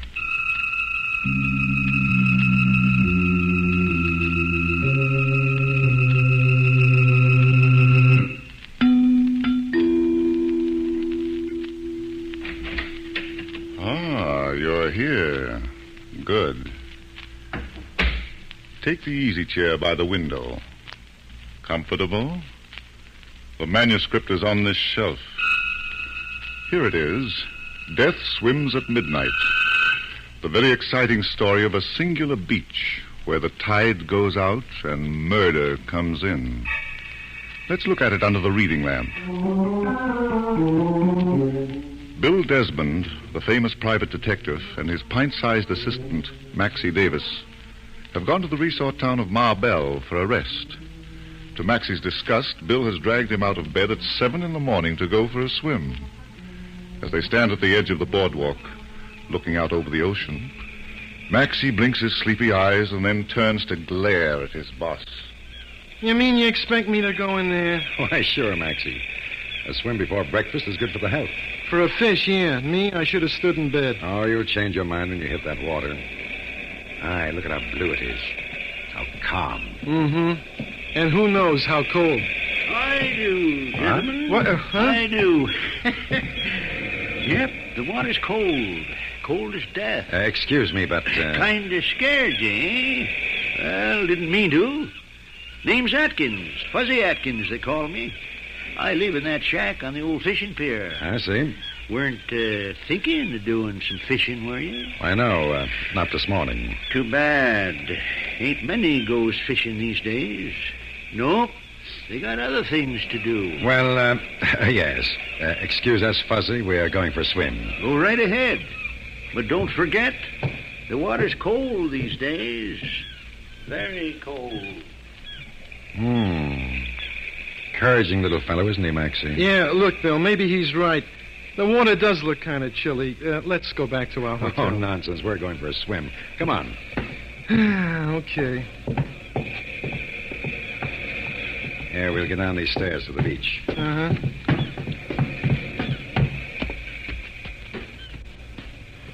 I still don't see why we couldn't have come down here later. At least we would have had company. We have company, Maxie. Where? Over there. That girl. Oh. Ah. She looks rather interesting, doesn't she? She looks like a dame. There are dames, Maxie, and dames. Yeah, and there's trouble and more trouble. Come on, Bill, let's head for the other end of the beach. And pass that up? Not me.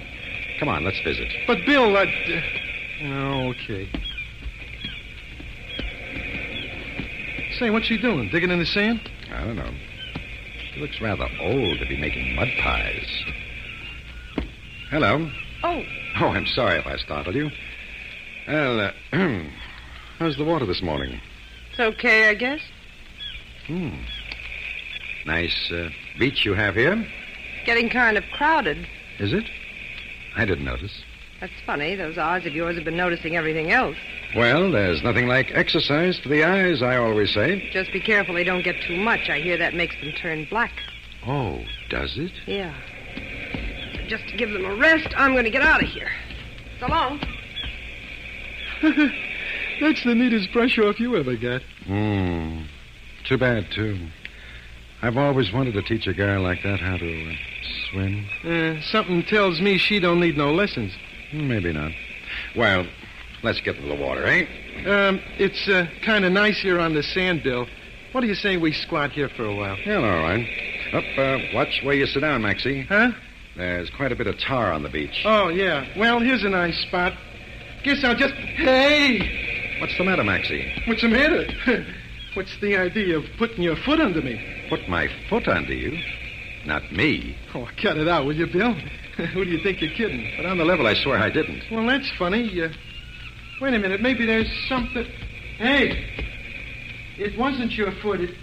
It's someone else's. What? Here, let me see. Maxie, there's someone under the sand. Quick, Help me shovel it to one side. Right. I don't know just where, but if the feet are down here, I think... Here we are. Holy smoke! It's a dame. Is she sleeping? Yes. The long, long sleep of death.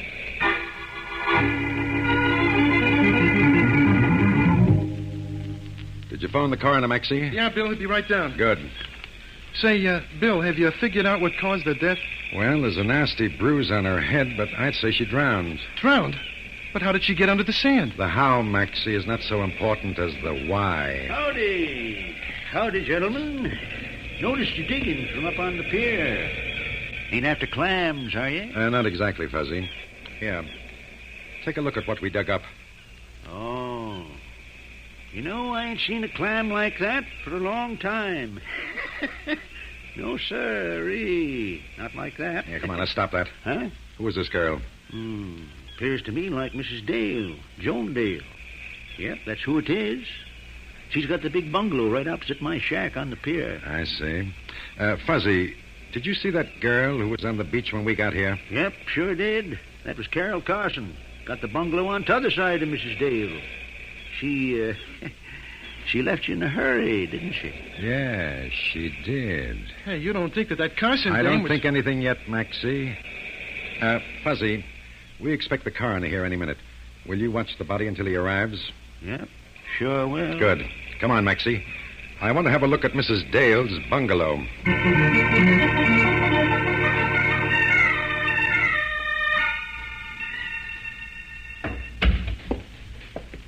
Hey, this is quite a layout, huh, Bill? Yes, Maxie. It's quite cozy. Cozy is right. With a joint like this, even I could learn how to like the beach. What are you looking for? I don't know. We'll just poke around, see what we can. What is it? This desk, Maxie. Well, what about it? I don't see a thing. Take a look at the blotter. So I'm looking. All I see is a lot of numbers. Exactly. It's almost as though someone has been practicing arithmetic. Mm-hmm. And yet there are no papers on the desk. None in the drawers, and let me see. No. Nothing in the waste paper basket either. Maybe... Where are you going? Over the fireplace. Uh-huh. You find anything, Bill? Yes. Ashes, Maxie. Ashes. But not only of paper, of cloth, too. Cloth? Uh-huh. And to judge by some of the burnt threads, a coarse cloth. Hello? That you, Martin? I want to talk to you about... Well, who are you? My name is Desmond, Bill Desmond. This is my assistant, Maxie Davis. Oh, you're the ones who discovered the body, aren't you? Yes. How'd you know? I've just left the coroner. Oh, I see. I beg your pardon, but the name Desmond is rather familiar. Familiar, he says. Brother, you're looking at the best private op in the business. Oh, of course. Permit me to introduce myself. I'm Fulton Stokes, Mrs. Dale's attorney. Oh, yes. How do you do? Mr. Stokes, when you left the coroner, had he completed his examination of the body? Yes. He's of the opinion that Mrs. Dale drowned at some time around midnight last night. He thinks it was an accident. Oh? You disagree? Well, I don't know. Yet. Tell me, who is this Martin you called to when you first came in? Martin Dale, Joan's husband. Do you know where he is? Probably on his cruiser, which is anchored just offshore. Didn't he live here with his wife? Well, no. You see, they'd had a bad quarrel. Joan had the idea that Martin married her for her money. I see. Do you know when they last saw each other? Not exactly, but she did have an appointment to see him on board his cruiser late last night. Late last night, eh? Maxie. Yeah? I think we'll take a little boat ride.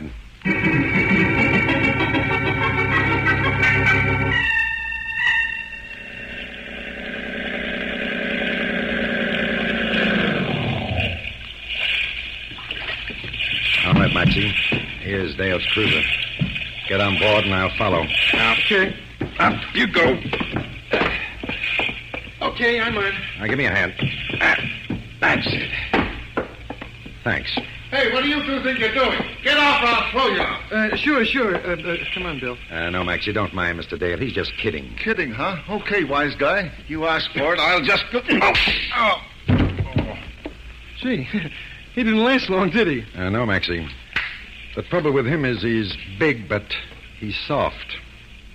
Aren't you, Dale? Come on, up on your feet. What do you want? I've got some bad news, Dale. Your wife is dead. Dead? Yes. She was drowned late last night. Tell me, when did you see her last? A couple of days ago. You're lying, Dale. Lying? Why, I ought to... What? Nothing. That's better. Your wife was aboard this boat late last night, wasn't she? Yes, I talked to her about a reconciliation. Mm-hmm. But she wasn't in the mood. She'd lost a lot of money gambling with Nick Vero. Nick Vero? Who's he? Well, he runs the Pelican Club at the end of the boardwalk. Oh. Well, go on. I tried to convince my wife to let me come back. She wouldn't listen. Mm-hmm. I tried to kiss her, and she struggled, then jumped off the boat and swam for shore. That's all I know. That's all, eh? She had an ugly bruise on her head, Dale. I don't know anything about it. Maybe not. By the way, where can I get in touch with Nick Vero? Well, from 8 p.m. on, you can find him at his club. Before that, he's usually with his girlfriend, Carol Carson. Carol Carson? Carson? Why, yes. Do you know her? Yeah. You might say she was a passing acquaintance, huh, Bill? Uh-huh. You know, Maxie, I think I'll pay her a visit this evening. Maybe we can get to be warm friends.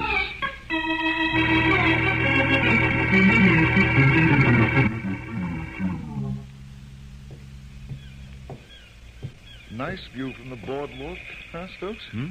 Oh, Martin. What's wrong with your jaw? I had a visitor on my boat. A man by the name of Desmond. Kind of funny his knowing that Joan had an appointment with me last night. Well, now, wait a minute, Martin. Joan's death occurred under peculiar circumstances. Desmond asked me some questions, and I answered them. Uh-huh. I got a couple of questions, too. Yes? As far as I know, the will Joan made after our marriage has never been changed. Is that right? Uh-huh. Now, according to the terms of that will, I inherit her estate. Go on. I'm a little short right now. I've been running into some bad luck at Nick Vero's. How about an advance? Well? How much do you need? $5,000. Well, I guess I can let you have it. Good. Just one thing, Martin. Yeah? If Joan was murdered, you'd be the leading suspect. So? Now, I'm not saying that you're guilty. But if you were tried and convicted, you wouldn't inherit a penny. I'd be out $5,000. Why, I'm surprised at you for bringing that up. After all, you'd only be out $5,000. As for me, I'd be out.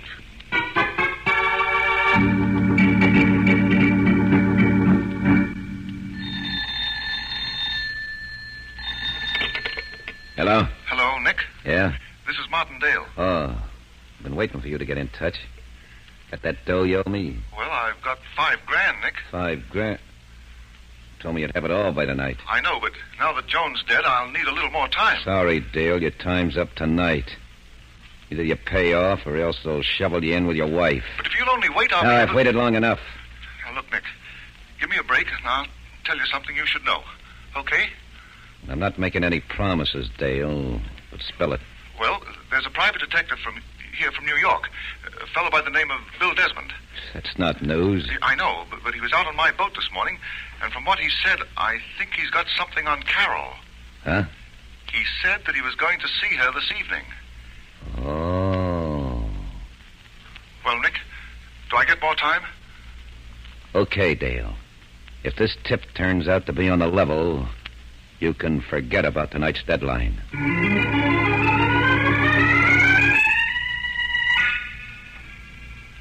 Getting kind of late, Nick. Aren't you going up the club? What's the matter, Carol? You anxious to get rid of me? Of course not. Hey, what's wrong with you tonight? Nothing. Why? Well, you've been thoughtful all evening.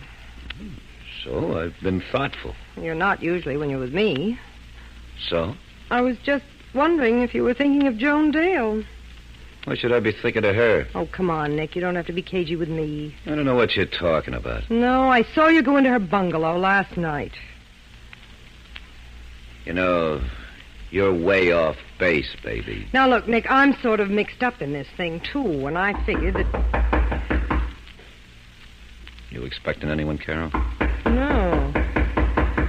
Okay, give me a minute to duck into the bedroom, then go see who it is. Right.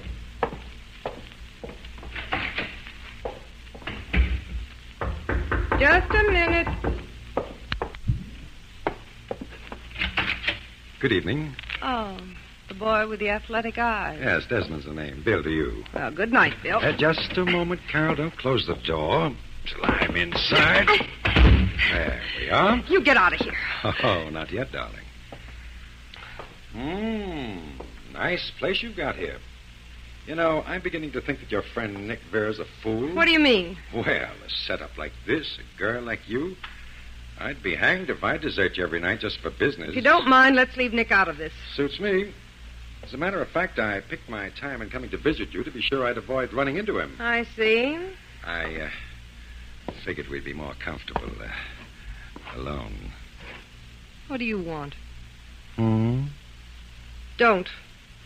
I didn't do anything. I know, but I didn't like the way your hands were twitching. Oh, that. That's nothing. I guess I smoke too much. Yes, I guess you do. Suppose you cool off and tell me why you came here. Okay. Tell me, why did you bury Joan Dale's body in the sand? I didn't. Did it have anything to do with Nick Vero? I... Well, don't stare like that. Talk. I said... You shouldn't have hit him so hard, Nick. Shut up. But you shouldn't have hit him that way. I said shut up. It's the first time you ever hit me. Yeah. It won't be the last time if you don't shut your trap. Help me tie this lug up. I'm going to feed him to the fishes.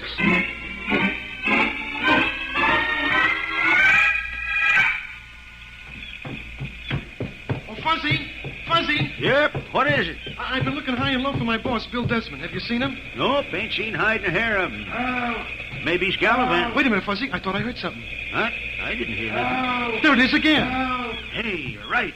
Someone's crying for help. Sounds like it comes from under my pier. Come on. Okay. This way, under the boardwalk. Help! Sounds like it comes from right over there. Wait, I'll put on my flashlight. There we are. Holy Hannah! It's Bill. Yep, so it is.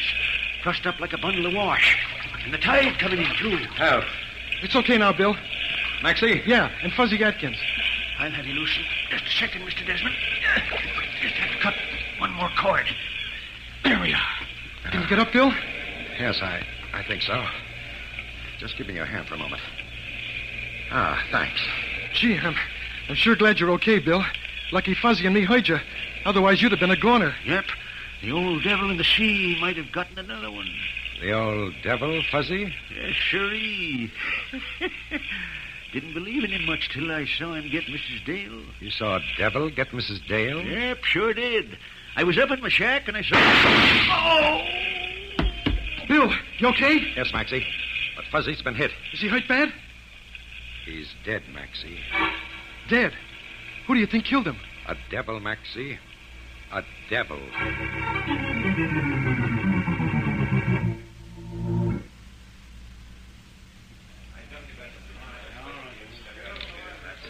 Boy, what a layout this Pelican Club has. Look at all the suckers just begging to be taken to the cleaners. Yeah.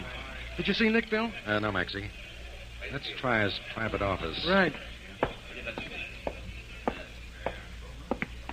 There it is. Mm-hmm. Better stand guard outside the door, Maxie. I don't want to be disturbed. Okay.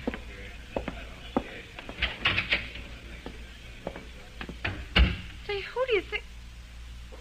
Bill Desmond. Yes, Carol, what's the matter? You act as though you're looking at a ghost. Keep both hands on top of the table, darling. Oh, you got me wrong, Bill. I wasn't going to pull a gun. Maybe not. But suppose you come around here, away from the desk. Okay. That's better. I suppose it must have handed you quite a laugh when Nick crept up behind me and let me have it. I didn't laugh, Bill. No? After he threw me under the pier, you might at least have gotten in touch with Maxie. No, I couldn't. Nick made me stick close to him till just a little while ago. As soon as he left, I called your hotel, but Maxie was out. Mm-hmm. You're fast on your feet, aren't you? You don't believe me? What do I look like, little boy blue? It's the truth, Bill, honest. Mm-hmm. Well, never mind that now. Where'd Nick go? I don't know. Now, look, Carol. I've got a bump on my head the size of an egg. My wrists and ankles are raw from the ropes cutting into them. I'm in no mood for stalling around. I'm afraid Nick will kill me. Well, now, don't worry. I won't tell him how I found out. Well? He went to see Stokes at his hotel, the Shore Plaza. Honest? Yes. Okay, sweetheart, I'll buy it. For your sake, I hope this isn't another sellout.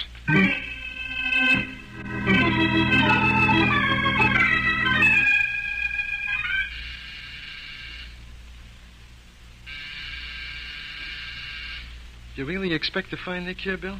I don't know, Maxie. You don't know? Well, I do. I'll bet you that... Yes? Oh, it's you, Desmond, and Mr. Davis. Oh, yes, Stokes.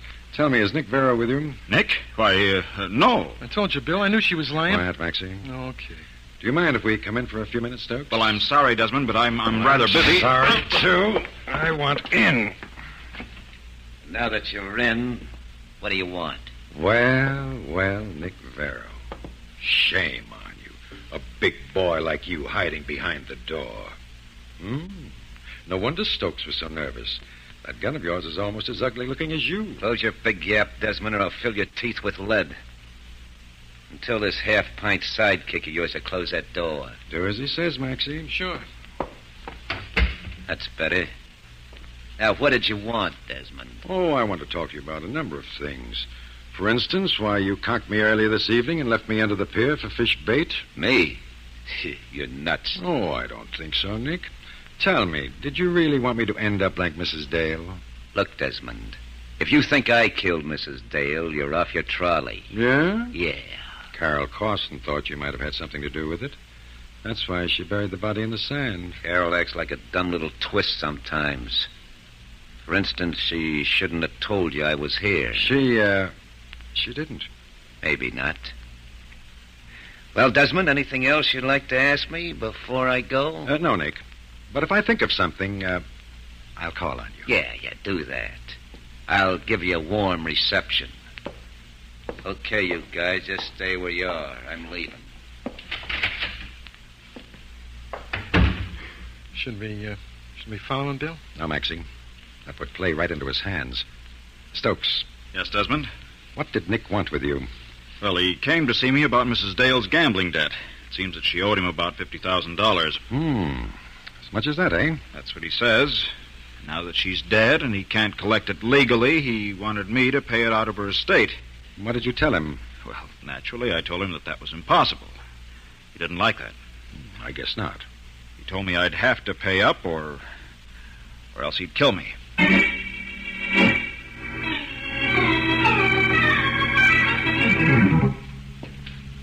What's the matter with you, Bill? Ever since we returned to our rooms, you've been pacing up and down like a stir bug. I thought you said you were going to undress and hit the hay. Yes, I know, Maxie, but I can't get this case out of my mind. The solution keeps eluding me. It does? Well, I think it's a cinch. Oh, you do, eh? Sure, look. Mrs. Dale probably drowned swimming in from her husband's boat. How about Fuzzy Atkins? Well, Nick was sore because Fuzzy helped pull you out of the water. Ah, no, Maxie, that won't wash. But who else could have killed him? That old devil in the sea he was babbling about? That old devil in the sea. Wait. Maybe Fuzzy wasn't babbling. Huh? Yes. It could tie in with those ashes we found in Mrs. Dale's fireplace. Why, of course. Of course what? Maybe. Oh, see who it is, Maxie. Okay. Bill in, Maxie. Oh, Miss Carson. Who's that? Carol? Yes, Bill. I've got to talk to you. Good Lord, what's happened? You look as though you've been through a meat grinder. Nick gave me a beating. Why, the dirty... He was sore because I told you he'd gone to Stokes. Well, I'm going to give him lots more to be sore about. Yes? Nick was in Joan Dale's bungalow last night. I don't know if he saw her, but he took some of her papers. How do you know? I saw her name on the envelope just before he put them in his desk. I see. Come on, Maxie. I want to take a peek into that desk.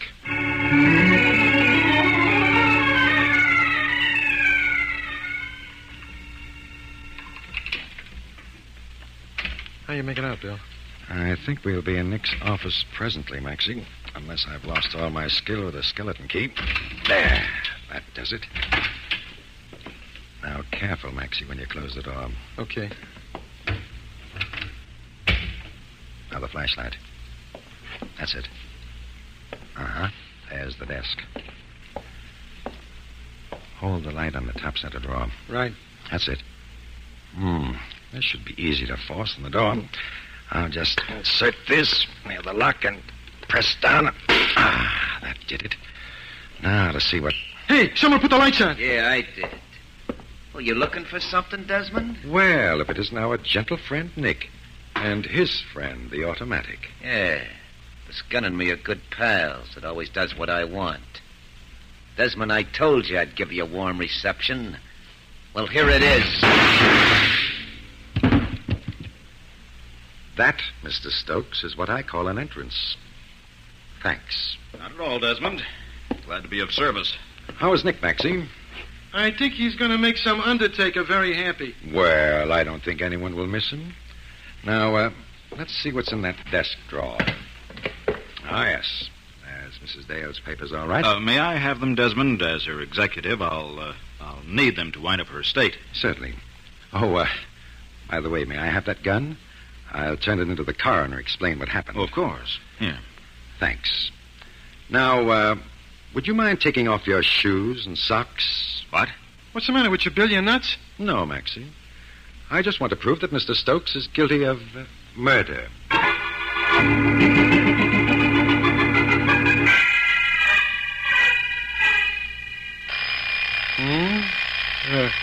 Hey, what time is it, Maxie?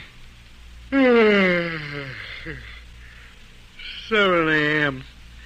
Hey, what's the idea of setting the alarm clock? I've got a date at the beach with Carol Carson. Where the devil are my swim trunks? Wait a minute. I didn't get a chance to talk to you last night. Why did Stokes commit those murders? Well, he'd embezzled a good deal of Mrs. Dale's money. She'd been checking her accounts and discovered the discrepancies. That's why her desk blotter was full of figures. Oh, but how did he drown her in the ocean? He didn't. That is, in the ocean. He drowned her in her bathtub after first knocking her unconscious. Uh-huh. Then he carried her under the boardwalk and the old fishing pier. I see. So Stokes was really the old devil of the sea that Fuzzy saw. Exactly. Now, where in blazes are those swim trunks? But how about Nick? Oh, Nick. Well, when he was in Mrs. Dale's bungalow, he came across her papers with notations on Stokes' embezzlement. Then he went after Stokes, not for Mrs. Dale's gambling debt, but for blackmail. Oh, I get it. Now, one thing more, Bill. Why did you want Stokes to take off his shoes and socks? Well, if you remember, the beach was covered with spots of tar. Uh-huh. When Stokes carried Mrs. Dale into the pier in the dark, he got tar all over his feet and legs. And that stuff is almost impossible to get off. Oh. When he got back to her bungalow, he tried cleaning it off with a towel. Then he burned the towel in the fireplace. I see. Now, if you'll excuse me, Maxie, I'll be off to meet Carol. Bill. Now what? Before you go, don't you think you ought to put on your swim trunks? Oh.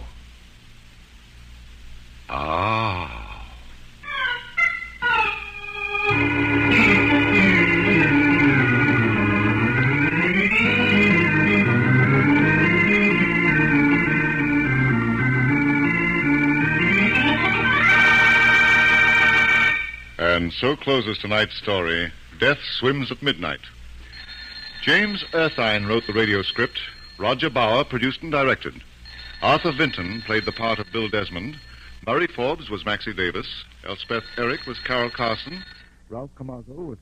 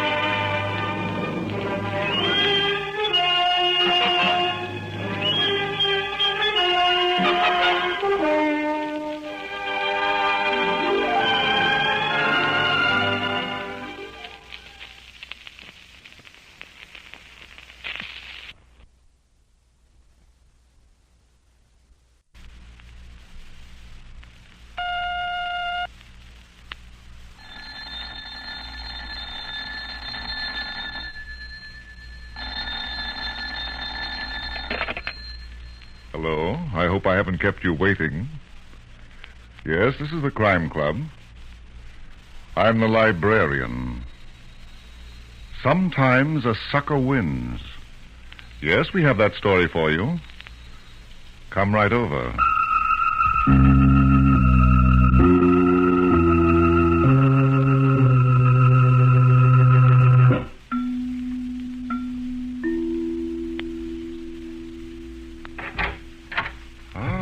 You're here. Good. Take the easy chair by the window.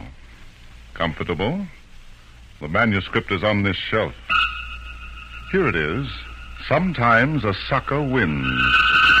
The very exciting story of a girl who finds the key to her brother's disappearance and opens the door to murder. Let's take a look at it under the reading lamp. When Joan Adams arrived in the city, she felt uneasy, apprehensive. But the thought of turning back never occurred to her. She had a job to do, one that would require courage and patience. As soon as she'd obtained a room, she phoned District Attorney Nelson. District Attorney Nelson was a busy man. At least that's what his secretary told me every time I phoned. But I kept calling, and finally she gave me an appointment. When I arrived there, Nelson made me wait almost an hour. Then his secretary ushered me into his office. For a few minutes, he pretended to be busy with the papers on his desk. Then he looked up at me. Now, Miss Adams, what did you want to see me about? My brother, Larry. Oh, you read the papers, didn't you? Yes, I read them. Well? The story they printed is a lie. I'm sorry, Miss Adams. I'm afraid I disagree with you. Look, Mr. Nelson, I've come all the way down here from Hillsborough because I think my brother is dead. I believe he was murdered. I see. And what makes you so sure he was murdered? I just know it, that's all. Oh, the feminine intuition test, eh? No, it's much more than that. I knew my brother better than anyone else in the world. He would never run away from anything. And he would never steal. No? Look, Miss Adams, your brother was my assistant in charge of an investigation into the building racket. Certain important files were in his care. One day, without a word to anyone, he disappears with the files and with every dollar he has in the bank. Doesn't that sound like a payoff to you? No, Larry couldn't be bribed. He just couldn't. I wish I could share your faith in your brother, Miss Adams, but I'm afraid the facts speak for themselves. Well, then, you won't help me? Help you? I should say not. Due to your brother's malfeasance, the integrity of this office has been impugned. I see. And if you get involved with me, it might hurt your chances for political advancement. How dare you insinuate such a thing? I'm here to represent the citizens of this city. The only thought why don't you stop? What? Save that bilge for your campaign speeches. Why, Young lady, please leave this office at once. Don't worry, I'm leaving. But let me tell you this. I'm going to clear my brother's name if it's the last thing I do.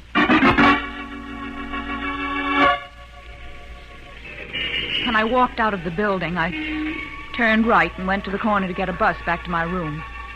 As I stood there, I noticed a green coupe parked behind the bus sign. There was a man at the wheel. As I looked in his direction, he pulled his hat brim low over his eyes and slouched down in his seat. Then the bus came along.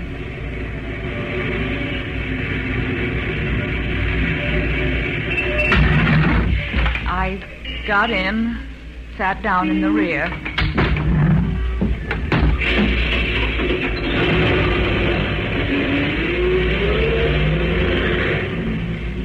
After we started, I happened to glance out the rear window. I saw that green coupe pull slowly away from the curb. Just when I began to feel sure I was being followed, the coupe turned off the avenue on which we were traveling. When the bus stopped at my corner, I got off and began walking across the street to my rooming house.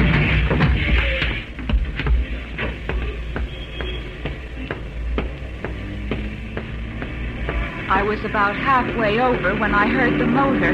I looked around just in time to see the car. Are you all right, miss? Yes, I guess so. Gee, that sure was a close shave. Yeah, sure was. I told myself it was an accident. But the car that almost ran me down was a green coupe. When I got up to my room, I was frightened and discouraged. I had only one clue. A month before, in a gossip column syndicated in the Hillsborough paper, Larry had been linked with Roxy Haver, the burlesque queen. When I'd written him about it, he'd laughed it off. I looked up Roxy Haver's number in the directory, and then I called her. Hello? Hello, Miss Haver? Yeah. This is Joan Adams. Who? Joan Adams, Larry's sister. You remember my brother, don't you? Well, yeah. I guess everybody does. But, I mean, you knew him. Me? Whatever gave you that idea? Well, I read about it in Guy Gilmore's column, about a month ago. Oh, that. That was just some publicity dreamed up by my press agent. But Larry wrote me it was true. Now, look, honey, maybe he did, but he was just stringing you. If I had a buck for every guy who claimed he went out with me, I'd have picked up more dough than Stymie. I know, Sorry, honey, I gotta hang up now. Wait. Yeah? Miss Haver, you're the only lead I have. I've got to see you. Huh? I'm coming down to your hotel right now. Your what? Say, don't you understand English? I told you I never knew your brother. I said I'm coming right down. Wait a minute, I'll see you. You know where the Market Street subway station is, don't you? Yes. Okay, I'll meet you there in half an hour. I'll be near the newsstand at the rear of the platform. Right. Goodbye.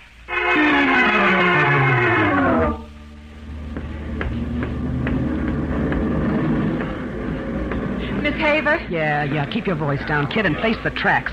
What's the matter? Nothing. I just want to keep my nose clean, that's all. Now, what do you want? You did know Larry, didn't you? Yeah, he went out with me a couple of times. Why? Huh? Oh, no, please don't misunderstand. You see, I know Larry didn't like making the rounds, nightclubs and things like that. He was on a job, wasn't he? Search me. All he told me was that he liked my company. Are you sure? Positive. Then why did you deny knowing him? Look, honey, I gotta watch my steps, see? Publicity's okay, but not in a caper like this. Oh. I don't know. I was so sure you could help me. Uh-huh, I understand. Listen, honey, I'm going to give you a good tip. Go Yes? on home and forget about this mess. Well, it's easy for you to say. He wasn't your brother. Well, what are you going to do? I'm going to keep digging till I get the truth. Okay, honey, do what you want. Only don't call me, and whatever you do, don't come near my hotel. So long, kid. I watched Roxy go up the subway steps. I turned and walked to the front of the platform to wait for a train. All right, everybody, take it easy. Keep back. Keep back, will you? The platform was crowded and everyone surged forward. Then just when the train was coming into the station, someone in the rear pushed me. Hey, what's the matter with you, miss? You trying to get yourself killed? Someone pushed me. Huh? Who? I don't know. You don't know, huh? If you ask me, I think you were trying to jump, but you lost your nerve. Frank, well, you're crazy. Not me, sister. Now, come on, beat it before I call the cop. Come on, get going. That subway guard didn't know it, but he'd given me an idea. I went down to police headquarters. When I told the desk sergeant my name, he sent me in to a Lieutenant Calvin. Calvin listened to my story in silence. His eyes were cold, skeptical. That's quite a story, Miss Adams. But it's true, every word of it. I'm not saying it isn't. But even assuming the facts, there's the possibility that both incidents were accidental. Oh, but I tell you, they couldn't have been accidents. Someone is trying to prevent me from finding out what really happened to my brother. I know what happened to him. You do? Yeah. You see, you were sent to me because I'm in charge of the Larry Adams case. Your brother was paid off, and now he's hiding out. You too, huh? Yeah, me too. I'm convinced of it. Of course. You couldn't possibly be wrong, could you? No. Miss Adams, I'll let you in on a little secret. A report's in that your brother's been seen in Mexico. I don't believe it. If Larry were alive, he'd communicate with me in some way. Not if he were wanted. I tell you, he would. Have it your own way. You know, Miss Adams, you've been annoying quite a few officials by poking around in this matter. I thought I'd put you wise so you wouldn't waste your time. I'm not wasting my time. I'm determined to clear my brother's name. Maybe so. But if you're smart, you'll catch the next train home. That sounds like a warning, Lieutenant. It is. You see, I'd hate to see a pretty girl like you get hurt. After seeing Lieutenant Calvin, I was more determined than ever to vindicate my brother. Calvin had done nothing to encourage me, except in one way. I was annoying people with my poking around. Perhaps I'd annoy the right person. A few days later, I got a telephone call. Hello? Hello, is this Joan Adams? Yes? Who is this? Never mind. I understand you want to know something about your brother. Yes? I know something, baby. Hello, you still there? Yes, I'm here. It's just that What did you want to tell me? Not so fast, baby. I don't talk on the phone. Oh, well, where can I see you? There's a little place called the Blue Swan at South and Main. Meet me there tonight at 7:30. I know what you look like. Just sit in a booth and wait, okay? Yes. Just one little thing. I don't want any other company. What do you mean? Don't invite any cops. I don't like them. Don't worry. Neither do I. Good. Okay, see you tonight.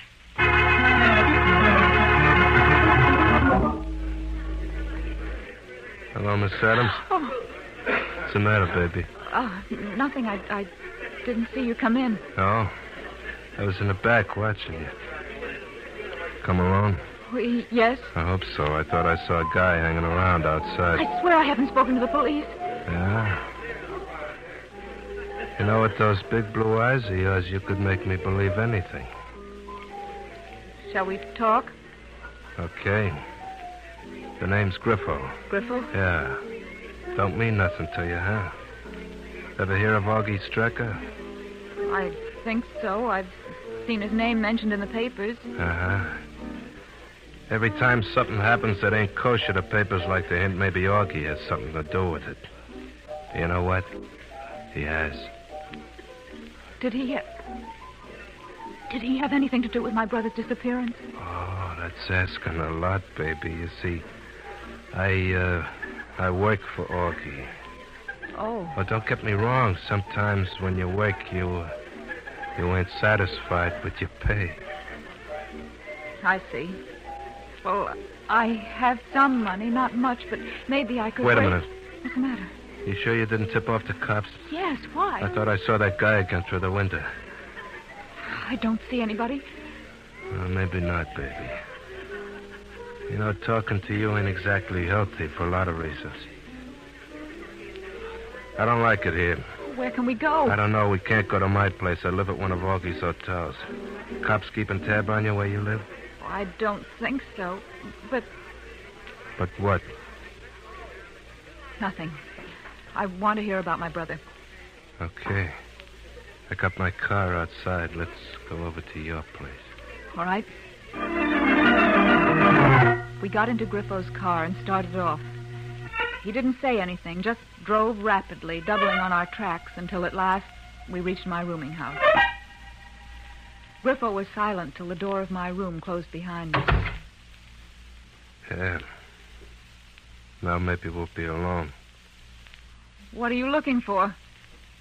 Just checking to see that you haven't planted a listening device or two. Well? Okay, you're clean. Mind if I sit on this sofa with you? No. Thanks. I'll just put this heater on the coffee table. You know, just in case. Do you always carry a gun? Yeah, it comes in handy. Well, let's talk. You were saying that you haven't got much dough. No, I haven't. Just about $800. That all? Yes, but maybe I could raise some more. How much? Well, I don't know. I'd have to have time. That's not so good. Anybody ever tell you you're a looker? No.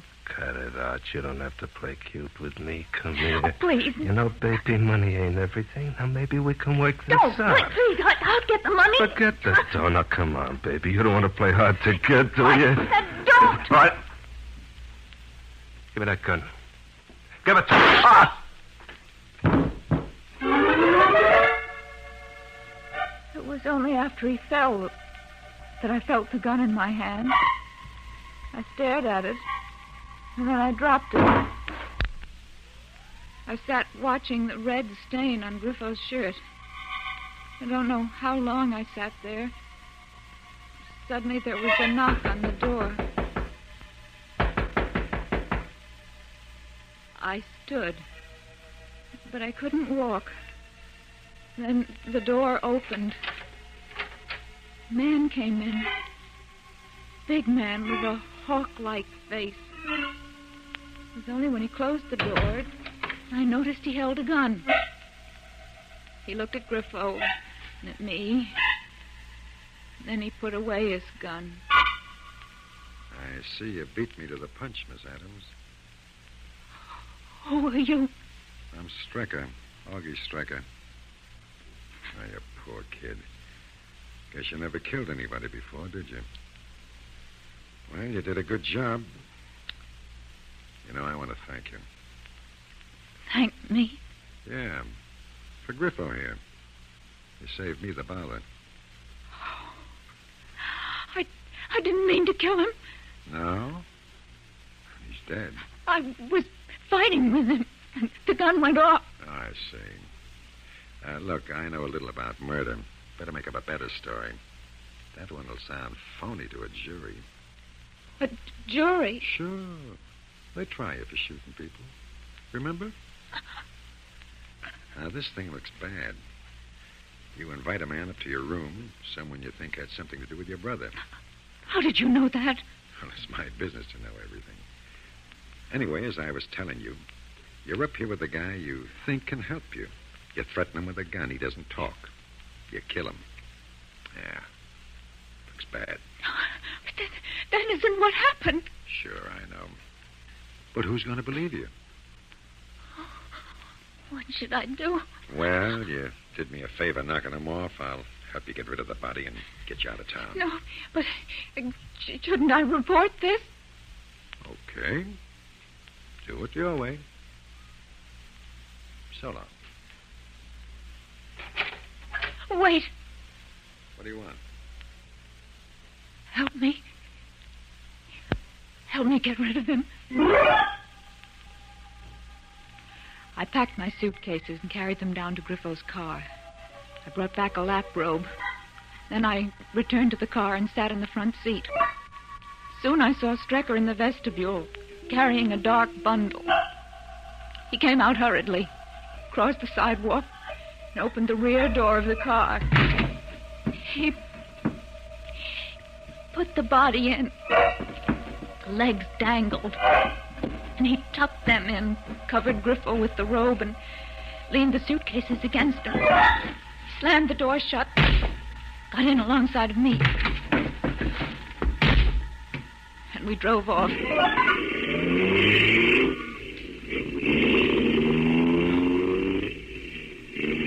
come from Hillsborough, don't you? Yes. I'll drive you to the Westbridge station. We'll just about make the 923. What are you going to do with Griffo? Oh, don't worry about that. I always take good care of anybody who tries to double-cross me. Oh, by the way, Miss Adams, I'm buying you a one-way ticket to your hometown. Understand? Yes. Good. Something tells me you've got a lot more sense than poor Griffo. Strecker handled the wheel with a reckless disregard of traffic lights and a contempt for other drivers.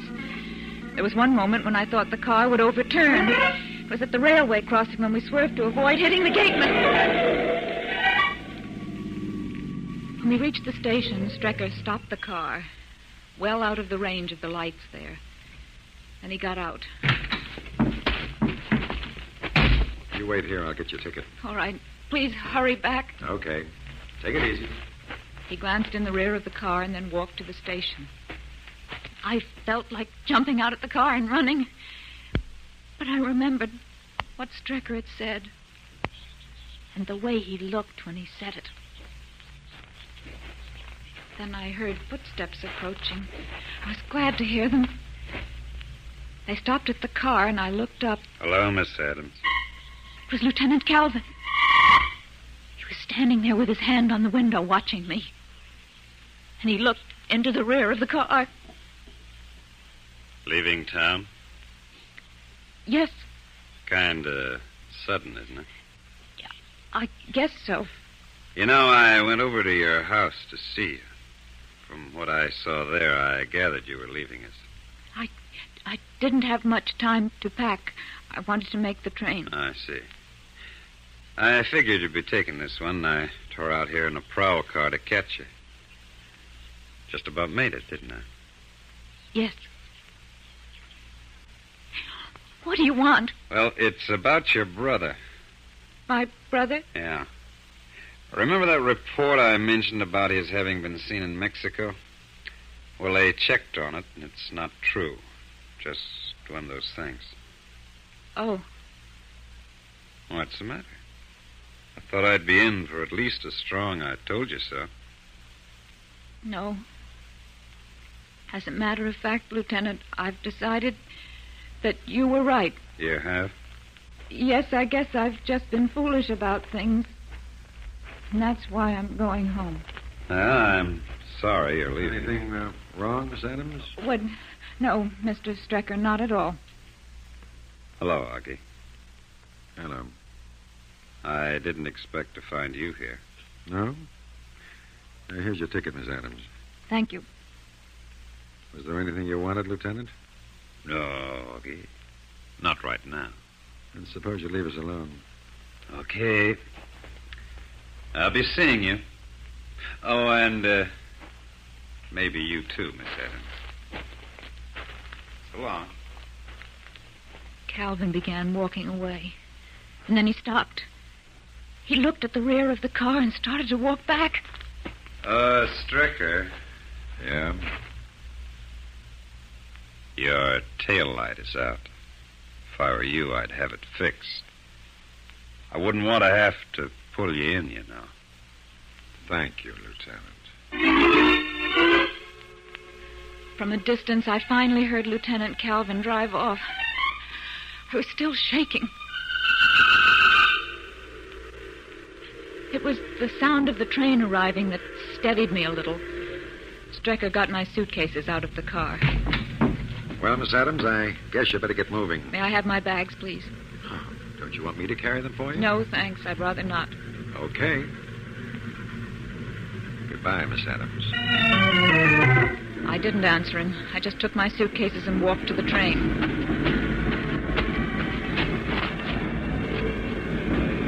I could feel Strecker's eyes watching me until I got on.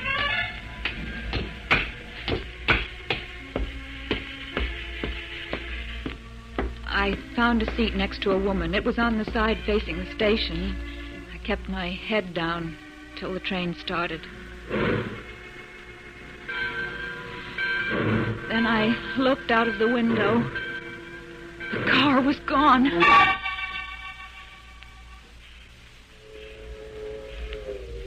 Are you feeling all right, miss?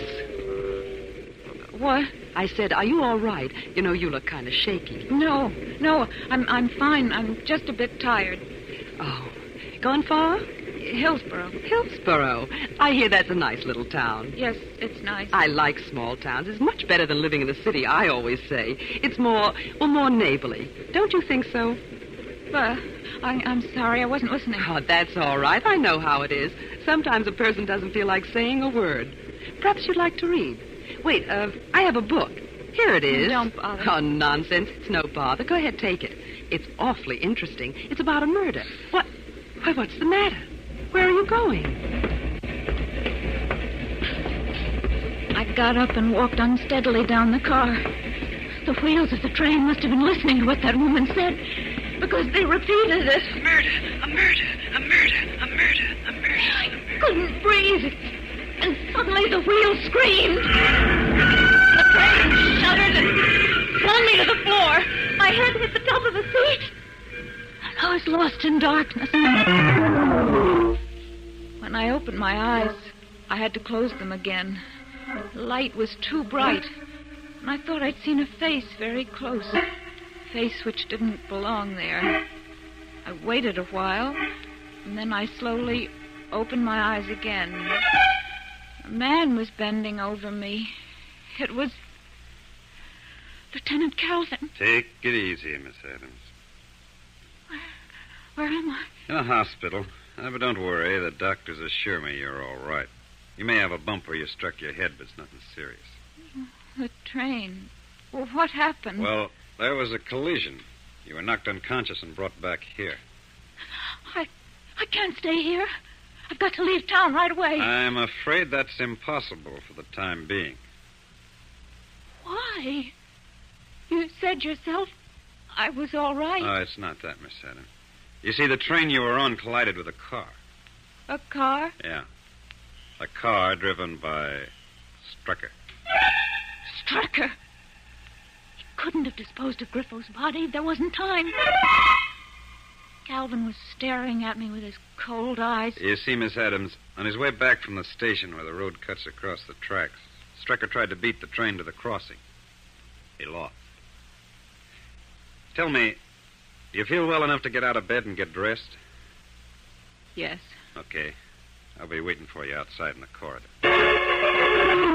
It didn't take me very long, considering everything. When I came out into the hall, I guess I swayed a little. Lieutenant Calvin reached out to take my arm, but I shook him off. Well, where do we go from here? To headquarters? No, we won't have to go that far. You just have to cross the hall into that room. A friend of yours is in there. I walked slowly to the door and opened it. There was a screen around the bed. I entered the room, closed the door. Seemed years before I walked behind that screen.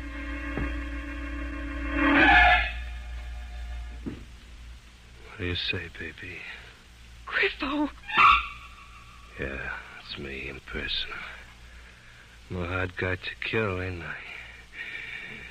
Now, look, baby, I haven't much time. I want you to listen. Yes? Up in your room, I was talking to you about your brother. Yes. Strecker had him bumped off. Augie had Roxy Haver get in touch with him.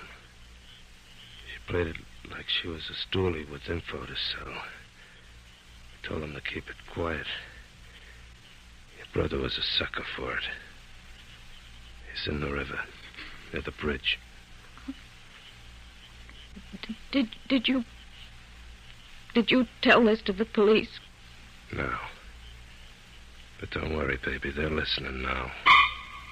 He made a gesture with his head, and I saw the wire along the wall. There was a listening device in the room. I don't care this time. Is Strecker dead? Yeah. He always was a lousy driver. I told him to let me take the wheel. But how could you? With that bullet in you. Bullet. That's good. That's a hot one. I thought you were wise by now. Wise? Yeah. It was like the green coupe and that subway job. You see, up in your room we gave a performance. Blank cartridge and a red stain. To bluff a sucker out of the game. But you know, baby, sometimes a sucker wins.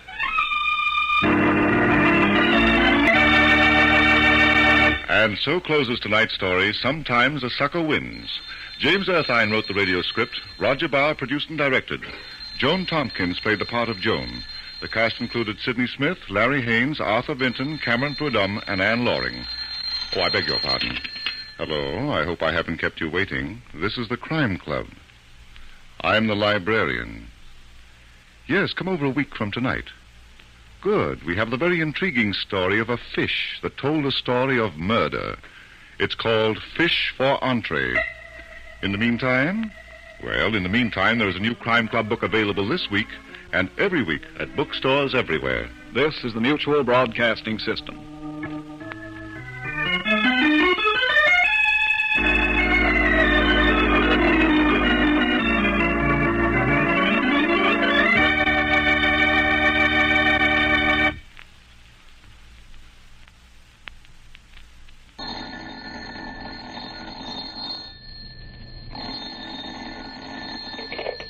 Hello. I hope I haven't kept you waiting. Yes, this is the Crime Club. I'm the librarian. Fish for Entree. Yes, we have that story for you. Come right over.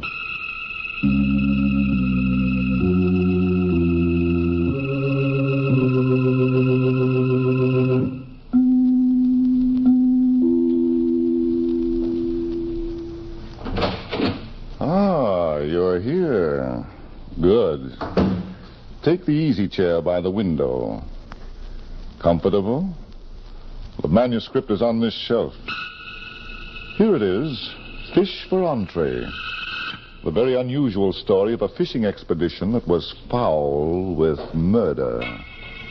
Let's look at it under the reading lamp.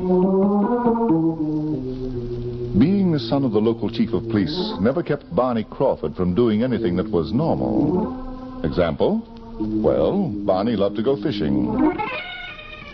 It was late one bright sunny morning, and far out on the bay in a rowboat that was being rocked by the choppy water, Barney Crawford was holding a line, and Janice Turner, his fiancée, was just about holding her own.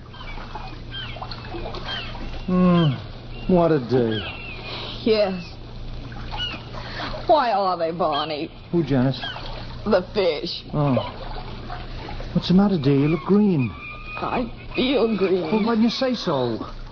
I was trying to be very brave, Barney. Nonsense. I'll pull in my line and we'll get back to shore. Thank you, dear. I'll have it up in a... Wait a minute. I don't know if I can. Something's on to the catch. Can't you shake it loose? I'd rather not look at a fish right now. After sitting here all morning. Wow, it must be a whale. Look at the way the rod is bent. Would you mind if I didn't? Lucky I brought out the heavy equipment. Just a few more seconds, Janice, and I'll have him. Hold everything. I'm trying to, Barney. Easy does it. Easy. I've got to be careful he doesn't snap the rod. He's not fighting now. But when I get him to the surface, you'll see a battle. Some fish wait until that... He's breaking water. Don't look, Janice. It's a body. It's the body of a man. We're going back to shore and call my father. He'll want to know about this.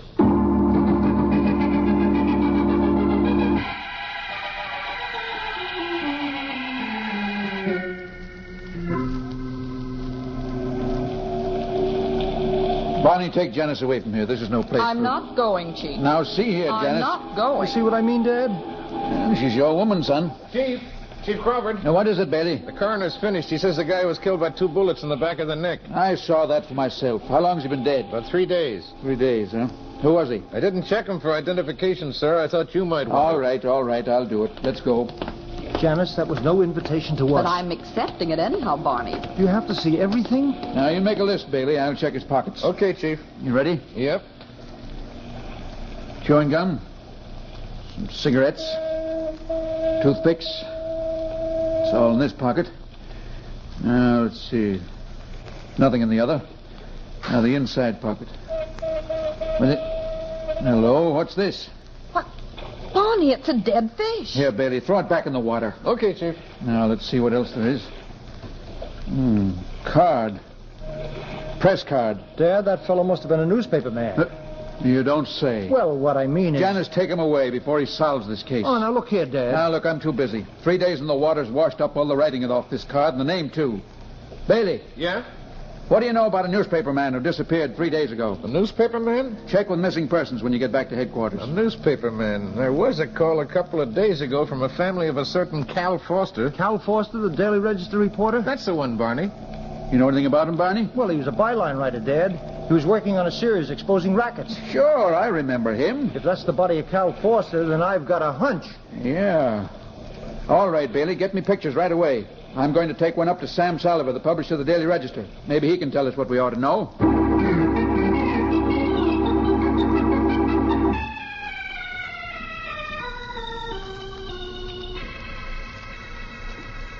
Mr. Salliver, do you recognize the man in this picture? Yes, why, certainly. That's Cal Foster, one of... But Chief Crawford, he looks dead. He is. He was murdered. What? My son Barney and Miss Turner here fished him out of the bay this morning. Good Lord, he was my best reporter. He was... Yes?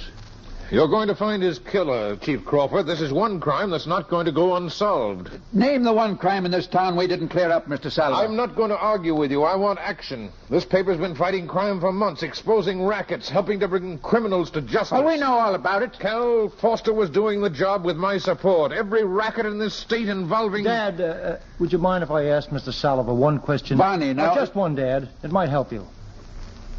All right. Thanks.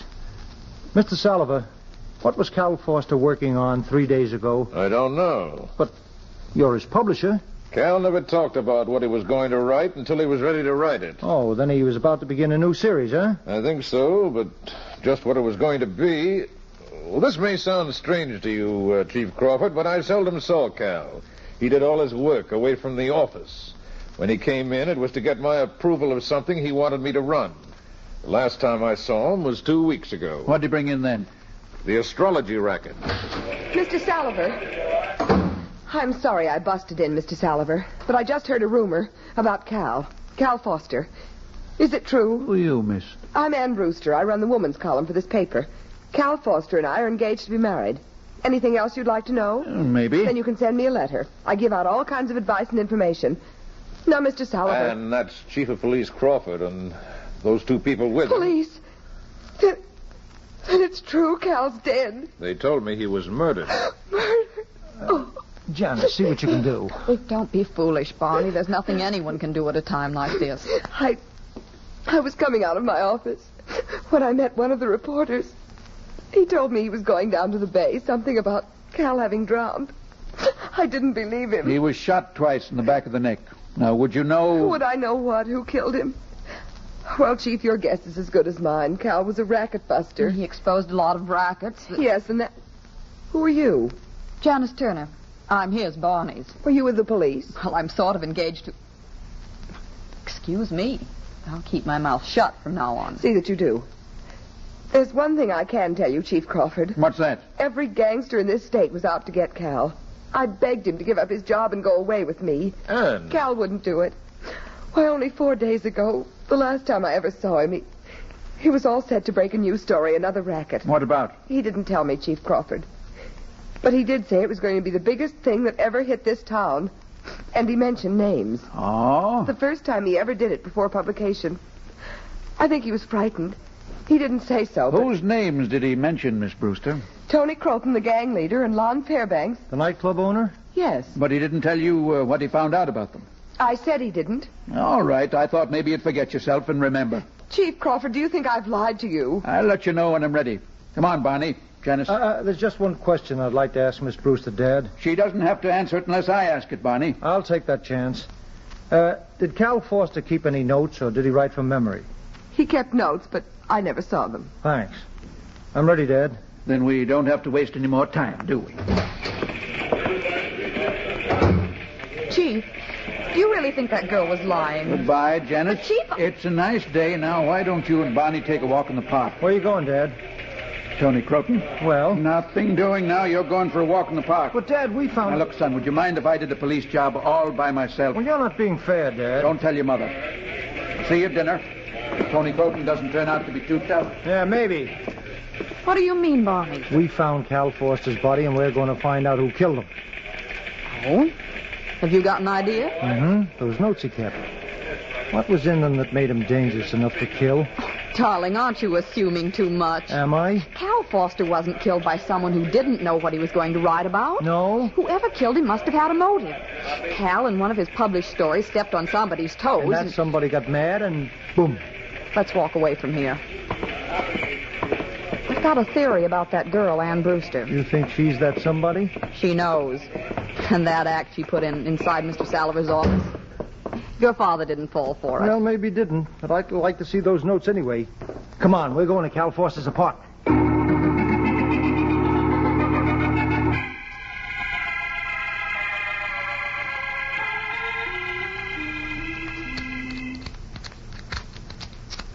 Imagine the son of a police chief picking a lock. Janice, please. And with a hairpin just like a For rabbit. Pete's sake, will you lower your voice? The neighbors. Yes, dear, I'll shut up. Why, Barney, you did that job like an expert. Let's get inside. Oh, my. Somebody's been here. You think maybe it was a hurricane? At least. Now what do we do? Let's go for that walk in the park. No, let's not. Somebody was looking for those notes. It couldn't be that someone was looking for something else, could it, Barney? I've just had a brand new idea. Suppose Cal Foster and his girlfriend, Ann Brewster... You don't like that girl, do you? Suppose they were running a cute little blackmail racket. Janice. Cal Foster dug up a lot of dirt about dirty people. Whoever paid off was left alone. Whoever didn't was plastered in a newspaper column. Is that why Ann Brewster told Dad about Tony Croton and Lon Fairbanks? Exactly. Fall guys, you know. And the real killers, the ones Cal and she have been blackmailing... Goes right on blackmailing, eh? Sure. Phooey. Let's look for those notes. Now, if I wanted to hide some papers my life depended on, where would I put them? In your hat. Janice. All right, dear, torture yourself. Where would I... Of course. I'm so glad. In my hat. What? My top hat. Let's see if Cal Foster owned one. Oh, now listen, Barney, I was only kidding. After all, dear. After all, darling, look on the shelf in this closet. It doesn't prove a thing. You're just saying that because you're licked. Now, if this lining comes out without any Barney. trouble... Well, dear? Papers. Shut up. You don't have to be so proud of yourself. Here's a handful, darling. Well, after all, if it hadn't been for me... What did you say? A handful of papers, Janice. Look through them. I'll read these. What's the matter? Proof. Right on this top page. The names of Tony Croton and Lon Fairbanks. What does it say about them? Engaged in a racket of international scope. Good heavens. What kind of a racket? I don't know yet. The pages are not in order. They're not even numbered. Oh, what a job we're going to have. Why don't we turn it over to your father? Later. Spread all your papers on the table. I'll do the same with mine. What good will that do? Come on, let's get moving. Just a minute, Barney. What now, darling? Here's some pages clipped together like a manuscript. Janice, do you know what this is? You want me to guess? It's a carbon copy of the first installment. What first installment? Cal Foster's about the racket he was investigating. Oh. Then the story was ready for publication. You bet it was. And that's why he was murdered. But there's not a thing in here about the racket itself. Isn't there even a hint, a slight hint? Just a reference to a fishing expedition that just should startle the nation. A fishing expedition? Barney? Yeah, I know what you're thinking. That fish Dad found in Cal Foster's pocket. It meant something. Ridiculous, a freak. Well, just between you and me, I never heard of a fish getting lost. Cal Foster could have meant anything by a fishing expedition. It's a very common expression. Yeah, very common. Huh? Barney. Don't tell me you're glad to see me. I won't believe it. Where did you come from? The bedroom. You ought to take a few lessons in snooping, pal. What? Lesson number 1. When you break into somebody's apartment, always look in every room. You mean you're the one that... Yeah, I'm the guy that messed up this place. But you're the guy who found what I was looking for. And we're going to keep them, Mr. Croton. Oh, you know me, huh? I've seen your pictures in the papers. I look better in person, don't I? Well, if you want my frank opinion... Table it. And do the same thing with those papers. Now listen, Tony. Do it, mister. Barney. Don't prompt me, Janice. I see that gun, too. All right. I'm clear. So am I. You don't mind if I say me too, do you? That's your privilege, Mr. Croton. Thanks. Me too. And now, me and the papers will take a walk. What's so funny about it? I'd tell you if it'd do you any good, but I know it won't. Try it anyway. Okay? I get the evidence, and you get the works. Will you please be not quite so technical? I'm gonna kill you, baby. You wanted to know, didn't you? Hey, mister, where are you going? Taking a walk. Get away from that door. Not to the door I want, Tony. The light switch. Hey, get down, Janice. I'm going. Janice! Janice! Janice! Oh, darling.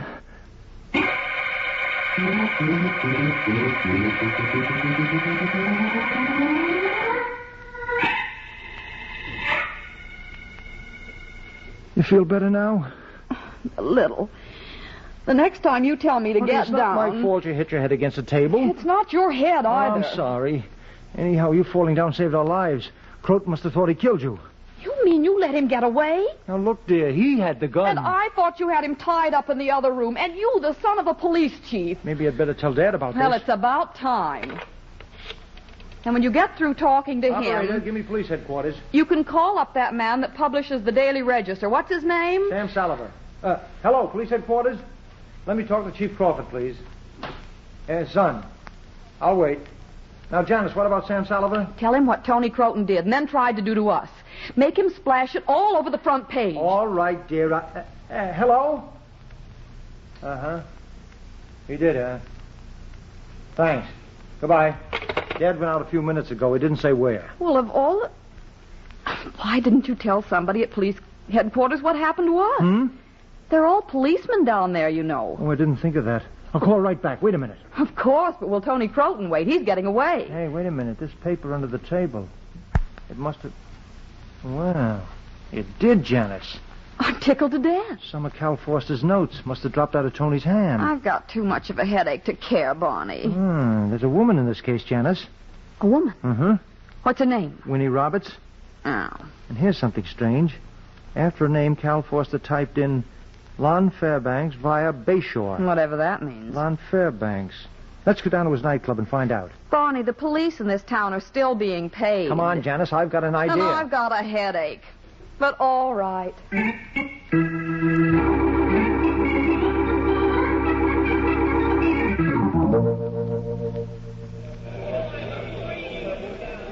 Good evening, Monsieur Crawford. It is always a pleasure to welcome such a distinguished son of... I'm here too, Henri. Oh, but of course, Mademoiselle Turner. For you, I... step this way. Well, they're staying, Henri. No? As a matter of fact, we only stopped in to see Winnie Roberts. Winnie Roberts? Mm-hmm. Is it a reservation? No, it's an entertainer in the floor show. Oh, but mademoiselle, there is no such lady in our floor show. Are you sure? How could I be otherwise? I know every charming lady in this establishment, and they are all charming. I see.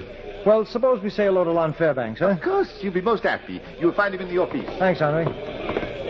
You and your ideas. Barney Crawford, do you realize we've been on the go since this morning? Mm-hmm. Has it occurred to you that I might be tired? Mm-hmm. I'm so glad I feel so much better now.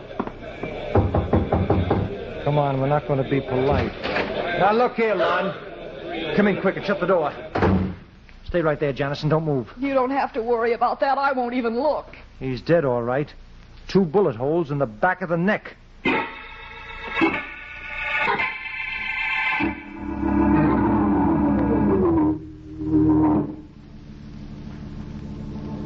All right, Henri, all right. Now, never mind the hysterics. But, Chief Crawford, I cannot believe it. Monsieur Fairbanks... You said you didn't leave this club all evening. Oui, monsieur. How come you didn't hear the shots? But I have told you, it is possible the orchestra was playing. When that is going on, it is impossible to hear anything else. Sloppy excuse. I do not lie, monsieur. No, and you didn't see anyone going into this office either. I did not say that. What? You did not ask me. A very excited young lady inquired for Monsieur Fairbanks. I told her, and she marched into the office, exactly here. Oh, Chief. What is it, Janice? That sounds like it might have been Ann Brewster. Yeah. Say, Bailey. Yeah? Send out an alarm for Ann Brewster, columnist for the Daily Register. Do it right away. Right away, Chief. You go with him, Janice. And take Barney with you. For Pete's sake, Dad. For my sake. This is not amateur night. Henri? Oui? Where does that back door lead to? That, monsieur, leads to a driveway. The door was used by Monsieur Fairbanks as a private entrance. Can we go out that way, Chief? Any way you like, Janice. All right, Barney. Why the back door? It's quicker, and I've got things to say to you that can't wait. What have I done? You don't listen to me. When I say... Hey, what's that over there? Delivery entrance to the club. Now, Janice... Let's walk toward the street. There's a man in that truck I don't want him to hear. Hear what? Barney Crawford, when I say to you that Ann Brewster knows who killed Cal Foster, I know what I'm talking about. Is that all you wanted to tell me? She killed him. What? She's Winnie Roberts. Good Gin. Don't interrupt me. I've got a new theory. Oh, well. Ann Brewster, as Winnie Roberts, was mixed up in this racket that Cal Foster was investigating. Ann found out that Cal was ready to break the thing wide open, so she killed him. Lon Fairbanks, too? Of course. You heard what Henri said, a woman. Now we'll have to find the reason. For what? Why she killed Lon Fairbanks. Don't you know, Janice? Well, how would I... These drivers. It's that truck. Wants to get to the street. Come on, let's get out of the way.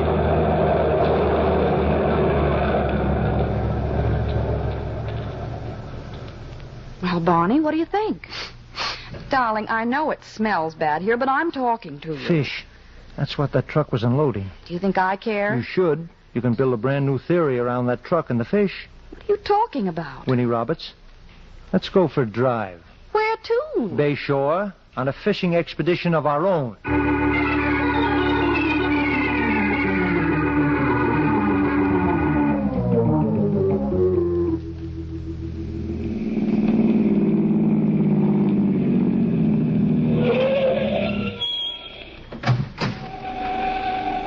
Barney, have you gone out of your mind? Not tonight, Janice. Let's get out. But this is the Bay Shore Boat Club. Out, honey. All right. But since when does anyone live at a boat club? Anyone doesn't. But you said... Yes, dear. This is where Winnie Roberts is hiding out. I wish I knew what you were talking about. You will. Janice, darling, have you ever seen such a beautiful moon? I'm not in the mood. Why did you... Stop dragging me toward the water. Can I help it if I want you in a rowboat? There's one side of the pier. Come on, let's get in. And forget all about life and people. Romance at a time like this. Oh, we've had a tough day, sweetheart. We should be looking for Ann Brewster, that killer. Oh, why worry about her? Because she's Winnie Roberts, and she knows all about the racket. Yeah, we're free. Now, down to the sea in a rowboat. Whatever that racket is, it must be something... I'm sure it is, dear. Something out of this world terrible. Of course.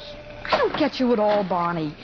You spend a whole day digging for information. You almost get us killed by Tony Croton, and now all of a sudden you don't... That's me, honey. Unpredictable Barney.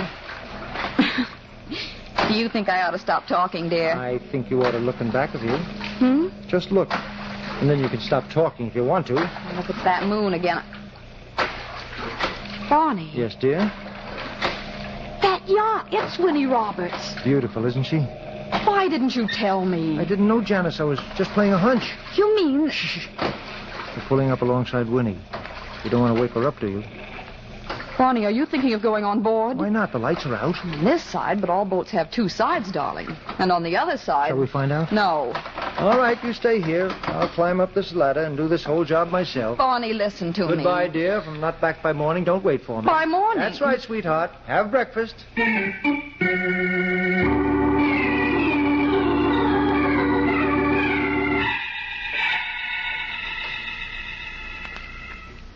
How do you know that man on deck was sleeping? He was snoring. How do you know he wasn't fooling? Fish. Barney. We're getting close. What are you doing? I'm lighting a match. Look, Janice. Steel door. Barney, I'm frightened. Hold the match. I'm going to see if that door can be opened. For Pete's sake, Janice, what a time to cough. Oh, that odor of fish. We'll bring the match over here. Aha. A light switch. If anyone should see that light, Barney... There's no one down here. Come on, and watch your step. Put a handkerchief over your nose. The smell's going to get worse. We're going into the hold of the ship. Oh, the things that happened to me. Barney? Yes? Are all those barrels loaded with fish? I don't know, but Yes, Janice, they are. Dead fish. Then we've got nothing to worry about, have we? Not a thing. I'm so glad. But the next time anyone talks to me about fish, even lobster thermidor, I'll... Barney, what are you doing? Squeezing a fish. Oh, for heaven's sakes, do you have to? Uh-huh. Look what's popped into his mouth. Not now, please, dear. I'm too busy trying to stay conscious. It's a package, darling. See?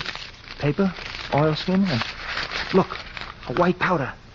What? A white powder, Janice. What Cal Forster meant by a fishing expedition that would startle a nation. I don't follow you, Barney. Well, this powder's a narcotic. Every fish down here is stuffed with one of these packages. I see. And Cal Foster was killed because he was about to expose a narcotics ring that Tony Croton was operating... Barney. We're on our way, Janice. The boat's moving. Yeah. Tony Croton. Yeah. I thought I killed you two. But it's all the same now. What's a few hours among friends, huh?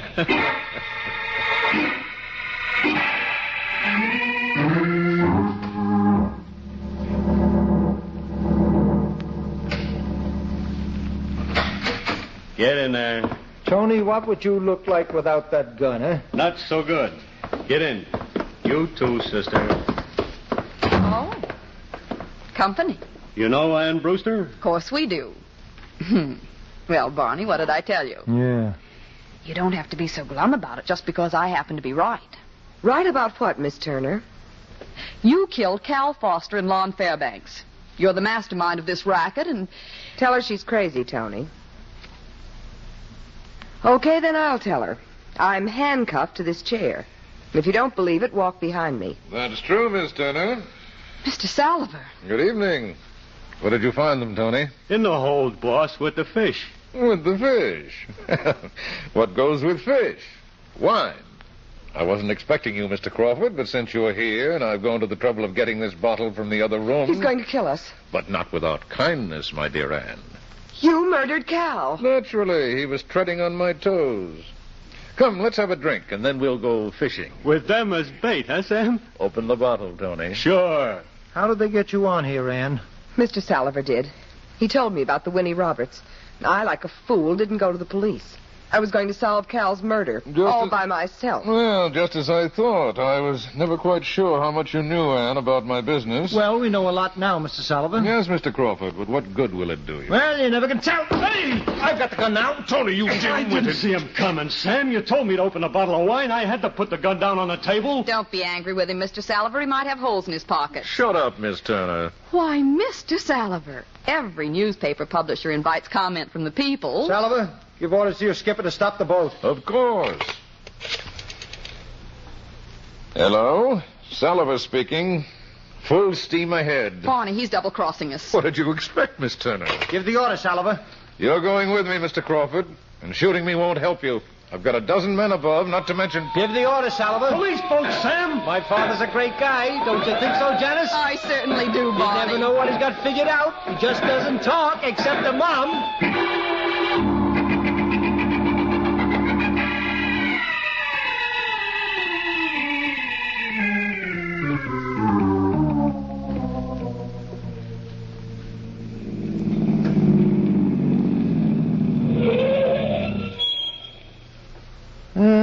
Home again, darling.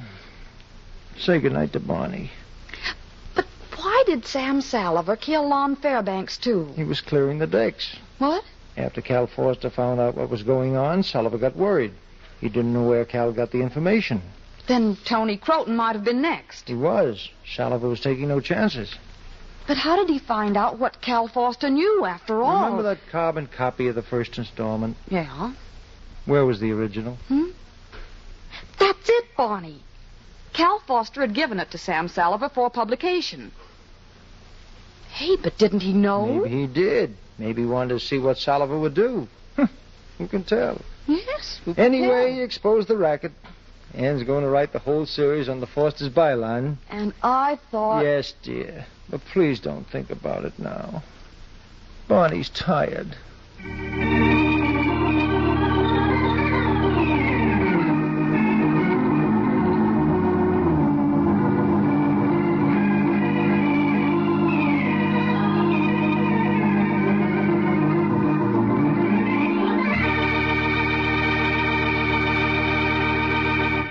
And so closes tonight's story, Fish for Entree.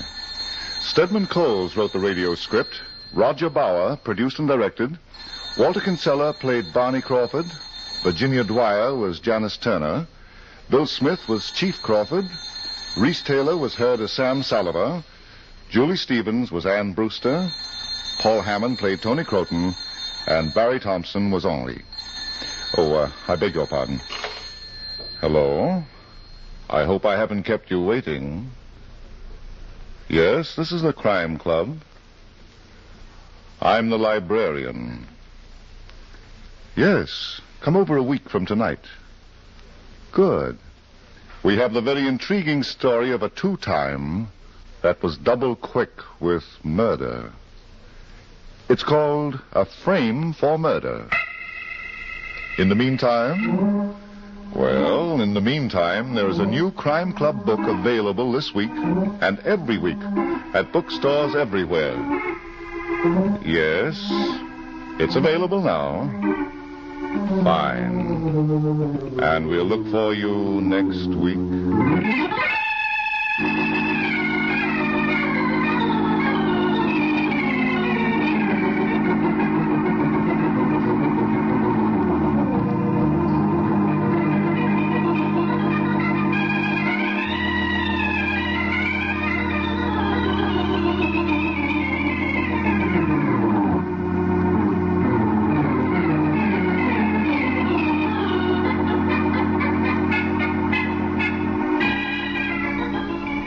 This program came from New York. Be sure to stay tuned now for that mystery-packed broadcast, Quiet Please, which follows in just a moment. This is the Mutual Broadcasting System.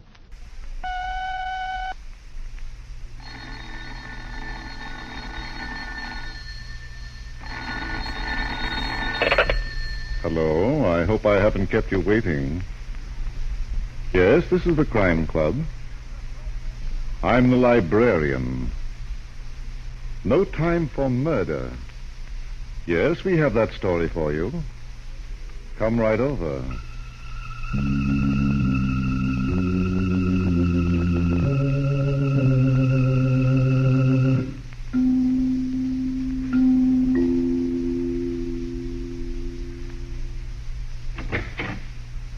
Ah, you're here. Good. Take the easy chair by the window. Comfortable? The manuscript is on this shelf. Here it is. No Time for Murder. The very intriguing story of a clock that chimed in with death. Let's look at it under the reading lamp. It was early evening, and Peter Woods, a young lawyer, had time to kill before his appointment with Hilda Ryan, his fiancée.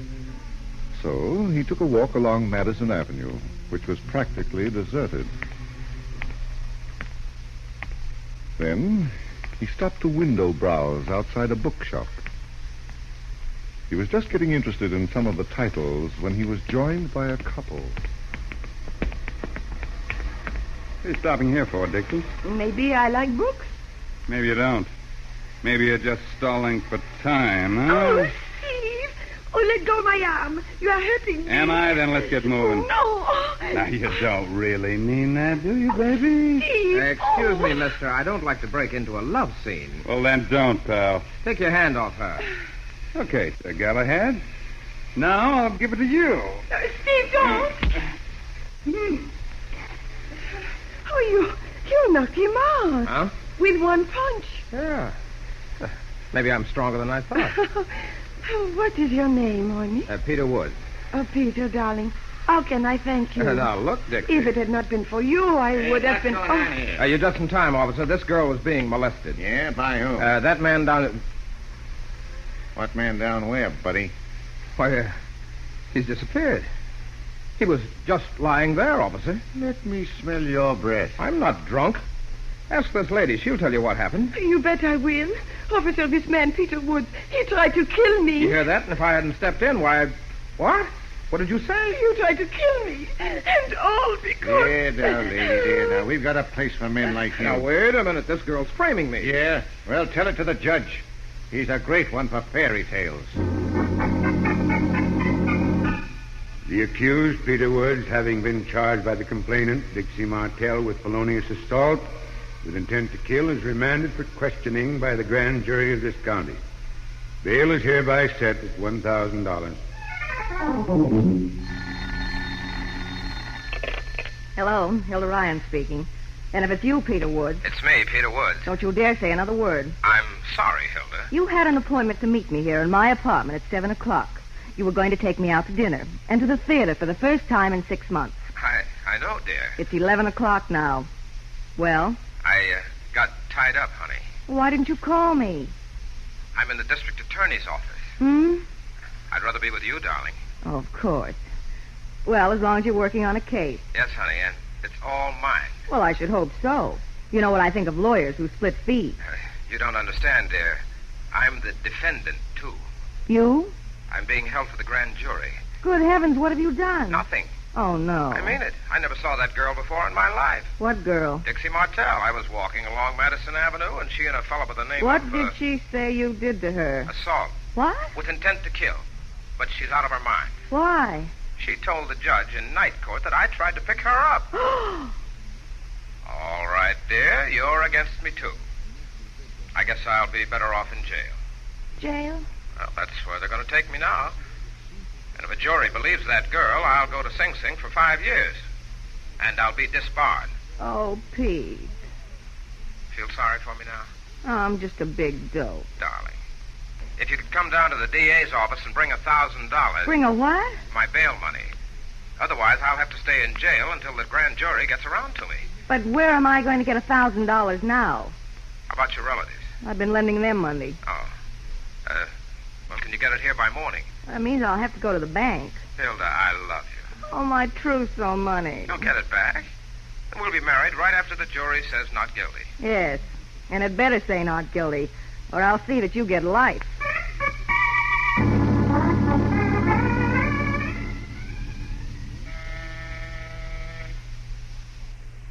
Pete, if your girlfriend were home... She's not my girlfriend, Hilda. Well, all right, then. If Dixie Martell were in her apartment, she'd have opened that door long ago. Don't think I haven't thought of it. Then why do you keep buzzing? Hope springs eternal. Well, come on, we'll get some lunch and then come back. Maybe by that time... I'm not giving up the watch, darling. But we could be eating. I'm going to be here when Dixie comes home, and she's going to tell me why she cooked up that... Pete. Take it easy, Hilda. It's not the mysterious traveler. But the door... I leaned against it. Then it wasn't locked. Now, how did you figure that out, darling? Well, you said... Listen to me, Peter Woods. The next time you get into trouble, get somebody else to put up bail for you. All right, find me another girl with trousseau money. Pete. Have you got one? Are you going in there? Of course. But I... We came here to see Dixie. Does that mean we've got to stand in the hall till she gets here? I know, dear, but... We can be sitting down. Look, comfortable chairs. And a sofa.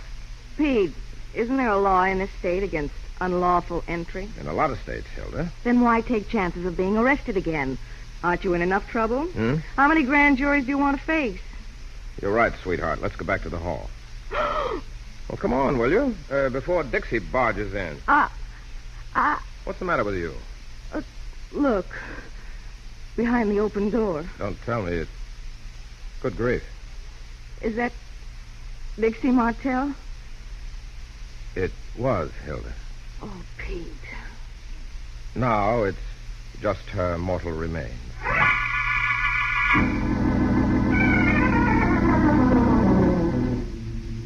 Well, Pete? Yeah, she was strangled, Hilda. Oh. Took you a long time to find out. I was looking for a bullet wound or a knife wound, you know. I'd rather not. Then I noticed the marks on her throat. I thought there'd be fingerprint impressions, but there weren't. Oh. Whoever killed her must have worn gloves or used a... What's the matter, Hilda? Don't you feel well? I couldn't feel worse. Come on, let's get over to the window. That won't do any good. Fresh air. Let's get out of here, Pete. I can't. You're not hypnotized, are you? I can't run away from it, Hilda. What are you talking about? Murder. Hmm?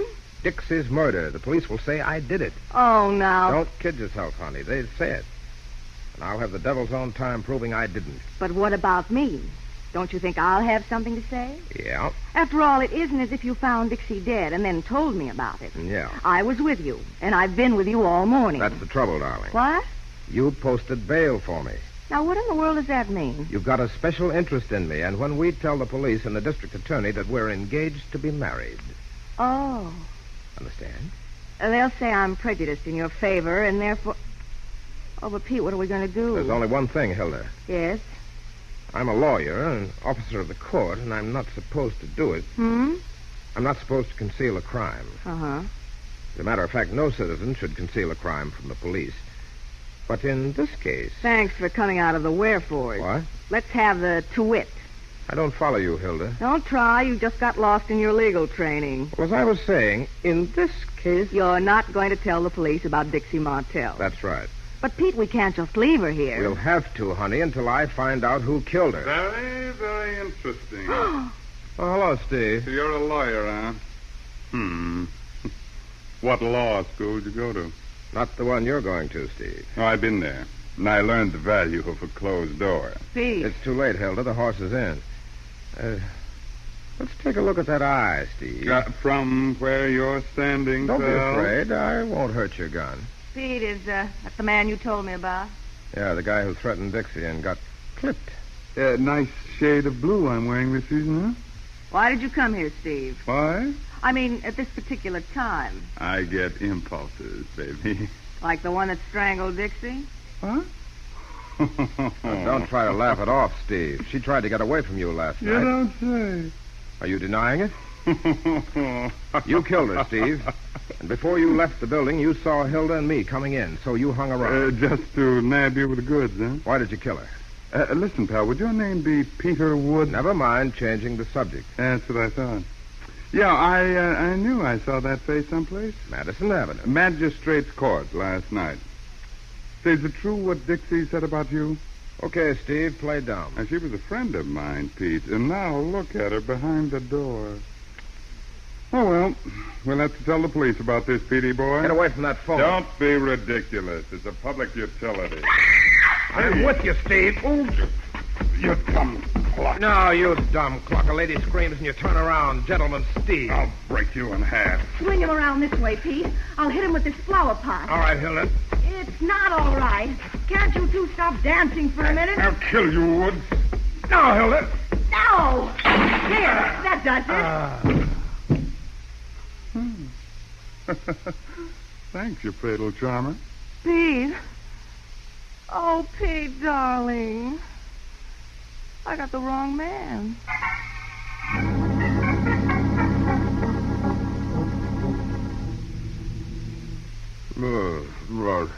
Pete. All right, Hilda. Now. Pete, will you ever forgive me? Now, Hilda. It's all over, darling. I hit you by mistake. Oh, this dumb clock. A lady screams. What did you say? I was all set to hit him, Pete, and then he swung you around, and Oh, my aching head. Is there something you'd like me to do? Yes, but not now. Where's Steve? He left with his gun. Didn't he phone the police? No. Oh, so he was bluffing. Help me up. Sit there for a minute. I've got something I'd like you to see. Hilda. This piece of paper. What is it? Read it. All right, if I can see straight. Repair ticket for a clock. So? Well, when I hit you on the head with the flower pot, the pot broke and this ticket fell out. Carl Andrews, jewelry sold, clocks repaired, 980 East 69th Street. That should be on the next block, Pete. Now, why should Dixie bury a repair ticket for an ordinary clock? Maybe it isn't an ordinary clock. Help me up, sweetheart. I think I've seen everything.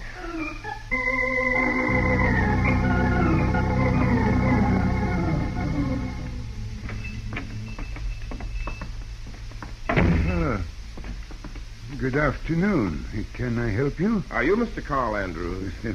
I have been for 56 years. Now, what can I do for you? Oh, we have a ticket for a clock that was left here by Dixie Martell. Miss Dixie Martell. Oh, yes. May I have the ticket, please? Thank you, sir. Let me see. Where did I put that clock? Oh, yes, sir. I remember. Here it is. Shall I wrap it up? Let's see it first. Oh, of course. Why, Pete, it's beautiful. Yeah. Now, what would Dixie be doing with it? You never can tell, Hilda. Maybe she used it to tell time. But a thing like that... It's a real antique, ma'am. Oh, that's what I mean, Mr. Andrews. And very expensive.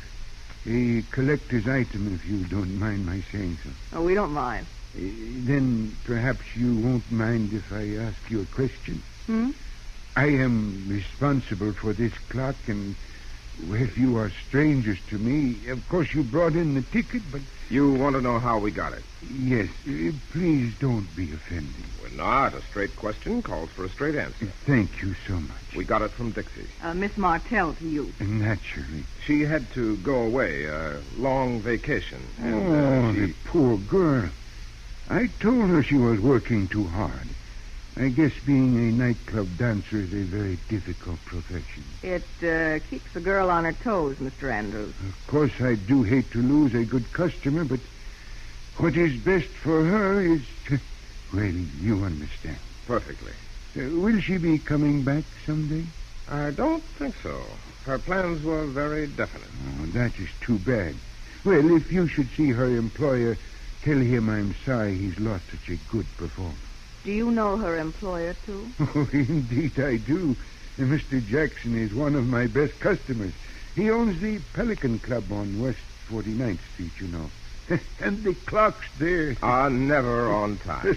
I see you know, Mr. Jackson.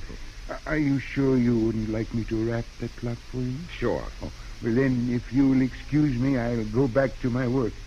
People get so angry when their clocks are not ready on time. Good day. Same to you.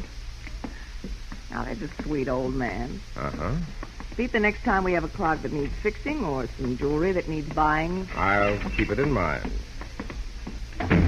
Hilda, didn't you notice something queer about that sweet old man? Queer?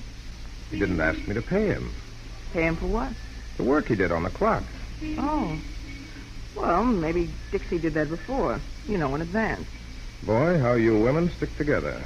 Come on, let's get a cab. Pete, are you crazy? You'll find out. This isn't utopia. Cab rides cost money. Take a look at the back of this clock. A metal plaque. Read it. From the collection of S. Parker Jackson. Well, all right, Mr. Andrews said. Don't you get it, honey? S. Parker Jackson. Excuse me, dear. This is my dumb afternoon. S. Parker Jackson might be the fancy moniker for a guy named Steve. Oh. Oh! Don't explode, darling. I need you.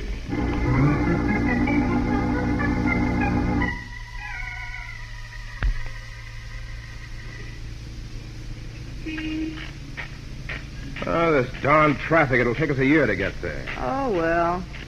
Hilda, for Jiminy's sake, will you stop playing with that clock? I'm only trying to wind it, Pete. Only trying? You've been turning that gimmick for 10 minutes. You must have broken the spring. Well, we'll find out. See? Hey, take it easy. That thing's an antique. You'll shake the guts out of it. I've shaken something out of it. A drawer. In the base of the clock. Pete, look what's in it. Let me see. Stuck with glue or something. Hilda, I love you. Hmm? These are diamonds. What?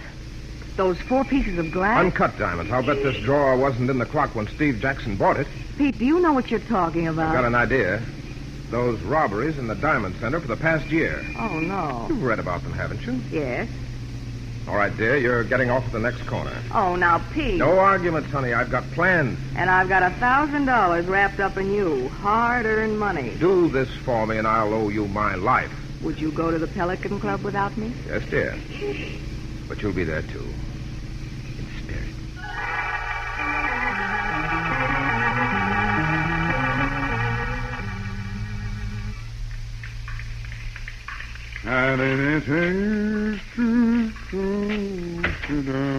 Hello, Mr. Jackson. Huh? Well, Pete. Well, if it is my old friend. Come in. How's your head? S. Parker Jackson. Yeah, I come from good stock, bottle and bond. Yeah. How'd you get in here? I walked. That's quite an office you've got. I like comfort. And those clocks on the walls. Some collection. Mind if I look at them? Who told you about this place? A clock that Dixie had given to Mr. Carl Andrews for repair. Andrews? Ooh, Andrews. He does all my repair work. Yes, so he said. Where is that clock? How much is it worth to you? Let's say your life. You talk big. Where's that clock, Pete? Now, look, Steve, I'm a lawyer. I get paid for asking questions. You'll get paid off if you... Yeah? Okay, name your price. What does that clock mean so much to you?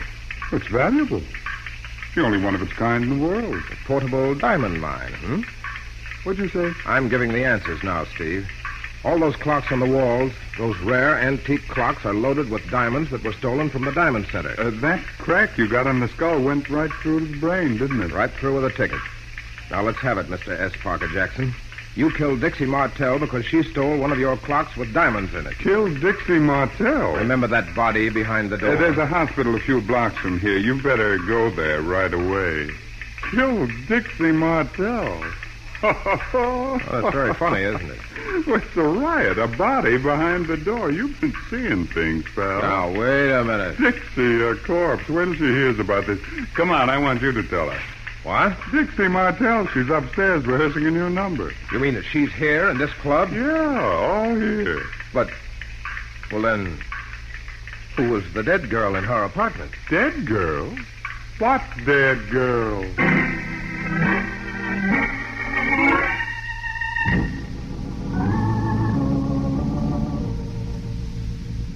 Rehearsal room, Pete. Last stop.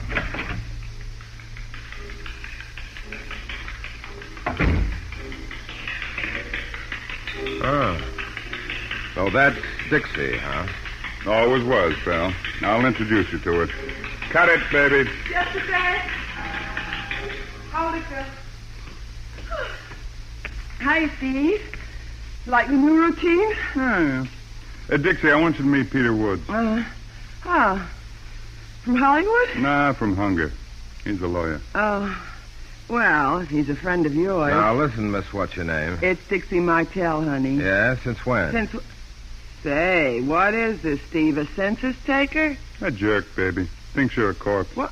A what? You know, what people say nice things about. You're misrepresenting, Steve. She's not the girl we saw. She's Dixie Martell, Pete. But she's not the... And you know it. Don't you tell me who I am. All right, I won't, but I'll tell you what you are. Yeah? Go ahead. You're a... Waiting, mister. You're a... Well... What's the difference? You're not Dixie Martell. Get him out of here, Steve. Get him out before I wrap him up for burial. Funny scene. Quite a funny scene. The John's the matter with you, huh? I've got work to do. New routine that's got to be ready by tonight. Well, then work. Let's go, Pete. Yeah. Well, goodbye, Miss What's-Your-Name. Oh, go feed yourself to the squirrels. Some number, huh? Yeah, that's what I've been thinking. Let's go down to your office, Steve. Maybe I'll find a number for you, too.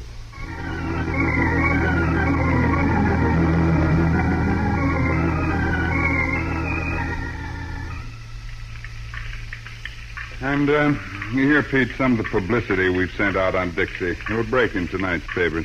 With or without pictures? With. And here's a couple of the pictures. Oh. Steve, either you're a guy with plenty of gall or you're just plain... You're getting weaker, pal. These are pictures of the girl upstairs. Dixie Martell. What's the gag? Who do you think you're going to kid with this stunt? Oh, you're getting tough again. Now, look, Steve, I'm not crazy, and neither is Hilda. There was a dead girl in that apartment. We all saw her. You were going to phone the police. Was I? That girl was Dixie Martell, and the girl upstairs... Oh. I have a feeling, I don't know, but perhaps I could make a... Oh. Excuse me, pal. Yeah? Come on. Oh, so you're still talking?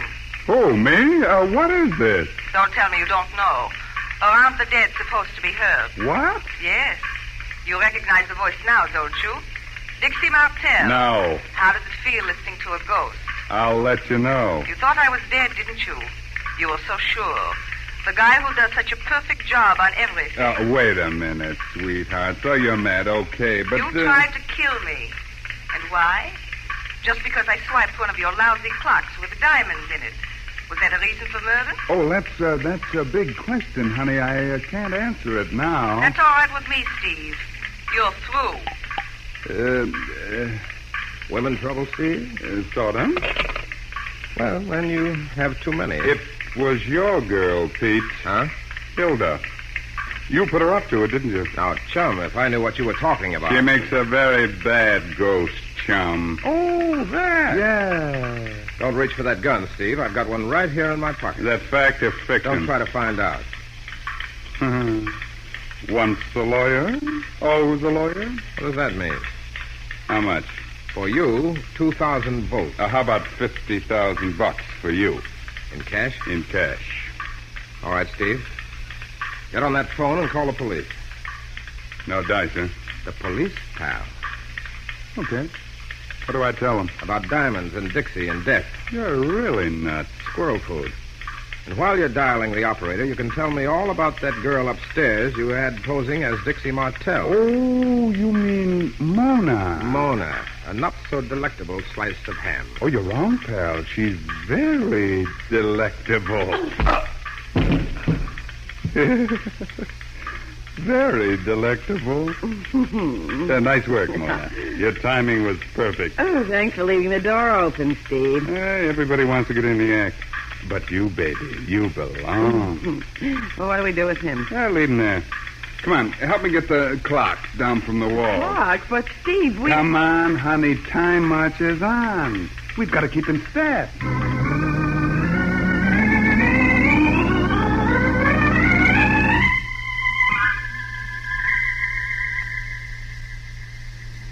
Pete. Oh. Pete. Now, Hilda. All right, Hilda, now. I didn't do it, Pete. You can't blame me for everything that happens to you. Now, get up. Yeah, get up. Club. Hilda. How do you do? What happened to me? That's what I'd like to know. How did I get down? Oh, yeah. Somebody hit me on the head. Who? I don't know. Steve was standing over there. I had him covered with a gun I didn't have in my pocket. A gun you didn't have? I took a chance and he fell for it. Then he... I know. Oh, now we'll get It someplace. was Mona. It must have been Mona. Who's Mona? That girl in the rehearsal room who pretended to be... Hey, the clocks. What happened to the clocks? Huh? The clocks were in this room. The walls were covered with them. Pete, you poor darling, you're delirious. 2 hits on the head in one day. They're gone, Steve. Mona, clocks, and diamonds. Beat it. Are you talking to me? No. The clocks that were full of diamonds and those 2 killers. Oh, dear. You mean I was Dixie's ghost for nothing? Hilda, don't you realize the evidence is gone? And sooner or later, somebody will find Dixie's body in her apartment. The police will start asking me a lot of questions. What'll I tell them? Oh, excuse me? Oh, hello. I'm looking for Mr. S. Parker Jackson. I have... Oh, haven't I seen you two before someplace? Of course you have. We were the 2 folks who, you remember, Dixie Martell's clock? Oh, yes. You will pardon my bad memory, I hope. How are you? Oh, so-so. Oh, that's too bad. And you, young lady? Fine, Mr. Andrews. And you? Oh, I can't complain. Are you waiting for Mr. Jackson? Who isn't? Is that a clock you've got in that package? Yes, Mr. Jackson wanted me to repair it. A great rush. I had to promise to have it here exactly at this time. And now, will he be here soon?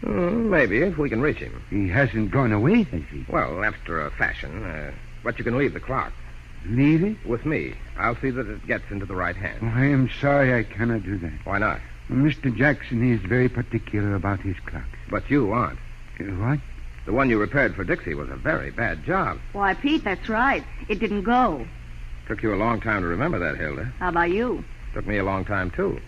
Now, Mr. Andrews. I am afraid I don't quite understand what you young people are talking about. Well, then let me put it this way. That clock you've got wrapped up has got a drawer in it. I did not notice. A drawer you put in it. That's the kind of repair work that you've been doing for Steve Jackson. Young man. Shall we check? Leave this package alone. We're checking, Mr. Andrews. I said, leave it alone. Oh, Pete. Oh, I'm sorry I did not mean to hurt you. Well, the old guy's got a grip like a pair of handcuffs. I'll come back later when Mr. Jackson is Just here. a minute. Now, don't stop me, young fellow. You won't take me by surprise again. You never knew what was going into those clocks, did you? I want you to get out of my way. But when Dixie Martell brought a clock to you, not for repair, but for safekeeping, you looked in the drawer. You saw the diamonds. I am warning you, young man. You took them. That is, you thought you took all of them. Then you went to her apartment this morning and strangled her. I am not going to warn you again. It's no use, Mr. Andrews. I can wrestle, too. You strangled her. No. Just to make sure you could keep the diamonds. That wasn't nice, Mr. Andrews. That was murder.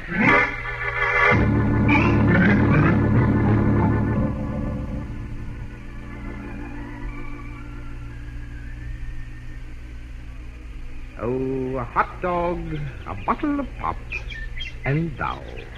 I just can't get over it, Pete. Mr. Andrews. He did it. The police found the diamonds in the back of his store. Greed. Once is too much, Hilda. What people won't do for money. Well, if they wouldn't do it, it'd be all right, but the trouble is they do. You can't beat it, honey. Ask Mr. Andrews. And when you get through asking him, you can ask Steve and Mona. You think they'll get 20 years? Maybe 30. But if I were the judge... Someday, darling. Yes. Come on, let's get some peanuts. Pete, what made you suspect Mr. Andrews? I was alive. What? And I wouldn't have been if Steve were a killer. Oh, you mean... That's right. I knew too much about his business. But he didn't kill me. And so, when Andrews came in... Make it simple, dear. I took a chance, that's all, and it worked. Well, where can I get peanuts around here? Are you going to eat them? Why not? Squirrels do. Are we any better? We're not even as smart.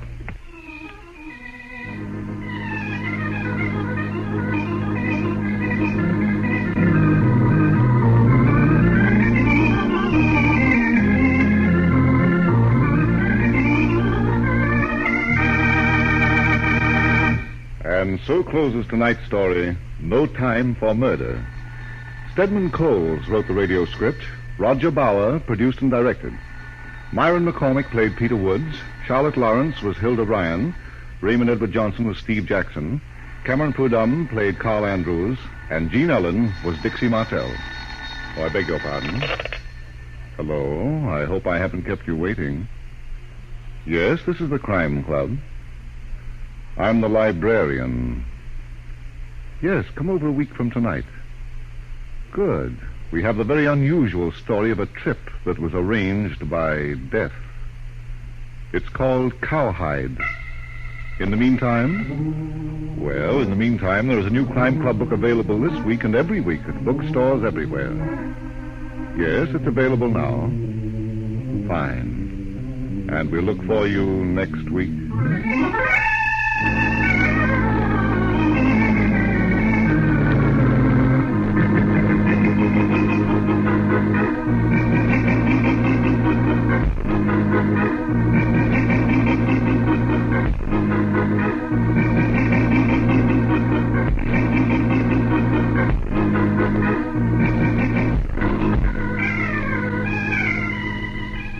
This program came from New York.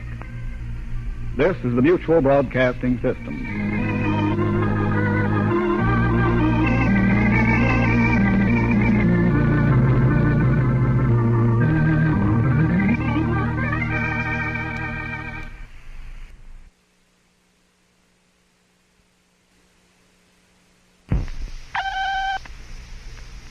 The Mutual Broadcasting System presents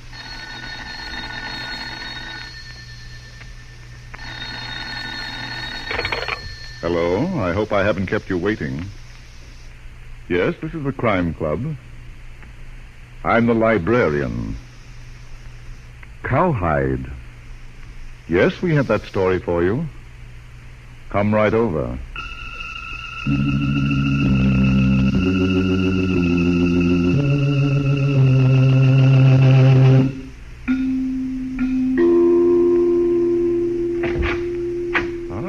You're here. Good. Take the easy chair by the window. Comfortable? The manuscript is on this shelf. Here it is. Cowhide. The very intriguing story of a suitcase that was packed with murder. Let's look at it under the reading lamp. It was early afternoon, and the customer's room in the brokerage offices on the second floor of a midtown office building was crowded, as usual. Harold Phillips, a middle-aged clerk, crossed the large room, nervously adjusting his tie, and stopped outside the office of Mark Baldwin, the manager. Come in. Excuse me, Mr. Baldwin. Oh, Phillips. Come in, please. Thank you, sir. You sent for me, Mr. Baldwin. Come here, Phillips. I hope nothing is wrong, sir. My books. Sit down. I've always been very careful, sir. I never let a page go without checking and rechecking. Phillips, you've been with this company for 30 years. Yes, sir. Have you ever thought of leaving us? Leaving? Why, no, sir. Not once in 30 years? Well, please don't hold it against me, sir. There were times when I thought I might do better somewhere else, but... Yes? I realized that I couldn't, and I stopped thinking about it. It's been 15 years since I... Good for you, Phillips. I guess we can trust you. What? Open that suitcase on my desk. Yes, sir. Good heavens. Securities. $500,000 worth. And they're all negotiable. But Well, look here, Mr. Baldwin. If you're accusing me... What are you talking about? If you're accusing me of having packed that suitcase... Phillips. You don't know me, sir. You've been the manager of this office less than a year. But I have a record of excellent service. You can ask the gentleman in the main office if you want to. Phillips, don't be an idiot. I'm not accusing you. But the suitcase... It's going to our Los Angeles office. Oh. You're going to take it there. I? Naturally. You're the only one I can trust with it. But such transfers are usually made by... I know all about it. Now, you'll leave tonight on the 9 o'clock train. I've reserved a drawing room for you. Yes, sir. You'll be careful, of course. You won't leave that drawing room for 1 minute. But, Mr. Baldwin... I said not for 1 minute, Phillips. And as for your meals... I'll make arrangements. That's the idea. One more thing, Phillips. Yes, sir? You are not to discuss this matter with anyone. Not with anyone, including the members of your own family. But Los Angeles, Mr. Baldwin, how can I explain that to Doris, my daughter? Don't. But I'm going away for a long time, for 2 weeks perhaps. Think up a good excuse. Only you, I, and the manager of the Los Angeles office know about this transfer. We want nothing to happen to that suitcase or to you. Yes, sir. In other words, Mr. Phillips, we don't want you killed. Well, thank you, sir. I appreciate your consideration. Yes. Yes, I'll go home and pack after closing time, of course. And will I take the suitcase home with me? No, you stop back here on your way to the train, and I'll give it to you. Would 8 o'clock be all right? Fine. But be prompt. The train leaves at 9. Well, I won't be late. And now, Mr. Baldwin, if I may say so... Yes? Thank you for your confidence in me.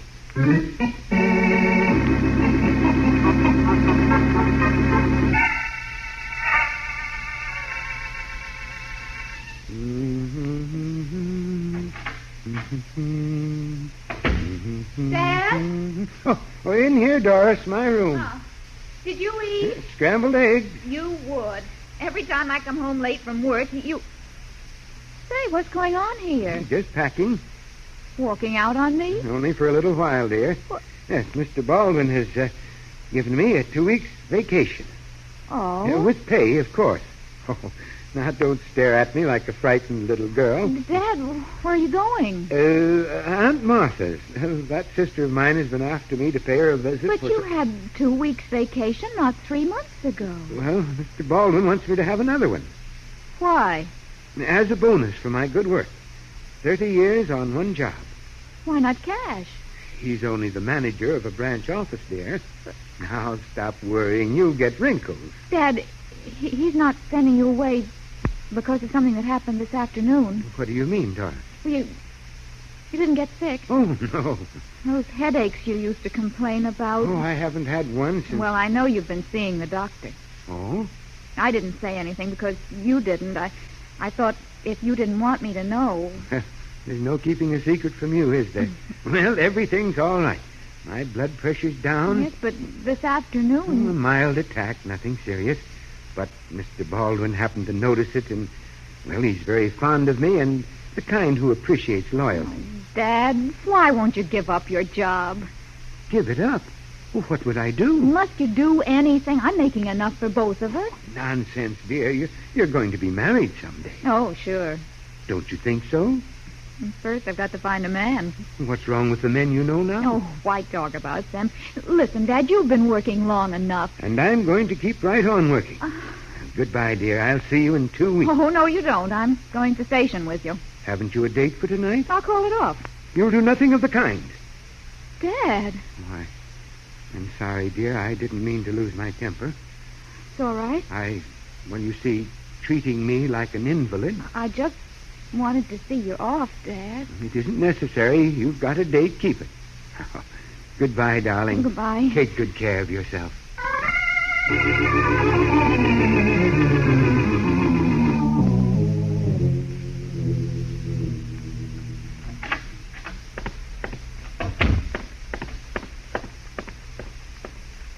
Hello. I'd like to see Mr. Kenneth Badger. I'm Ken Badger. Are you the private detective? Well, so they say. But... all right, take a look at this newspaper. For free? Read it.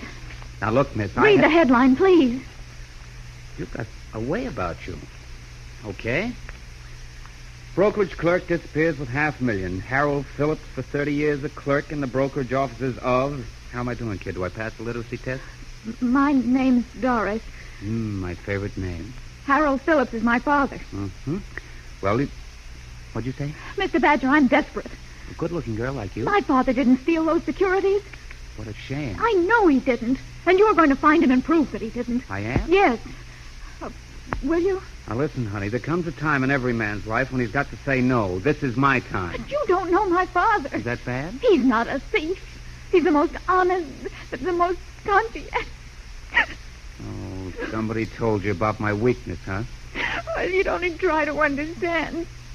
Dad's been with that company for 30 years, handling money and securities every day. If he wanted to steal, he could have done it in dribs and drabs, fixing the books. He didn't have to wait until yesterday and take $500,000 at one time. Maybe he didn't get the idea until yesterday. Oh, please. Oh, cut it out, will you? I can't. Will you please cut it out? I'm not going to be carried away by a flood. All right. All right, Mr. Badger. You don't have to take this case. But I'll tell you what I really think. Over a cup of coffee? When I came home from work last night, Dad was packing. There's a nice little restaurant down the street. Come on. Listen to me.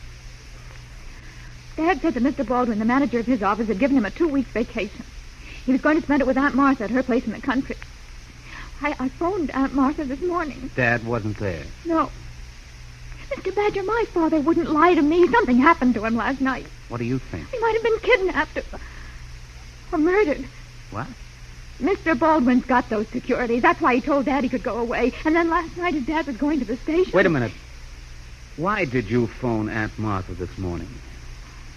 Dad hasn't been feeling well. I was worried. Mm-hmm. I'm going to give you a break, baby. Oh? Only because I like you. But there's one condition. What? From now on, it's Ken. Yes, Ken. Okay, Doris. I'm going down to the brokerage office to see what Mr. Baldwin looks like. Oh, I'm going with you. You are? I am. That's what I said. You are.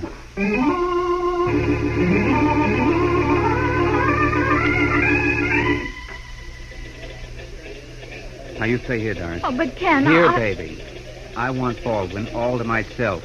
Well, I've got a special interest in international pigs, so long, honey. I'll see you later. Come in. Why, Badger, what are you doing here? Inspector Hopkins, my old friend. I asked you a question, Ken. I've been retained. By who? Doris Phillips, the daughter of... Well, Inspector, don't I get a knockdown? If it'll make you happy. I'm talking about those two nice people over there. Walter Conrad, the assistant manager, and that's Joyce Lipton, Mark Baldwin's private secretary. How do you do? How do you do? Joyce Lipton. Say, haven't we, Have we? Oh, I'm pretty sure of it, but, where? Now, see here, Ken. I'm conducting an investigation. Oh, you're a hard man, Inspector. All the pretty women... State your business and get out of here. Well, since you put it so politely, I'm looking for Mark Baldwin. That's good. So am I. What? Anything else, Ken? Now, wait a minute. Let me get this straight. Are you saying that Baldwin and Phillips... That seems to be his pet theory, Mr. Badger. Shut up, Conrad. All you have to do is answer questions. And all you have to do, Inspector, is to ask them. Intelligent ones. You're looking for trouble, aren't you? Just because Mr. Baldwin didn't come to the office today doesn't mean that he and Phillips took those securities. He didn't show up at his hotel all night, either. That can mean anything, Inspector. Well, son, how do you do, huh? Mr. Conrad. Are you butting in, Ken? Just for a couple of questions, Inspector. Mr. Conrad, when was the last time you saw Mark Baldwin? When I left the office yesterday, about 6 o'clock. And you, Joyce? 7 o'clock. Mr. Baldwin wanted me to stay for some last-minute dictation. Dictation, Mr. Badger. Oh, yes.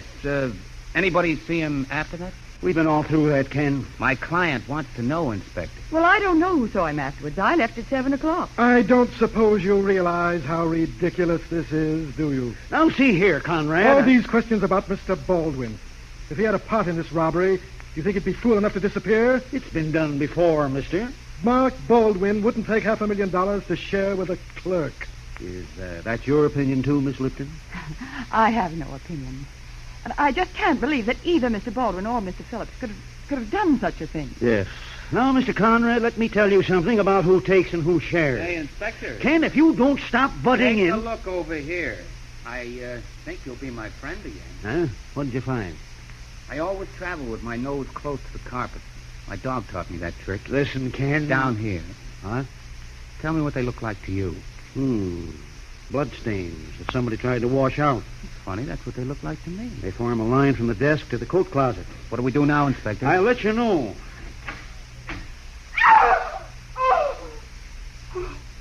Yeah. If there's one thing I didn't expect. Would you say he's dead? I don't say anything when the coroner gets here, Ken. Mr. Conrad, who's that man? Baldwin or Phillips? That's Mr. Baldwin.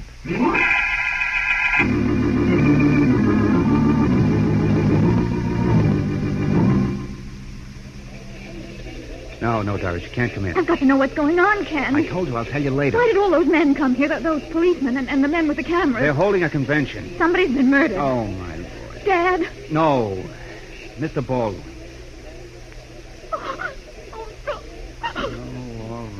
All right. I'm still working for you. Ken, you know what they're going to think? Just keep looking at those quotations. I'll be out as soon as I can. Stabbed in the back, huh? Died between 8 and 9 o'clock last night. What's that, Inspector? You still here? Between 8 and 9 o'clock last night, huh? That's about when Baldwin was murdered, according to the coroner. Holy smoke, then the old guy's innocent. Sure. I'm not kidding. Phillips didn't do it. His daughter told me he took an 8 o'clock train last night. Yeah? Where was he going? To the country to see his sister, Aunt Martha. So it's Aunt Martha, huh? Oh, all right, so I'm gone for the girl, but... Did he get there? Did he... Oh. All right, you win, Inspector. You've got logic. Yeah, stick around, sonny boy. I'm giving free lessons today.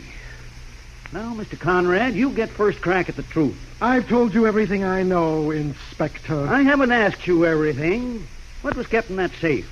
Oh, bonds, securities, cash. Who knew the combination? Mr. Baldwin, myself.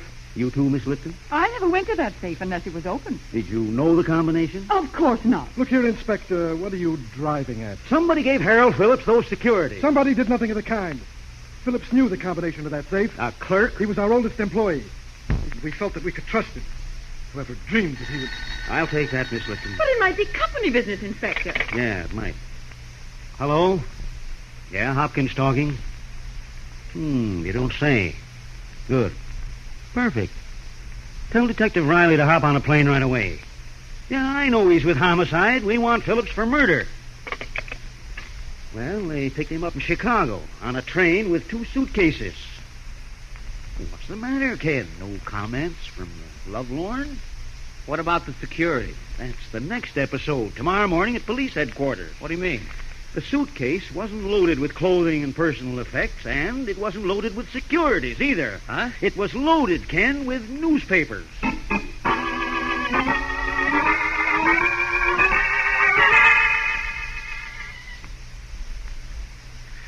All right, Phillips, let's forget everything you've told me so far. But I've told you the truth, Inspector Hopkins. Yeah. Well, now tell me if you'll lie. I don't know what to say to you. I didn't kill Mr. Baldwin. I didn't steal any securities. You didn't load that suitcase with newspapers either. No. Baldwin did that, huh? And then he stabbed himself in the back. He was alive when I left him at 8:20 the other night. He wasn't in the closet? I told you he was alive, sitting at his desk. Where are the securities, Phillips? I thought they were in the suitcase. Now, listen to me, Inspector. Mr. Baldwin told me to deliver the securities to our Los Angeles office. He didn't want anyone to know. Where are they, mister? He wouldn't even let me tell Doris where I was going. I had to lie to her about a 2-week vacation that I was going to spend with my sister Martha. Phillips, You've got to believe me, Inspector. I saw the securities in the afternoon. They were in that suitcase. But Mr. Baldwin wouldn't let me take it home. Yeah. I met him that evening at the office, his office, and he handed me the suitcase, locked, and train ticket. One way? Yes, he said the manager of the Los Angeles office would give me a return ticket. You've got to believe me, Inspector. Come on, Phillips. Let's start from the beginning. Now, you knew Baldwin was working late, so you went to the office and killed him. No. You opened the safe and took the securities. Then you took a train for Chicago with a load of newspapers. No, I didn't. Just in case you got picked up. You figured we might take you for a poor sucker who was being framed. That's exactly what I am, but you won't... Hold everything, Phillips. Yeah? Uh-huh. What did he say? Yeah, that's what I thought. All right, Dempsey. Phillips, we've just had Los Angeles on the phone. Oh, well, then the manager out there has told you that... He didn't tell me. He spoke to my assistant. Well, what's the difference? You know I'm innocent. He was expecting no security. No, mister. What? Well, but there must be some mistake. Mr. Baldwin told me... Sit down, Phillips. Have a cigarette. And then talk.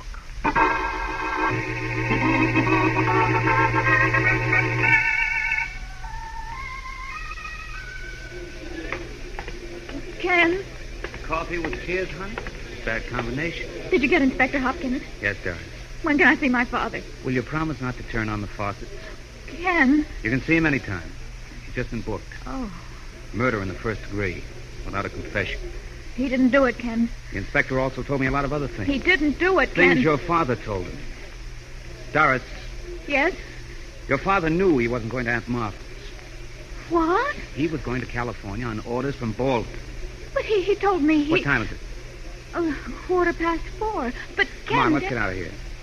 Are we going down to the prison? Nope.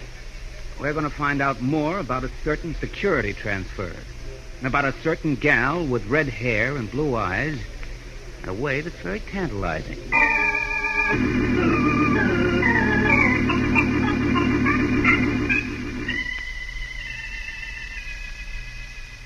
No, Mr. Badger, I've never been there. Well, then, how about Or there either. Okay, Joyce. Can't blame a guy for trying, can you? I can. North wind blew me right out of my... Say, have you heard the latest about Philip? No. He's going to be indicted for murder. Oh, for pity's sake, then he is guilty after all. Only indicted, baby. He's still got an alibi. Really? He claims Baldwin sent him to Los Angeles for those security. Los Angeles? You mean our office out there? Mm-hmm. Sort of transfer. Who told you about it? My bosom pal and crony, Inspector Hopkins. Oh. If a transfer had been arranged, would there be a record of it? Of course. In the form of correspondence? Possibly. Well, now we're talking the same language. Where's the correspondence? It's in those files. I mean the letters he dictated when he asked you to stay late. Oh, they're in my stenographic notebook. Still there, huh? I didn't type them up. Uh-oh. That's not being a good secretary, Joyce. Why don't you mind your own business? Okay, I'll just take the book and let Inspector Hopkins mind his business. Well, I was going to type them up, but Mr. Baldwin told me to go home. And then the next morning... Well, I don't have to tell you about the next morning, do I? Aren't you glad? There's nothing in that book about transfer of security. Nothing? What do you mean? Well, it might be in code. You know, $10,000 a word, spelled backwards. Well, I don't think so, because... I know. I'll take the book down to police headquarters. Why? Well, they've got some of the best typists and code busters in the world. Oh, Miss Lipton. Hello, Conrad. What are you doing in this office? Just talking to a lady. You talk to no one but me, understand? So you've been promoted, huh? I'm in charge here now, and I don't want snoopers around. The reason? This is a private office. If you have any business, the customer's room is open every day from 10 to 3. Now, get out. Conrad, did you ever get a massage? You wouldn't dare. Oh, I would. But why waste it on you? You hoodlum. Miss Lipton, the next time such characters come in here, I'll... Well, Ken, what did you find out? That's what I'm going to find out, Doris. It counts. What do you mean? You go back to your apartment and wait for my call. Oh, and you? Police headquarters. And wish us luck.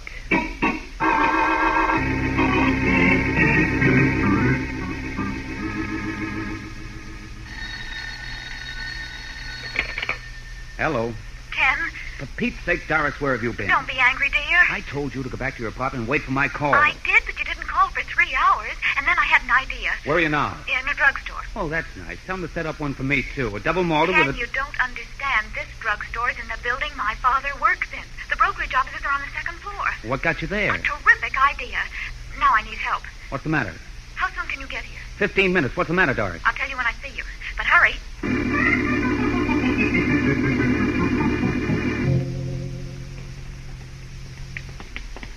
All right, kid. You just leave him to me. I'll take care of him. Don't be rough with him, Ken. He's not young. So you went out and got a detective, huh? What's this about you refusing to answer questions, mister? I got a right to, ain't I, when they come from her? She's only a civilian, like me. What's your name? Joseph. Now, look, officer. Do you know Harold Phillips? Sure I do. Seen him lots of times when he was working late in the brokerage office. Did you see him the night of the murder? I ain't talking to you, lady. All right, then you'll talk to me. Sure I seen him. I took him up in the elevator. What time? Now, listen, you. All right. Tell him. It was 8:15, and I brung him down again at exactly 8:30. You talk like radio time, pal. I got it on my mind. Another detective asked me them same questions about an hour ago. Showed him the book. What book? That's what I wanted to see, Ken. The book everybody must sign when they come in and go out of an office building after 6 o'clock. Did you think of that all by yourself? All of a sudden. Where's the book, Joseph? Right here. And that's where Mr. Phillips signed it. Darling. Hey, are you talking to me? Not tonight, Joseph. You go right up and down your elevator. Come on, Doris. That does it, Ken. That proves Dad's innocent. And you thought of that all by yourself. Dad wouldn't have signed that book if he were going to steal or commit murder. He wouldn't have used the elevator. And I went to school and paid for a license. What are you talking about? Just thinking out loud about how good I am. Will you do me one favor? Oh, you know I will. Then go home. What? And stay there. And don't move until you hear from me.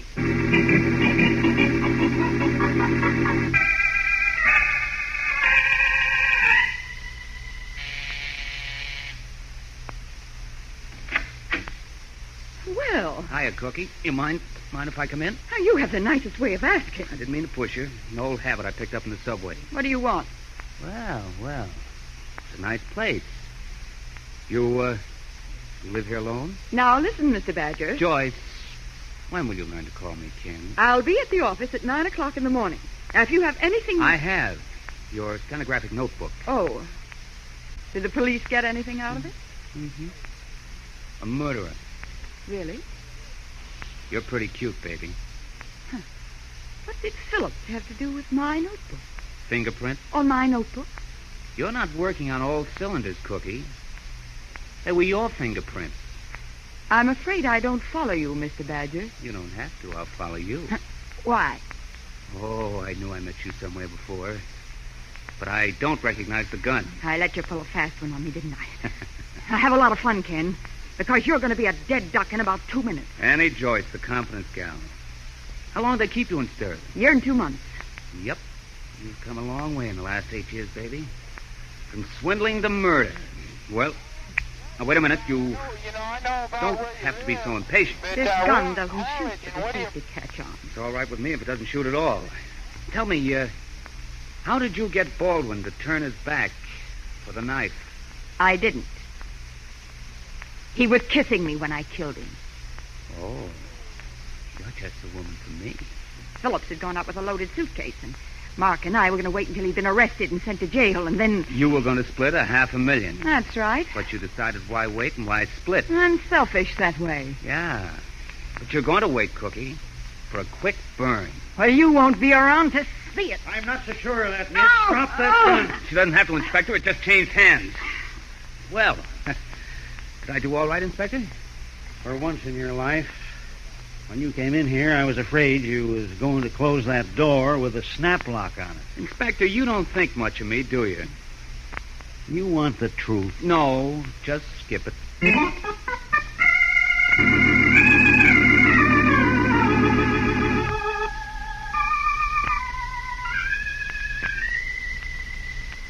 Imagine hiding those securities under a rug. Yeah, and such a nice rug, too. $500,000 worth in her apartment. And me stepping on it all the time. Ken. Yes, dear? How well did you know her? Doris, I told you. I saw her in a courtroom 8 years ago. And you remembered her for so long? I've got a weakness for redheads. I'm not a redhead. Oh, that can be remedied. Would it make you happy? All over. Oh. Hey, take it easy. Your father's asleep on that chair. Suppose he wakes up and... Well, suppose he does. Dad won't mind. Will you? Well... Well, will you? Oh, my Dad. I can't wait all night, Doris. I've got to go to bed.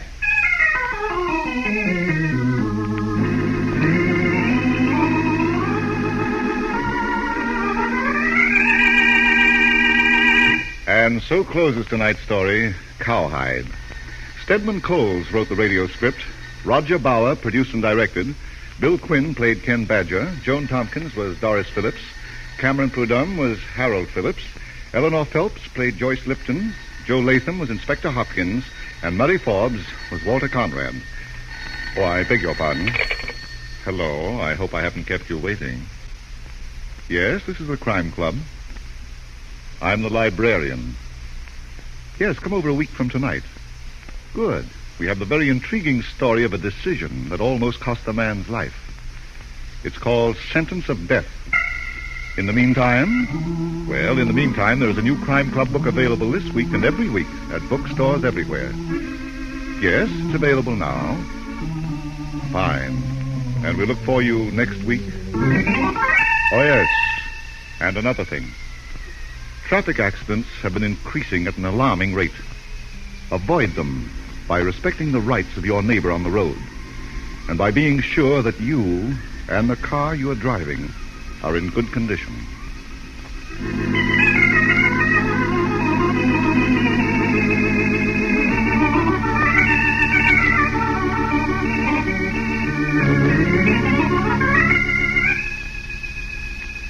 This program came from New York.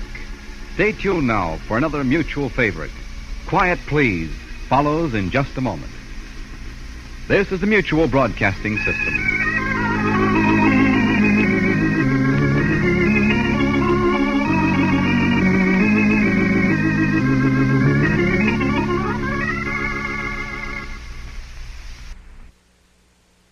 Broadcasting System presents...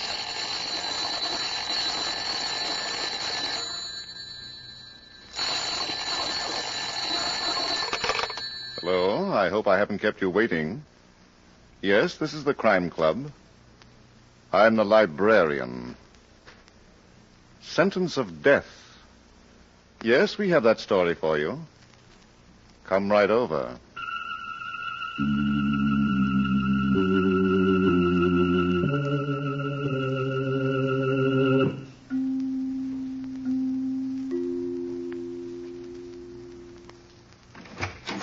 Ah, you're here. Good. Take the easy chair by the window. Comfortable?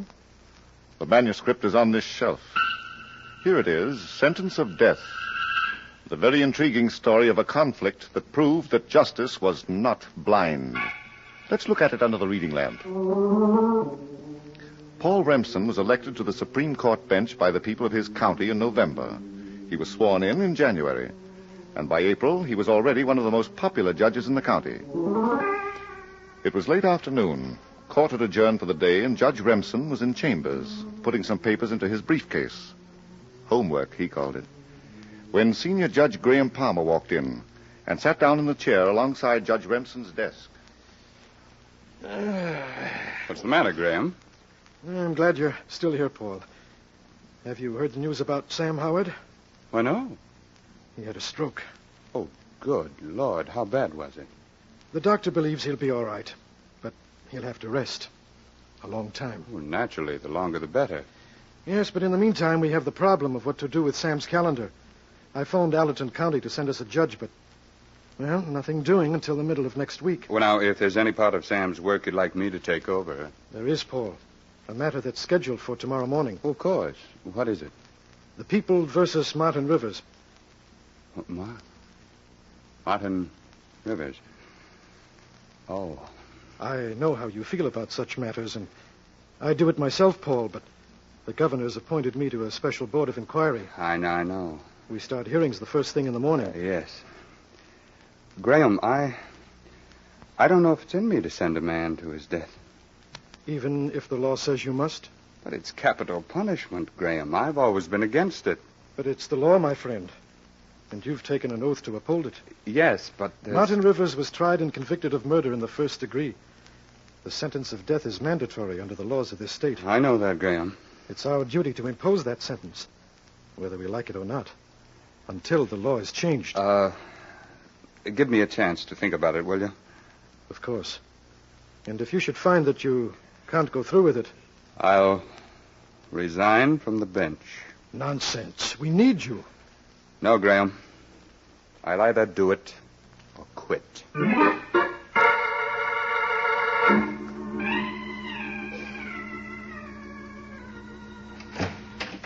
Paul? Yes, Martha. Hello, darling. Did you have an exciting day in court? Yes. Pretty exciting. A big day, too, if those bulges in your briefcase mean anything. Homework? Maybe. Maybe? You sound like a very tired judge. Let's go into the living room, Martha. I'd like to sit down. You're worried about something, Paul? Yes. What is it? Tomorrow morning, I've got to sentence a man to die. You? But But you didn't have a murder case. It's Judge Howard's case. Howard's sick, and Graham Palmer's going to be tied up with that special board of inquiry, so... Oh. Martha, I don't know if I can do it. Why? Send a man to his death. Tell him when and how he's going to die. Is this the man who was convicted last week? Martin Rivers? Yes. And you're worried about him? Now, look, Martha, He please... killed another man in cold blood, dear. His victim never had a chance to defend himself. I know. But the state gave Martin Rivers every chance to defend himself, Martha. didn't it? He was given a fair trial and convicted. Now, there's nothing for you to be concerned about. No. Nothing except my conscience. I order a man's death, and then I have to live with myself. But, Paul, the man was a professional gangster. Heaven knows how many other people he's killed. Don't you think he should be punished? Yes, I do. Send him away to prison for life. Take away all his rights and liberties. But what right have we got to take a life we didn't create? What right did Martin Rivers have? Well, he lived by another code, the underworld, the law of the jungle. Take what you want, kill or be killed. You don't mean that, Paul. No, I guess I don't. No one has the right to kill, no matter what his code might be. But where does that leave me? What do I do? It's very simple. You have a sworn duty. Yes. Maybe I took on more than I can handle.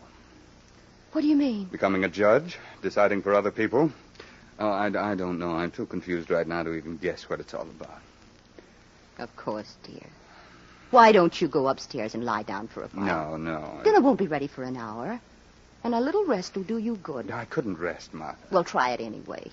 I'll call you when dinner's ready. Listen, dear, I couldn't... Go ahead now. All great men have to make important decisions, Mr. Justice Remsen. You're no exception.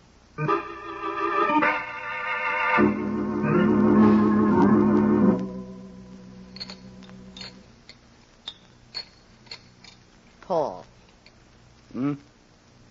Oh, what is it, Martha? Stop thinking about Martin Rivers and finish your... I can't, Martha. How can you feel pity for a cold-blooded killer? Pity for Martin Rivers? As far as I'm concerned, he's finished. But he's a man, a human being. And I cannot pronounce a sentence of death. I cannot do it. But... Very well. What's the alternative? I'll have to resign from the bench. Paul, I know what the judgeship means to you. Mm-hmm. I know how hard you work to be elected. Please, Martha. How can you think so little of your life? Or of mine? Don't you realize you'll be called a quitter? Martha, I don't know anything anymore. I'm going out for a walk. Do you mind? No, dear. I don't mind. I've got to work myself out of this dilemma. I've got to know what I'm going to do, and I've got to know tonight.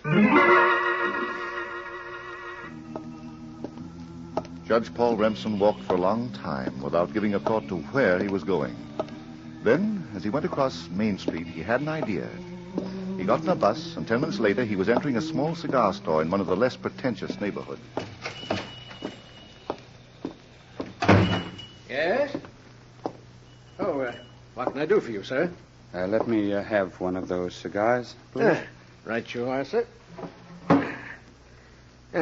Nice weather we're having, isn't it? Yes. I always say give me the spring. Not too cold, not too hot. It's better for business, too. Yes. Yeah, that'll be 30 cents. Thank you. Yep, not too cold, not too hot. Anything else, sir? Are you Mr. Herrick?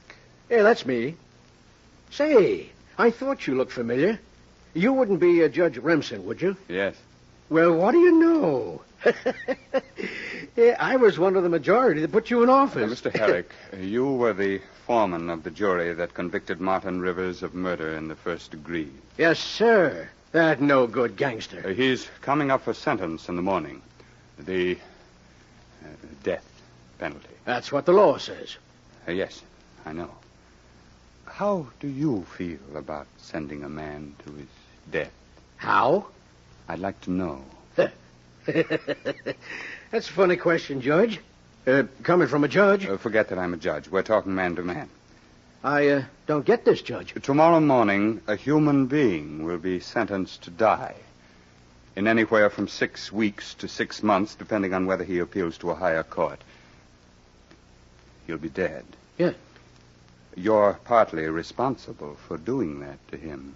Oh, now, wait a minute. Are you trying to make me feel like a murderer? Oh, no, you're not a murderer, but do you feel now, a week after the trial, that you had a right to condemn another man to death? He was a killer. All right, but suppose, Mr. Herrick, you'd met Martin Rivers right after he'd committed the murder. Would you have killed him? Say, what are you after? Would you or wouldn't you? Judge, would you mind telling me... Please, Mr. Herrick, I've got to know. Okay. The answer is no. I wouldn't have killed him. That is, not unless he tried to kill me. Oh, but he didn't Now, try. look, Judge, I don't know what this is all about, but I'm a member of society, a decent, law-abiding citizen, and I pay taxes to see that lawbreakers like Martin Rivers get what's coming to them. I don't want them around. Well, life imprisonment would have done the same thing, Mr. Herrick. No, not to my way of thinking. The fellow that killer shot didn't get a life sentence. He's dead. Now, maybe he was no good either, but that's got nothing to do with us. The law says that anyone who premeditates murder is... What am I doing telling you about the law? Oh, that's rich. Oh, I'm sorry, Judge, but it just struck me funny, that's all. Me telling a judge about the law. Mr. Herrick, it may not be as funny as you think. All right. You want to know how I feel? I think I can tell you.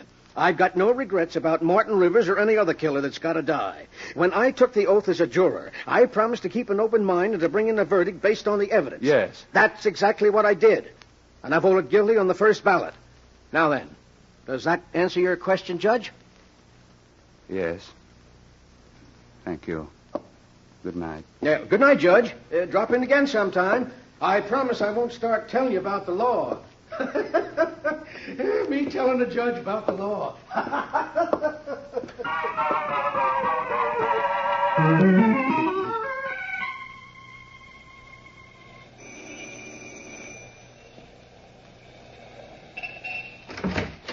Good evening. Hello, Dr. Benjamin. Paul Remsen. Forgive me, I didn't recognize you. That street lamp behind you in my old eyes. Come in, won't you? Thank you. How have you been, Doctor? Oh, as well as an old man can be. But you, Paul, I'm proud of you. Oh, thank you. Come into my study. I was just in the midst of writing Sunday's sermon, but that can wait. A sermon can always wait. So few people take it seriously. So, make yourself comfortable, Paul. Yes, thank you. It's been weeks since we had a real visit. Being a judge keeps you pretty busy, doesn't it? Yes. Does it also leave you no time for happiness? You seem depressed, my boy. More confused than depressed, Dr. Benjamin. Tell me about it. I've been given an assignment. A man's life. A criminal. He was found guilty of murder. I see. Oh, it's my duty to sentence him tomorrow morning. But You find that you can't do it? I can't make up my mind. Well, it's difficult. I know it's my duty to pronounce that sentence. The man committed murder, cold-blooded, premeditated murder, and the law is explicit. But still, I can't get it out of my mind that in sentencing that man tomorrow, I'll be sentencing myself. Why? My principles, the code of a lifetime. What right have I got to order the death of another man? Well, the law gives you that right, Paul. As a man, Pastor? Do you want me to answer that? No, it's something I'll have to decide for myself. Then why did you come to me? I want to talk. And I don't know where I can talk more freely than before you. I want to expose both sides of the case to myself in words that I can hear. There are two sides, Doctor. You know that. Well, there may be. Now, I'm a judge.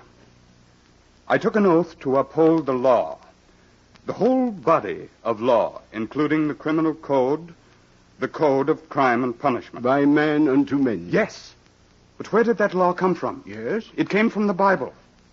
Our whole concept of criminal law is based on the premise of an eye for an eye, a life for a life. Yes, that's true, Paul, unfortunately. But there's a higher law, a moral law. And that, too, comes from the Bible, my son. Yes. Thou shalt not kill. That's what I mean, Dr. Benjamin. Which law do I follow? Oh, I can't answer that, Paul. I'm a minister. My way of living is different from yours. I've taken an oath, too.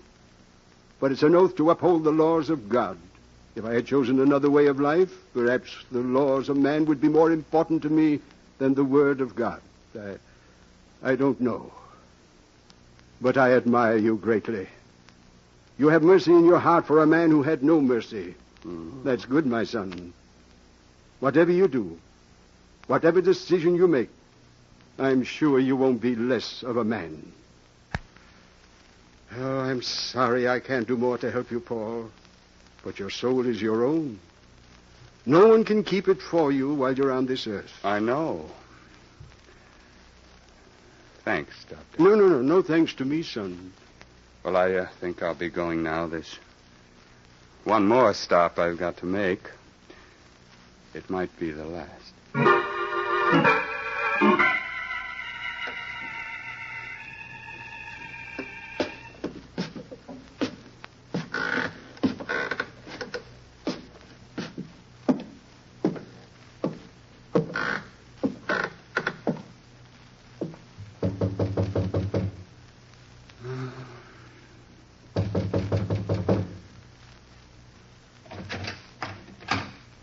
What do you want? Excuse me, I'm sorry to trouble you at this hour. What do you want? I'm Judge Remsen of the County Supreme Court. I'd like to come in for a moment, if I may. Judge Remsen of the Supreme Court, but I... Please, Mrs. Dover. Oh, sure, come in. I'm sorry. You see, I wasn't expecting you, and the house is in an awful mess. Oh, please don't apologize to me. My daughter Mary went out and left everything for me to clean up. She always helps me, but tonight she... Judge, what do you want? Your son, Frank, was killed by Martin Rivers 4 months ago. You've come here to talk about Frank? No. I've got to sentence Martin Rivers to die. To die? Mother... Well, do you think I ought to say no? You can't stop it, Mrs. Dover. The law makes it compulsory. If I don't do it, another judge will. He killed my boy. If you could say no, if you could stop the sentencing, would you do it? You're asking me, Frank's mother? I'm trying to make up my own mind, and I must know how you feel. Oh, what good will it do me if that man dies? Will it bring back my son? Will it help me to sleep at night? Is that how you really feel? Well, will it? You would keep him alive, wouldn't you, if you could? Let him live? If you could. Well, why didn't he let Frank live? He killed him. But... All right. Frank was no good. He told lies. He beat people. He was a gangster with a gun in his pocket. He slept all day and all night he was out. Oh, no, Lord. I'm sorry, Mrs. Dover. Oh, well, maybe he was a thief, too, but for that you don't deserve to die, to be murdered. No one has a right to kill. No one, Mrs. Dover. Is that what you really feel? Oh, how can I say what I feel, Judge? I brought up 2 children. One's gone. One night he said to me, "So long, Mama," and he went out. Then the police came and told me he was dead, a bullet. How do I feel now, Judge?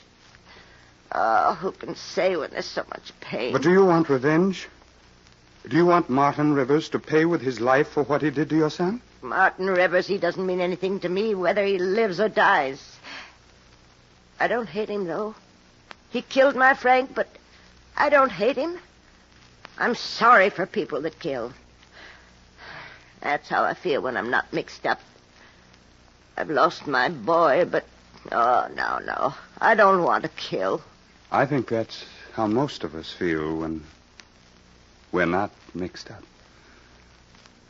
Good night, ma'am. You've been a great help. Judge Paul Remsen went home and he went to bed. But he didn't sleep. All night the words he had heard, the opinions expressed by the different people kept running through his mind. He couldn't sleep.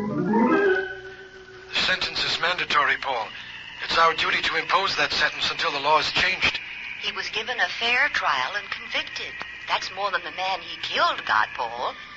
He was a killer, Judge. I pay taxes to see that killers like Martin Rivers get what's coming to them. I did my duty as a juror and a citizen. My duty. Yes, Paul. An eye for an eye, a life for a life. But there's a higher law, a moral law. And that too comes from the Bible. Thou shalt not kill. Oh, what good will it do me if that man dies? I've lost my boy, but I don't want to kill. That's how I feel when I'm not mixed up. Your career. Now you want to throw it away because of some silly notion. How can you think so little of your life? You'll be called a quitter. It's your duty, Paul. The law, Judge. Our duty. Your duty, dear. Duty?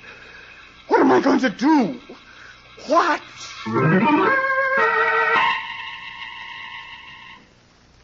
Well, Paul?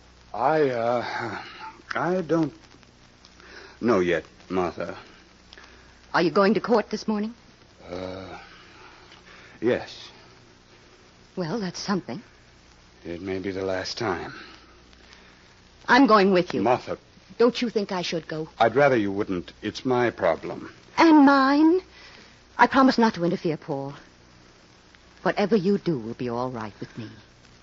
Will it? Don't you believe me? You understand, then? I think so. I hope so, dear. Now, let's go downstairs and have some breakfast.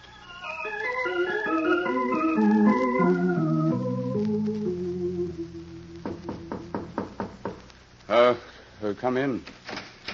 Excuse me, Judge. Yes. What is it, Henry? I just looked in to see if everything was all right with you, Judge. It's pretty near 11 o'clock.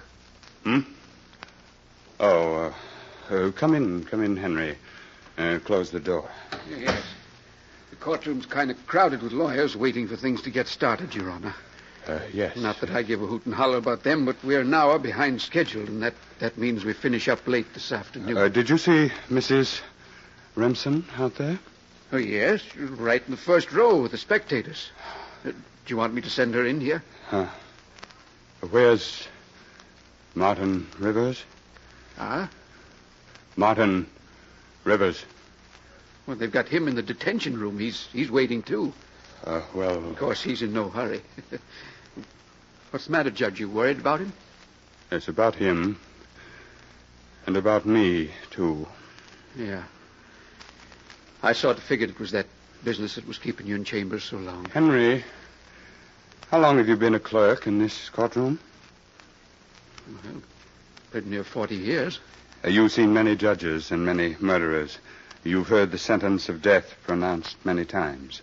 Enough. Have you ever thought how you would feel if you had to pronounce that sentence? Uh-huh. Could you do it? Well, maybe not so long as I was me. I see. But if I was a judge, it wouldn't make any difference. Oh? Why not? Well, a judge isn't a man, Your Honor. He isn't human. Oh, Henry, is this something new? No, sir. It's as old as history. A judge has got no right to be human. And that means he's got no right to work with his heart. I see what you mean, but where would you draw the line between the man and the judge? That black robe you're wearing, that does it. When you put on that black robe and go out there into the courtroom and get up on that bench, you stop being a man. You become that robe, the law, the symbol everybody respects or is afraid of. Why do people have to stand up when the judge comes into this courtroom? The symbol? The black robe? It isn't because they respect the man that's wearing that robe. Maybe they do, and maybe they don't. That's a personal matter. But they stand up for the robe. They've got to. It's the will of the people. The black robe. And that's how you've got to look at it, Judge. There's nothing personal in what you do when you're wearing that robe. Why? Because you're not in it. What's that? Not you as Paul Remsen. What's in that robe is a book that was written down at the state capitol a long time ago. The law. That's the will of the people, too, Your Honor. But a man must be sentenced to death. Did he sentence another guy to death? Yes. And did he execute that sentence? Yes, but... Well, then there's no two ways about it. The book says he's got to die.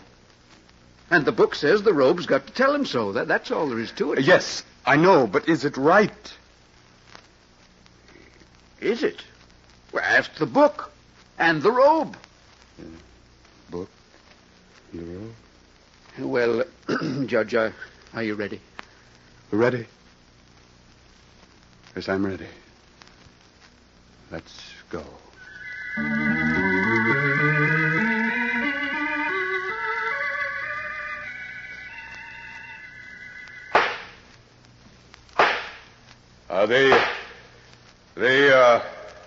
The clerk will call the business of the day. People versus Martin Rivers. Bring the prisoner to the bar.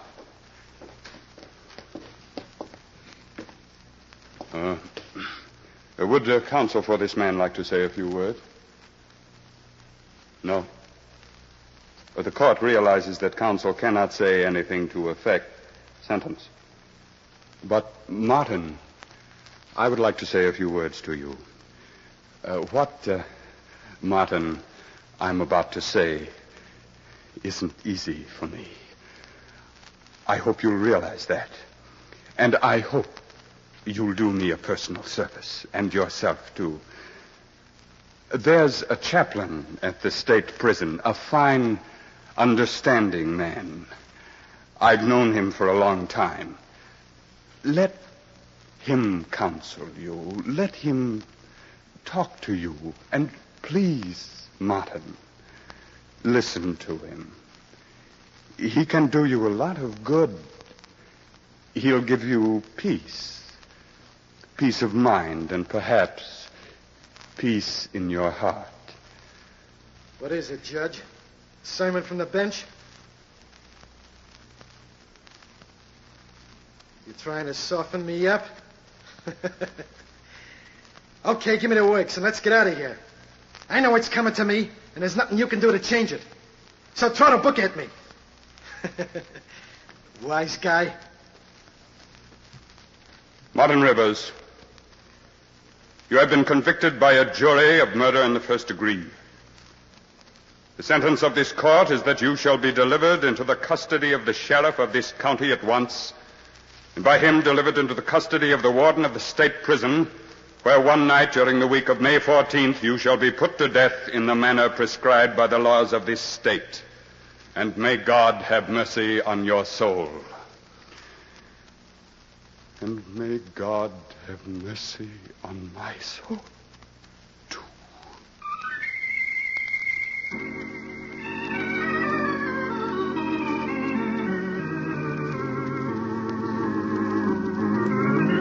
And so closes tonight's story, Sentence of Death. Stedman Coles wrote the radio script. Roger Bauer produced and directed. Raymond Edward Johnson played the part of Judge Paul Ransom, and the cast included Helen Shields, Maurice Franklin, Irene Hubbard, Bill Smith, Ed Latimer, and Murray Forbes. Oh, I beg your pardon. Hello, I hope I haven't kept you waiting. Yes, this is a crime club. I'm the librarian. Yes, come over a week from tonight. Good. We have the very exciting story of a nightmare that was as real as murder. It's called Cupid Can Be Deadly. In the meantime, there is a new Crime Club book available this week and every week at bookstores everywhere. Yes, it's available now. Fine. And we look for you next week. Oh, yes. Here's something important. The horrible suffering and tragedy of a cancer death can be avoided in many instances. The American Cancer Society wants you to know that of all the people who die of cancer, it is possible to save from 30 to 50%. Protect yourself by getting a free booklet which tells of the 7 danger signals and many other important facts on cancer. Address your request for this information to the American Cancer Society, New York 4, New York. The American Cancer Society, New York 4, New York.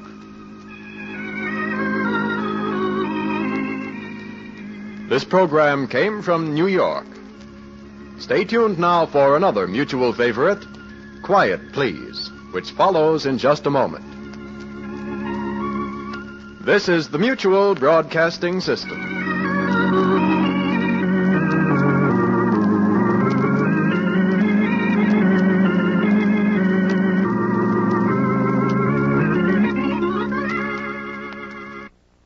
Broadcasting System presents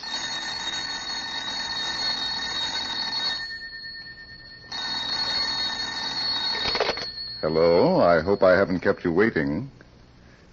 Yes, this is the Crime Club. I'm the librarian.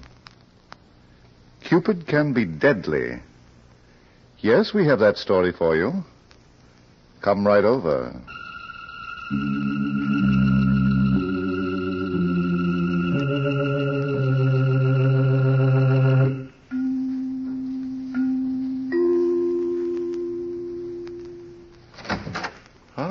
You're here.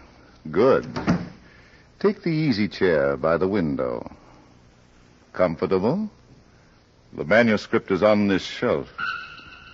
Here it is. Cupid Can Be Deadly. The very unusual story of a dream that was made of the stuff that killed. Let's look at it under the reading lamp. The house in the hills of Westchester was big and rambling, like a medieval castle. And it was owned by the beautiful and temperamental Linda Barry, the celebrated actress. It was late Saturday night, and Paul Palmer, a Broadway columnist and one of the weekend guests, came quickly down the stairs. And as he made the right-angle turn toward the library, he met Professor Caldwell, a psychologist, and another one of the guests. Oh, excuse me, Mr. Palmer. I didn't hear you coming. I walk on my toes. Have you seen Toby? Toby? Miss Randolph. Oh, yes. No, I haven't seen her in quite a while. Where can that girl be? Have you looked in her room? Just now. Well, I'm going out for a drive with Sam Winslow. That phony private detective? I'll look around outside if I should see Miss Yeah, Randolph. tell her about me. Well, of course. In the meantime, you might ask Miss Barry. Where is she? In the library. Now, if you don't mind. I don't. Well, thank you. I asked Mr. Winslow to be ready in 10 minutes. It's almost that now. Well, good luck, Mr. Palmer. Why don't I stay home for a change? Paul. Linda, have you seen... Yes? What's the idea of the gun? You'll find out. Ah, the lady's mad. You've got no idea how mad, honey. You're sizzling. Don't be clever. I can't help it. Give me the gun. No. Give it to me. You can sizzle without it. You had no right to do that, Paul. It's done. Shall we go before an arbitration board? You keyhole peeper. Oh, a big one from a column. Linda Barry slaps a guest in her own house. And who was that guest? Your Broadway reporter. That ought to make me the toast of the world. You can go home now, anytime you want. Wait a minute. I haven't got time. We'll give it to you. Who was going to get that bullet? Take your hand off that door, Paul. Was it going to be your manager and half a heartthrob, Wally Brooks? Paul? Ah, then it was for the other half a heartthrob, Sam Winslow. No. You'll have to suck me again, honey. You're not leaving this room until... Oh, the lady's smiling. Oh, you're such a fool. Don't tell the guys in the other papers. That bullet was for your girlfriend, Toby Randolph.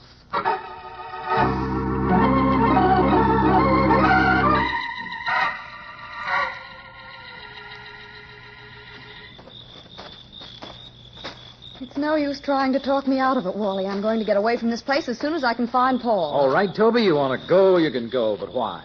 I don't like it here. Meaning me? No. The house? No. Professor Caldwell's been lecturing you about the mine. He doesn't bother me, Wally. Then it must be on account of Sam Winslow. Well... That no good four-clutcher, He's not the reason, Wally. Oh? I can handle him. Say, you're not running away from Linda, are you?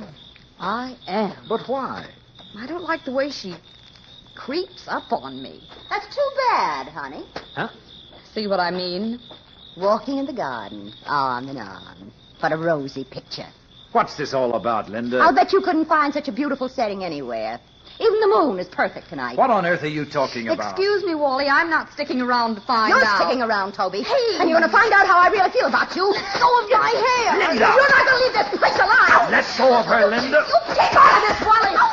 Get her out of my hair. She's killing me. I said let go of her, Linda. Ow! Let go. You're breaking my fingers. I'll break them, Linda, if you don't get your hands off. All right. Let go of me. Now. Thanks, Wally. Now I'll give her a sample of my No, brand. you don't. But she Toby. got me from behind. I don't care how she got you. But I want to know why. Well, Linda, why? Nobody's making a fool out of me. Nobody has to. What's that? That's enough. Just let me get at her. I'll show her how to pull hair. Stop it. That goes for both of you. Listen, Wally, anytime we need a referee... Shut up, Toby, and stand over by that tree. What about her? I'll take care of her. All right, Linda. How was Toby making a fool out of you? She wouldn't leave you alone. What? From the minute she got here with Paul, she's been trying to get her claws into you. And you let her. Are you nuts? You didn't do a thing to stop her. I've been watching you. Both of you. You are nuts. It took you a long time to find out, Wally. Shut up, Toby, and stay that way until I got this thing settled. Now, Linda, since when do I have to sign the book every time I look at another girl? Mm-hmm. If you only look. There's nothing between Toby and me. She's got Paul, and from what I know, she's completely satisfied. Am I right, Toby? You're right. Yeah. But you are not completely satisfied with me, Linda, are you? I never said I was. Well, you never had to. We've been engaged for exactly 1 year. How many protégés have you had in that year? Don't be low, dear. 5. And now it's that cheap, chiseling Sam Winslow, a private detective, the worst of the lot. I like to help people. Sure, but why are they always men? Coincidence. Oh, cut it out, will you? You're not talking to someone behind a bib. Darling, I didn't know you were jealous. I'm not. I've never said a thing to you. Third party here. Can we wait? No, I don't care who's listening. I'm fed up and I'm... Yes? Yes, and you can get yourself another manager, too. The less I see of you, the better. You're raving. We'll see about that. Come on, Toby. Let's find Paul and get out of here. I'm on our way. Just a minute, Wally. You're not walking out on me. Save your breath. I said you're not, dear. Listen. When there's any air to be given, I give it. And, Wally, I'm not giving you the air yet. You don't seem to get the idea, Linda. I happen to like you, darling. Enough to marry you tomorrow. You either marry me tomorrow or you go to prison. What's that? I'll repeat it for you. Slowly. What have you got up your sleeve? The ace of trumps, and it's been there for a long time. Okay. Show it. You're a thief, Wally. What? And I'm the only one who can keep you out of jail. You'd better start explaining, Linda. All right. If you don't mind the crowd. Well, let Toby hear it. You've been forging my name to checks. Have I? $70,000 worth. You know my signature, and you've been doing a perfect job. Where are those checks? You'll see them in court. I see them now. Where are they, Linda? Oh, stop it. You're twisting my arm. Come on, baby. Produce. You'll never get them, Wally. You can kill me, but you'll never get those checks.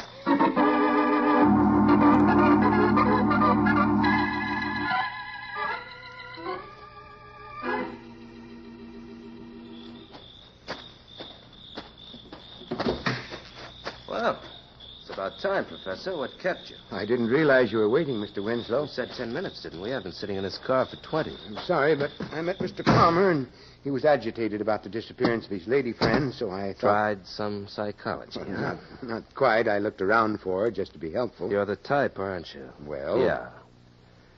Okay, let's go for that drive. Mr. Winslow, would you mind if we didn't? What's the idea? It's rather late, and I can talk to you here just as well.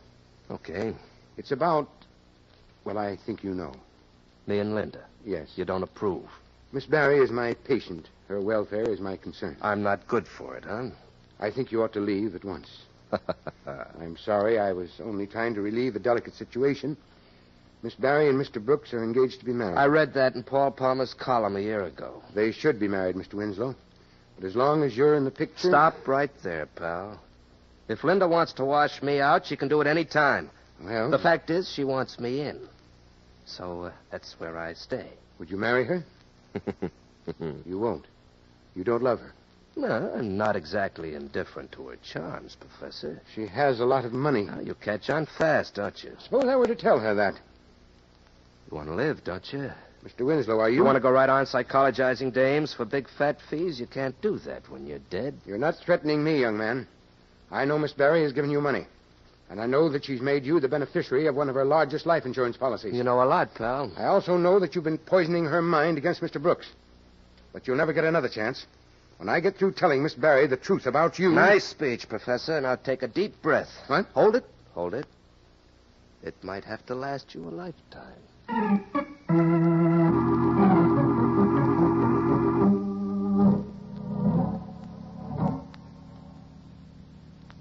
Here's your room, Toby. Good night. I'll see you in the morning. Paul, I don't know why I listened to you. After what Linda said and did to me tonight. She's a crackpot, but she's loaded with material. At least 2 columns out of 1 weekend. All right. But I don't like the idea of sleeping in her house. Good night, sweetheart. Pleasant dreams.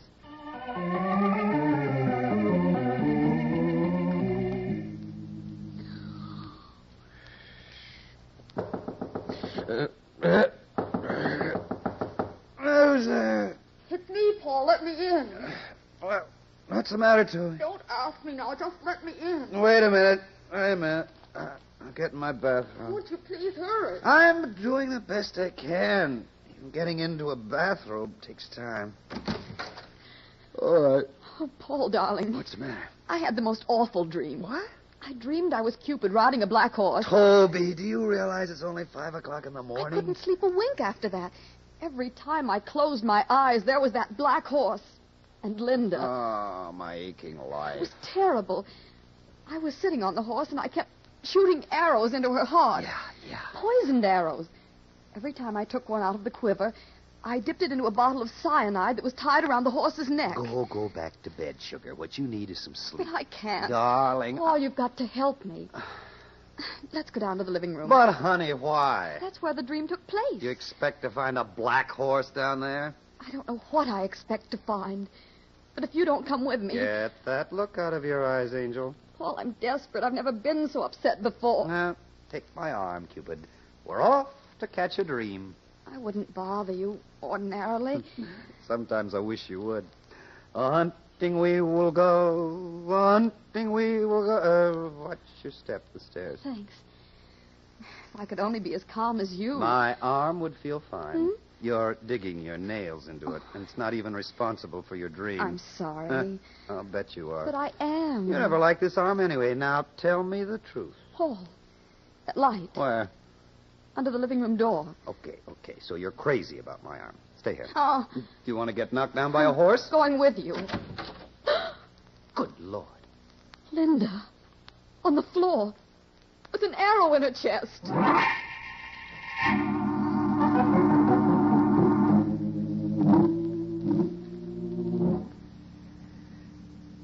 I killed her, Paul. Don't try to tell me I didn't. You didn't. Oh, what's the use? You'd say anything to make me feel good. Now, listen, honey. I'm a killer, and no amount of coaxing is going to convince me that I'm not. But dreams don't make murderers. How do you know I was dreaming? You said so. Maybe that's what I thought, but actually...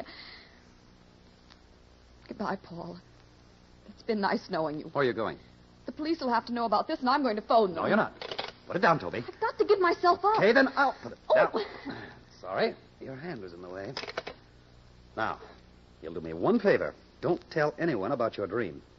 We're going to have the police in on this, aren't we? Sure, but not until I've got you straightened out. Come on. Where? Out for a walk. Let somebody else Good find... morning. Huh? Ah, Professor Caldwell. Up bright and early, aren't we? I always say there's nothing like the country air to... Good heavens. Behind you, Miss Barry. We found her that way. An arrow in her chest. Why, her pulse. Mr. Palmer, do you realize she's been murdered? I'm beginning to. Who did this? We don't know. I did, Professor. Toby. You, Miss Randolph. You'd better send for the police. I'll tell them everything. Well, as long as you've gone this far, why not tell it to Professor Caldwell? He's a psychologist. Is this a problem in psychology? She had a dream. It was more than that, Paul. I saw the whole thing. The living room, Linda, and I was shooting arrows into her heart. But you were riding on a black horse. Professor, do you see a black horse in this room? Very, very interesting. She was also dressed up as Cupid. She was? Forget it. Miss Randolph, you had a dream in which you saw yourself as Cupid murdering Miss Barry? So I thought. But there was no romantic conflict between you and Miss Barry? Who said there wasn't? Toby, for Pete's sake. Let her talk, Mr. Palmer. She'll hang herself. We'll see about that. Go on, Miss Randolph. Last night, Linda accused me of trying to take Wally Brooks away from her. We had a hair-pulling match. Amazing. The most unusual dream coincidence I've ever heard of. Professor... Now, don't be alarmed, Mr. Palmer. This young lady is quite innocent. You mean it couldn't have happened as I told it? Certainly not. You're not Cupid, and there's no horse. But, Yes? well, on the other hand, Miss Barry is dead. There is an arrow through her heart. This young lady is quite innocent. You mean it couldn't have happened as I told it? Certainly not. You're not Cupid and there's no horse. But, Yes? well, on the other hand, Miss Barry is dead. There is an arrow through her heart.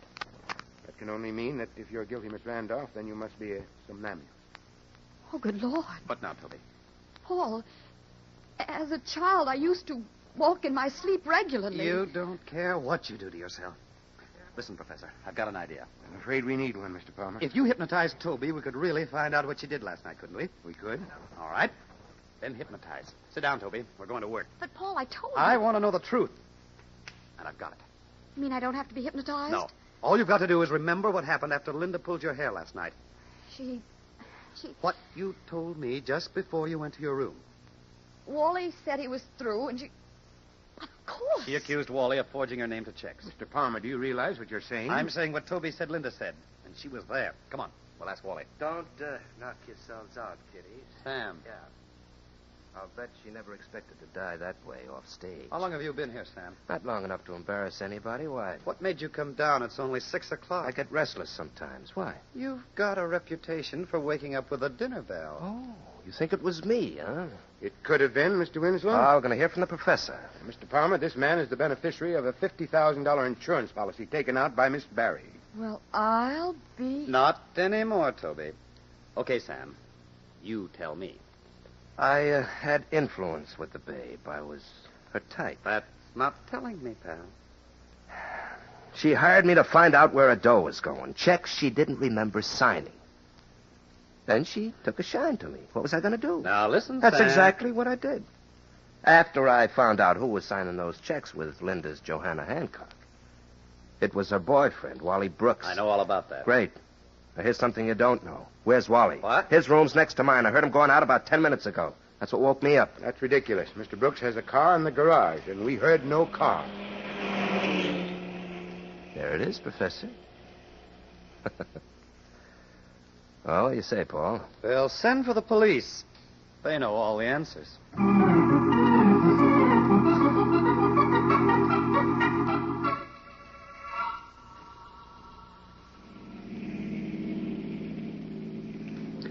Oh, well. How about some breakfast, Toby? No, thanks, Paul. It'll be an hour before we hit New York, and Oh, look. There's a nice quiet place just around the next intersection. The food's good. I don't feel like eating, Paul. What's the matter with you? Why didn't you let me tell the police about my dream? Oh, it's that dream again. I killed Linda. Listen, honey, the police know how to analyze a crime, and they suspect Wally. Just because he disappeared. He didn't take a thing that belonged to him, not even his socks. It doesn't prove he's a murderer. He's been forging Linda's name to checks, and she found him out. He wouldn't have killed her for that. She was ready to marry Now, him. listen, I honey. won't. Wally's not a killer. And I don't believe he was ever a thief. But the police found the checks. Oh, what's the use? You've made up your mind to cheat the law, and you don't care who dies, as long as it isn't me. You don't know what you're talking about. And I'm going to prove it once and for all. If you only could. We'll turn around, and then we'll hit right for police headquarters. Why? In your dream, Cupid was dipping the arrows into a bottle of cyanide. Yes? So far, there's been no mention of cyanide by the police or the coroner. I'm going to insist on a lab test of the arrow point. Fair enough. Yeah. But while that's being done, Angel, you keep your mouth shut about that dream. Understand?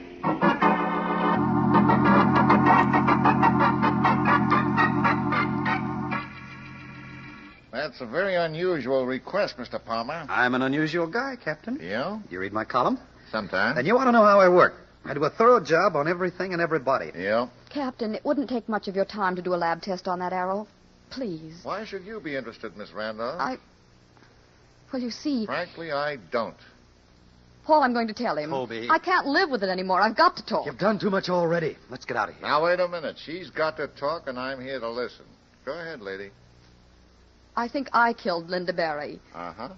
Paul and Professor Caldwell have been trying to tell me I couldn't have done it.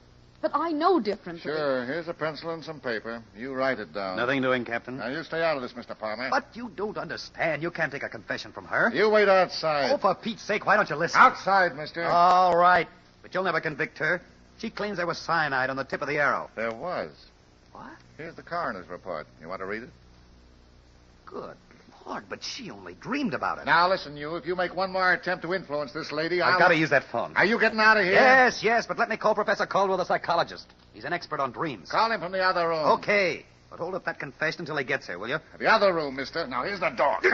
Thanks for the assist, Captain. I never would have made it without your help.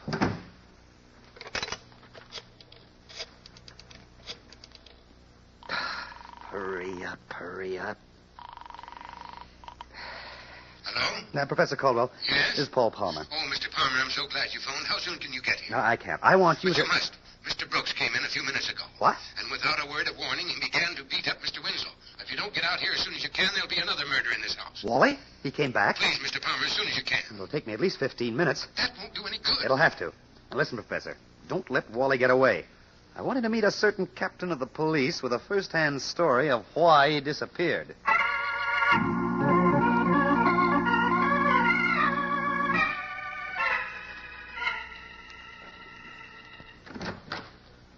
Is that you, Mr. Palmer? It's me, Professor. Where's Wally? You said you'd be here in 15 minutes. It's more than half an hour since you I called. had a flat. Where's Wally Brooks? We took him up to his room about a half an hour ago. You took him up? He means we dragged him up. Sam, what are you doing on your feet? But, Professor, you told It was me... phenomenal, Mr. Palmer. I went back to the living room after I spoke to you, and there was... I couldn't believe it. Yeah, I was standing, and Wally wasn't. But I thought that So he... it seemed, pal. He took me by surprise, but all I had to get over was one punch. And when that was settled... Okay. Let's go up and have a talk with him. If he's conscious. Ah, Sam, don't flatter yourself. You don't hit that hard. My pal. Not by any stretch of the imagination. Professor, would you say that Sam is human? Definitely not. A species of two-legged animal. If I had my way, Which you haven't. Okay, we'll settle this later. Listen, Wally. Hey, what do you know? The guy came to. Not so as you can notice it. Well, we left him on the bed. If he didn't come to, how'd he get in that chair? Come here, Professor. What seems to be wrong, Mr. Palmer? Check him. I've got an idea he's dead. Dead? Mr. Winslow. Now, don't look at me. I couldn't have killed him with one punch. I don't hit that hard. He is dead, Mr. Palmer. Now, wait a minute. Shut up, Sam. How can a guy tell without a stethoscope?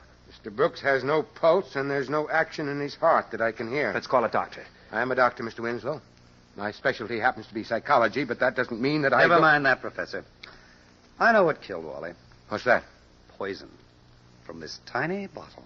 Bottle? But I don't see it. He's clutching it in his hand, and he's got a grip on it I can't break. Leave him alone, pal. The guy committed suicide. I want the cops to find that bottle in his hand. But I've got to know whether it contains cyanide. Come on, Professor. You should know how to flex muscles. I'm afraid it would be impossible in this case, Mr. Palmer. Why? Obviously, rigor mortis is set in. I'm not giving up. If that bottle contains cyanide, then... What'd you say, Professor? Rigor mortis, Mr. Palmer. The rigidity of the muscles that occurs after death. Yeah. Sam, close that door. What's the idea? Close it. I want to ask the professor a few questions with no way out. Okay. You've got me guessing, pal. Mr. Palmer, what is the meaning of this? I'll let you know, Professor. Sam, get on that phone. Call the Medical Society of New York. What? Don't look so dumb. Ask them if they got a member by the name of Professor Caldwell. What's your name, Professor? You're very clever, Mr. Palmer. It's about time. But it didn't take you long to get that gun out of your pocket, did it? Does it matter? Why did you kill Linda? She made a startling discovery. The checks were forged? They weren't forged, Mr. Palmer. Now, look. Oh, no, I see what you mean. She signed them herself while she was under your influence. Hey, what goes with this guy? An electric chair, Sam. He's a phony psychologist, and Linda was one of his patients. Each time she came to his office, he got her just in the right mood to be hypnotized. Then he'd tell her to write a check and sign it. They were all made out to cash, weren't they, Professor? Of course. And she cashed them for me while she was in that right mood. But why did you kill her? I told you. Can't you figure it out, pal? She accused Wally. I suppose she had the guy arrested. You think DAs are dumb? No. They investigate everybody. And what did they find out? This guy's a phony doctor. Yeah. Remind me to like you the next time we meet. Thanks. Now, Professor, about Toby. You hypnotized her, too, and you induced her to have that dream. Why? The young lady was a perfect subject after her quarrel with Miss Barry. But how did you get to her? I took her to the door of the room, and I saw her go in. She came out later. The poor child was very disturbed. Naturally, she needed attention. Dirty hypocrite. Take it easy, Paul. The gun. Yeah. You changed your mind about Toby, Professor, when Wally disappeared. When he came back, you set him up as the perfect suicide. It's quite simple. Such an easy way out. No trial, no investigation. The suspect committed suicide. Q.E.D. Q.E.D. Well. Yeah. So that's why you tried to get rid of me, Professor. I think I'll go now, gentlemen. You didn't want a private detective around while you were fixing a murder and a framer. Goodbye, Mr. Winslow. You even tried to put the framer on me. You know, Professor, that makes me mad. Really? Would you like me to put you out of your misery? I'm standing here by the door, Professor. If you want to get out, you'll have to come through me. You insist on being a fool, don't you? No, Professor. Mr. Palmer, present.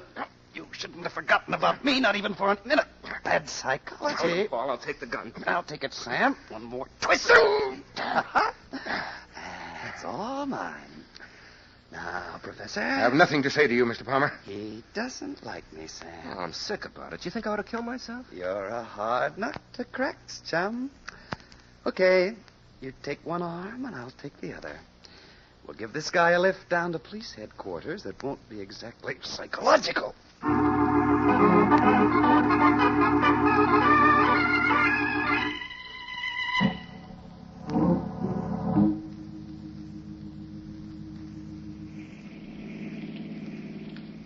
Hunting we will go. Hunting we will Paul? go. Yeah? Yes, Toby? How did you decide that Professor Caldwell was the murderer? He said rigor mortis. Yes, that's what you told me before, but how did you really decide? Wally couldn't have been dead more than half an hour. Rigor mortis takes from 6 to 8 hours to set in. Any doctor knows that. Any real doctor. But what made Wally so rigid? Hypnotism. Did you ever see people hypnotized? Several times, but of course. Their bodies become so rigid they couldn't even be bent. There you have it. Thanks, I don't want it. Death doesn't relax those muscles. They stay that way. I still don't want it. You're hard to please, young lady.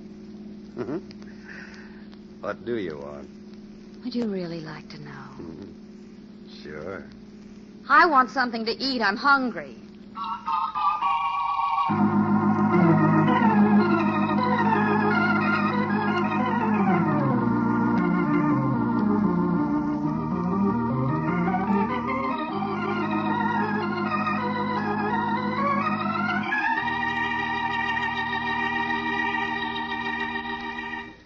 And so closes tonight's story, Cupid Can Be Deadly. Stedman Coles wrote the radio script. Roger Bauer produced and directed. Sidney Smith played the part of Paul Palmer. Virginia Dwyer was Toby Randolph. Cameron Prudhomme was Professor Caldwell. Helen Shields played Linda Barry. Larry Haynes was Sam Winslow. And Sherling Oliver was heard as Wally Brooks. Oh, I beg your pardon. Hello. I hope I haven't kept you waiting. Yes, this is a crime club. I'm the librarian. Next week? I'm sorry, we won't be here next week. No, this is the last program in the current series. Yes, we're sorry, too. Well, of course there'll be something here next week. Racket Smashers. Yes. At the same time and over most of these same stations. You'll be listening? Fine. I'll tell them to look for you.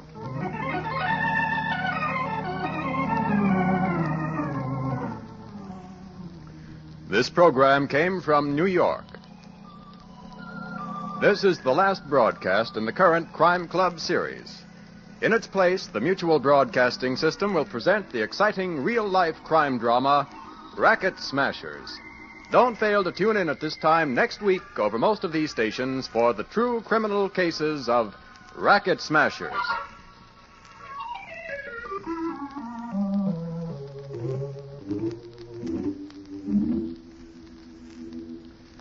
Stay tuned now for another Mutual favorite, Quiet Please, which follows in just a moment. This is the world's largest network, serving more than 450 radio stations, the Mutual Broadcasting System.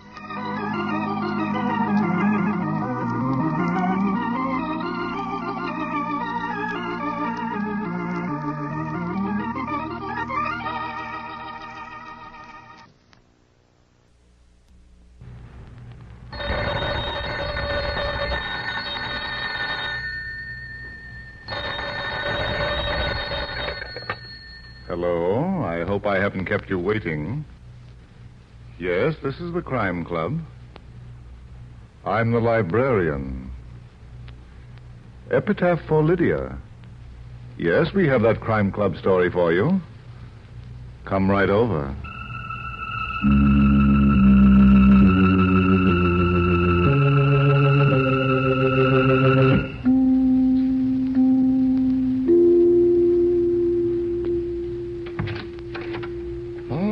You're here.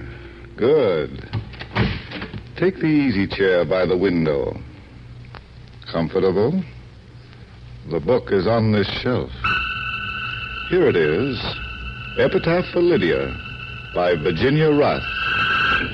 The exciting story of a missing person who was found by death.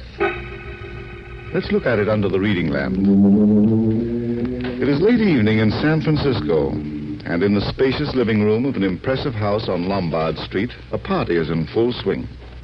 A tall, keen-eyed man, bored by the noisy music and the chattering people, retreats to the comparative quiet of an adjoining room. Attracted by several modernistic paintings on the wall, he steps over to one for a closer look. Do you like it? Huh? You're Michael Dundas, the detective, aren't you? Well, I'm really an architect, but You were pointed out to me when you came in. Oh? I'm Lydia Courtney. You don't know me. Well, no, but... Do you like modernistic art? If it's art, yes. Well, but most of the models look like exercises in children's finger painting. This one, for instance... Rooftops at sunset. Yes, at least that's what the artist calls it. To me, it looks like a hangover at sunrise. Now, there's one over here. There's possibilities. Ah, here it is. Just a simple study of some sand dunes. Why, what's the matter, Miss Courtney? I'm afraid I don't feel very well. Can I get you anything? No, I'll be all right. It's just that... That's a horrible picture. Miss Courtney, I think you'd better sit down. Right over here on the sofa. No, I'll be all right. Really, I'm feeling much better now. Fine.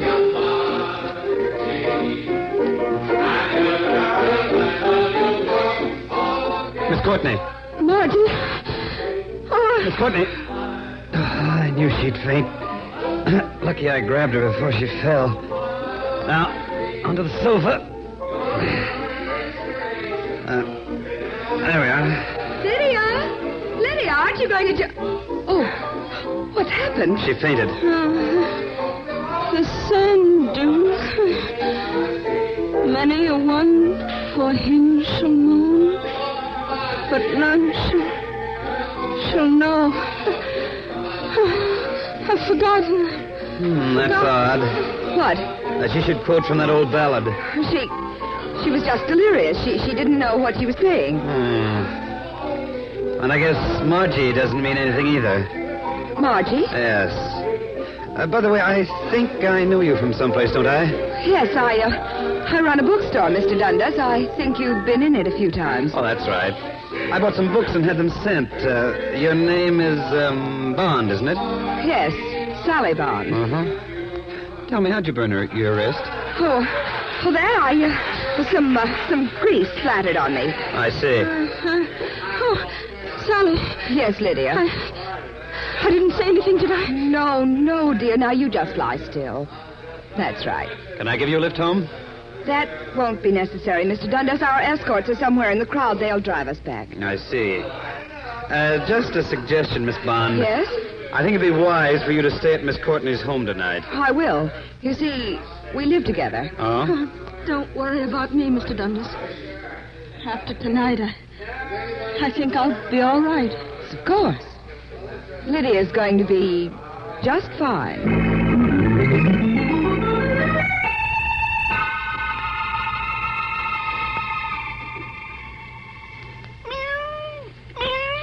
I guess you're right, Mabel.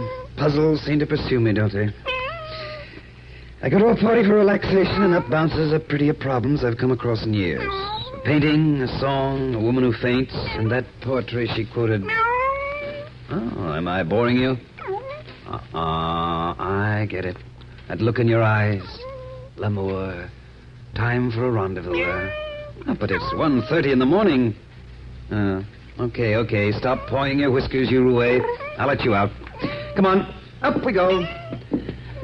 Margie, I'm always thinking of you, Margie. Not a bad night. Peaceful, nice moon. Okay, pal, I guess. Wait a minute. Those were gunshots. Come on. Should be somewhere around here. What? Oh. So when I was telling you about Mehitable, Lydia Courtney, and she's dead.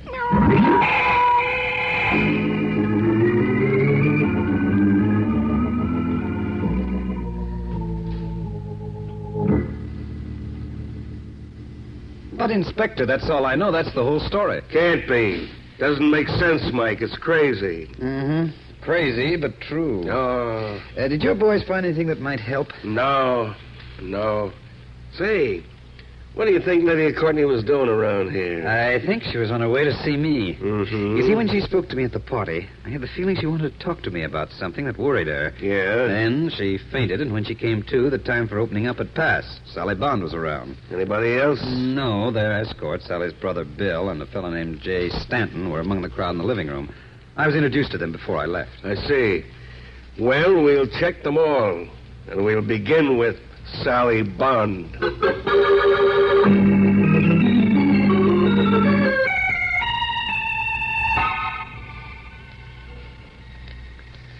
You don't seem very surprised to learn of your friend's death, Miss Bond. Well, I've already heard about it, Inspector. How? Neither the radio nor the papers have broken the story. My brother Bill here told me. Oh, Brother Bill told you. Yes. And how did you know, Brother Bill? Well, I'm a special feature writer for the Clarion. I'm doing a series on crime, and I happened to be at a nearby precinct when the flash came in. Uh-huh. Naturally, I rushed over to tell Sally. Naturally. Mind if I ask a few questions, Inspector? No, Mike. Go right ahead. Sally, what time did you and Lydia get home last night? About 12. I thought you were going to keep your eye on her. Well, I was upset. I took a sleeping pill and gave one to Lydia. Apparently, she didn't take hers. She must have slipped out after I fell asleep. I see. Do you know what was bothering her? No. All I can tell you is that for the past 3 days, ever since Tuesday night, she was just a bundle of nerves. What happened Tuesday night? I don't know. Lydia went out at 8 o'clock. I heard her take her car out of the garage and drive off. When she got back, I couldn't say. I was asleep. And on Wednesday morning, you noticed something wrong. Yes, Lydia was very jumpy. I asked her where she'd been the night before. She wouldn't tell me. Do you know who might have been with her? No. It wasn't Brother Bill, was it? No, it wasn't. Well, where were you that night? Well, I was over at Jay Stanton's house. We were playing gin till about 1 o'clock. Then I went home. Oh. Sally, does anyone else live here with you? Well, our handyman, Al Kemper, occupies the room over the garage. Well, perhaps he can tell us when Lydia returned Tuesday night. Will you take us to him, please? Yes, of course. Follow me. Inspector. Yeah? You mind if I run along? I have to check in early at the office. Okay, but just remember to stay within reach. You understand? Yes, sir. All right, Sally. Let's go.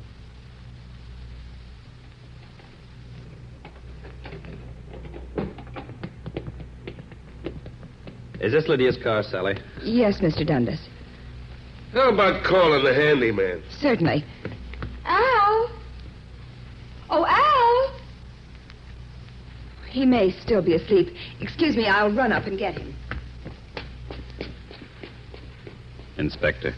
Yeah? Take a look at the bumper and the front fender. They've both been straightened, and the fender's been painted quite recently. Inspector! Yes? Al Kemper is gone.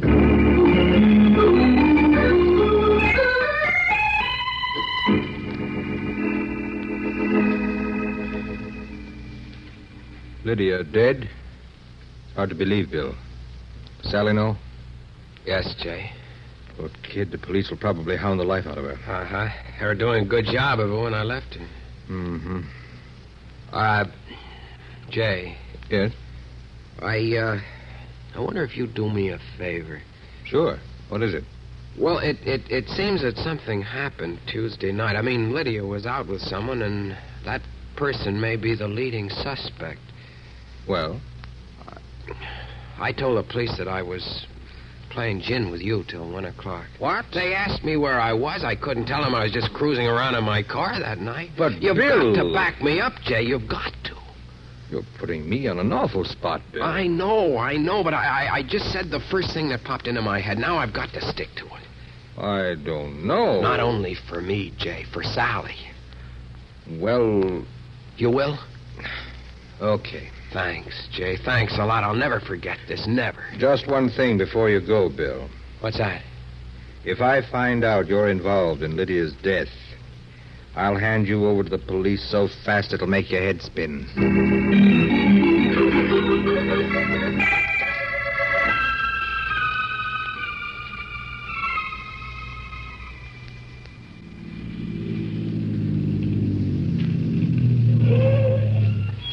Well, here we are, Inspector. Yeah. Say, this is quite a house Stanton's got, Mike. Looks like it's all glass. Practically. Rather an extreme functional design. Plenty of light and air. A regular goldfish bowl. Yes? Oh, hello, Dennis. Come in. Thanks. Stanton, this is Inspector Prevost of the police. How do you do? How are you? I've been rather expecting you. Yeah? How's that? Bill Bond called me a little while ago. He told me of Lydia's death. Oh, he did, eh? I wonder if there's anyone he hasn't told. Well, I was a very close friend of Lydia's, as well as her attorney. I guess he thought I should know. Uh-huh. Stanton, we've been told by Sally Bond that Lydia had been acting queerly lately. Do you know why?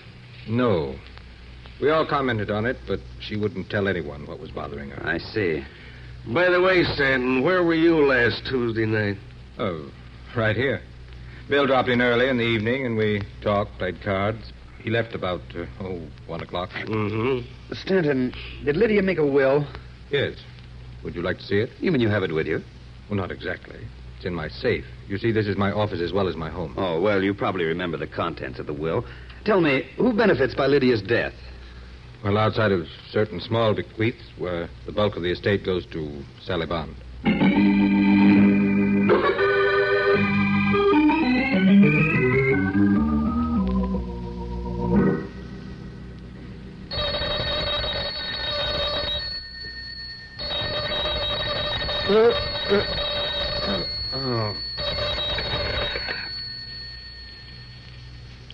Hello? Hello, Mike. Inspector Prevost. Oh, what's the idea? I told you I wanted to catch a little shut-eye. I'm dead. I know, but listen. Is Sally Bond there? Huh? What is this, a gag? Of course not. After I left you, I decided to talk to that girl again. Well, I went over to her house and she wasn't there. Huh? I thought maybe she'd gone to see you. No. Inspector. Yes? There's a chance she went down to the bookstore she runs, and maybe... Yes? Better drive over here and pick me up. I want to go down there with you.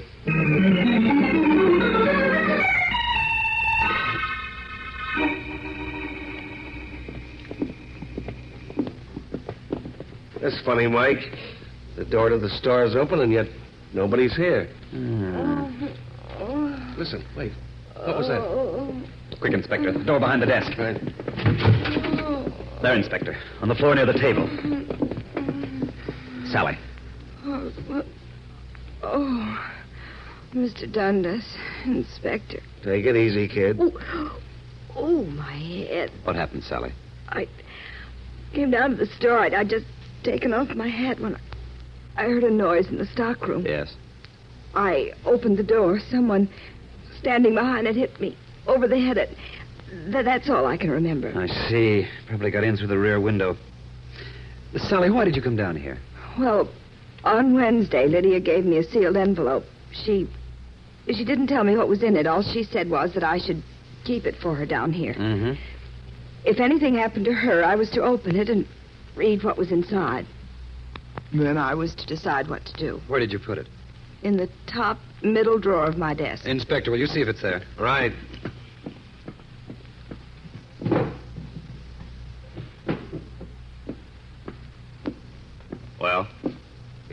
gone, Mike. Uh-huh. It would be. Sally, we've been informed that you are virtually the sole heir to Lydia's estate. Oh?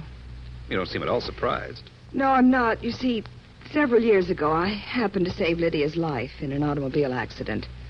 Well, Lydia was very grateful. She wanted me to give up my job and come to live with her. Mm-hmm. I told her I hated being idle, so she loaned me some money, and I bought this store. I suppose she thought she hadn't done enough for me, and that's why she left me everything. Well, after all, you saved her life. One other thing. Yes? That burn on your wrist. You said some grease splattered on it. But it'd hardly have happened like that. It's in one solid area, not spotted. You're right. On Wednesday morning at breakfast, Lydia was reading the newspaper. Just when I was handing her some coffee, she gave a start and jostled my hand. The coffee spilled on my wrist. Huh? You say she was reading the paper? Yes. Is that paper still in the house? Probably. We usually let them accumulate for a week before throwing them out. Come on, Inspector. I think this is the break we've been waiting for.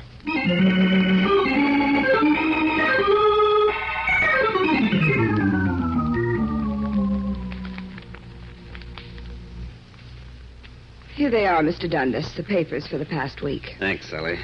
Now, let's see. Thursday, Monday. Here we are. Here we are, Inspector. Wednesday. Good. Now to find the page with the darkest and biggest coffee stain.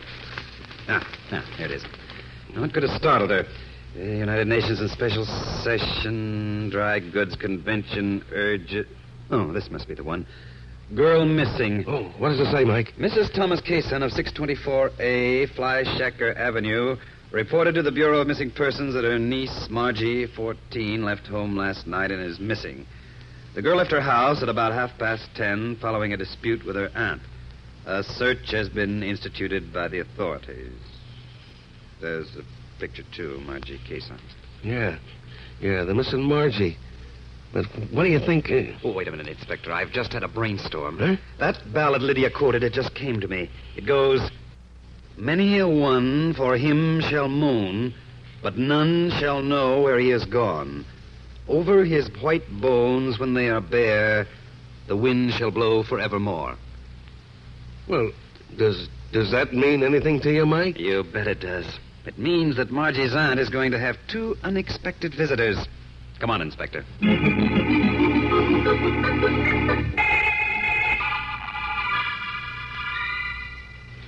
Why don't you two guys beat it? Go on, let me alone. But, Mrs. Kaysen, we want to talk to you about your missing niece, Margie. Margie? She ain't missing. Go on, get out of here. I don't think she knows what she's talking about, Mike. Maybe she does, and maybe... Wait a minute. Get a load of the stock of liquor on that table. Yeah, scotch, rye, bourbon. That stuff must have cost a small fortune. Uh-huh. And where did she get the money for it? This place makes Tobacco Road look like the Waldorf. Inspector. Yeah? Take a look at that purse she's holding. It's just bulging. Yeah. Mrs. Kaysen, may I look at your pocketbook? No. I shall let you look at it. Because I want to look inside. Hey, give me that purse. I thought so. It's stuffed with bills and big ones at that. Must be about $1,000 here. Yeah, that's right. Okay, Mrs. Kaysen, where'd you get it? Come on, talk. Someone sent it to me. Who? I don't know. It came in the mail Thursday with a letter. Have you still got the letter? No, I tore it up and threw it away. Do you remember what the letter said? Yeah. It said I shouldn't worry about my niece. And if I didn't ask questions, I could keep the money. Oh, so you were smeared with some dough and you called off the search, huh? So what? The kid was nothing but a little tramp anyway. Why, you dirty... Easy, Inspector. Miss Kaysen, where do you think Margie was going when she ran away? Probably to her friend Betty's. It's where she always went when we had a fight. I see. And she never reached her friend's house, did she? No. Where does Betty live? Over at 2142 Wawona Avenue, near the beach. There's a vacant sand lot on that block. Inspector, we've got a job to do. A job of digging.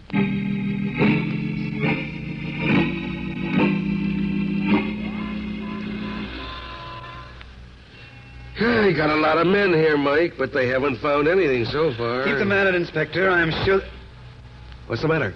Bit of luck, I think. Look at that mongrel dog over at the corner. Yeah. He's digging in the sand like mad. Come on. Right. Why, the mutt's run away, Mike. That's okay. I got my eye on where he was digging. Here it is. Do you see the hole? Uh-huh. Okay, give me your shovel. Right, here you are. Thanks. Now pray.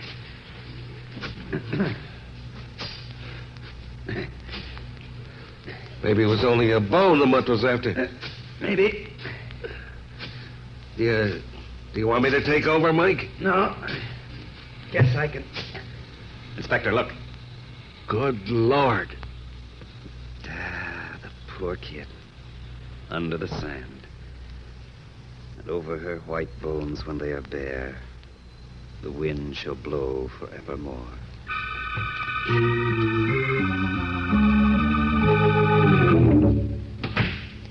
Did you get the coroner's report on Margie, Inspector? Yeah, Mike, it was just as you figured. The kid was dead before she was buried. Uh-huh.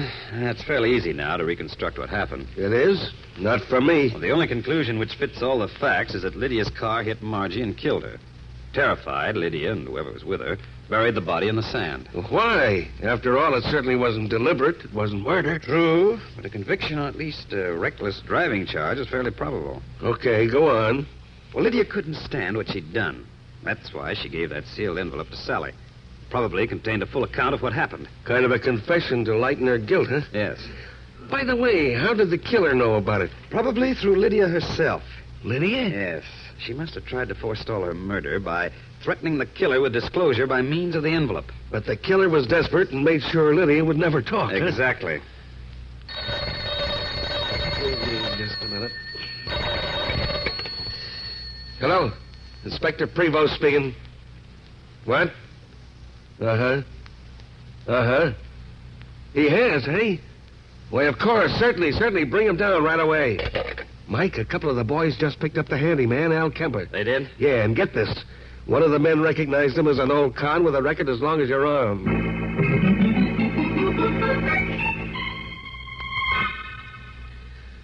All right, Kemper, come on now. Stop stalling. Why did you run away?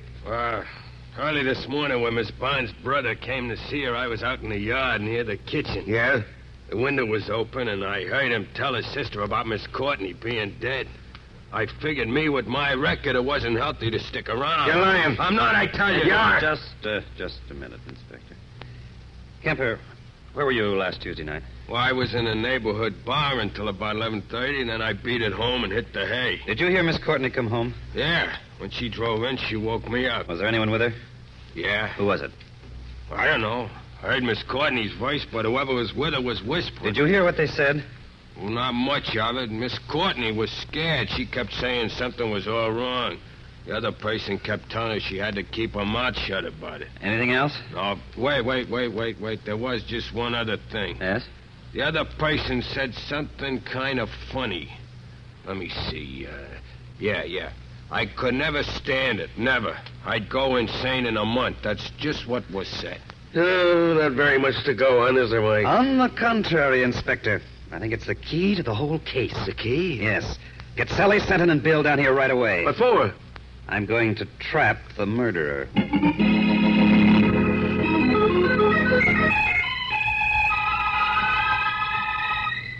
Why did you call us down here? Okay. Quiet, please. Quiet. All right, Mike. Thanks, Inspector. I called you all down here because there's been a new development in the case, and I'll need your help. Now, will you follow me, please? I don't see any sense. Where are we going? Upstairs, Brother Bill. Hurry up. Come on. Get in the elevator. Okay. It's a tight squeeze, but I think we can make it. There we are. All right, Inspector. Close the door and take us up. Right.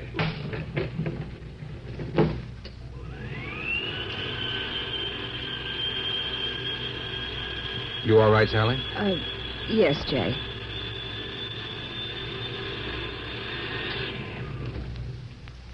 Oh, what's the matter, Inspector? I don't know, Mike. Funny. We seem to be stuck. That's a fine how do you do between floors, too. Keep your shirt on, Brother Bill. That's funny. It won't start. Now, don't worry, folks. We'll probably get going in a minute. I'd like to get out. Yeah, how about it? I said I'd like to get out, please. I can't stay in here. I can't. Please. You don't understand. You don't understand. I'm afraid I do, Stanton. You murdered Lydia, didn't you? Yes. Yes. I killed her. I killed her. I killed her. All right, Inspector. You can take us down now.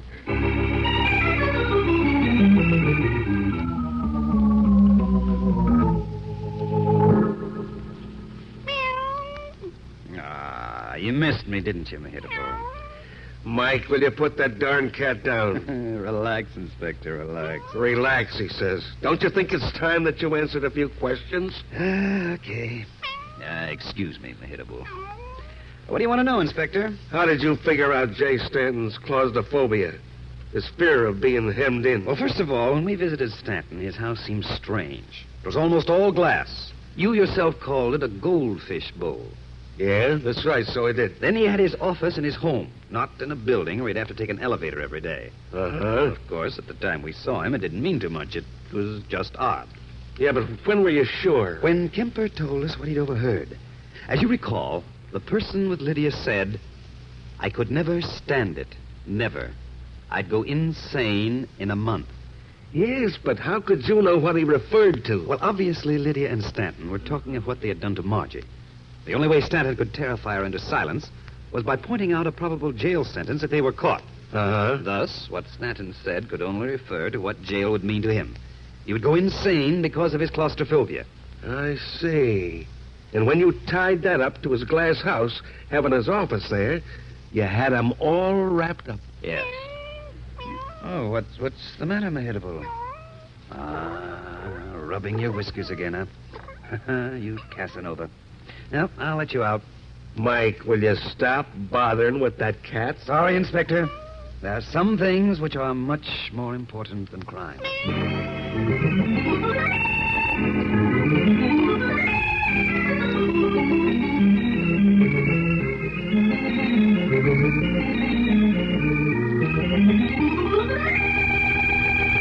And so closes tonight's Crime Club book, Epitaph for Lydia, based on a story by Virginia Rath. James Erthine did the radio adaptation. Roger Bauer produced and directed. Sidney Smith played Mike. Jack McBride was the inspector. Julie Stevens was Sally. Ted Osborne was heard as Jay. Mason Adams was Bill. Bryna Rayburn was Lydia. And Brad Barker was Mehitabel, the... I beg your pardon. Hello. I hope I haven't kept you waiting. Yes, this is the Crime Club. I'm the librarian. Yes, come over a week from tonight. Good. We have the exciting story of a crown that rested easily on the head of death.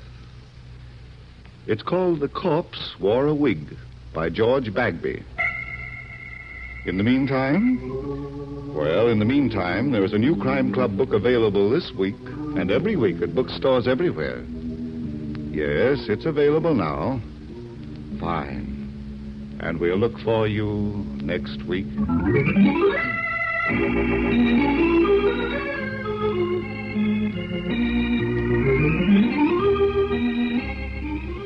This program came from New York.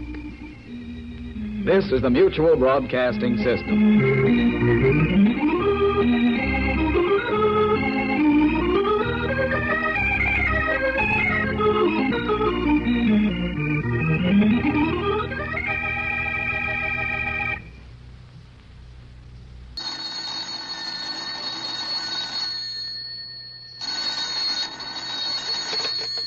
Hello. I hope I haven't kept you waiting. Yes, this is the Crime Club. I'm the librarian. The Corpse Wore a Wig. Yes, we have that Crime Club story for you. Come right over.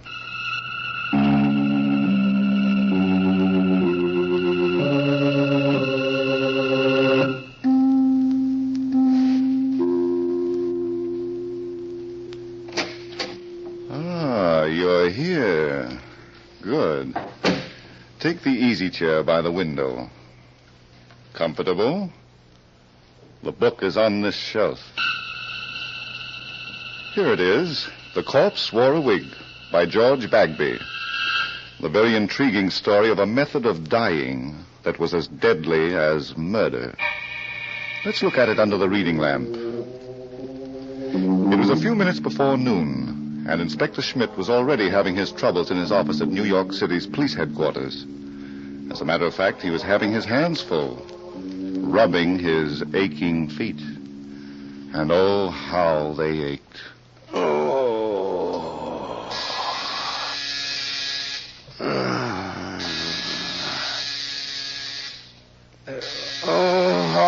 All right, you bloodless devil, you.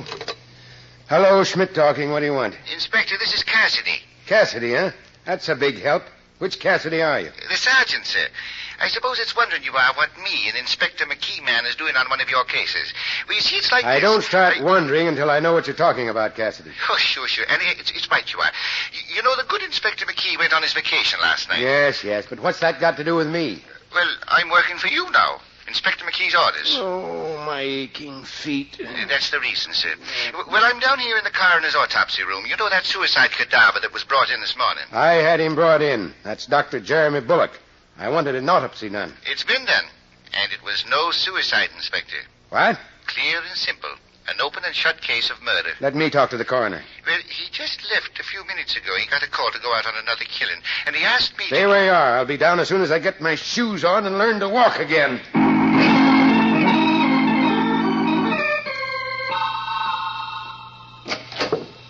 All right, Cassidy. What's this about murder? There's the mortal remains of Dr. Jeremy Bullock, Inspector Schmidt, on that table. And here's the coroner's report, sir. Thanks. It's enough to make you wonder what people will do next a case like this. In all my 32 years on the police force... Shut up, Cassidy.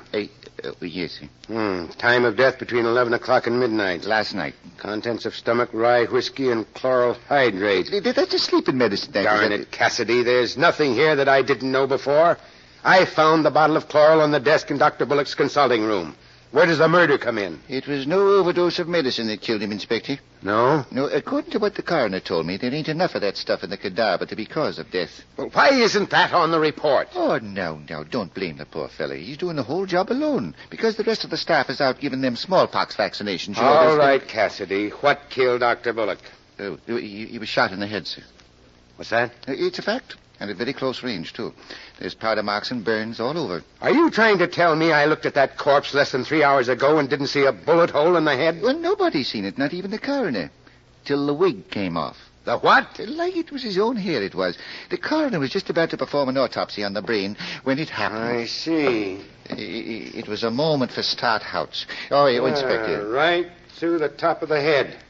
Where's the bullet, Cassidy? Here it is, sir. Here it is. It's a slug from a 25. Small, huh? But why did this guy need a wig? He's got more hair than I have. Yeah, that's the one thing I couldn't understand. The wig he was wearing was the exact duplicate of the hair that was growing right out of his head. That's it on the chair. Now bring it here. Yes, sir. Oh, yes, it's a puzzler, all right. Because there's only blood on the inside of this thing.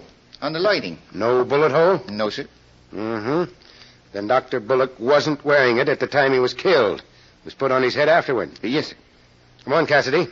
You'll take a ride uptown to Dr. Bullock's place. Yes, sir. This time I'm going to do a complete job on it. And on that cute little nurse of his, too, Miss Teresa Chalmers, if she's still around.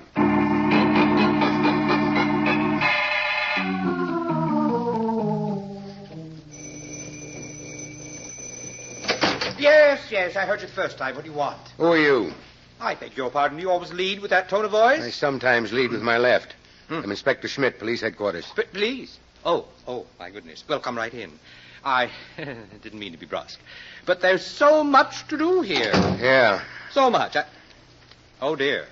I suppose this character with you is a policeman, too. Why, listen, you... Hold it, Cassidy. But he called me a character, Inspector. This terrible day, this dreadful day. What are you doing here? I'm Spencer Talcott, scalp specialist. My salon is just around the corner from here, one flight up. I give treatments for every known variety of scalp disorder. I also give beauty treatments, hair waving, rinses of every description. My salon is the byword. Have you got a card? Yes. Keep it. Now, Mr. Talcott, what are you doing here? I heard about the horrible tragedy, Jeremy's, Dr. Bullock's suicide.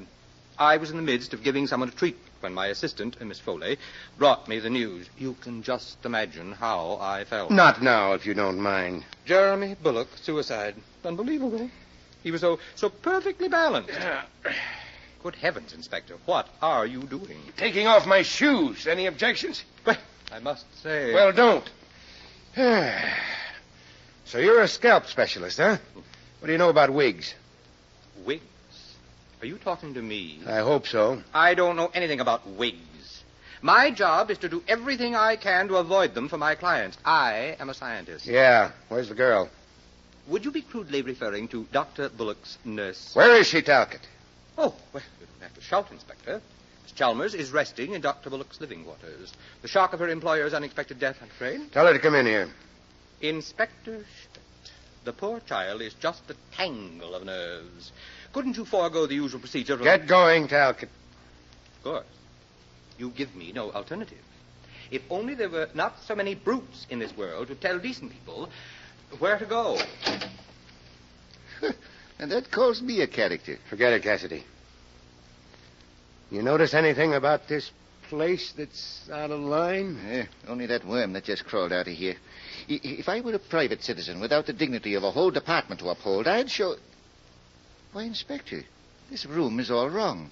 Thanks for the cooperation. The furniture's old and broken down. Now, this is a high-class building in a fine high-class neighborhood. Pretty expensive, huh? Well, if I'm any judge of rentals, it's more than the likes of me can... Well, I'll be an Englishman. What's the matter, Sergeant?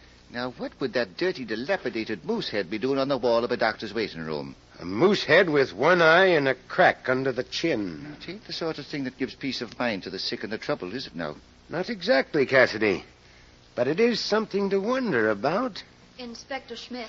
Oh, Miss Chalmers. Mr. Talcott said you wanted to see me. Mm-hmm. Come in. We don't have to talk long distance. I'm not feeling well, Inspector. I hope you'll understand. Don't expect him to do anything so human, my dear. I told him exactly how miserable you were, but he insisted Cassidy. on your... Yes, sir. Go through this place and see what you can pick up. I'll do that, sir. Start with the consultation room. That's where the body was found. Yes, sir. The consultation. Well, that must be that room. Now, Miss Chalmers. What do you want? I told you everything hours ago. You told me you came to work this morning and found Dr. Bullock sitting at his desk, dead. That isn't everything, young lady. What? I'd like to know more about Dr. Bullock.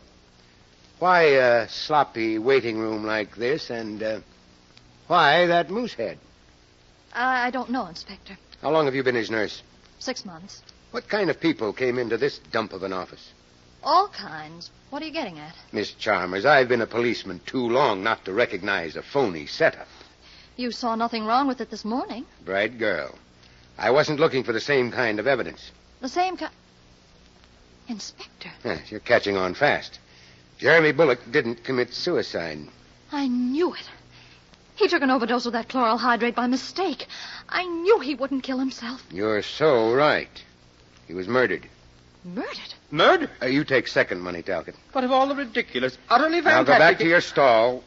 What you won't think of next, you policeman. Good heavens. Go back, Talcott, or I'll have Cassidy give you a scalp treatment. Oh, good gracious. Please. I don't believe it. It can't be true. Somebody dropped enough chloral hydrate into some rye whiskey to put Dr. Bullock to sleep, and then shot him in the head. In the head? Now, I know this is a trick. You're only fishing. The top of the head, Miss Chalmers.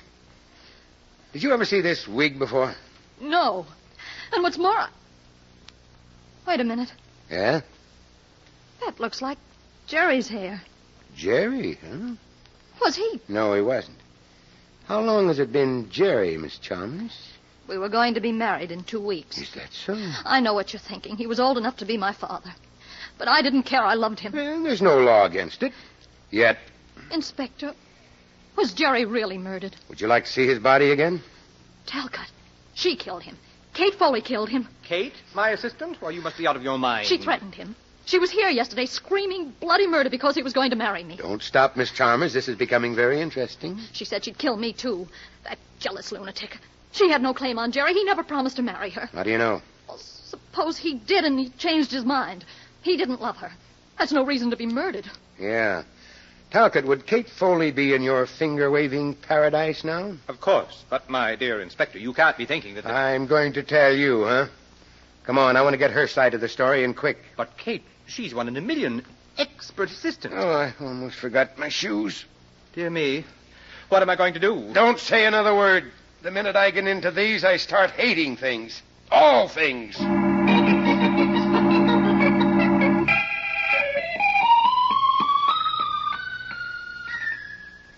Kate. Oh, Catherine!